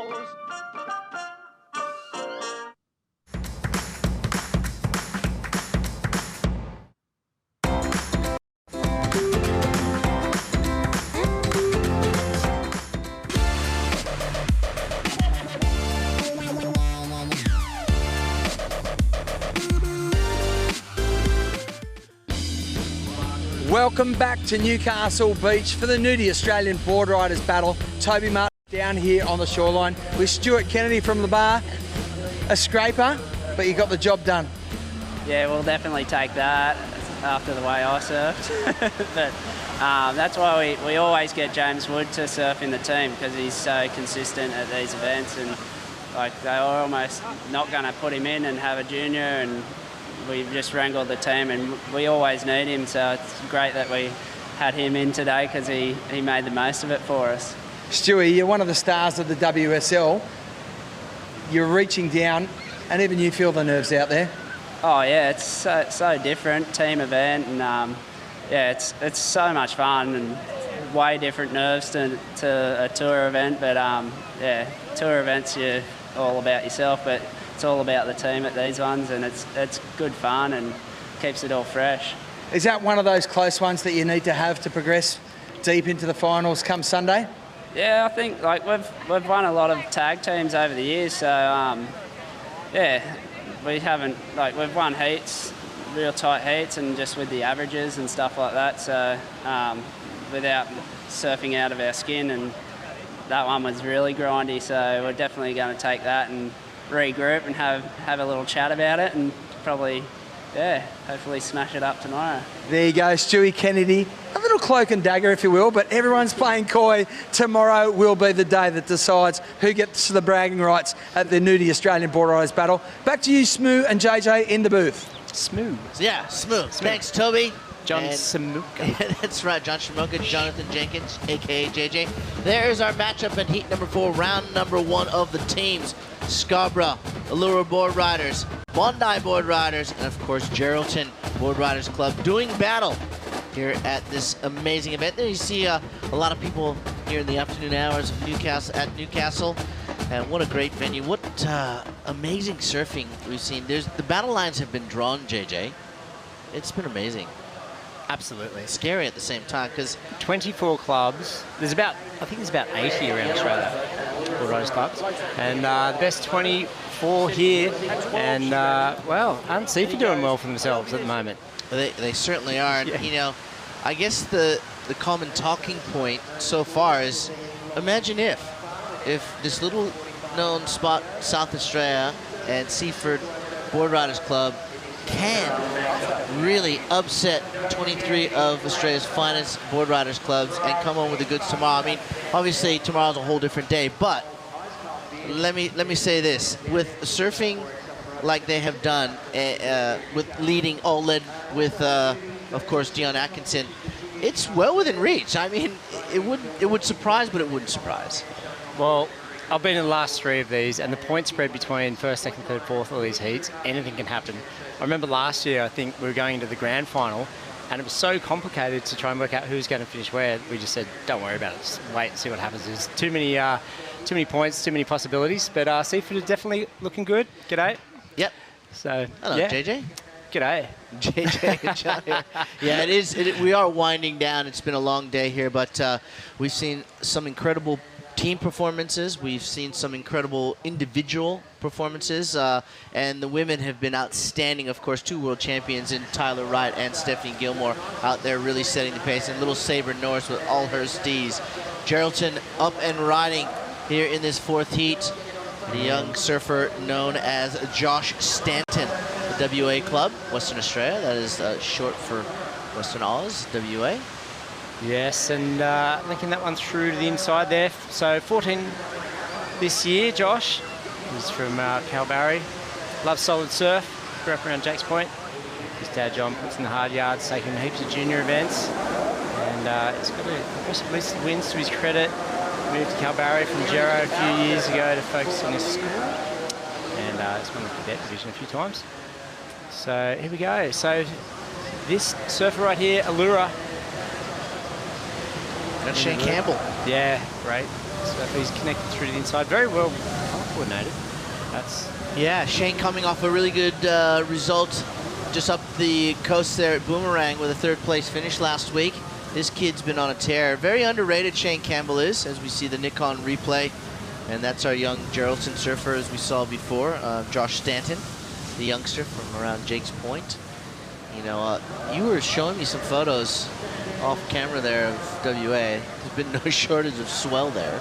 Yeah, I was looking at Taj's Instagram. Hey Taj, if you're watching. And yeah, it's been pumping over there. I was talking to Shero before, the Margaret River captain surfer, and he said they've been looking for small waves because he's trying to get the kids out in the water, and it's been so consistent, so big. So the absolute complete opposite of northern New South Wales and Queensland, which has been terrible. So up until now. Now we get into the good time of year, don't we? That's it. February through to August. That's right. The whole world pumps. Here we go. Have a look at that score for Allura. 7.5 from that underrated surfer I was talking about, Shane Campbell. Well, that's a keeper.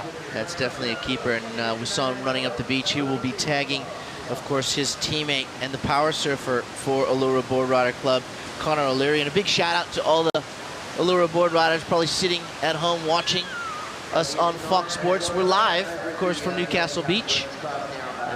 Are you in a club down there? I'm in no club. You're semi-retired. No, you know, it's funny. I've been. Let's have a look. Let's see what Glenn Pringle and one of the boys is doing. Good work. Just trying to keep that hydration up. It is so hot down there, but Shane Campbell doing a fantastic job with his first wave, getting us the big shakas. He's happy with his performance, but. No, you know, going back to your question, as we watch live surfing, this is Bondi having a look. That was Perth Stanley, who's been outstanding as well today from Bondi. You know what? I don't know why I've never joined a board riders. I probably should. We were trying to get something going at the Wanda Surf Club last year, but that never eventuated, unfortunately.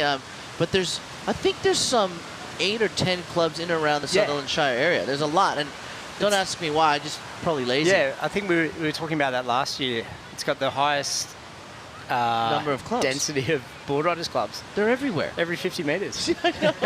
There's only so much beach at Bait Bay. Yeah. I mean, next thing you know, you're going to have the Dune Surf Club.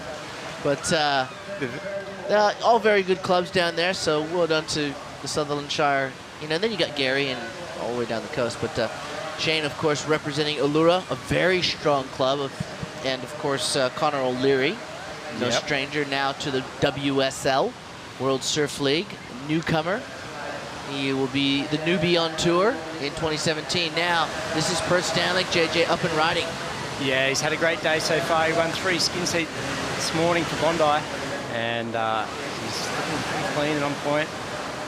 He's come close to qualifying for the World Tour a couple of times. He's been in that top kind of 20 bracket, heading in Hawaii. Couple heats away at sunset, and he's finished right down the rock. He's coming in. So we've got a 3.25 for Gero. And Allura, 7.5. There's the scores there. So Perth got a pretty good wave there. And it took him just over 10 minutes. He's got to run up the beach first. Yeah, he's got a big run ahead of him. That's at least 200, 250 meters to that Oakley change point where you tag it. There he goes. And he's fit, Perth. He is slicing and dicing his way, the Bondi chef, to that Oakley tag spot. He will tag his team member. That will be Chris Friend, another outstanding surfer from the Bondi Club. Will be going out next. You can see him. He is hightailing it, JJ. Trying to give his teammate plenty of time to get out there and get a big score. Absolutely. So here he comes, rounding the bend. And there's Chris ready to go. It's already wet. Looks like he's had a little free surf maybe before this heat. And he's just cruising on out. So, Friendy, co-founder of Live Heat Software, I reckon, transforming grassroots surfing. 18 clubs now using software. Well done to him. So, Friendy, tech dude. So, here we go, Scarborough. Yeah, Hayden Blair. Yep, he's coming in. Hodzi, 31 years young.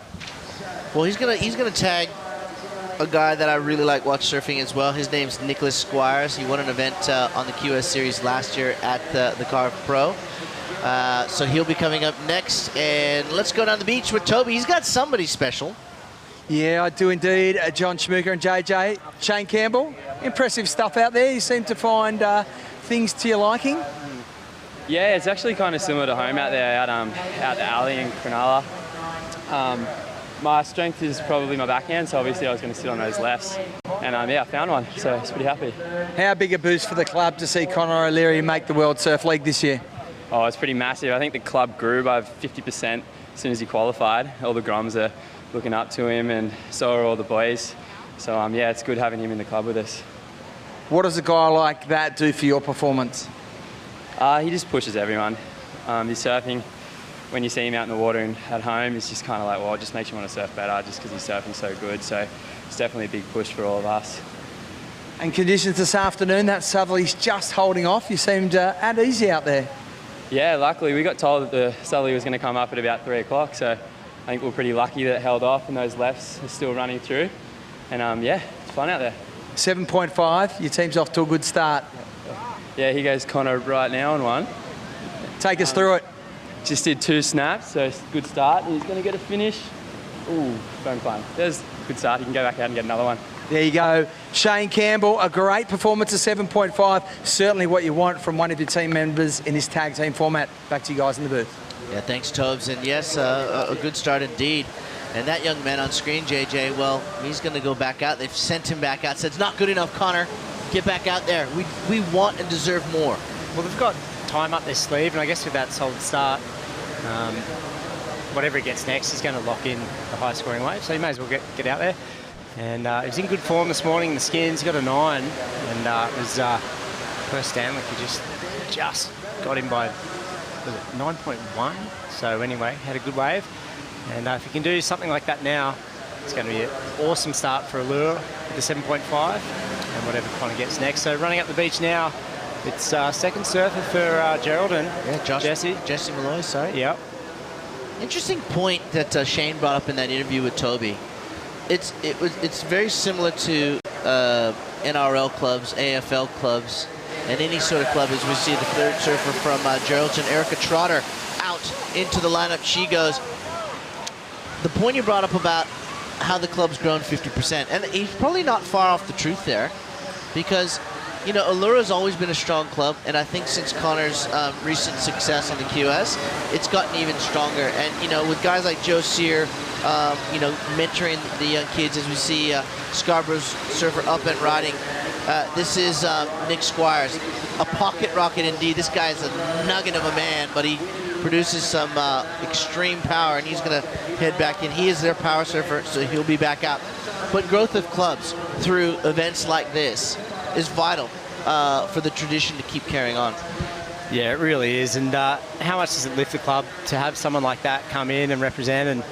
And you know, so many of these clubs have so many good surfers. We saw, you know, just having Tyler on the beach today, be able to say the world champs in your team, and the other surfers wanted to surf against her, and you know, having someone like Joel just come out and start swinging the heavy hitters from the World Tour. Someone like Connor, he's just such a great surfer, and to see him do so well and win the QS is just amazing. So I'm not surprised that the membership has jumped down there at Allura, and can hold their head proud. He's a great surfer, and be interesting to see how he goes this year.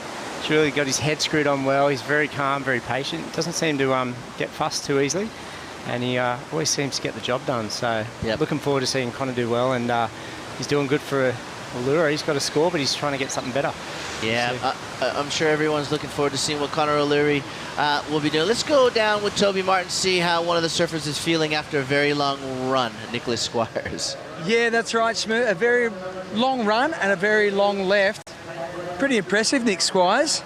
Yeah, it was a bit of a slow start in our heat. There was one or two at the very start, but there was a bit of sitting time. I knew I had to get something done really quick, and almost second guessed that last one, but yeah, I think just getting it done straight away, getting this back on time is probably a better decision. And also, you dropped a pretty healthy score. Yeah, I don't know, what was it? Oh, it'll be a pretty healthy score, maybe in the excellent range. 6.35? Yeah, 6.35, so you've got to be pretty happy with that one. Yeah, that'll do. Well, you're managing time, but then to post the score is important. You're one of the key players for your team. Yeah, I mean, the time kind of, it's the pressure cooker, If we're behind, then that's when mistakes can be made. So if we can get back on that time and get a little bit more comfortable, then, hopefully it puts us in a better spot. Have conditions changed much? That's southerly just starting to freshen over my back shoulder there. Is the wave face still clean? Yeah, it's super clean. I think that I expected that southerly to come through a little bit harder, but, left into the wind, it's probably better than the opposite way around. So, yeah, it's definitely contestable out there. It's pretty fun. Back in the mix for Scarborough. Yeah, for sure. There you go, Nick Squires, always a standout performer. You could almost put him in as a dark horse for the Wayne Rabbit Bartholomew medalist. Keep him in calculations. There's a big day tomorrow, but well done for the moment, Nick Squires. Yeah, we see Connor O'Leary racing up the beach after a pretty good performance on his last ride. He will be followed by Bondi's Chris Friend. And look at him. He looks in shape, JJ. I know you got a little bit of inside info on the kid, and he's been working hard in the off-season. This guy, he just loves his club surfing. Friendly, look at him go. So, I love watching this format. It's so good, the team's division, and putting in the hard yards up the beach out there at the moment. Here we go, we've got the tag. So that's... Joey Sears there. Joey Sears, yeah. Goofy footer from Cronulla, really outstanding. Loves the reefs out there. Cronulla surfs a lot with Connor. I bet he does, yeah. So good friends and good club members. I think it's important too that when you bring a team together and you're going up and down the coast traveling, it's important that you all get along and you can all feed off each other. Like Shane Campbell was saying, they're all feeding off Connor's success. Success breeds success. Absolutely. And here we go, scores in, Shmoo. We can say last of blue, Allura, Connor, got a 5.75. So I wonder if that was for the first wave or the second wave. Maybe they're pretty similar, weren't they? I think it was the second wave. Yeah. Yep. And so that puts them in first spot. There's the totals. You've got to wait for that last score to adjust there for Allura. And Scarborough, they're in second with 6.35 to come in over the top of that 2.9. So they'll jump up. And Jero and Bondi 3 and 4 at this stage. So first and second progress. Yeah, let's look at the I Am Nikon replay from Chris Friend here. Let's see what he does on this one, JJ. Starts off really strong, then gets stronger on that second turn, and a third with a finish here for the Bondi surfer. So that's going to be a 4.5 for Perth. I think when I sort of think back to what Perth did on his first wave, I'm going to say that Chris may be a touch better. He was quick. He was in and out. So here we go. Scarborough up into the lip, driving around. This will be score number 3 for Scarborough. And this is Kalani Ball. And oh my God, didn't he surf good up at Burleigh Heads a couple of weeks ago? He looks incredible. He's had 2 finals already this year, and this kid is going to be, him and Ethan Ewing remind me so much of each other. Very similar. Competitively, they're sound as can be. So the South Coast surfer you see on your screen right there has his ride for the team of Scarborough under his belt. He'll be sprinting up the beach. A fine young talent, that is Kalani Ball. And he will be handing over to Dave Hislop. Yep, and Kalani, of course, the under-16 New South Wales champ, under-18 Aussie champ, and got a 5th last year. the Aussie Open in Manly. And absolutely ripping a couple of weeks ago on the Gold Coast, as we said. And I wonder if he's going to be on the World Tour in a couple of years. Is that guy in red? Who is that guy? Spider-Man. He's good, Scarborough. That is classic. You know, there's the... I reckon this is some of the easiest money in the tournament, Shrew. The $5,000 for the Fox Sports Patriot Award. The Patriot Club Award. Last year, Burley won it. And they were all dressed up. They had Lumbo out there in the spandex suit, the red. And this guy's in with a chance for sure, isn't he? He's too fit. Is he too fit? Yeah, compared to Lumbo anyway. Is it just too conventional, that get-up? I don't know. I reckon I'd expect more from some of these clubs. We had the jazz band from Bondi a couple of years ago. Burley won last year. And, yeah, and the Burley boys said, they're not going to go all out this year because they thought everyone's going to do it. I reckon they're foxing. But, yeah, but it's pretty tame down there. It's pretty serious. Well, that's today. Today, yeah, maybe tomorrow. You know, yeah. There's going to be a lot of things and people traveling up the coast tomorrow for finals day. So that $5,000 is still well and truly up for grabs. And there could be some free Summer Bright Lager tonight, I think, at the awards night. And that always brings the best out of clubs the following day. So some clubs, I should say, some members of the non-surfing side of the team. So, yeah. And that's the other part about the surf culture and the club surfing culture here in Australia is the larrikinism that you get. You always get those larrikins in your club that you love having at the Board Rider Club events month in and month out, isn't it? Keeping it real, mate. Keeping it real. That's what we like. Here we go. Look at the concentration on the face of this fella here. Is that Clancy? Yep. It is too. It is too. From Bondi. He's a HBC coach. Yeah, Clancy Dawson. Wow. Wonder what advice he gave himself before he cuddled That's out. right. You got to practice what you preach, I always say, if you want to be a coach. He's up there at the High Performance Centre. Yeah, definitely. Well, we've got 27 minutes, 31 seconds on the board. Scarborough leads Allura at this point. Bondi and Geraldton chasing. We'll be right back on the backside of this message. Stay with us.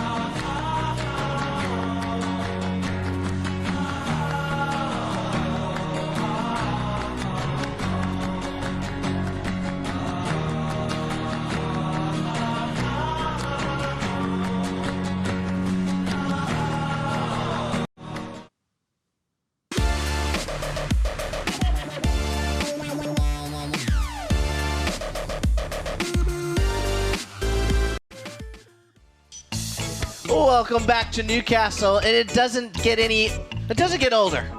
It doesn't get old, it just gets better and better for you. I love it. This is Newcastle, the main beach. That picture right there on screen is just to the south of where we are located for this fantastic event, the Nudie Australian Board Riders Battle 2017. We are live on Fox Sports and bringing you 24 of the best clubs in the nation, all battling it out to be the #1 club in this awesome country. That young lady from Geraldton running up the beach. She'll be tagging Dean Hagen of the Western Australian Club, Geraldton. Dion. Excuse me, Dion. Dion Hagen. Look at him go. Putting in the hard yards. And here we go. We've got a surfer up and riding, and he's picked a bad wave there. Coach would have got down on himself right then, Clancy. Yeah. Oh, he's got another chance. Oh, sorry, that was Dave Hislop. Sloppy. Yeah, Sloppy's out there. So, two waves. You don't get any more than that. And the highest score goes in to the team tally. If you get a good first wave, come on in, save time. Give the next person more time, room to move. bit of breathing space. It's pretty rare the last few years. We haven't seen too many teams finish outside of the clock. No, but what we have seen, JJ, is a lot more strategy and thinking going into this team's challenge. I mean, it's time. It's where you position your top surfers, your power surfers, the surfers you know that can score points. But it's like a batting list, right? In cricket, you want your heavy hitters up front. Am I right? I don't watch too much cricket, but that's how I've seen it in the past. You want your heavy hitters, your run scorers first, and then you want to get your fieldsmen out there. You know, later in the batting stage, it can differentiate from event to event. But I would think, for me, to build momentum, I would like to put power surfers on either side of 1 and 5. But it also depends who your junior is and the talent level of the female surfers as well. Depends. If you've got a master like Luke Egan, that's a pretty good guy to have over the age of 35. Well, Luke was in the bottom end, the back end of the team list for Merriweather, and they started off real slow. Merriweather, they had 2 surfers, then Luke.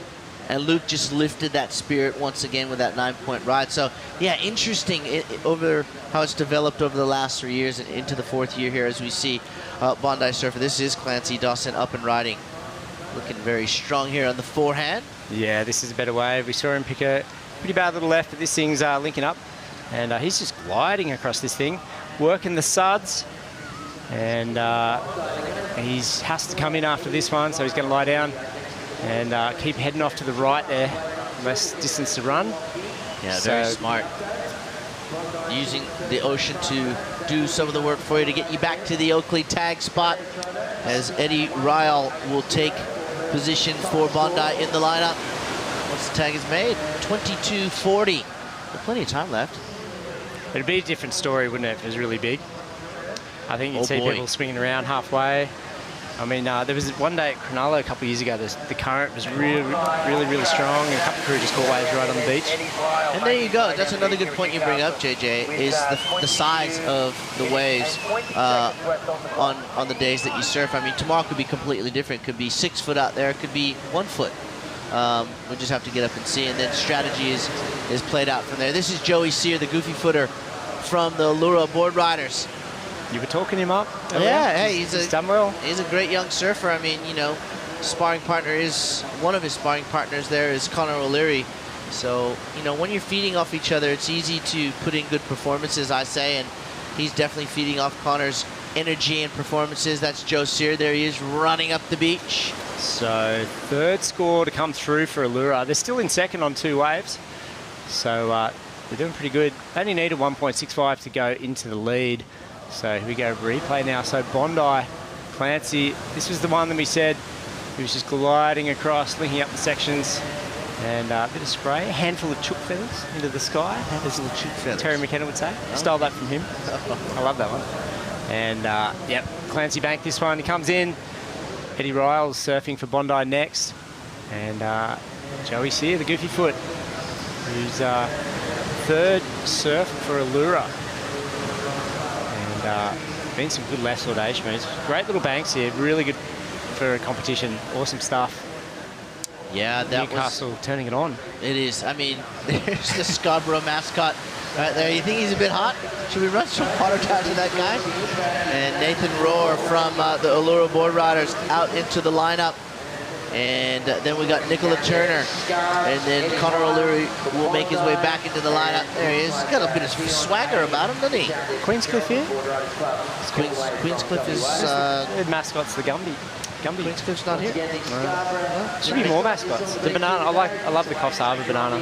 Yeah, I love the big banana. Coffs Harbour, big banana. Every time you drive by there, puts a smile on your face. It's iconic. I was at the qualifying round for Northern New South Wales, and Coffs were up there. And we did the presentation on the beach there at Yamba, and I got the kid in the banana suit to hand out all the trophies. Nice, well done. A 5.15 there for Joe Sear, puts Allura back into the lead. Bondi into 2nd place to take the lead, a 2.41. Scarborough in 3rd to go to 2nd, a 1.11, so nothing in it. And then Geraldton, well, they're trailing and need an 8.21, JJ. 20 minutes remain in this round 1, heat 4.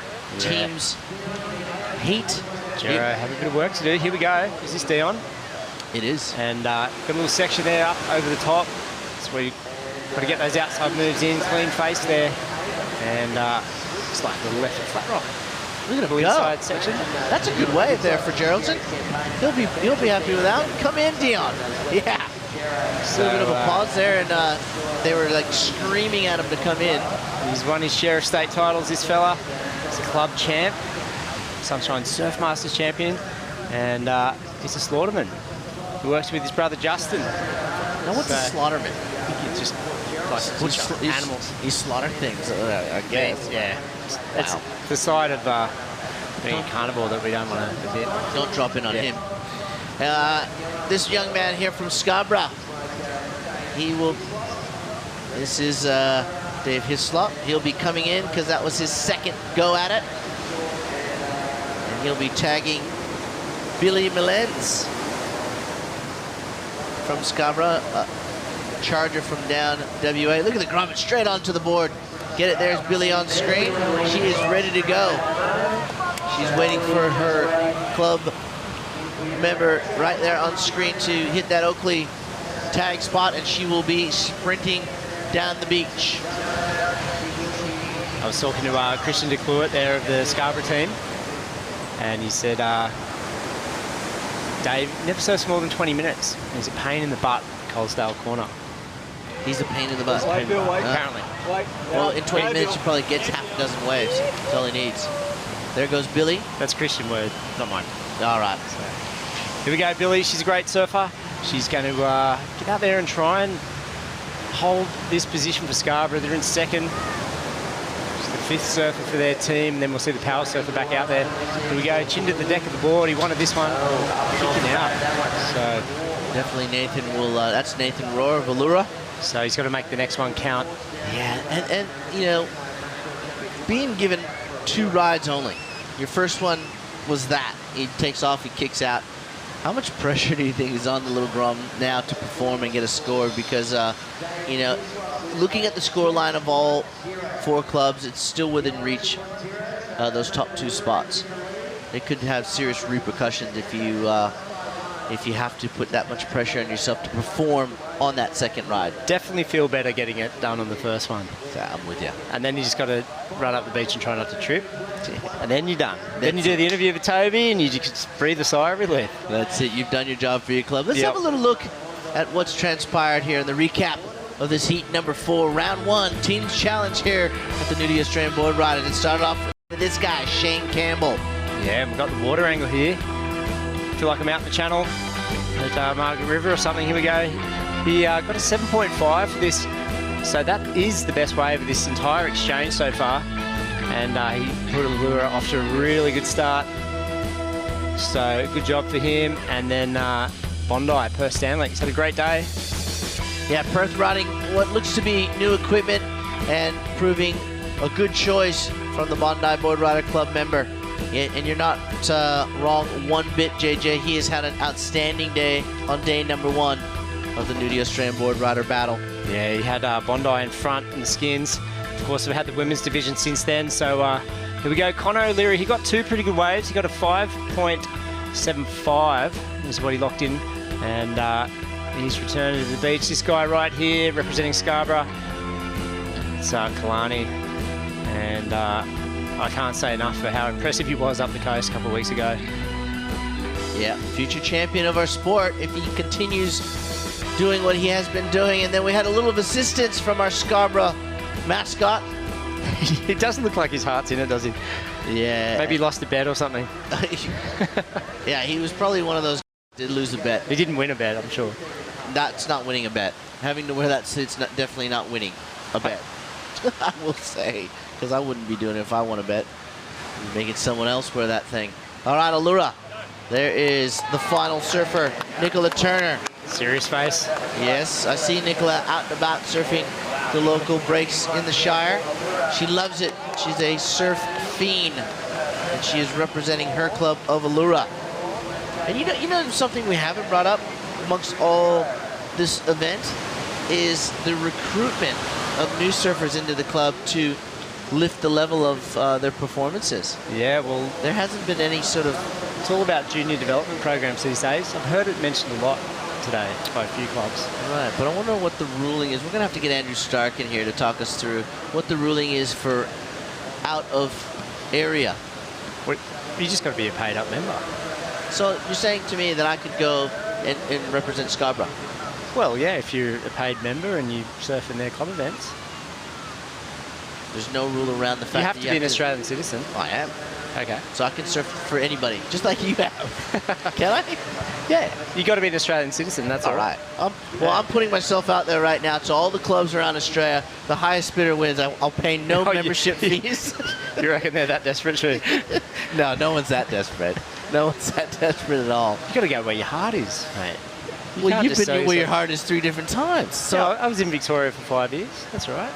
That's how you get good bells and good winking with no one out. It's a secret at Burleigh too. Yeah. All right. Well, when was the last time you surfed Burleigh with 3 other people? Oh, Jesus. Never. Never. Come up next month. I think it's interesting though, because if you want to represent, different club, you don't have to sort of represent that club of where you live if that's not what you want. Normally, 99% of the time that's the case. But I know that other clubs have gone on recruiting R&Ds. Have they really? Yes. This is one of the unspoken talking points of Australian Board Riders Battle. But you know what? I think if there's the rules stipulate that if you're a paid member, you can go and surf for any club you want, then fair enough. I think it's great for Board Rider Surfing to have higher profile surfers in all of the clubs. I remember when the Wrights moved up to Lennox. They were surfing in Lee Bar, and they certainly were. Not anymore. Yep. So interesting that one. 12 minutes and 50 seconds to go. Allura still on top of the leaderboard. Scarborough in second, chasing down a 3-2-1 to take the lead. Scarborough a .61 to take Bondi from second place to third. And, well, a 5.66 from Geraldton now will see them into second place. So they're well and truly in this race. Here we go. Oh, that'd be Glenn Pringle. That'd be Glenn Pringle on the beach. No doubt. Allura's frothiest grommet. Is that him, is it? He won the world title years ago, didn't he? I'm calling that's Glenn Pringle. Didn't he win a world title in Brazil or somewhere? For Team Australia? I think, was it Ecuador? Yeah. Well, it looks like he's directing a 747 into Sydney International Airport. There he goes. So it's definitely Glenn Pringle. He is the frothiest coach in the world. That's who he's directing. That's correct. Well, this will be wave number 5. Make it. That's Nicola Turner of the Allura Board Riders Club. She's out of there. Yep, she's got the nod from Glenn. He says, get in here quick. We need to give Connor O'Leary plenty of time to seal the deal. Well, we saw Merriweather come back from 4th to 3rd to 2nd to the win. They knocked out Kalbarra earlier. So this one's pretty tight as well. Gero have got the work to do. So they got Dion, Brady, Marsden is their 5th surfer. There he is. So here's the Allura team. And I thought he didn't have a leg wrap then. I thought that's great. Yeah, well, he does. Young, confident rooster like Connor O'Leary might not need one. So here he goes. Power surfer for Allura. Very unlucky not to win a skin for his team this morning. But here we go, Billy now. What she got here? She's got a bit of a lumpy, bumpy sort of thing. And she's going to bring this one right through to give Scarborough's power surfer a chance to get out there. Who's their surfer, Kalani or Nick? Nicholas Squires, runs a very successful surf coaching school down in Wollongong, and he's won QS events before, so he is no slouch in any sort of condition. So Billy will... Aussie champ as well. Yeah, Aussie champ. He's a very fine young man, Nicholas Squires, and very easily approached, and a lot of kids love going to his surf camps and schools down there in the Wollongong area. Yeah, the Illawarra Surf Academy. So here we go, up into the foam. She's come off. Ooh, that's disappointing. Yeah, that was Laura Demilian. So will they tell her to go back out, or will she be heading in? So Per Stanlick, the power surfer for Bondi, looks like she's heading in, JJ. Yeah, she's coming in. Bummer she didn't ride out of that last move. So let's see, so it's super tight here, Shmoo. Bondi's in 3rd with a score to come in. Yeah, because Scarborough got that last score, knocked them out of 2nd into 3rd. Well, now they're back into 2nd with a 1-5. It's super tight. So there we go. Power surfer for Scarborough. Squizzer. And didn't want to mess up. There goes our Scarborough mascot. He's just helping everyone. Someone take him out. Look at him go. He's doing the G train. He's doing the G train. That's the G train. He's taking off now. Look at, he can't even keep up with Nicholas Squires, and Nicholas is at a slow jog. There he is. I wonder if he's one of those people that just actually isn't even involved with the event. You get just those come weirdos down. around the world. They just cheer and He's just come down hang for a out. good time. Storm. I'll barrack for Scarborough this weekend. Storm Who cares? Pro Surfers. Look at him. He's got his crash helmet on. All right, 9 minutes on the clock. This guy's just cruising out. So slow jog there for Bondi. Yep, that's Is that Perth again? Yep, it's Perth. And you know what, the clubs must be, I mean, the surfers must be getting really tired at this point. They've been surfing all day long, and the power surfers, you know, they've been out there, you know, 3, 4, 5 times already today. They're not working in coal mines, though, are they? I know, but, I mean, I know what you mean. Don't go Debbie Downer on me. So, yeah, I know what you mean. A heat, 20 minutes or 30 minutes, any surfer will tell you, is like surfing an hour in a free surf. He was out there for 3 skins. That's how you feel. He was out there for 3 skins today, so... But you could argue he's in good form. Yeah, he's in great form, as was Dion Atkinson as well. So both Perth and Dion probably surfed the most out of anyone today. So they'd be knackered at the end of today's proceedings. Here we go. This is Geraldton Surfer. Up and riding. It looks like Brady Marsden. So Brady will be their final surfer before we hand it back over to Jesse Malloy, who will be the power surfer for Geraldton. Yeah, so Brady's coming in. He's had enough. Said, yep, got my score. I'm coming in. 7 minutes, 45 seconds to go here in teams round 1 heat action. And Brady, crayfishman, up off the Abrolhos, northwest WA up there. Beautiful part of the world. Did my first ever boat trip up there. Yep. There's no waves there. Never go back. Yeah, I bet. What a waste of time and money that was. I know. Wow. I've heard. Radioactive islands, don't go there, Shmoo. No. Okay, I will put that on my bucket list. Yeah, if you want waves, go somewhere else. So, so he's putting in the hard yards. Brother Max as well. Represented WA on several occasions at the Nationals. And check out his Instagram. Catches some big fish. Yeah, and I'm sure there's some big fish trying to catch him too. Yeah. Here we go. Last surfer now for Gero. All our clubs have got their last surfer out there. They certainly do. Just as well, because there's only 7 minutes remaining. That's Jesse Malloy heading out there on his DHD, trying to, well, he needs a 4.81, JJ.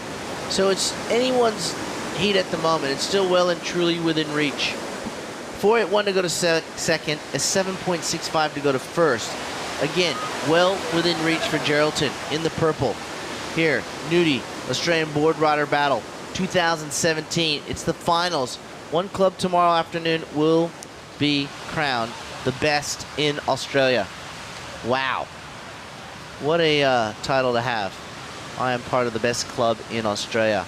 It's not a biking club, it's a surfboard riding 20,000 bucks. And that super cool trip this year as well, which is new from World Safaris up to the Kingfisher Resort. That's a pretty cool prize there. Well, I want to sign up to the club that gets that trip. Can I do that at the end of this event? Can I do that? You're a slippery fella, right? You just jump in at the last minute. Any club will have you. Yeah. So, and we've also, we've got the Wayne Bartholomew medal and the Lane Beachley medal, and both of those surfers are here, legends, to hand out those awards. So that's pretty cool. Presented by Surfing Australia, and get $1,000 cash as well. So that's pretty cool. And the Milwaukee Heavy Duty Hack Award. I think Nick Squires won that a couple years ago. Yeah, it's always a good one. He's got some power. Well, Dion Atkinson could be up for that one at the moment. And Perth Stanley, I'm calling both of those guys to definitely be. Wait. What about Luke? Those three. Oh, yes. Anyway, yeah, okay. There's a lot of surfing to go. Yeah, but you got to expect the big fellas are going to move the most water. Yeah, going off today, yes, the big fella's moving way more water than anyone else. Yep. And Fox Sports, they got an award as well. $5 grand. What do you reckon? It's got to be the guy in the red suit, right? Yeah, Scarborough so far. I mean, $5 grand just for that? We want to see something tomorrow. Yeah, We're putting it out there. Yeah, I think we're jumping the gun on that one a little too early with Scarborough's red mascot wearing his crash helmet, running up and down the beach, looking the fool, but having fun doing it. Connor O'Leary, well, what can he produce? Right now, the Allura Board Riders Club is atop the leaderboard, ahead of Bondi. Scarborough in third, needing a .51, so just over half a point needed. Geraldton, they need a 4.81. They got 2 goes at it if they lag in 4 minutes and 20 seconds as we rev it up in the back end of this heat. And then you got to run 200 meters up the beach and get back into the box. Otherwise, you will be penalized and points will be deducted. Yeah, I think it's a 5-point penalty, which is huge in these conditions, especially when there's only a 3-point spread between 1, 2, and 3 there. So yeah, the pressure mounts. I can't remember last year there was someone was in for the win and they couldn't get a wave, and then who was that? Narrabeen took the win, but I think someone had about 12 minutes to get a wave, and then they ended up dropping in on someone. Yeah, I'm not sure who that was. I'll have to dig. Good story, JJ. Great story. Great segue. I don't know where that went, but hey, let's see how it pans out in this heat. So, but look, it's kind of flat. Everyone's looking in. And you got all 4 power surfers out there, JJ. So if 2 waves come in, 2 surfers are going to get it. And then the other 2 surfers, no priority. So this is where we use the cliche, the battle lines have been drawn. And we saw earlier today, Joel Parkinson. Shoulder barged Ryan. Ryan, that's right. So teammates from Billabong, but hey, different board riders clubs, get out of my way. Beat it, Grom. Beat it, Grom. That's it. I saw Joel after that. I said, I love your shoulder charge. He just chuckled. Of course. You know, a surfer and a footy player in a surfer's body he is. That psychological move or physical move, that Joel will take that, and Ryan will have that no matter where they're surfing. Next time they meet, whether it's in Portugal, another CT event, it's not just here today. So it's him asserting his dominance. Well, the kids these days, they don't give a hoot who you are. These millennium surfers, they don't care if you're Kelly Slater or Mark Hakalupa or Joel Parkinson. All they want is, they want blood. They want your scalp. He's fallen off. That wave counts. You only get 1 chance as the power surfer. Well, that's right. You only get 1 shot. Here we go. Yours. Connor now. So that was Geraldton before. And is that Josh or Brady who fell off? Anyway, Connor's still going. Well, he's down. He might get another little score here on the inside. There we go. Gero's coming in. Connor's off, but he got some points. So I think Gero's out, I'd say. They're in 4th, and that's not going to help. And 2 minutes to go. How long's the run? 30 seconds? At least, you think 20 to 30 seconds. Here we go. Perth.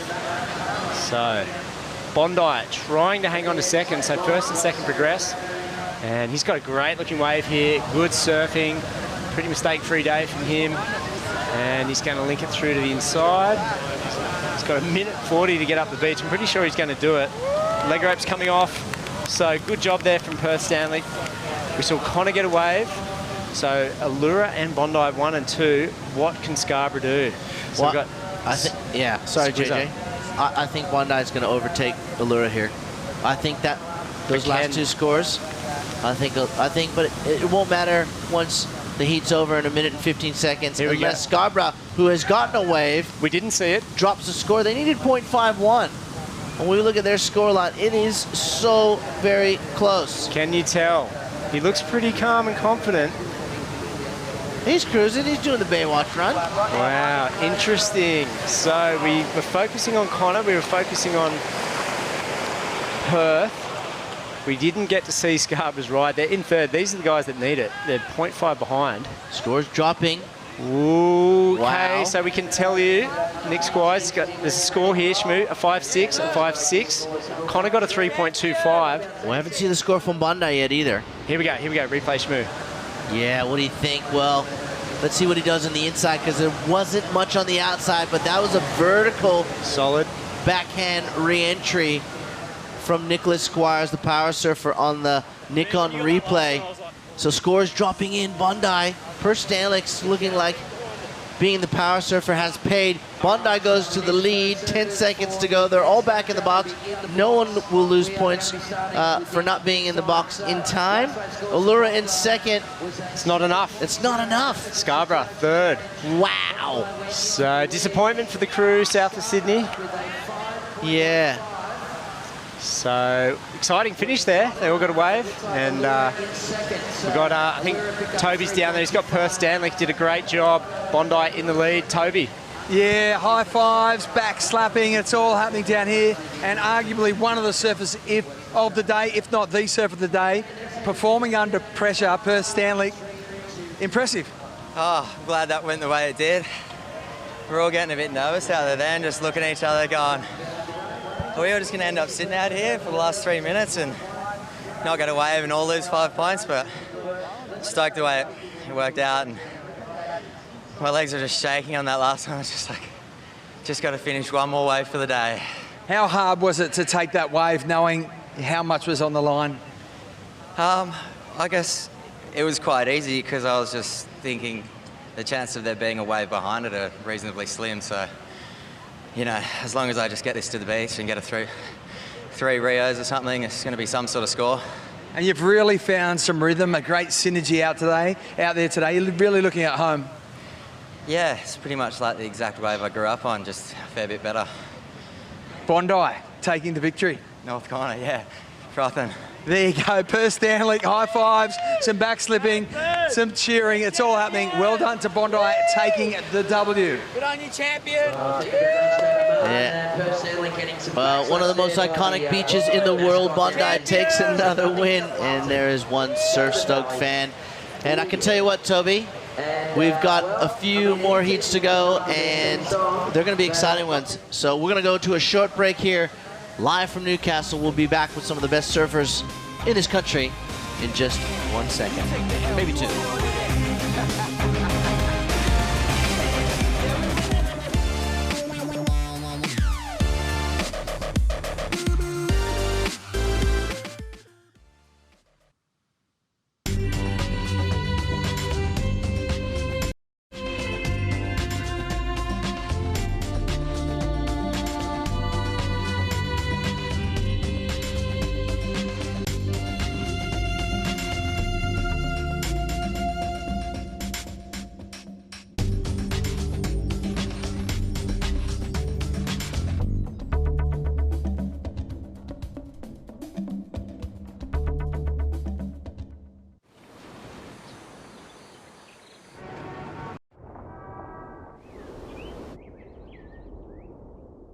Just seconds on the clock.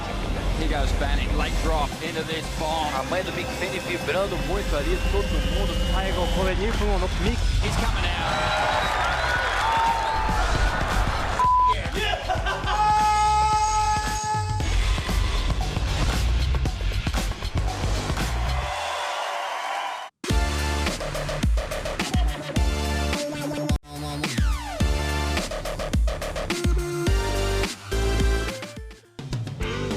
Well, a very good afternoon to those of you who have us on Fox Sports. We are in the team's side of this amazing event. 24 of the best clubs battling it out here at the Nudie Australian Board Riders Battle 2017. John Shamoka alongside Richie Lovett. Richie, it's been an amazing day of surfing so far. A lot of excitement out there for day one. Sure has, Shmoo, and it's not done yet. We've got 2 more heats. As you said, we're in the teams event.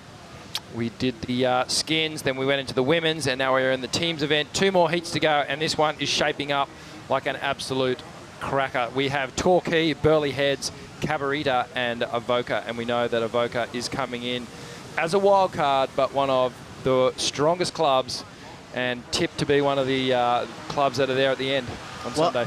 Just have a look at them on paper. Wade Carmichael, Matt Wilkinson, Adrian Buchan, Sam Chell, and Kirabel Olsen. I mean, it doesn't get too much stronger than that. That is a stacked club right there.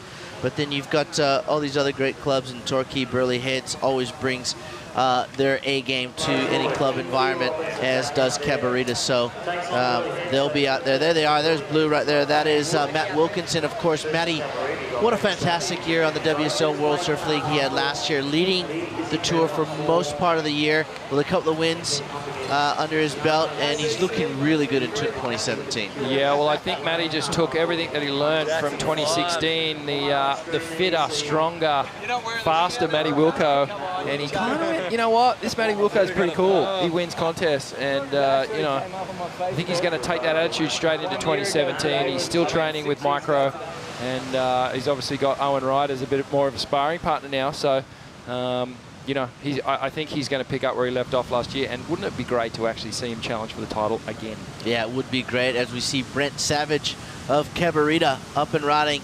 This young rooster here, great junior career, and still loves the board rider competitions at his local club. And then, of course, in the purple there, that's Adam Leslie of the Torquay Board Riders Club. One of the longest standing board riders clubs in this country, the Torquay Board Riders. Yeah, really? Yeah, and of course Troy Brooks, part of them. Chook, yep. Chooky Chook. Chooky Chook. I saw Chooko last week. Ripping still. Yeah.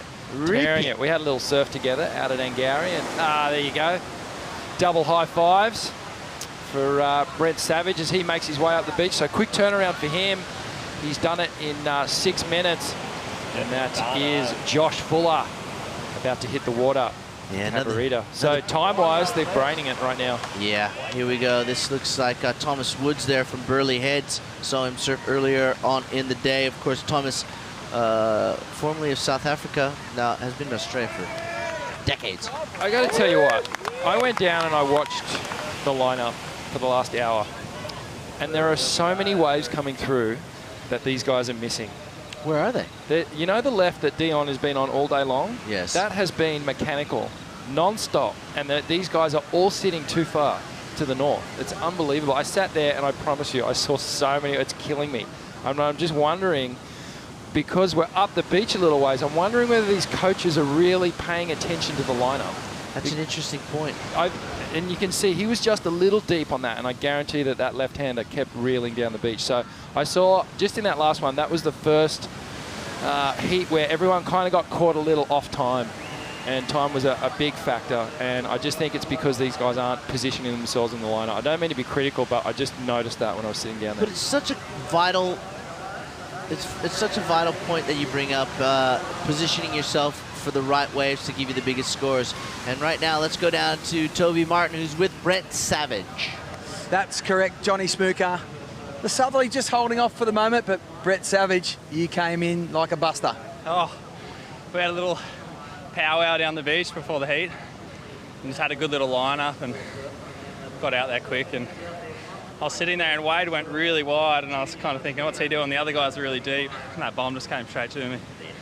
Really important, your positioning in the lineup. Richie's mentioned that throughout the broadcast. A definite key point for your attack? I think so. We've all got the same strategy, so keep it under wraps for now. And, mate, obviously a good start's important in the team events, but to give Fuller a bit more time, really important as well. Yeah, we're just saving a bit in the tank for Fuller and Chip at the end, so Goofy Footer on that left should be going nuts. And the boys fired up? Yeah, for sure. Woo. How's the lactic acid? How's the birdie in the lungs? Oh, we've had no waves for a month at home, and I'd be lying if I said I've been surfing a lot. Working in the real estate, mate, it's hard, isn't it? Oh, mate, sitting behind a desk for 9 to 5. There you go, we've got the plumbers, the electricians, the real estate agents. Mate, good heat. Cheers, thanks. Brent Savage, back to you guys. Yeah, thanks, Toby. Brent Savage, of course. You know, the board riders battle is all about those guys and girls and grommets who really embrace the club culture. And it's alive and well in this country. In fact, it's the only country that it's alive and well, and I think other countries need to take notice. Well, here we go. Adam Leslie up and riding for Torquay. One of the boys that I used to do the tour with back in the day. We went around on the World Qualifying Series for a few years there.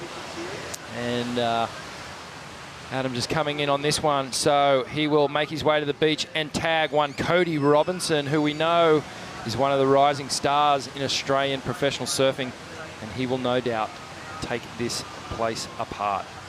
And Shmoo, it was interesting too, just to note that Southerly change has finally started puffing up. And Can't feel a thing, Rich. No, well, not in here we can't. It's a nice 20 degrees in here. Sorry. And offshore. But there's Cody Robinson getting ready to go out. And Thomas Wood just making his way through and belting the inside section on that one. Yeah, mistake-free on that wave. His first wave, not so much for Thomas Woods, but repositioning himself and finally finding one of scoring potential for the Burleigh Heads Board Riders. That will be their first score. Cabarita is on the board, a 5.25 and a 2.3 for Toki is their second surfer. Heads out into the lineup. That looks like Cody Robinson. Here we go. This is Thomas Woods on the Nikon replay, Rich. So just a little check, cut back to get back to the energy, and then he had to pump over that section. That was the money turn on this wave. He just belted that so quick, and you can see all these little different sections and how that wave's moving around. He had to negotiate that one little special section where he got to open up, and like I said, you know, I want to see these guys get a little further down. Here's Wade Carmichael. Let's see if he can connect one of these little left-handers together. Belts that section, really similar to what Thomas Woods did on his. Wow. You know, Wade had a right on his first wave, and he actually had a few more maneuvers than that, and then he chose to paddle back out, and that was all he could muster up. That's disappointing, not only for Wade, but probably for Avoca. They wouldn't be too happy with that one. No, it's only that one turn, and really they would have been expecting Wade to do a little bit more than this for sure. And you just saw it, bang, just that one turn, and it's really not going to be a high score. Yeah, and you can see the frustration on Wade's face, but, you know, chin up. You've got a few more surfers for Avoca. Matty Wilkinson will be out there next. Of course, former #1 in the world. There he is on screen, having his best year on the World Surf League in 2016. And this Josh Fuller. Wow, that was a great backhand turn as well. He's a big boy. He is a big boy, and he's just milking this through. Is he going to connect onto this inside section? He gets another little tap on the backhand, and he just pulls out of that one. So not a bad way for Josh Fuller. So this is a situation where, you know, the guys, if they're unsure, they'll look into the beach and they'll see all their club coaches and whatever. Yep, go back out or come in. But sometimes you just know. This was not enough. I'm going back out. I don't care what you say, I'm going back out because I know I can get a better wave. Yeah, you're 100% correct there, Richie Levitt. You know, by now in their surfing careers, they're going to know right when they kick out whether it's right or wrong. And for Wade, that surprises me because he's a bit of a wave magnet. You know, he's had a great run on the QS 1000 so far in this country, in Australia. And he always seems to find the good quality waves. So it surprises me that that second wave he rode was lacking that quality. Yep, I agree. And I like where the other boys are sitting. A little further down to the south there. That's where those left-handers are coming through, as we see a bird's eye view of Matty Wilco just stroking into the lineup. Now he puts a little bit more pressure on his teammates, the likes of Matt Wilkinson, Adrian Buchan, Sam Chell, and of course Kira Bell Olsen. Nothing they're not used to. They've been under pressure many, many times before, but I'm sure the Avoca Club would have loved for Wade to open up with, you know, 6s, 7s or higher if he could. Well, it really is an opportunity lost, and when you actually look at all the first scores that have dropped in, the damage isn't too bad. They've come in at second highest score behind Cabarita, who have that 5.25, and Avoca just dropping a 3.5 for that wave of Wade. So, you know, they're still in it. I mean, there's still a long way to go in this heat, but for me, it's a bit of an opportunity lost. Yeah, well, let's just say they got a little bit lucky as we see the surgeon, Ace Buchan, one of the most precise backhands you'll ever see in surfing. And do not interrupt my pre-warm-up. Like my pre-heat routine, right? Seriously, I'm getting all swagger with it. Like, honestly, I'm doing this for my club, so stay clear. My name is Ace Buchan, and I will be out there soon. But you know where we can find out more information on this warm-up is with Toby Martin, who's going to tell us more. Yeah, well, if you think these guys are taking it for granted, think again. If you can just watch Ace Buchan as he goes through the warm-up routine, he wants to be absolutely firing once he hits that lineup. All the muscles tweaking at the right time. We might just call him in. Ace, he's going to grab the board. But not the perfect start. How do we recover from here for Avoca? Oh, mate, it's just about sticking to the plan. There's always kind of challenges in the tag team format, and, you know, you've got to kind of rely on everyone, and everyone's got a job to play. So there's still waves out there, plenty of time to go. And does that put extra pressure on you, mate, or I know you're right up for it? Not really, you know, like the chance to surf for my club and kind of give back to the people that support us all year is a big honour, so I really enjoy these occasions. And I know you love surfing here in Newcastle in this cathedral. Yeah, I got great memories of surfing here. It's got a lot of history, you know, like from way back before I was around, so it's always a pleasure. Fired up, mate. Something special for us? Thank you. Yeah, hopefully. There you go, Ace Buchan. He's just ready to unleash. Back to you guys. Yeah, very calm, cool and collected Ace Buchan. He's always like that, though. I mean, his approach to competitive surfing, whether it's in this forum or on the World Surf League, has always been go out there, do my job, do it to the best of my ability, and we've seen him win events all over the world. He'll be out there very, very shortly. And there we have the purple team. That's Torquay Board Riders. Cahill Bill Warren. That's it. He's out there. He's getting out there. Heading out for Torquay. Super coach. We know that Cahill is really capable.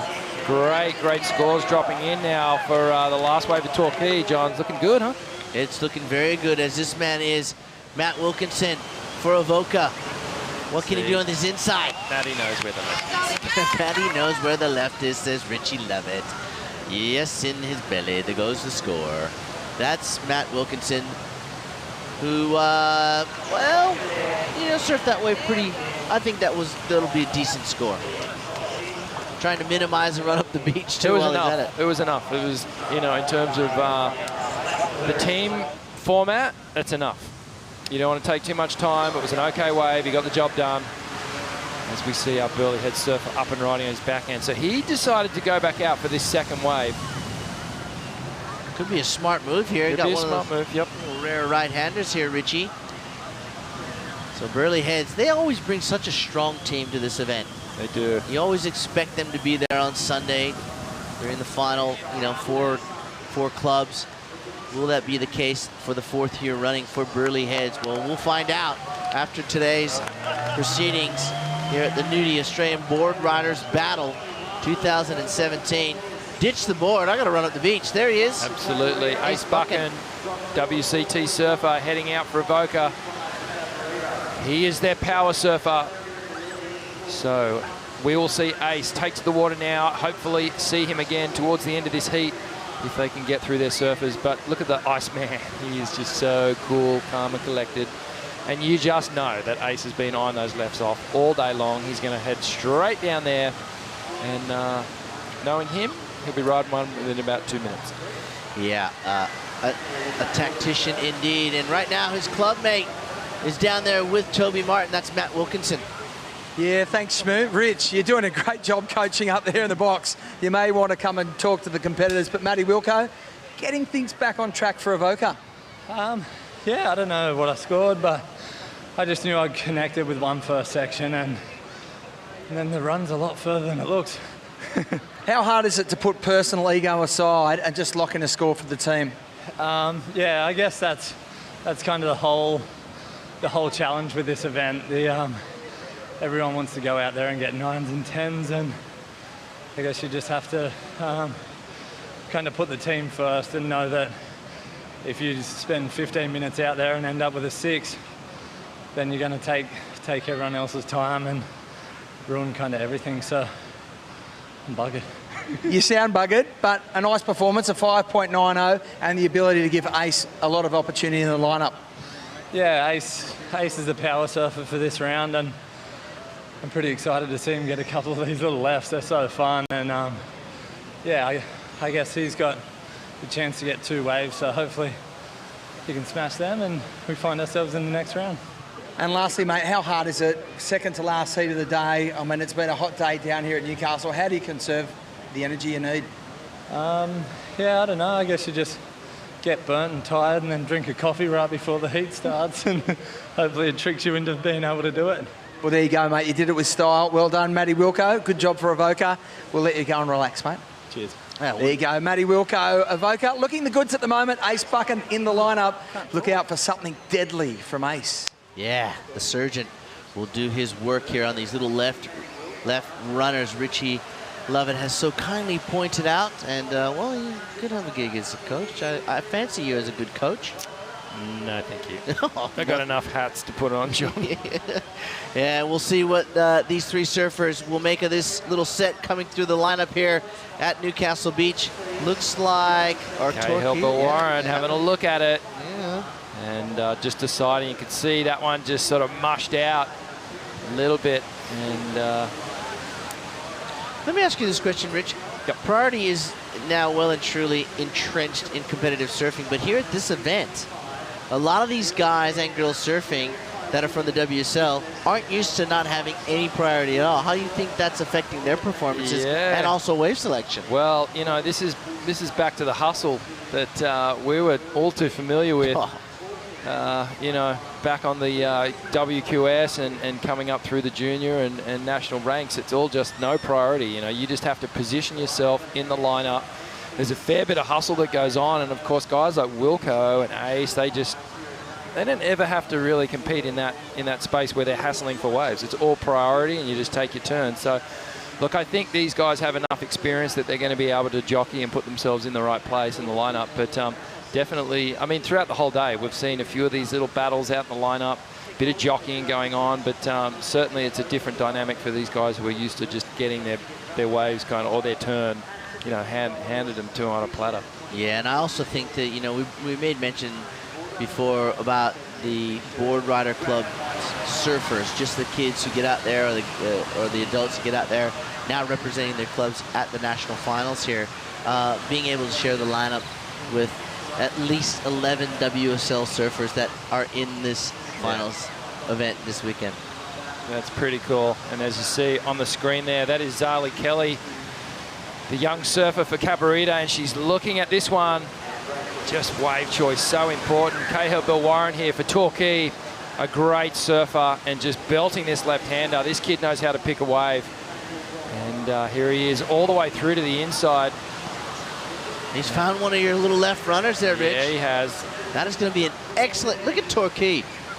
Now, they're a club that wouldn't surprise me to be in the top 4. They're very strong in history and very strong in talent. So Cahill Warren, representing that club, will be very impressed with his last wave performance. A 6.5 and a 2.30 in their scoreline. Let's have a look at the Nikon replay, Rich. Yeah, great wave, just great positioning from the start. Bang over that section, drives around, really smooth bottom turn. I love that. Redirect off the top, and again, another cut back into the energy source, just waiting patiently. He's not doing any unnecessary movements in between his turns.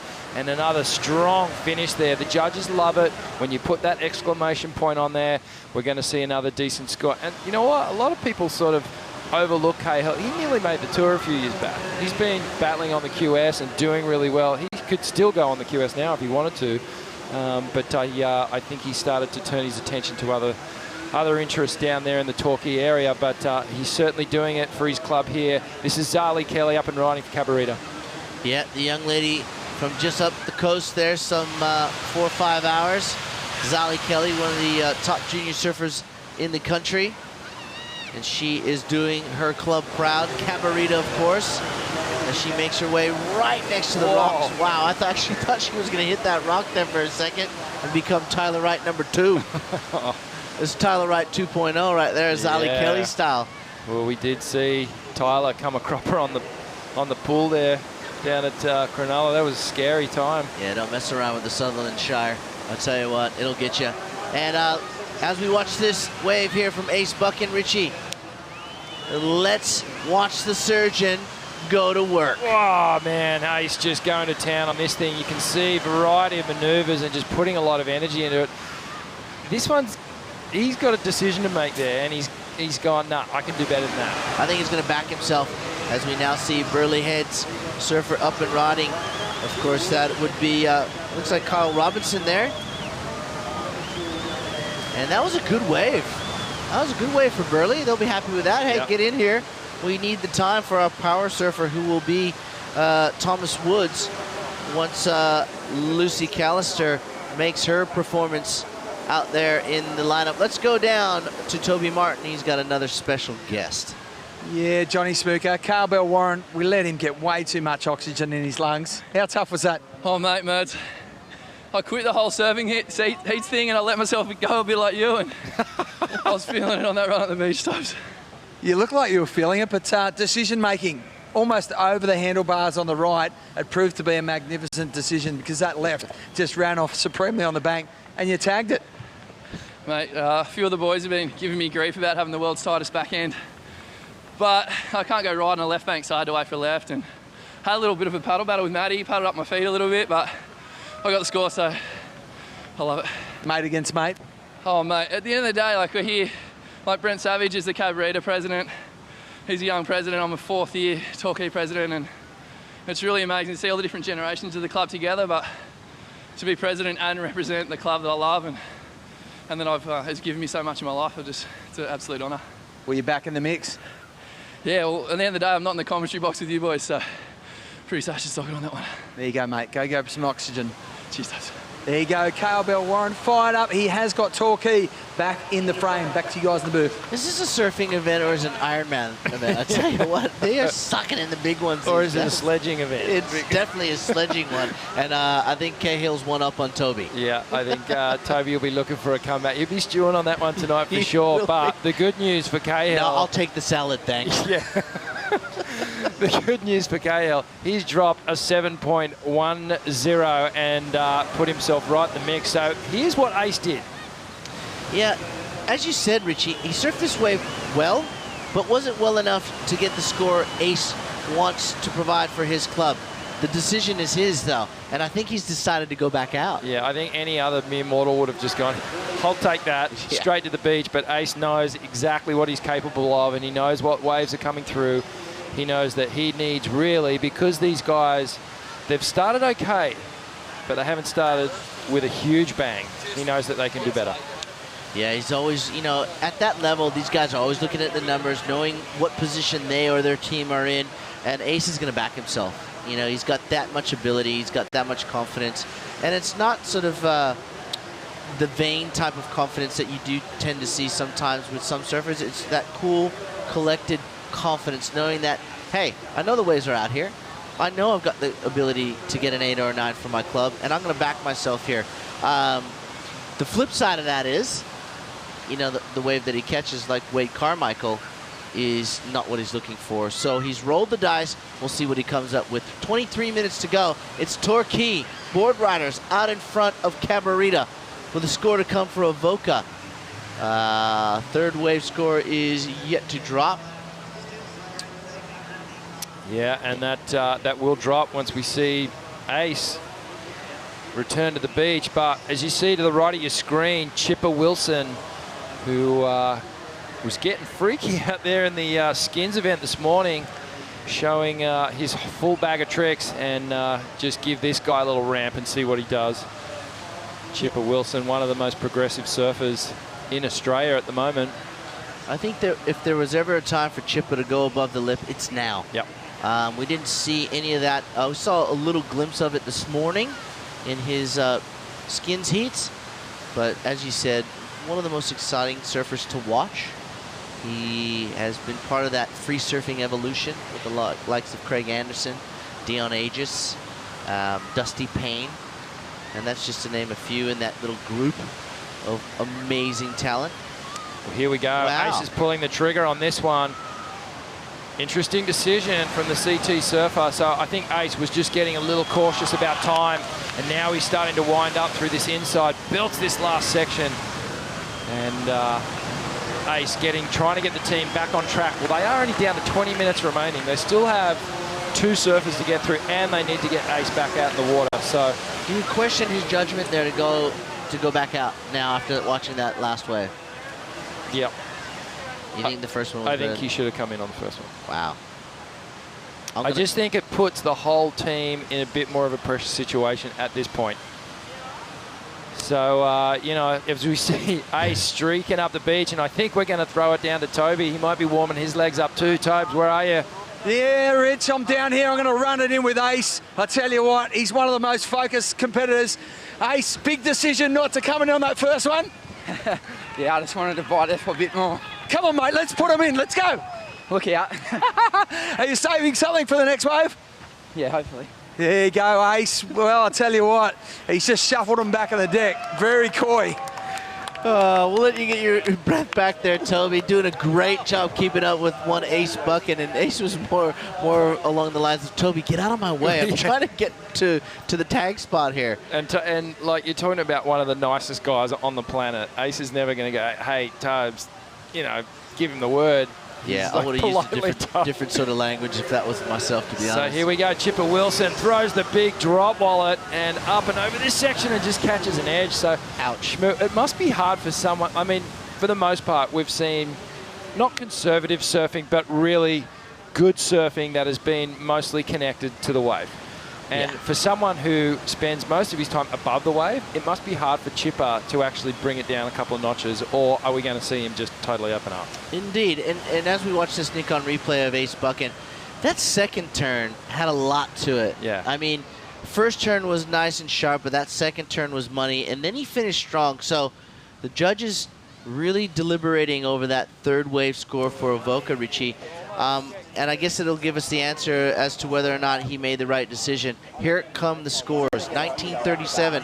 It was a 7-point ride. Well, there you go. Well, I had the first wave that he got pitted at around a 6.5, so he made the right call. He definitely made the right call. There you can see a smile on the dial of Adrian Ace Buchan, World Surf League member, and a precision type of surfer. He is ultra methodical in his approach. I love to watch him surf. And right now he's got his team, his club, atop the leaderboard. Yep, just Ace knowing what to do there. And this is our rider from Burleigh Heads. And our master surfer for that club just coming in now. He's given the word, come on in. Kyle, this is Kyle Robinson from I believe so, yeah. Yep, from Burleigh Heads.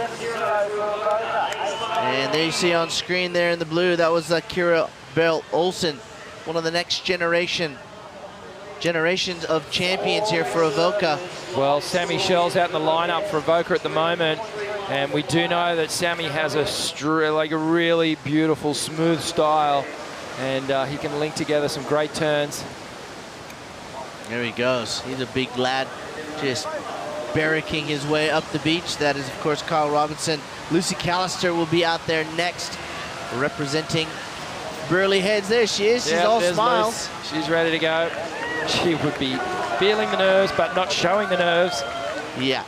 Anxiously waiting that tag, and here it comes. He's making his way the last probably 10, 20, 30 meters. These are the hardest yards, those last 10 meters. That's a big run. And there she goes. There goes Lucy with the full support of the Burleigh board riders. And we'll see plenty of surfing from Lucy Callister and the rest of the field here at the Nudie Australian Board Riders Battle right after this short break. Stay with us.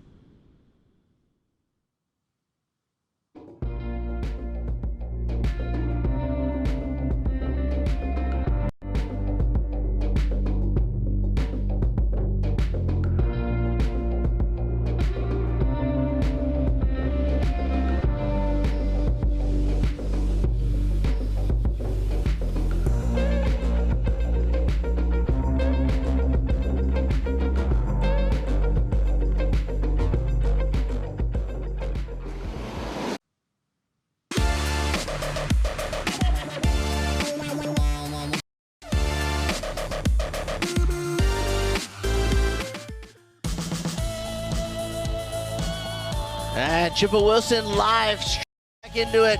Look at this board he's riding.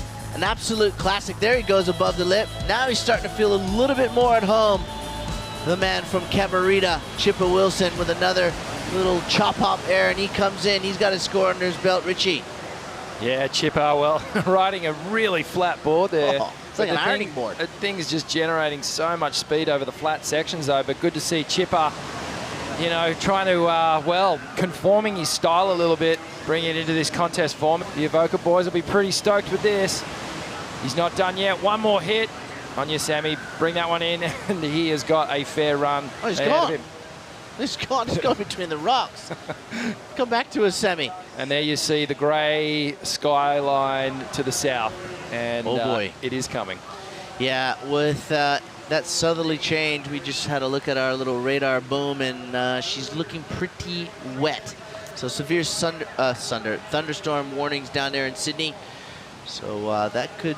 It's 2 days running now, man. We've been clobbered down there. Hammered. Hail when you were driving up last night. Yeah, we got absolutely smashed by hail on the freeway coming up to Newcastle. As we see Sammy Shell still looking really fit. He wants this one. Bringing it all the way up. And Avoca looking pretty good at the moment, out in front. And I think I just saw Matt Herworth from Cabarita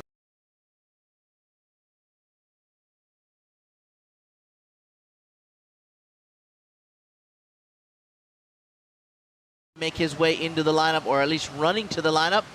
He will be their master surfer for the team known as Cabarita Board Riders.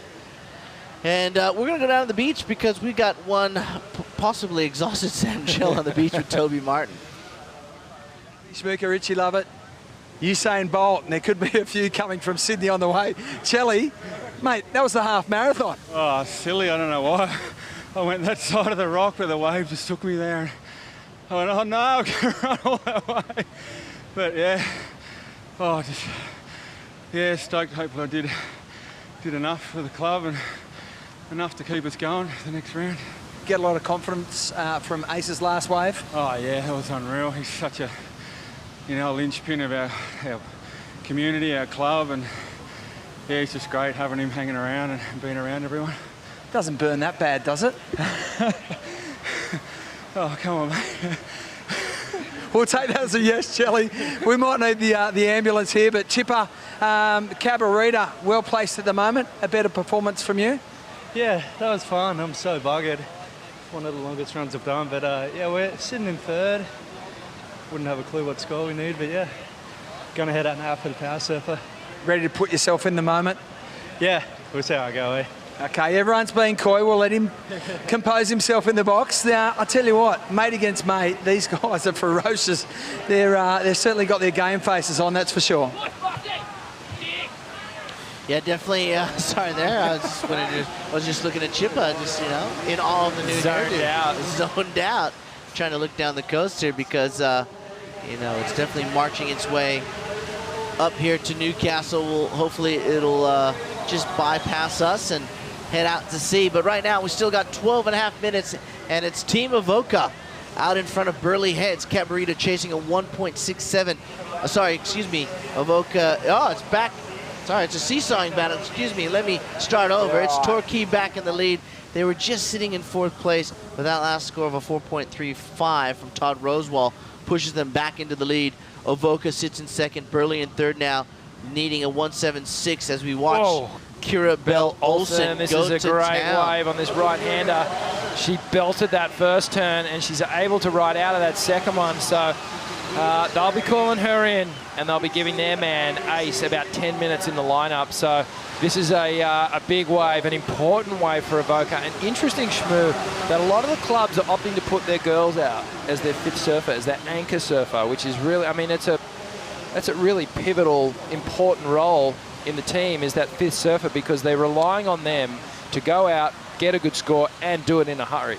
Yeah, and you know, you're right. And it shows you the confidence that they're putting in the girls. Well, Kira Bell Olsen delivered on that occasion. I mean, that's just going to be a good score for her. And like you said, it will allow, as we see Matt Herworth and our Burleigh Head surfer Lucy Callister out there battling for that wave. It will allow, it's a 3.75, Rich. Avoca extends their lead, but it will allow Ace Buchan to go out there, sit comfortably, wait for a good left-hander, and hopefully better his 7 that he's holding on to. There he is, ready, getting the nod. Yep, tag has been made. There he goes.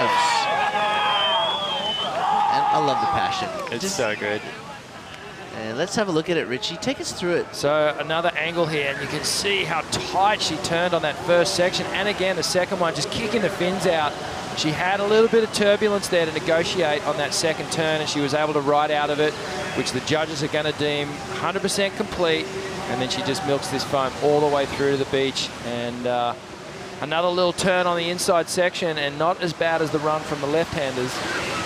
Shorter run, and she's given Ace plenty of time. Yeah, I'm a bit surprised with that 3.75. I thought it would have gone a bit higher. Yeah, I agree. I mean, I thought 5s or somewhere around there. But nonetheless, Avoca, Team Blue. You can see Ace Buchan now is their power surfer out in the lineup, and that Southerly is playing a little bit of cat and mouse with this lineup here, changing the conditions, the surface of the ocean, the texture has all changed. Yep, absolutely. And that was India Robinson from the Torquay Club. So she was unable to finish that ride, Shmoo. So she's going to have to go out and get another wave, which is eating into the time of their power surfer. And it's becoming a bit crucial time. Well, it could become very crucial if they don't get their power surfer out there, get a score under his belt, and also get back into the box and not be deducted 5 points. That could leave the door open for Burleigh Heads and Cabarita. We haven't seen that so far today, but you know, as we always say, we've seen stranger things happen. 9 minutes, 22nd, Rich, on the clock. It's going to be the fastest 9 minutes and 15 seconds for all these clubs. And time seems to go double speed when you've got someone in the water, and all you want them to do is catch a wave and get back to shore, and the clock just seems to go so fast.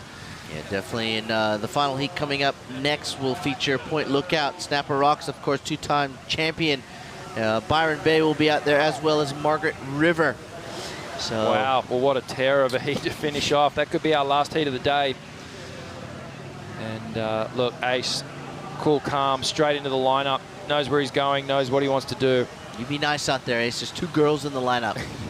You know, he's one of the nicest humans on this planet.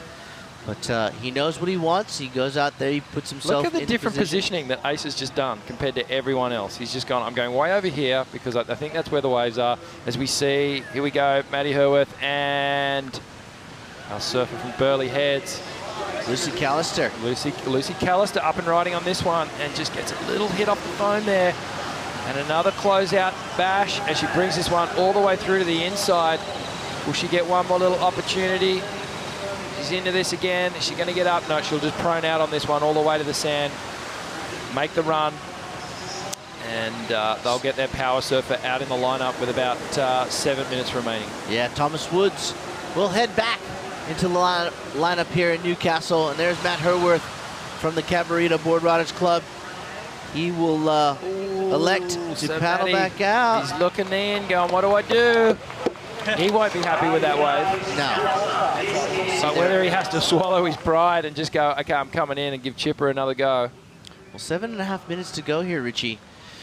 He is biting off a big chunk of time. And Chipper's not one of those guys that goes out there and catches a million waves. He catches 1 or 2 good quality ones, so he'll wait for them.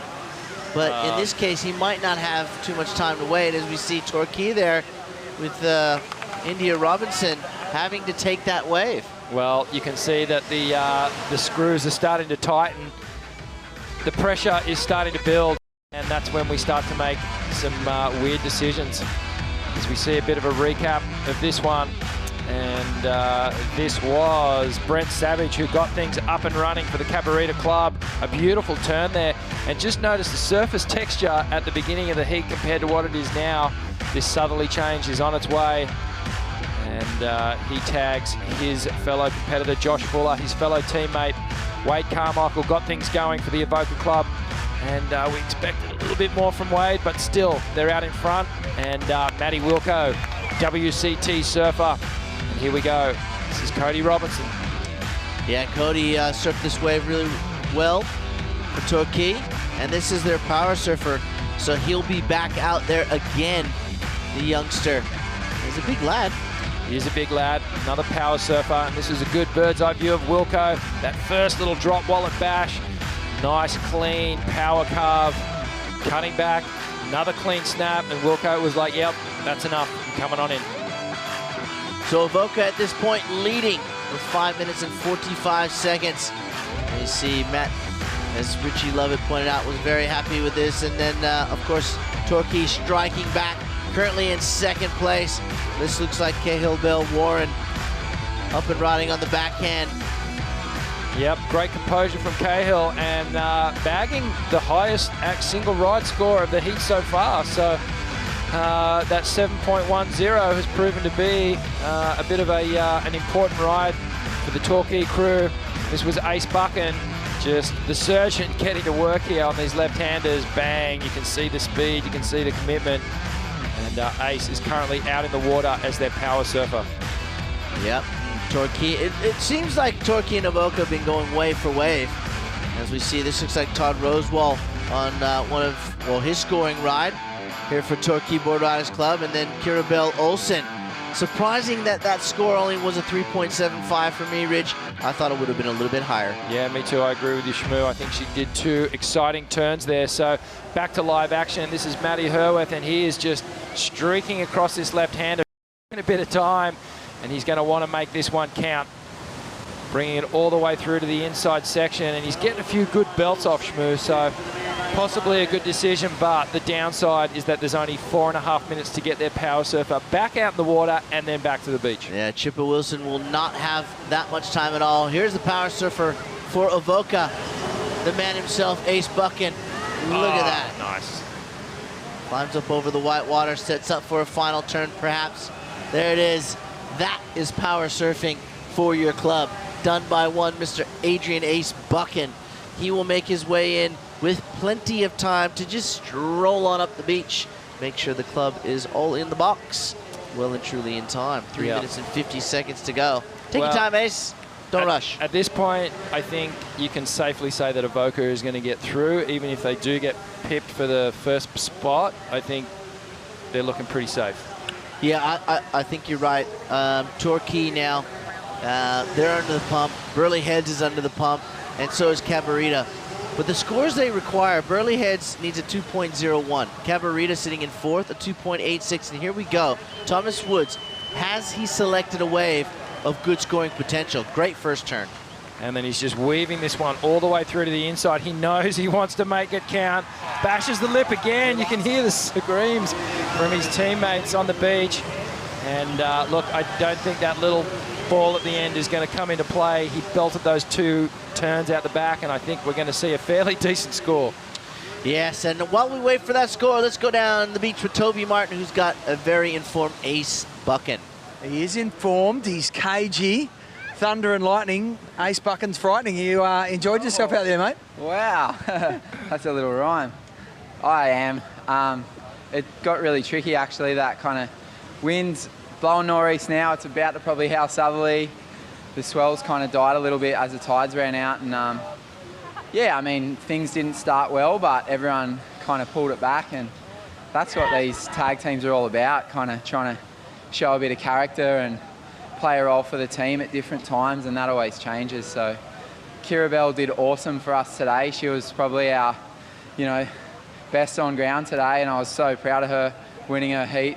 And she did a great job in the tag team too, so really stoked. Tell us about the decision making. You're out there, you've got one wave, one opportunity. How hard is it to make that selection? Yeah, it is hard, but that's what we do, And like I said, I feel like the chance to surf for your club in this event is just a huge opportunity, and I thank Surfing Australia for that, because for me, grassroots surfing's what kind of got me started. I started at Avoca Board Riders, and I've managed to make a long career out of it. So to be able to come here and give back is just amazing. And a nice battle there with Tommy Woods. Yeah. I mean, with everyone, it's great to surf against these guys that you see all the time. Well done, Ace. Enjoy. Cheers, mate. Thanks. There you go, Ace Buchan and Avoca looking the goods at the moment. Yeah, sporting a new hairdo, Ace. Looking pretty slick there, and the Avoca Club Riders, Board Riders Club members right behind him. And let's have a look at the Nikon replay. This is Thomas Woods from Burleigh, a 5.15. Has him in second place. Torquay now needing a 3.15 and a 6.01 with 1 minute to go, my friend. I liked it. I know it came in at a 5.15, but I thought it was maybe a little bit more. Right, so maybe the judges did pick up on that sort of last little hiccup there from Thomas Woods, but hey, doesn't matter because they're in second place. Avoca well and truly into the finals day tomorrow. They will be probably winning this heat. There's Chippa Wilson, 6.01, Rich, is the score now. A 3.15 for Torquay. Oh boy, here we go. Well, here's up and riding Cody Robinson, and we know the Torquay club, they started out really strong in this heat. They went a little sleepy through the midsection, and they're trying to finish really strong. So we are down to the final 15 seconds. So he's got to go. He's got to go. He's got to go, and he's got to go now. He might have ridden that wave too far. Wow. Look, he would have got the score, put him back in a second, but now there'll be deducted points, Richie. All right, well, Chippa Wilson, we know, did not make it back into the box. Okay, well, we just need to see what happens here as we watch Chippa Wilson. And remember, there's a slight delay here, so we could have been. The magic of television might have got us, but we're being informed that he may have gotten back to the box in time. And we need to confirm that. Oh, Chippa, watch out. Could be a few stitches in the old noggin. So we have an exciting finish to that heat. The upcoming result, well, has Torquay. Okay, wow. We've just been informed Torquay got into the box within like a second of being deducted 5 points. So Avoca takes the win. Torquay ousts Burleigh Heads. That'll be a big upset there, and Cabarita sitting in 4th place. Of course, all those are unofficial until they're official. But what a finish there, Rich. Wow, an exciting finish and super disappointing for Burleigh Heads. They will just be freaking out right now. They will be totally gutted. They had it. They had it. They were through. They were through. And then Cody Robinson just put it together on that last wave and stole it. Well, exciting stuff here at the Nudie Australian Board Riders Battle 2017. And this is our final heat of the day. As we see the weather heading up the coast, we got one more to go. And we'll be right back with that heat right after this short break. Don't go anywhere, Rich. I won't.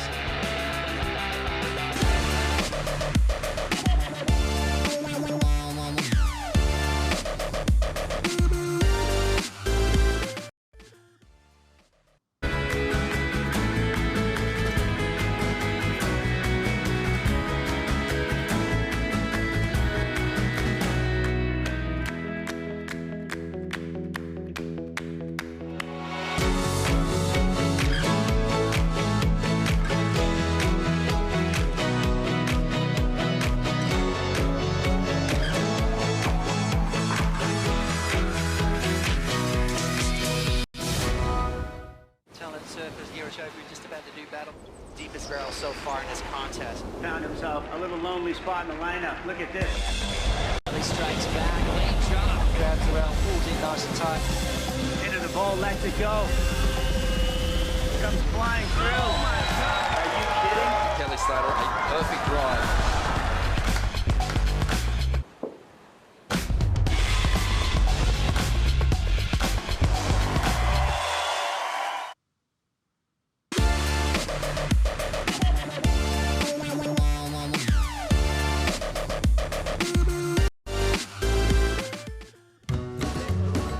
Welcome back to Newcastle Beach, the Nudie Australian Board Riders Battle Series Final. And I tell you what, an exciting afternoon of events. Cody Robinson turning the tide for Torquay. Tell us about those last few moments, the dying seconds of that heat. Oh, I had like probably 4 minutes it was from the start, and I got out there and waves just went flat for me and Chippa, and ended up finding a tiny one. Got to the beach with like 30 seconds to go, and everyone was like screaming at me like, you got to push, you got to get there. You know, I got the sky, so I just needed to make it on time. I got there with like 5 seconds, I think. Oh, buggered. So it was a 2-point attack. You had to surf the wave and then try and get back in the box, and you just did it with 1 second to spare. Yeah, the run's a lot harder than the surfing. Give you the hot tip. Whew. What's that do for the club now? I'm not sure. We got second, so that'll help out a lot more than last without finishing, so we'll take it.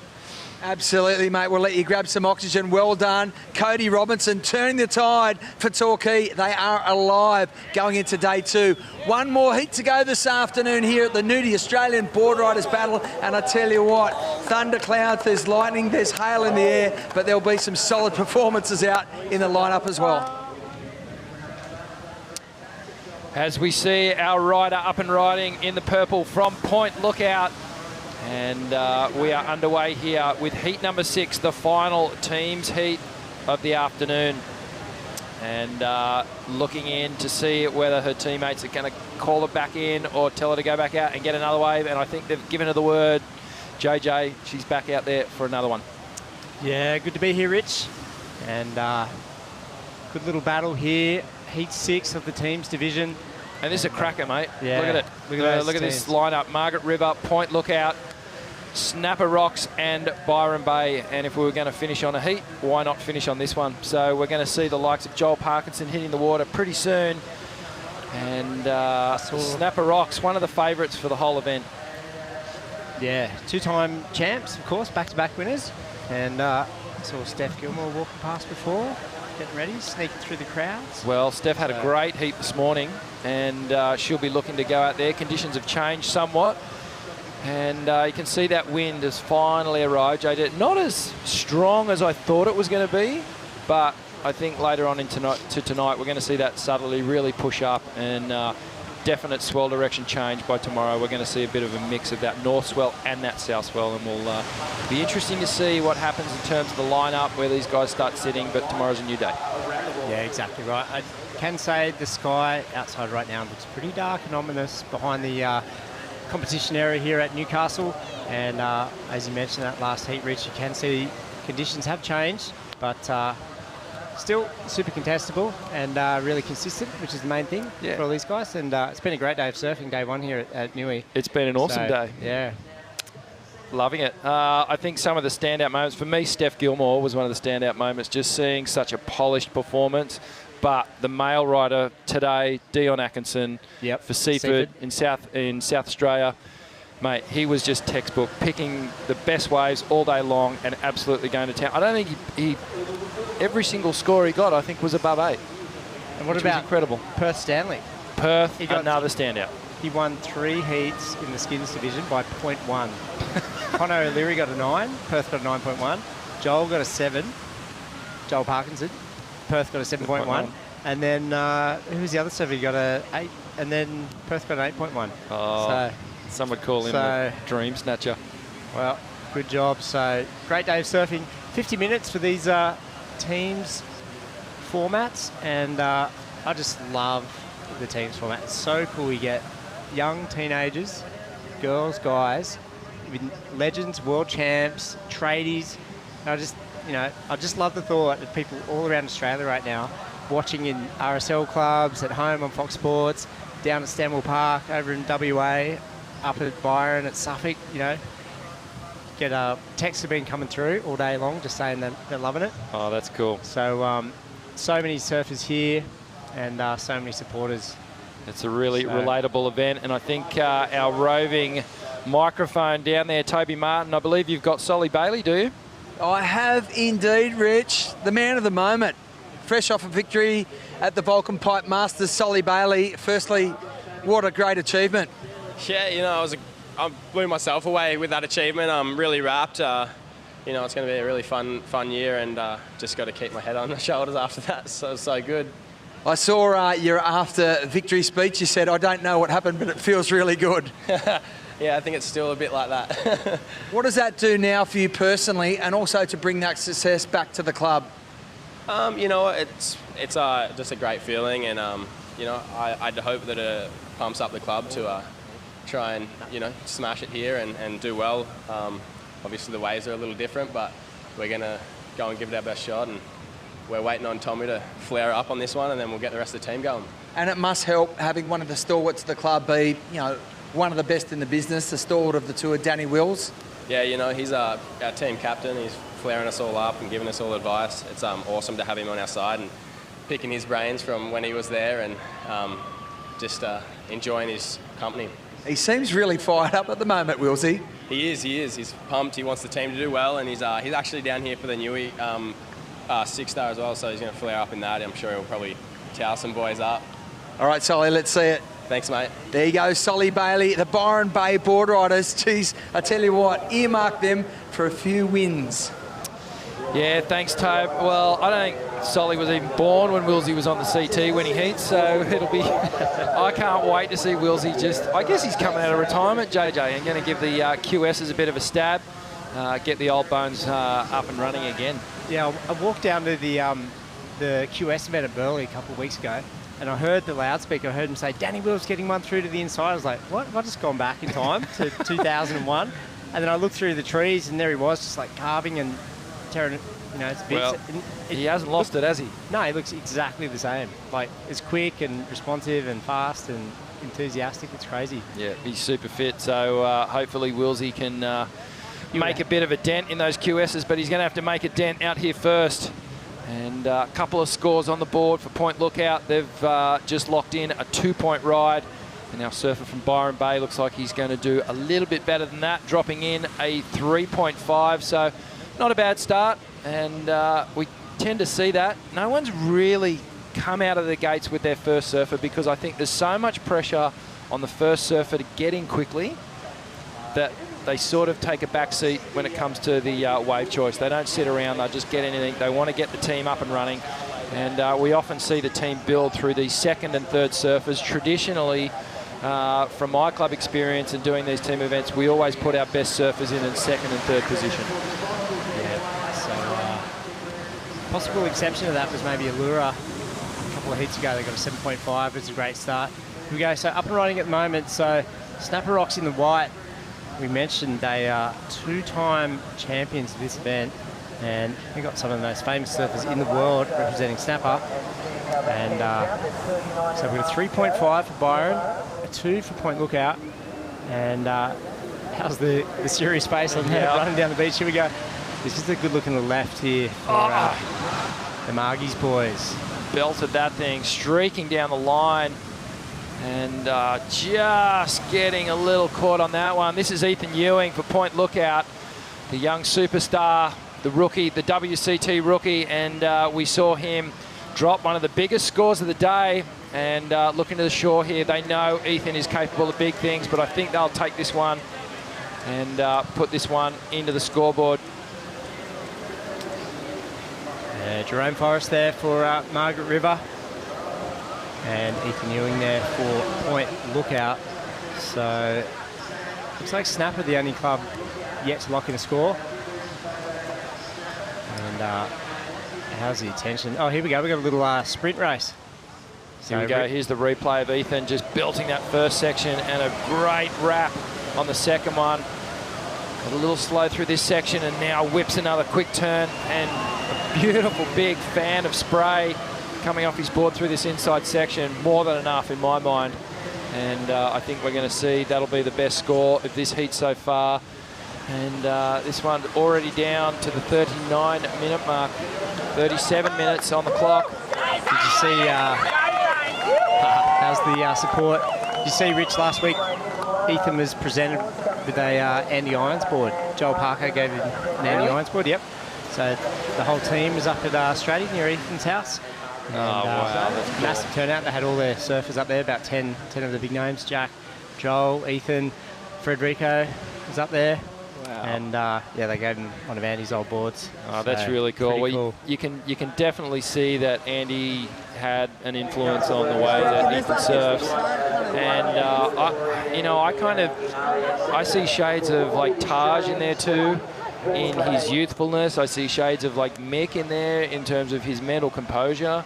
So he's got all these ingredients from all these like amazing champions, and you just know that this kid's going to go on to do big things. And this is our surfer in white from the Snapper Rocks Club, and this is his second ride, so this one he's committed to. He's got to come in. So yeah, pretty sure that's Quinn Bruce.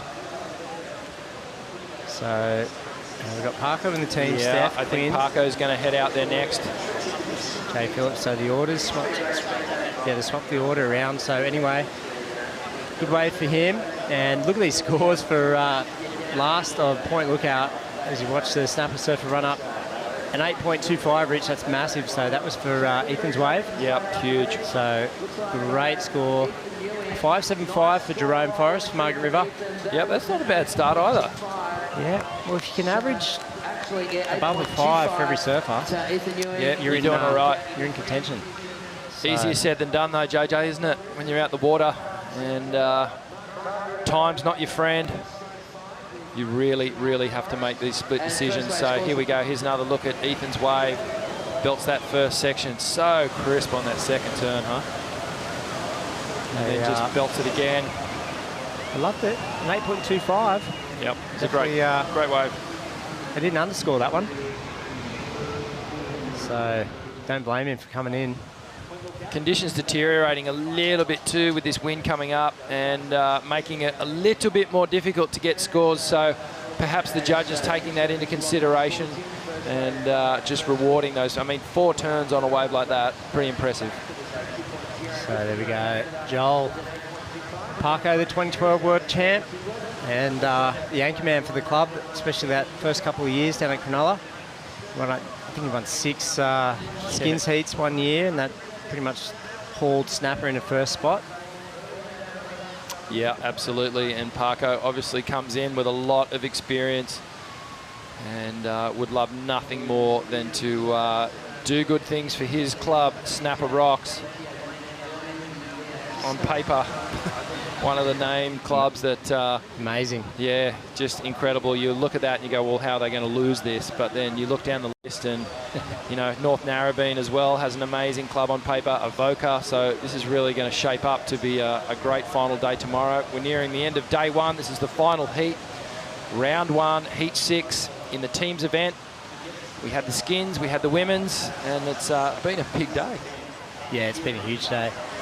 But, and the thing is, it's so hard to sort of work out the maths with this thing because there really is, you know, the point separation between the first, second, third, fourth and all these divisions.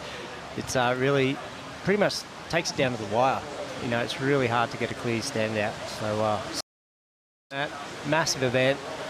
So many board riders clubs right around Australia, and it's just been such a success the last few years, and so good to have Nudie on board this year. And it's Kirsty on the screen there representing Byron Bay. Yeah, I've had about 8 nudie juices. I think I've sampled everything in their range today. No, there's a lot more than that. Really? Yeah. All right, I'm going to get back out there and sample some more after this. Yeah, very good. The orange juice, you can't get enough of it. I know, it's beautiful. All right, so this is Kirsty. How's Rich? Like, I love, no matter how experienced some of these surfers are, they still look into the coach, like the team, you know, like Parko or Steph or, you know, Ethan, what do I do? Do I come in? It's crazy. So it really is such a good format for surfing, a teams thing, and most of the time surfing's all about yourself, isn't it?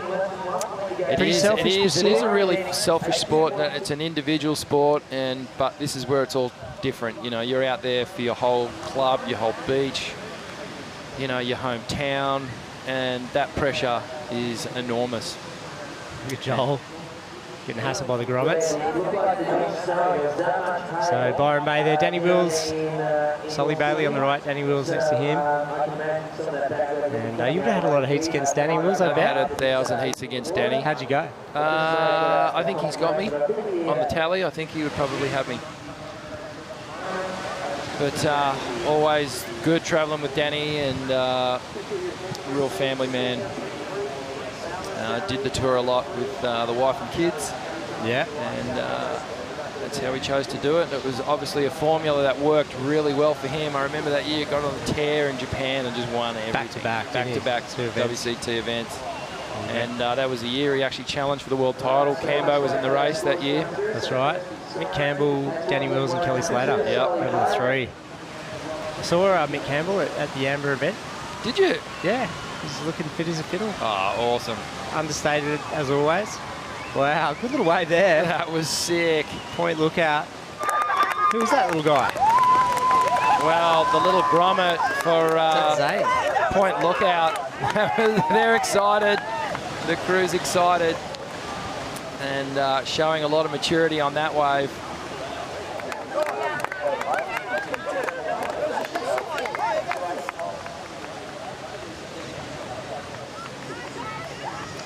And up and riding here, Jacob Wilcox from Margaret River.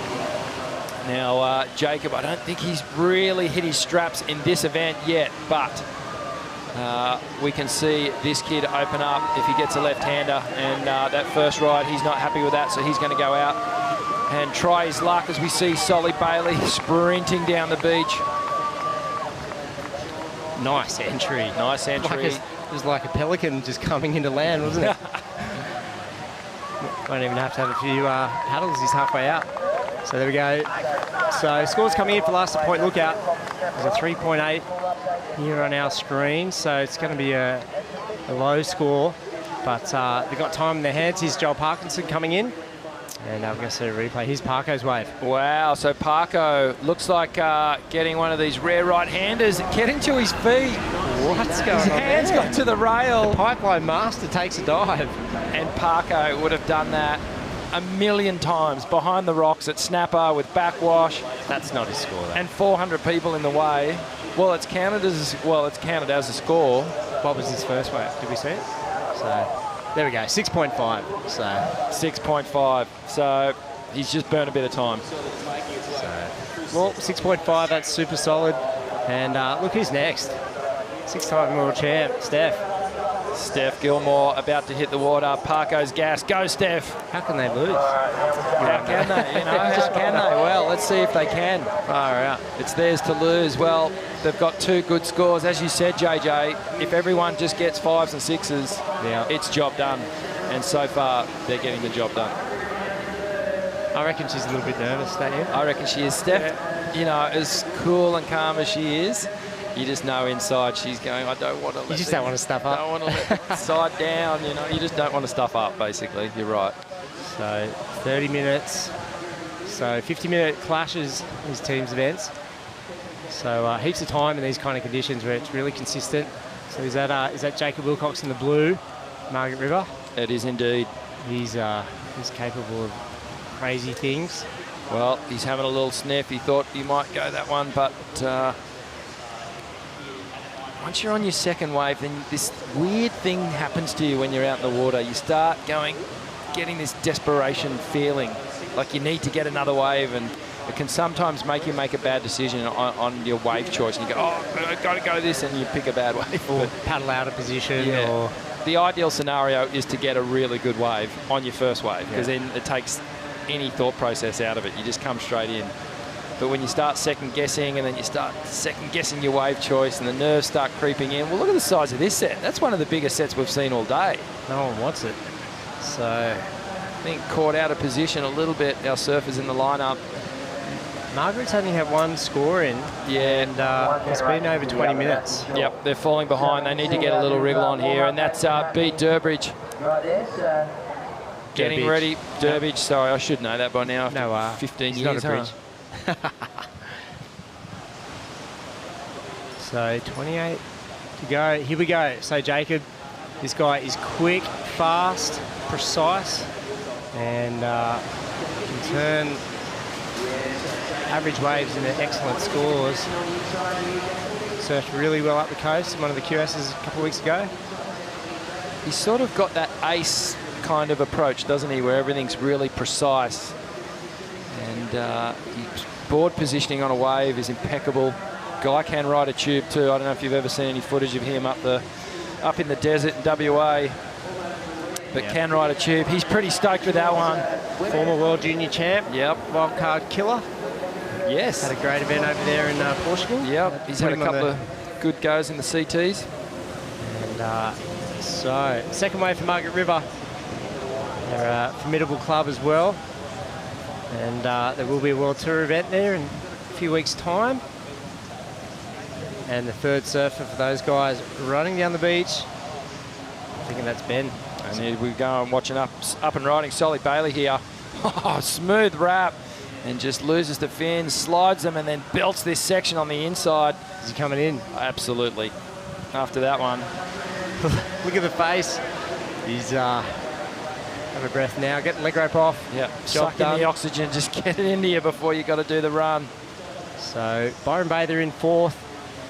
As you can see there in the scores, tied for for third, actually. So here we go. Sol's going to run up the beach, and Toby Martin's down there with Ethan Ewing for the Point Lookout team.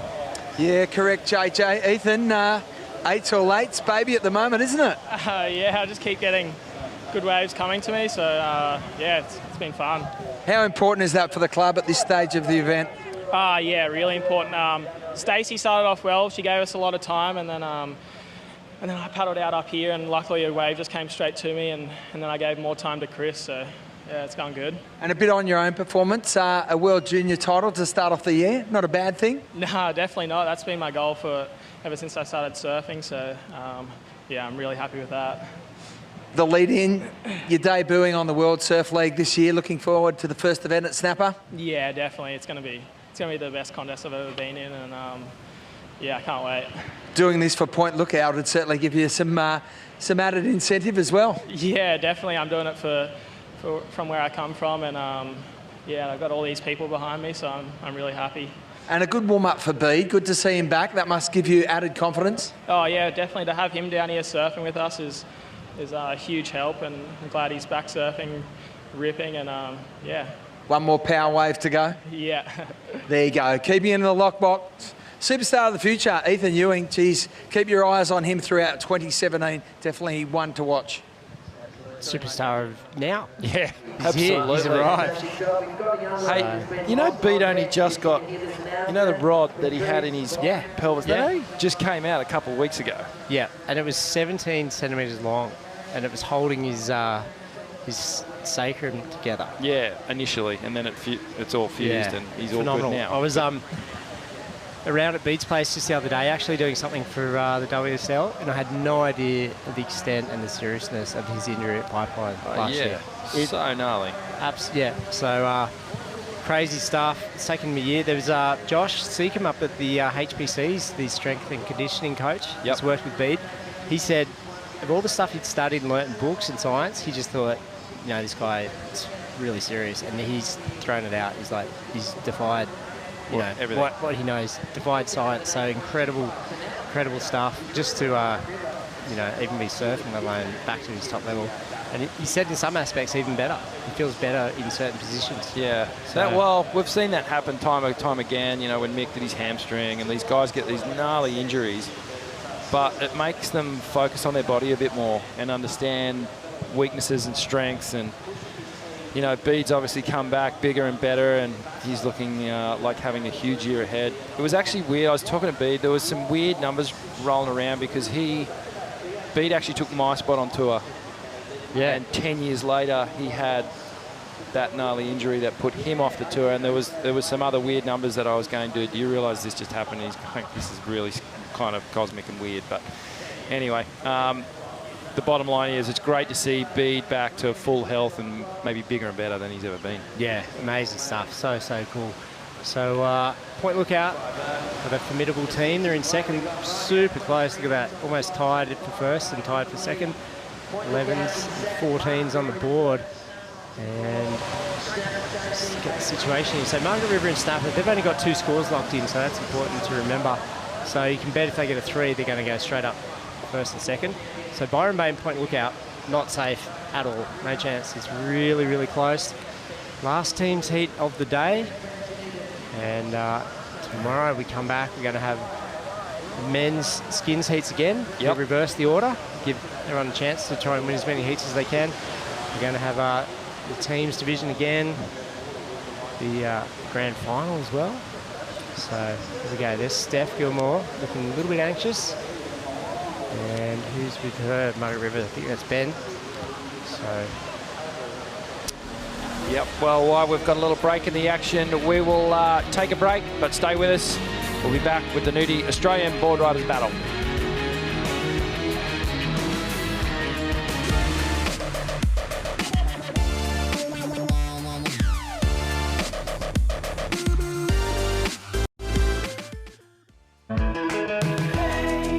Hi everyone, I'm Sam Squires and welcome to a new episode of Surfing Australia TV. We have Club Surfing Biggest Battle. We feature some frothing groms. There's all-time classic breaks and unforgettable footage from around the globe, plus plenty more. For you.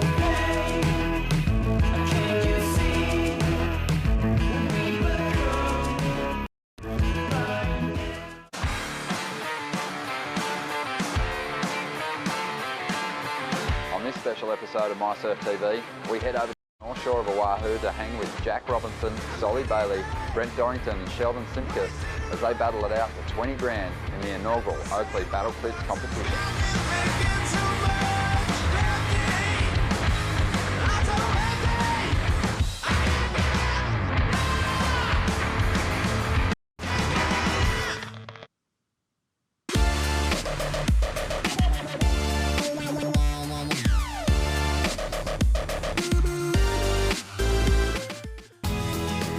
Welcome back to Newcastle Beach for the Nudie Australian Board Riders Battle Series Final. I tell you what, ominous skies out the back, but a fired up competitor in Danny Wills from the Byron Bay Board Riders Club. Willsy, a bit of a challenge ahead. You're in the lead at the moment, but how do you sum up things so far for your club? We're going pretty well. I mean, Sol put us back in the game, so I mean, Jed needs run pretty quickly, so the time's, it's clicking down. So we'll see, mate. We're still in it, so feeling pretty confident still. A few of the veterans turning back the clock. Luke Egan, a stunning performance, and yourself fired back up again. Yeah, I watched Luke. He surfed unreal. It was awesome, and it's it's good for guys like that to come down and do these sort of things. It's it's grassroots, and like I've been surfing my club since I was 5, so yeah, it's awesome. We're going to see the best of Willsy out there. Wind the clock back to 98. We'll see, mate. Everyone's very cagey with me, including my good mate Danny Wills. He's been very accommodating, so too have all the surfers. Best of luck to Wills in the Byron Bay Board Riders Club. That's been insane. First day of competition, I guess, down here. And, geez, if it's anything like this tomorrow, well, batten up, because it's going to be very exciting. Yeah, thanks, Tobes. And, mate, you've done a cracker of a job down there. How serious was Willsy? Yeah, you're not going to get anything out of him. He is just ready to go. So, as we see up and riding, this is the surf from Margaret River, just coming unstuck on that right-hander. And you can see the conditions look like it's picking up a bit, JJ, in these final stages here. We've got 20 minutes left in this last heat, Heat 6. Yeah, and we're going to go to a few replays here. This is the 8.65 for this one, so that's what Danny was alluding to there. And highest scoring wave of this team's final, this team's heat, I should say. And it was a beauty, wasn't it? 8.65. So. Yeah, that was an absolute cracker. He didn't leave anything in the tank on that one. And Solly just, I love that third turn where he just lost the fins, slid out, but regained control. And this is the surfer for Point Lookout. I believe that's Chris Semple. And he is not happy with that one. He's going to get out there. So they've still got to get Bede out there. Yep. And then they've still got to get Ethan back out there. There's 18 minutes to go. And here we go, Steph Gilmore up and riding. Yeah, nice clean face on this one. Has she got a wall to work with? Up over the foam, clean, composed. Oh, just took someone out there. And a little connection through to the inside. So good wave here for Steph. Good surfing. And you can see she was just trying to get the job done there. Hey, I think she's relieved to get that wave under her belt. And another fall there for Margaret River. So this could be costly, JJ, for Margaret River. So, and I think Steph's going to get a good score, I should say. So, yeah, so that was Ben Spence, and I believe Bronte McCauley is going to be next up for the Margaret River Club. But just going back to Steph's wave, she got this thing done, streaking down the line here on this left-hander, up and over the foam here. Now watch this, she has to cut that turn short. She nearly ran over one of her competitors, but then regained composure and just tagged it all the way through to the inside. Finishes with a nice wrap and job done. Yeah, she'll feel good about that last wave. So here's the mistake for Margies here. Oh no, he's got a couple turns and we just saw the end of it. And just over-rotated there, getting the nose stuck. So maybe not as disastrous as I first thought. And looks like 3's coming in, Rich. 3.2, 3.5 for Margaret's. So they only need a 2.86 because they're the last team there to lock in a third score. So see Jay Phillips for the Snapper Rocks Club. Yeah, their average for Margaret River is still pretty good. Yeah. It's on track. It's just that they're a little behind in time now. So they've actually moved up into second place. And we're going to throw it straight down to Toby Martin, who's there with the world champ, Steph Gilmore. That is correct. Steph Gilmore, Trevor Hendy, I can't split them. It was a fantastic run though, Steph. How hard was that? Yeah, it was tough. all that training. Just kidding. It was hard. I was kind of like struggling to find a wave, and then I was stressing about the time. But and then the commentators were like, "Oh, you know, Snapper's still got 3 more surfers."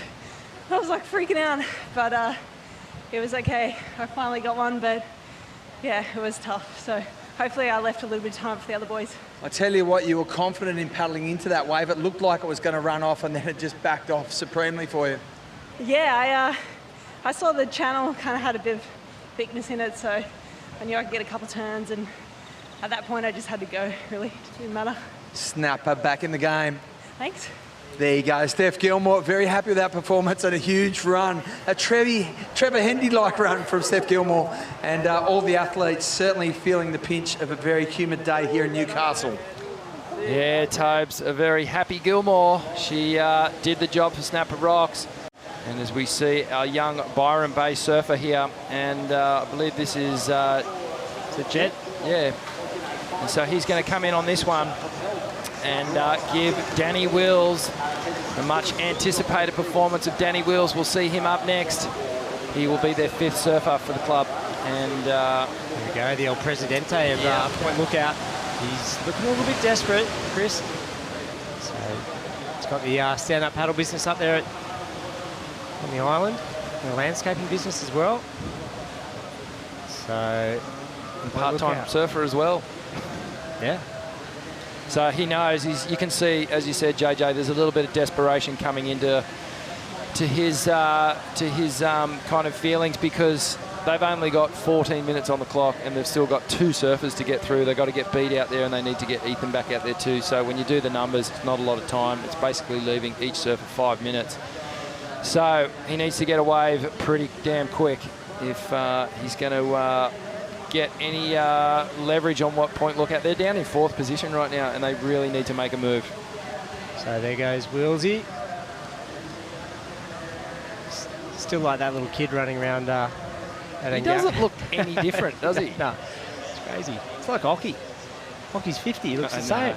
He's got a grey hair on his head, and he's as fit as ever. Absolutely, as we see Bronte McCauley on this right-hander, taking to it on her backhand, milking this one all the way through. This is a great ride if she can finish this off and belt one more turn on the inside. How'd you like that one? Championship Tour surfer, good job.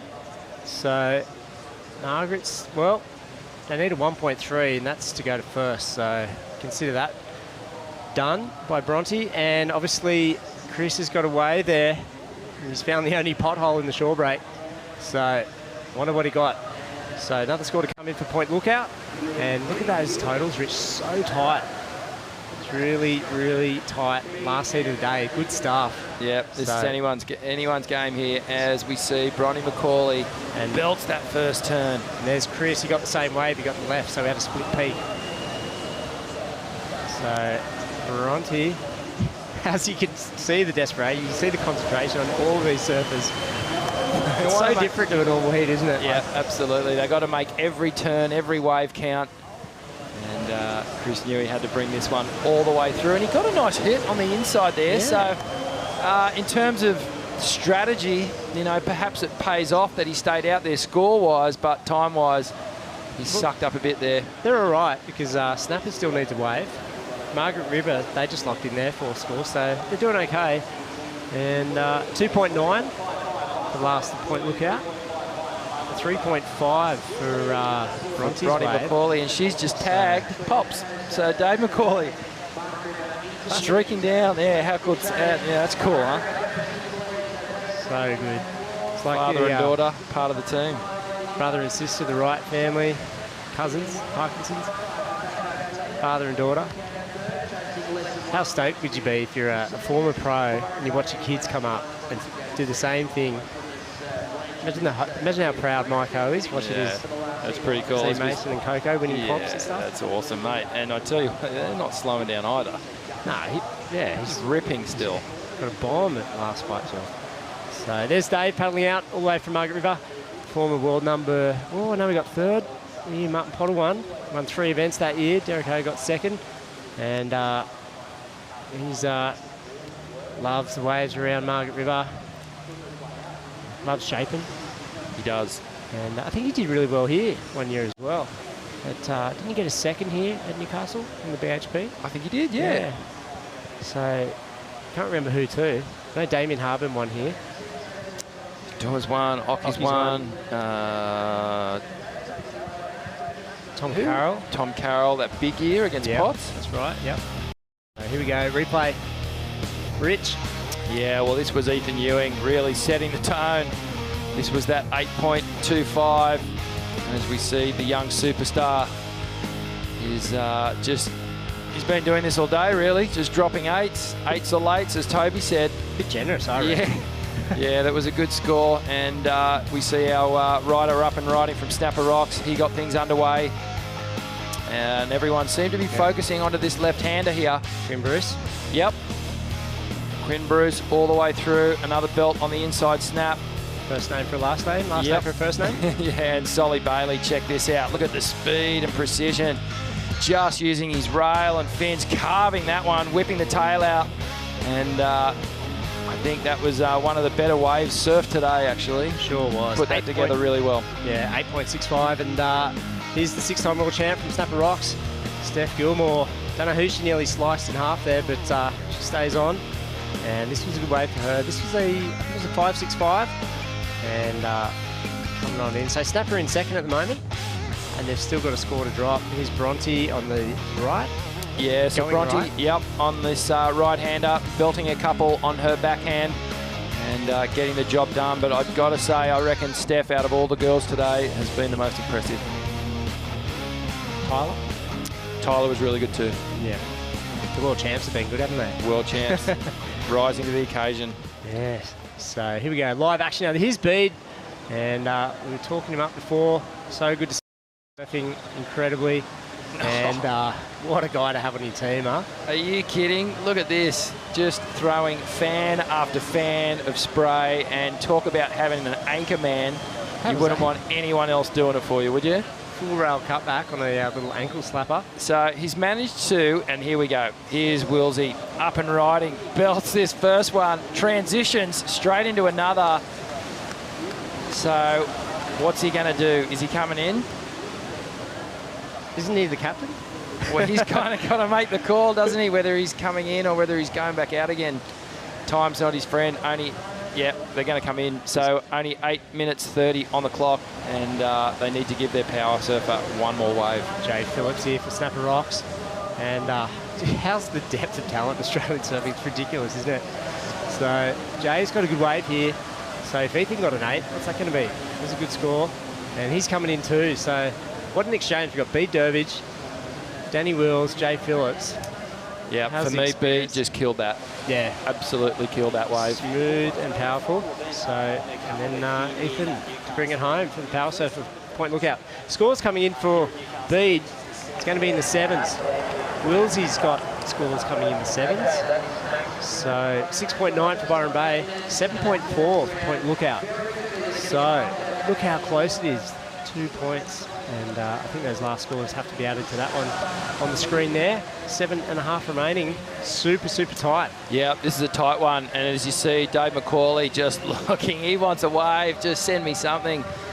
He wants to get things moving. He knows that time is ticking away here. Only 7 minutes to go, JJ. So Ethan's in a good place. He can now concentrate on getting that power wave, but Margaret River still need to get their 5th surfer, Dave McCauley, to the beach. And he's just hunting. Great heat to finish on. This is awesome. So, I mean, what a bummer. Whoever gets 3rd and 4th here, it's been a really good matchup. It's been a close tussle all the way through. So, Point Lookout in front. So, there we go. A little bit of margin now. So, 7.4 for Bede's last wave.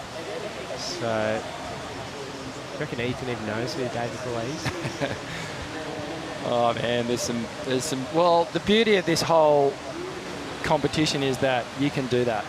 We got Ethan, who's a young, basically starting his pro career. 18. Dave McCauley, who would be 50 odd. Yeah, I guess so.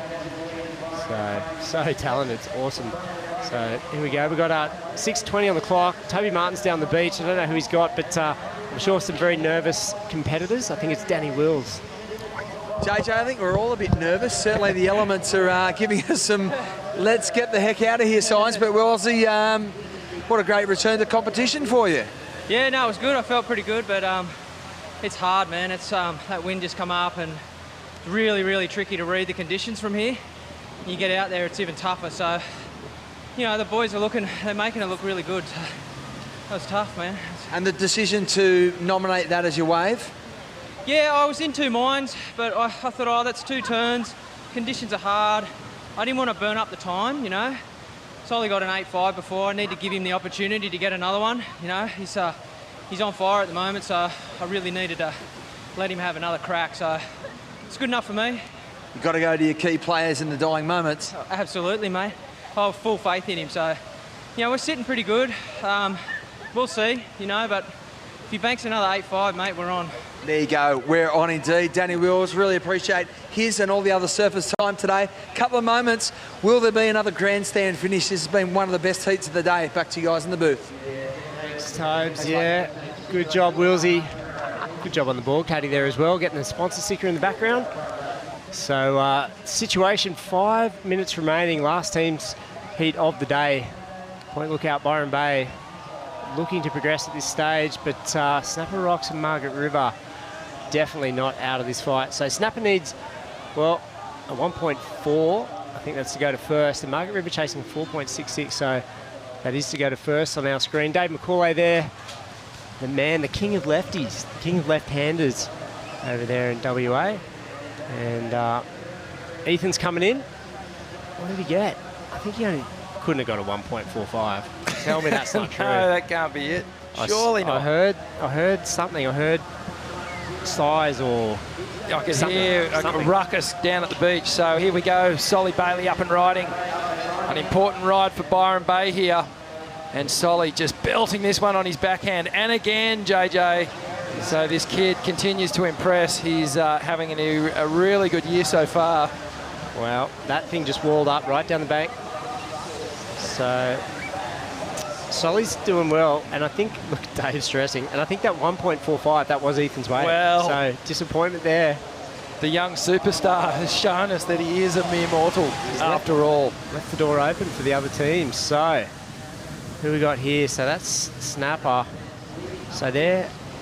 Jeez, this is going to be so close. You know we've got 2 scores to come through. Yeah, and you know what though? Point Lookout have got the advantage that they've got all their surfers through now. So Dave McCauley's come in, and Snapper. They've still got a rider to get back out in the lineup and to get away and get back to shore. So was that Max on that one for Snapper? He's way down near the rocks, and if they've only got 3 minutes to go, this is really interesting. It's hard to tell from here.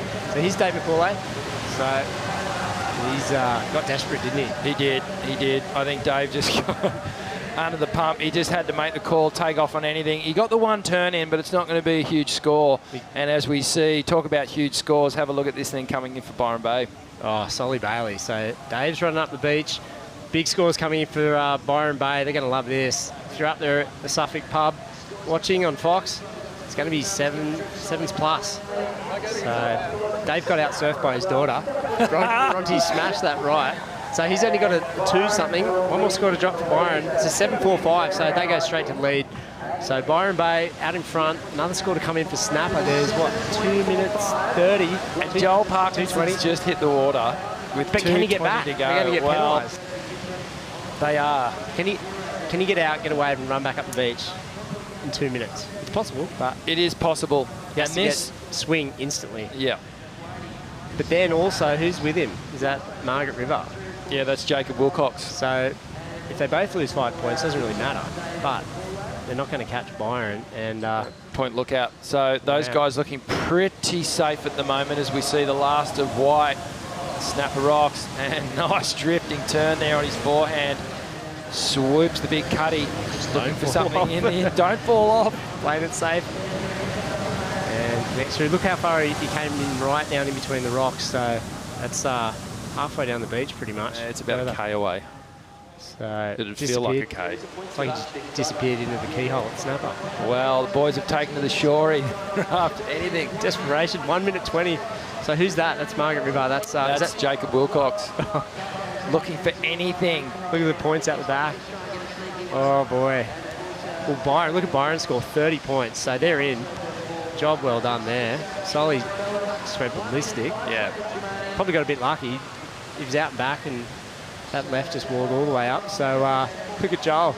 Two of the best surfers in the world just scrapping on the shore. This is huge. For Snapper Rocks to get third here, that is huge.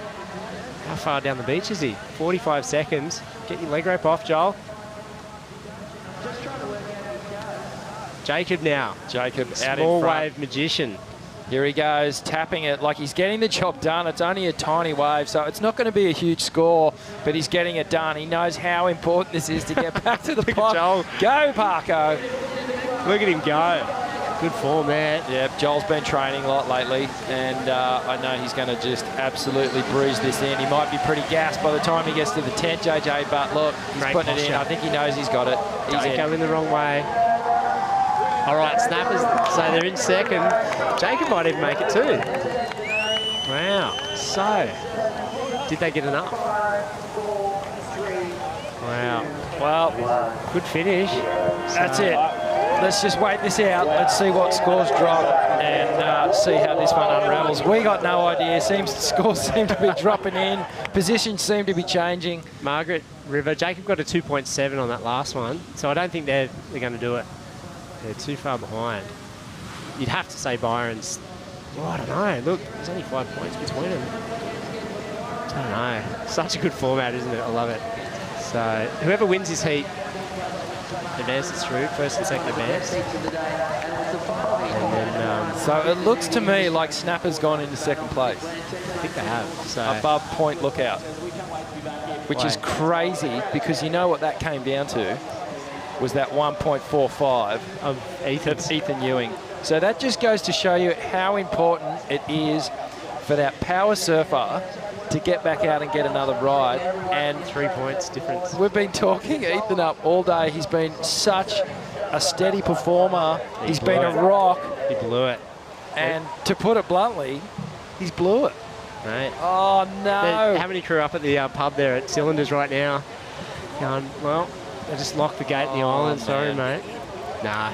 Well, that's how this team format is. It's puts pressure on everyone. Everyone has a role to play, and super exciting. So here we go. We're going to hear from Joel Parkinson. So Toby's down there with him. How's he feeling? Well, I'll just check in. We've got Jay Phillips, Steph Gilmore behind me. Joel, how tough was that? Oh, mate, we were way behind the 8 ball and everything. I always thought that Point Lookout were going to be the ones to beat, and they were unbelievable. Ethan, I feel sorry for him.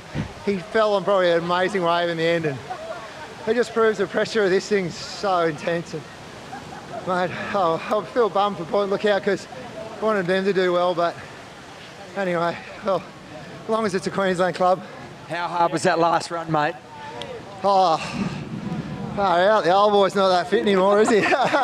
And Jay, mate, on behalf of the club, Snapper, still looks like he got an opportunity. Mate, it's one of these another proud moments for us at Snapper Rock Surf Riders Club, and we're going to try and bring it home. It's going to be tough conditions tomorrow. Whatever way it's going to get thrown at us, we're going to be there right in the end, we hope. You're not fired up at all, are you? I'm a little bit fired up. I'm just starting to get fired up now. We're just back in the match. We're bringing it home. There you go, mate. You've probably, as a club, got to have one of those close ones just to reinvigorate and get ready to go again tomorrow.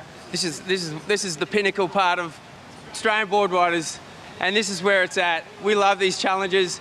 It's a really challenge one for us because it's a nervous one for all clubs, but the same thing with it all. It's Joel and Steph bringing it home. We wrap it up on the rocks. It all comes to plan when we bring it home, you know. We love you, brother. We love the club. Good luck tomorrow. Thanks, Toby. There you go. Jay Phillips, I tell you what, they've been fired up all day, haven't they? But an exciting performance, a grandstand finish, a day that will be talked about for a long while. And you know what? We're going to come back and do it all again tomorrow. Well, get off the beach, Tobes, before you get struck by lightning, mate? Yeah, absolutely. We don't want another Pierre Tosti moment from way back in the day. Toast. What an exciting finish. We've just been handed the leaderboard after day one. It's Bondi Lebar Snapper, top 3 and top 4. Yeah. So, Rich, amazing day of surfing. A lot of surfers. Any highlights for you today? Yeah, still Dion Atkinson. Yep. He, to me, was just an Iceman. Went out there, picked the best waves all day long and just absolutely tagged them. And I don't think anyone expected the Seaford Club to do that well, but they're right there in the mix. So they're one of the surprises for me. But Dion Atkinson, an amazing performance today. Yes, and so Seaford sitting in 4th. And we say anything can happen. There's so many possibilities with all the way the points are structured. But Seaford in there 4th, Snapper Rocks, great performance then, keeping their hopes alive, and they're in 3rd, Lebar 2nd, and Bondi in 1st. And Toby Martin, down on the beach. What's your favourite moments, mate?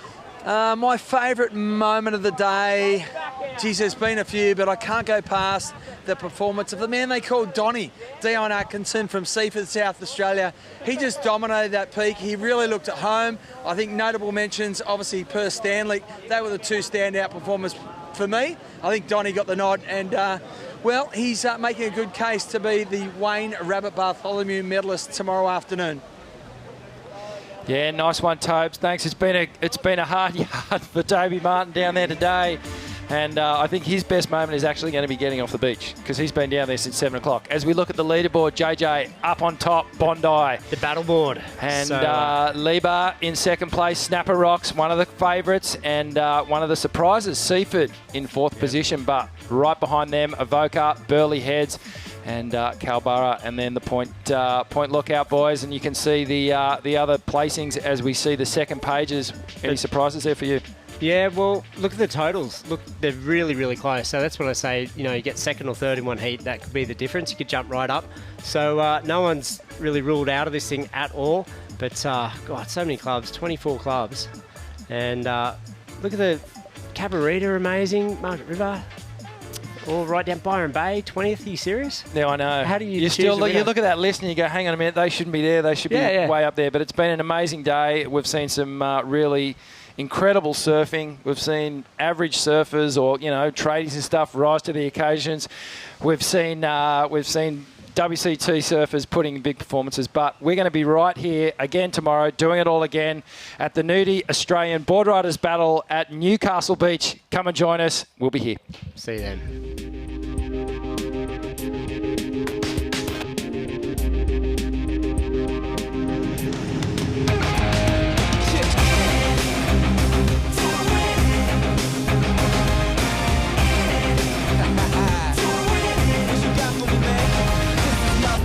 And I'm putting everything on it. Point them out, show me my opponent. Tell me how you want it. Victory sweet. While I'm serving you the bitter taste of your defeat. Revenge served cold. How you gon' eat? Emerge from the fire, you admire in the heat. So get your cameras ready. Best yet to come. Yeah, how you gon' win when I already won? Fall back, cause I'm what I do.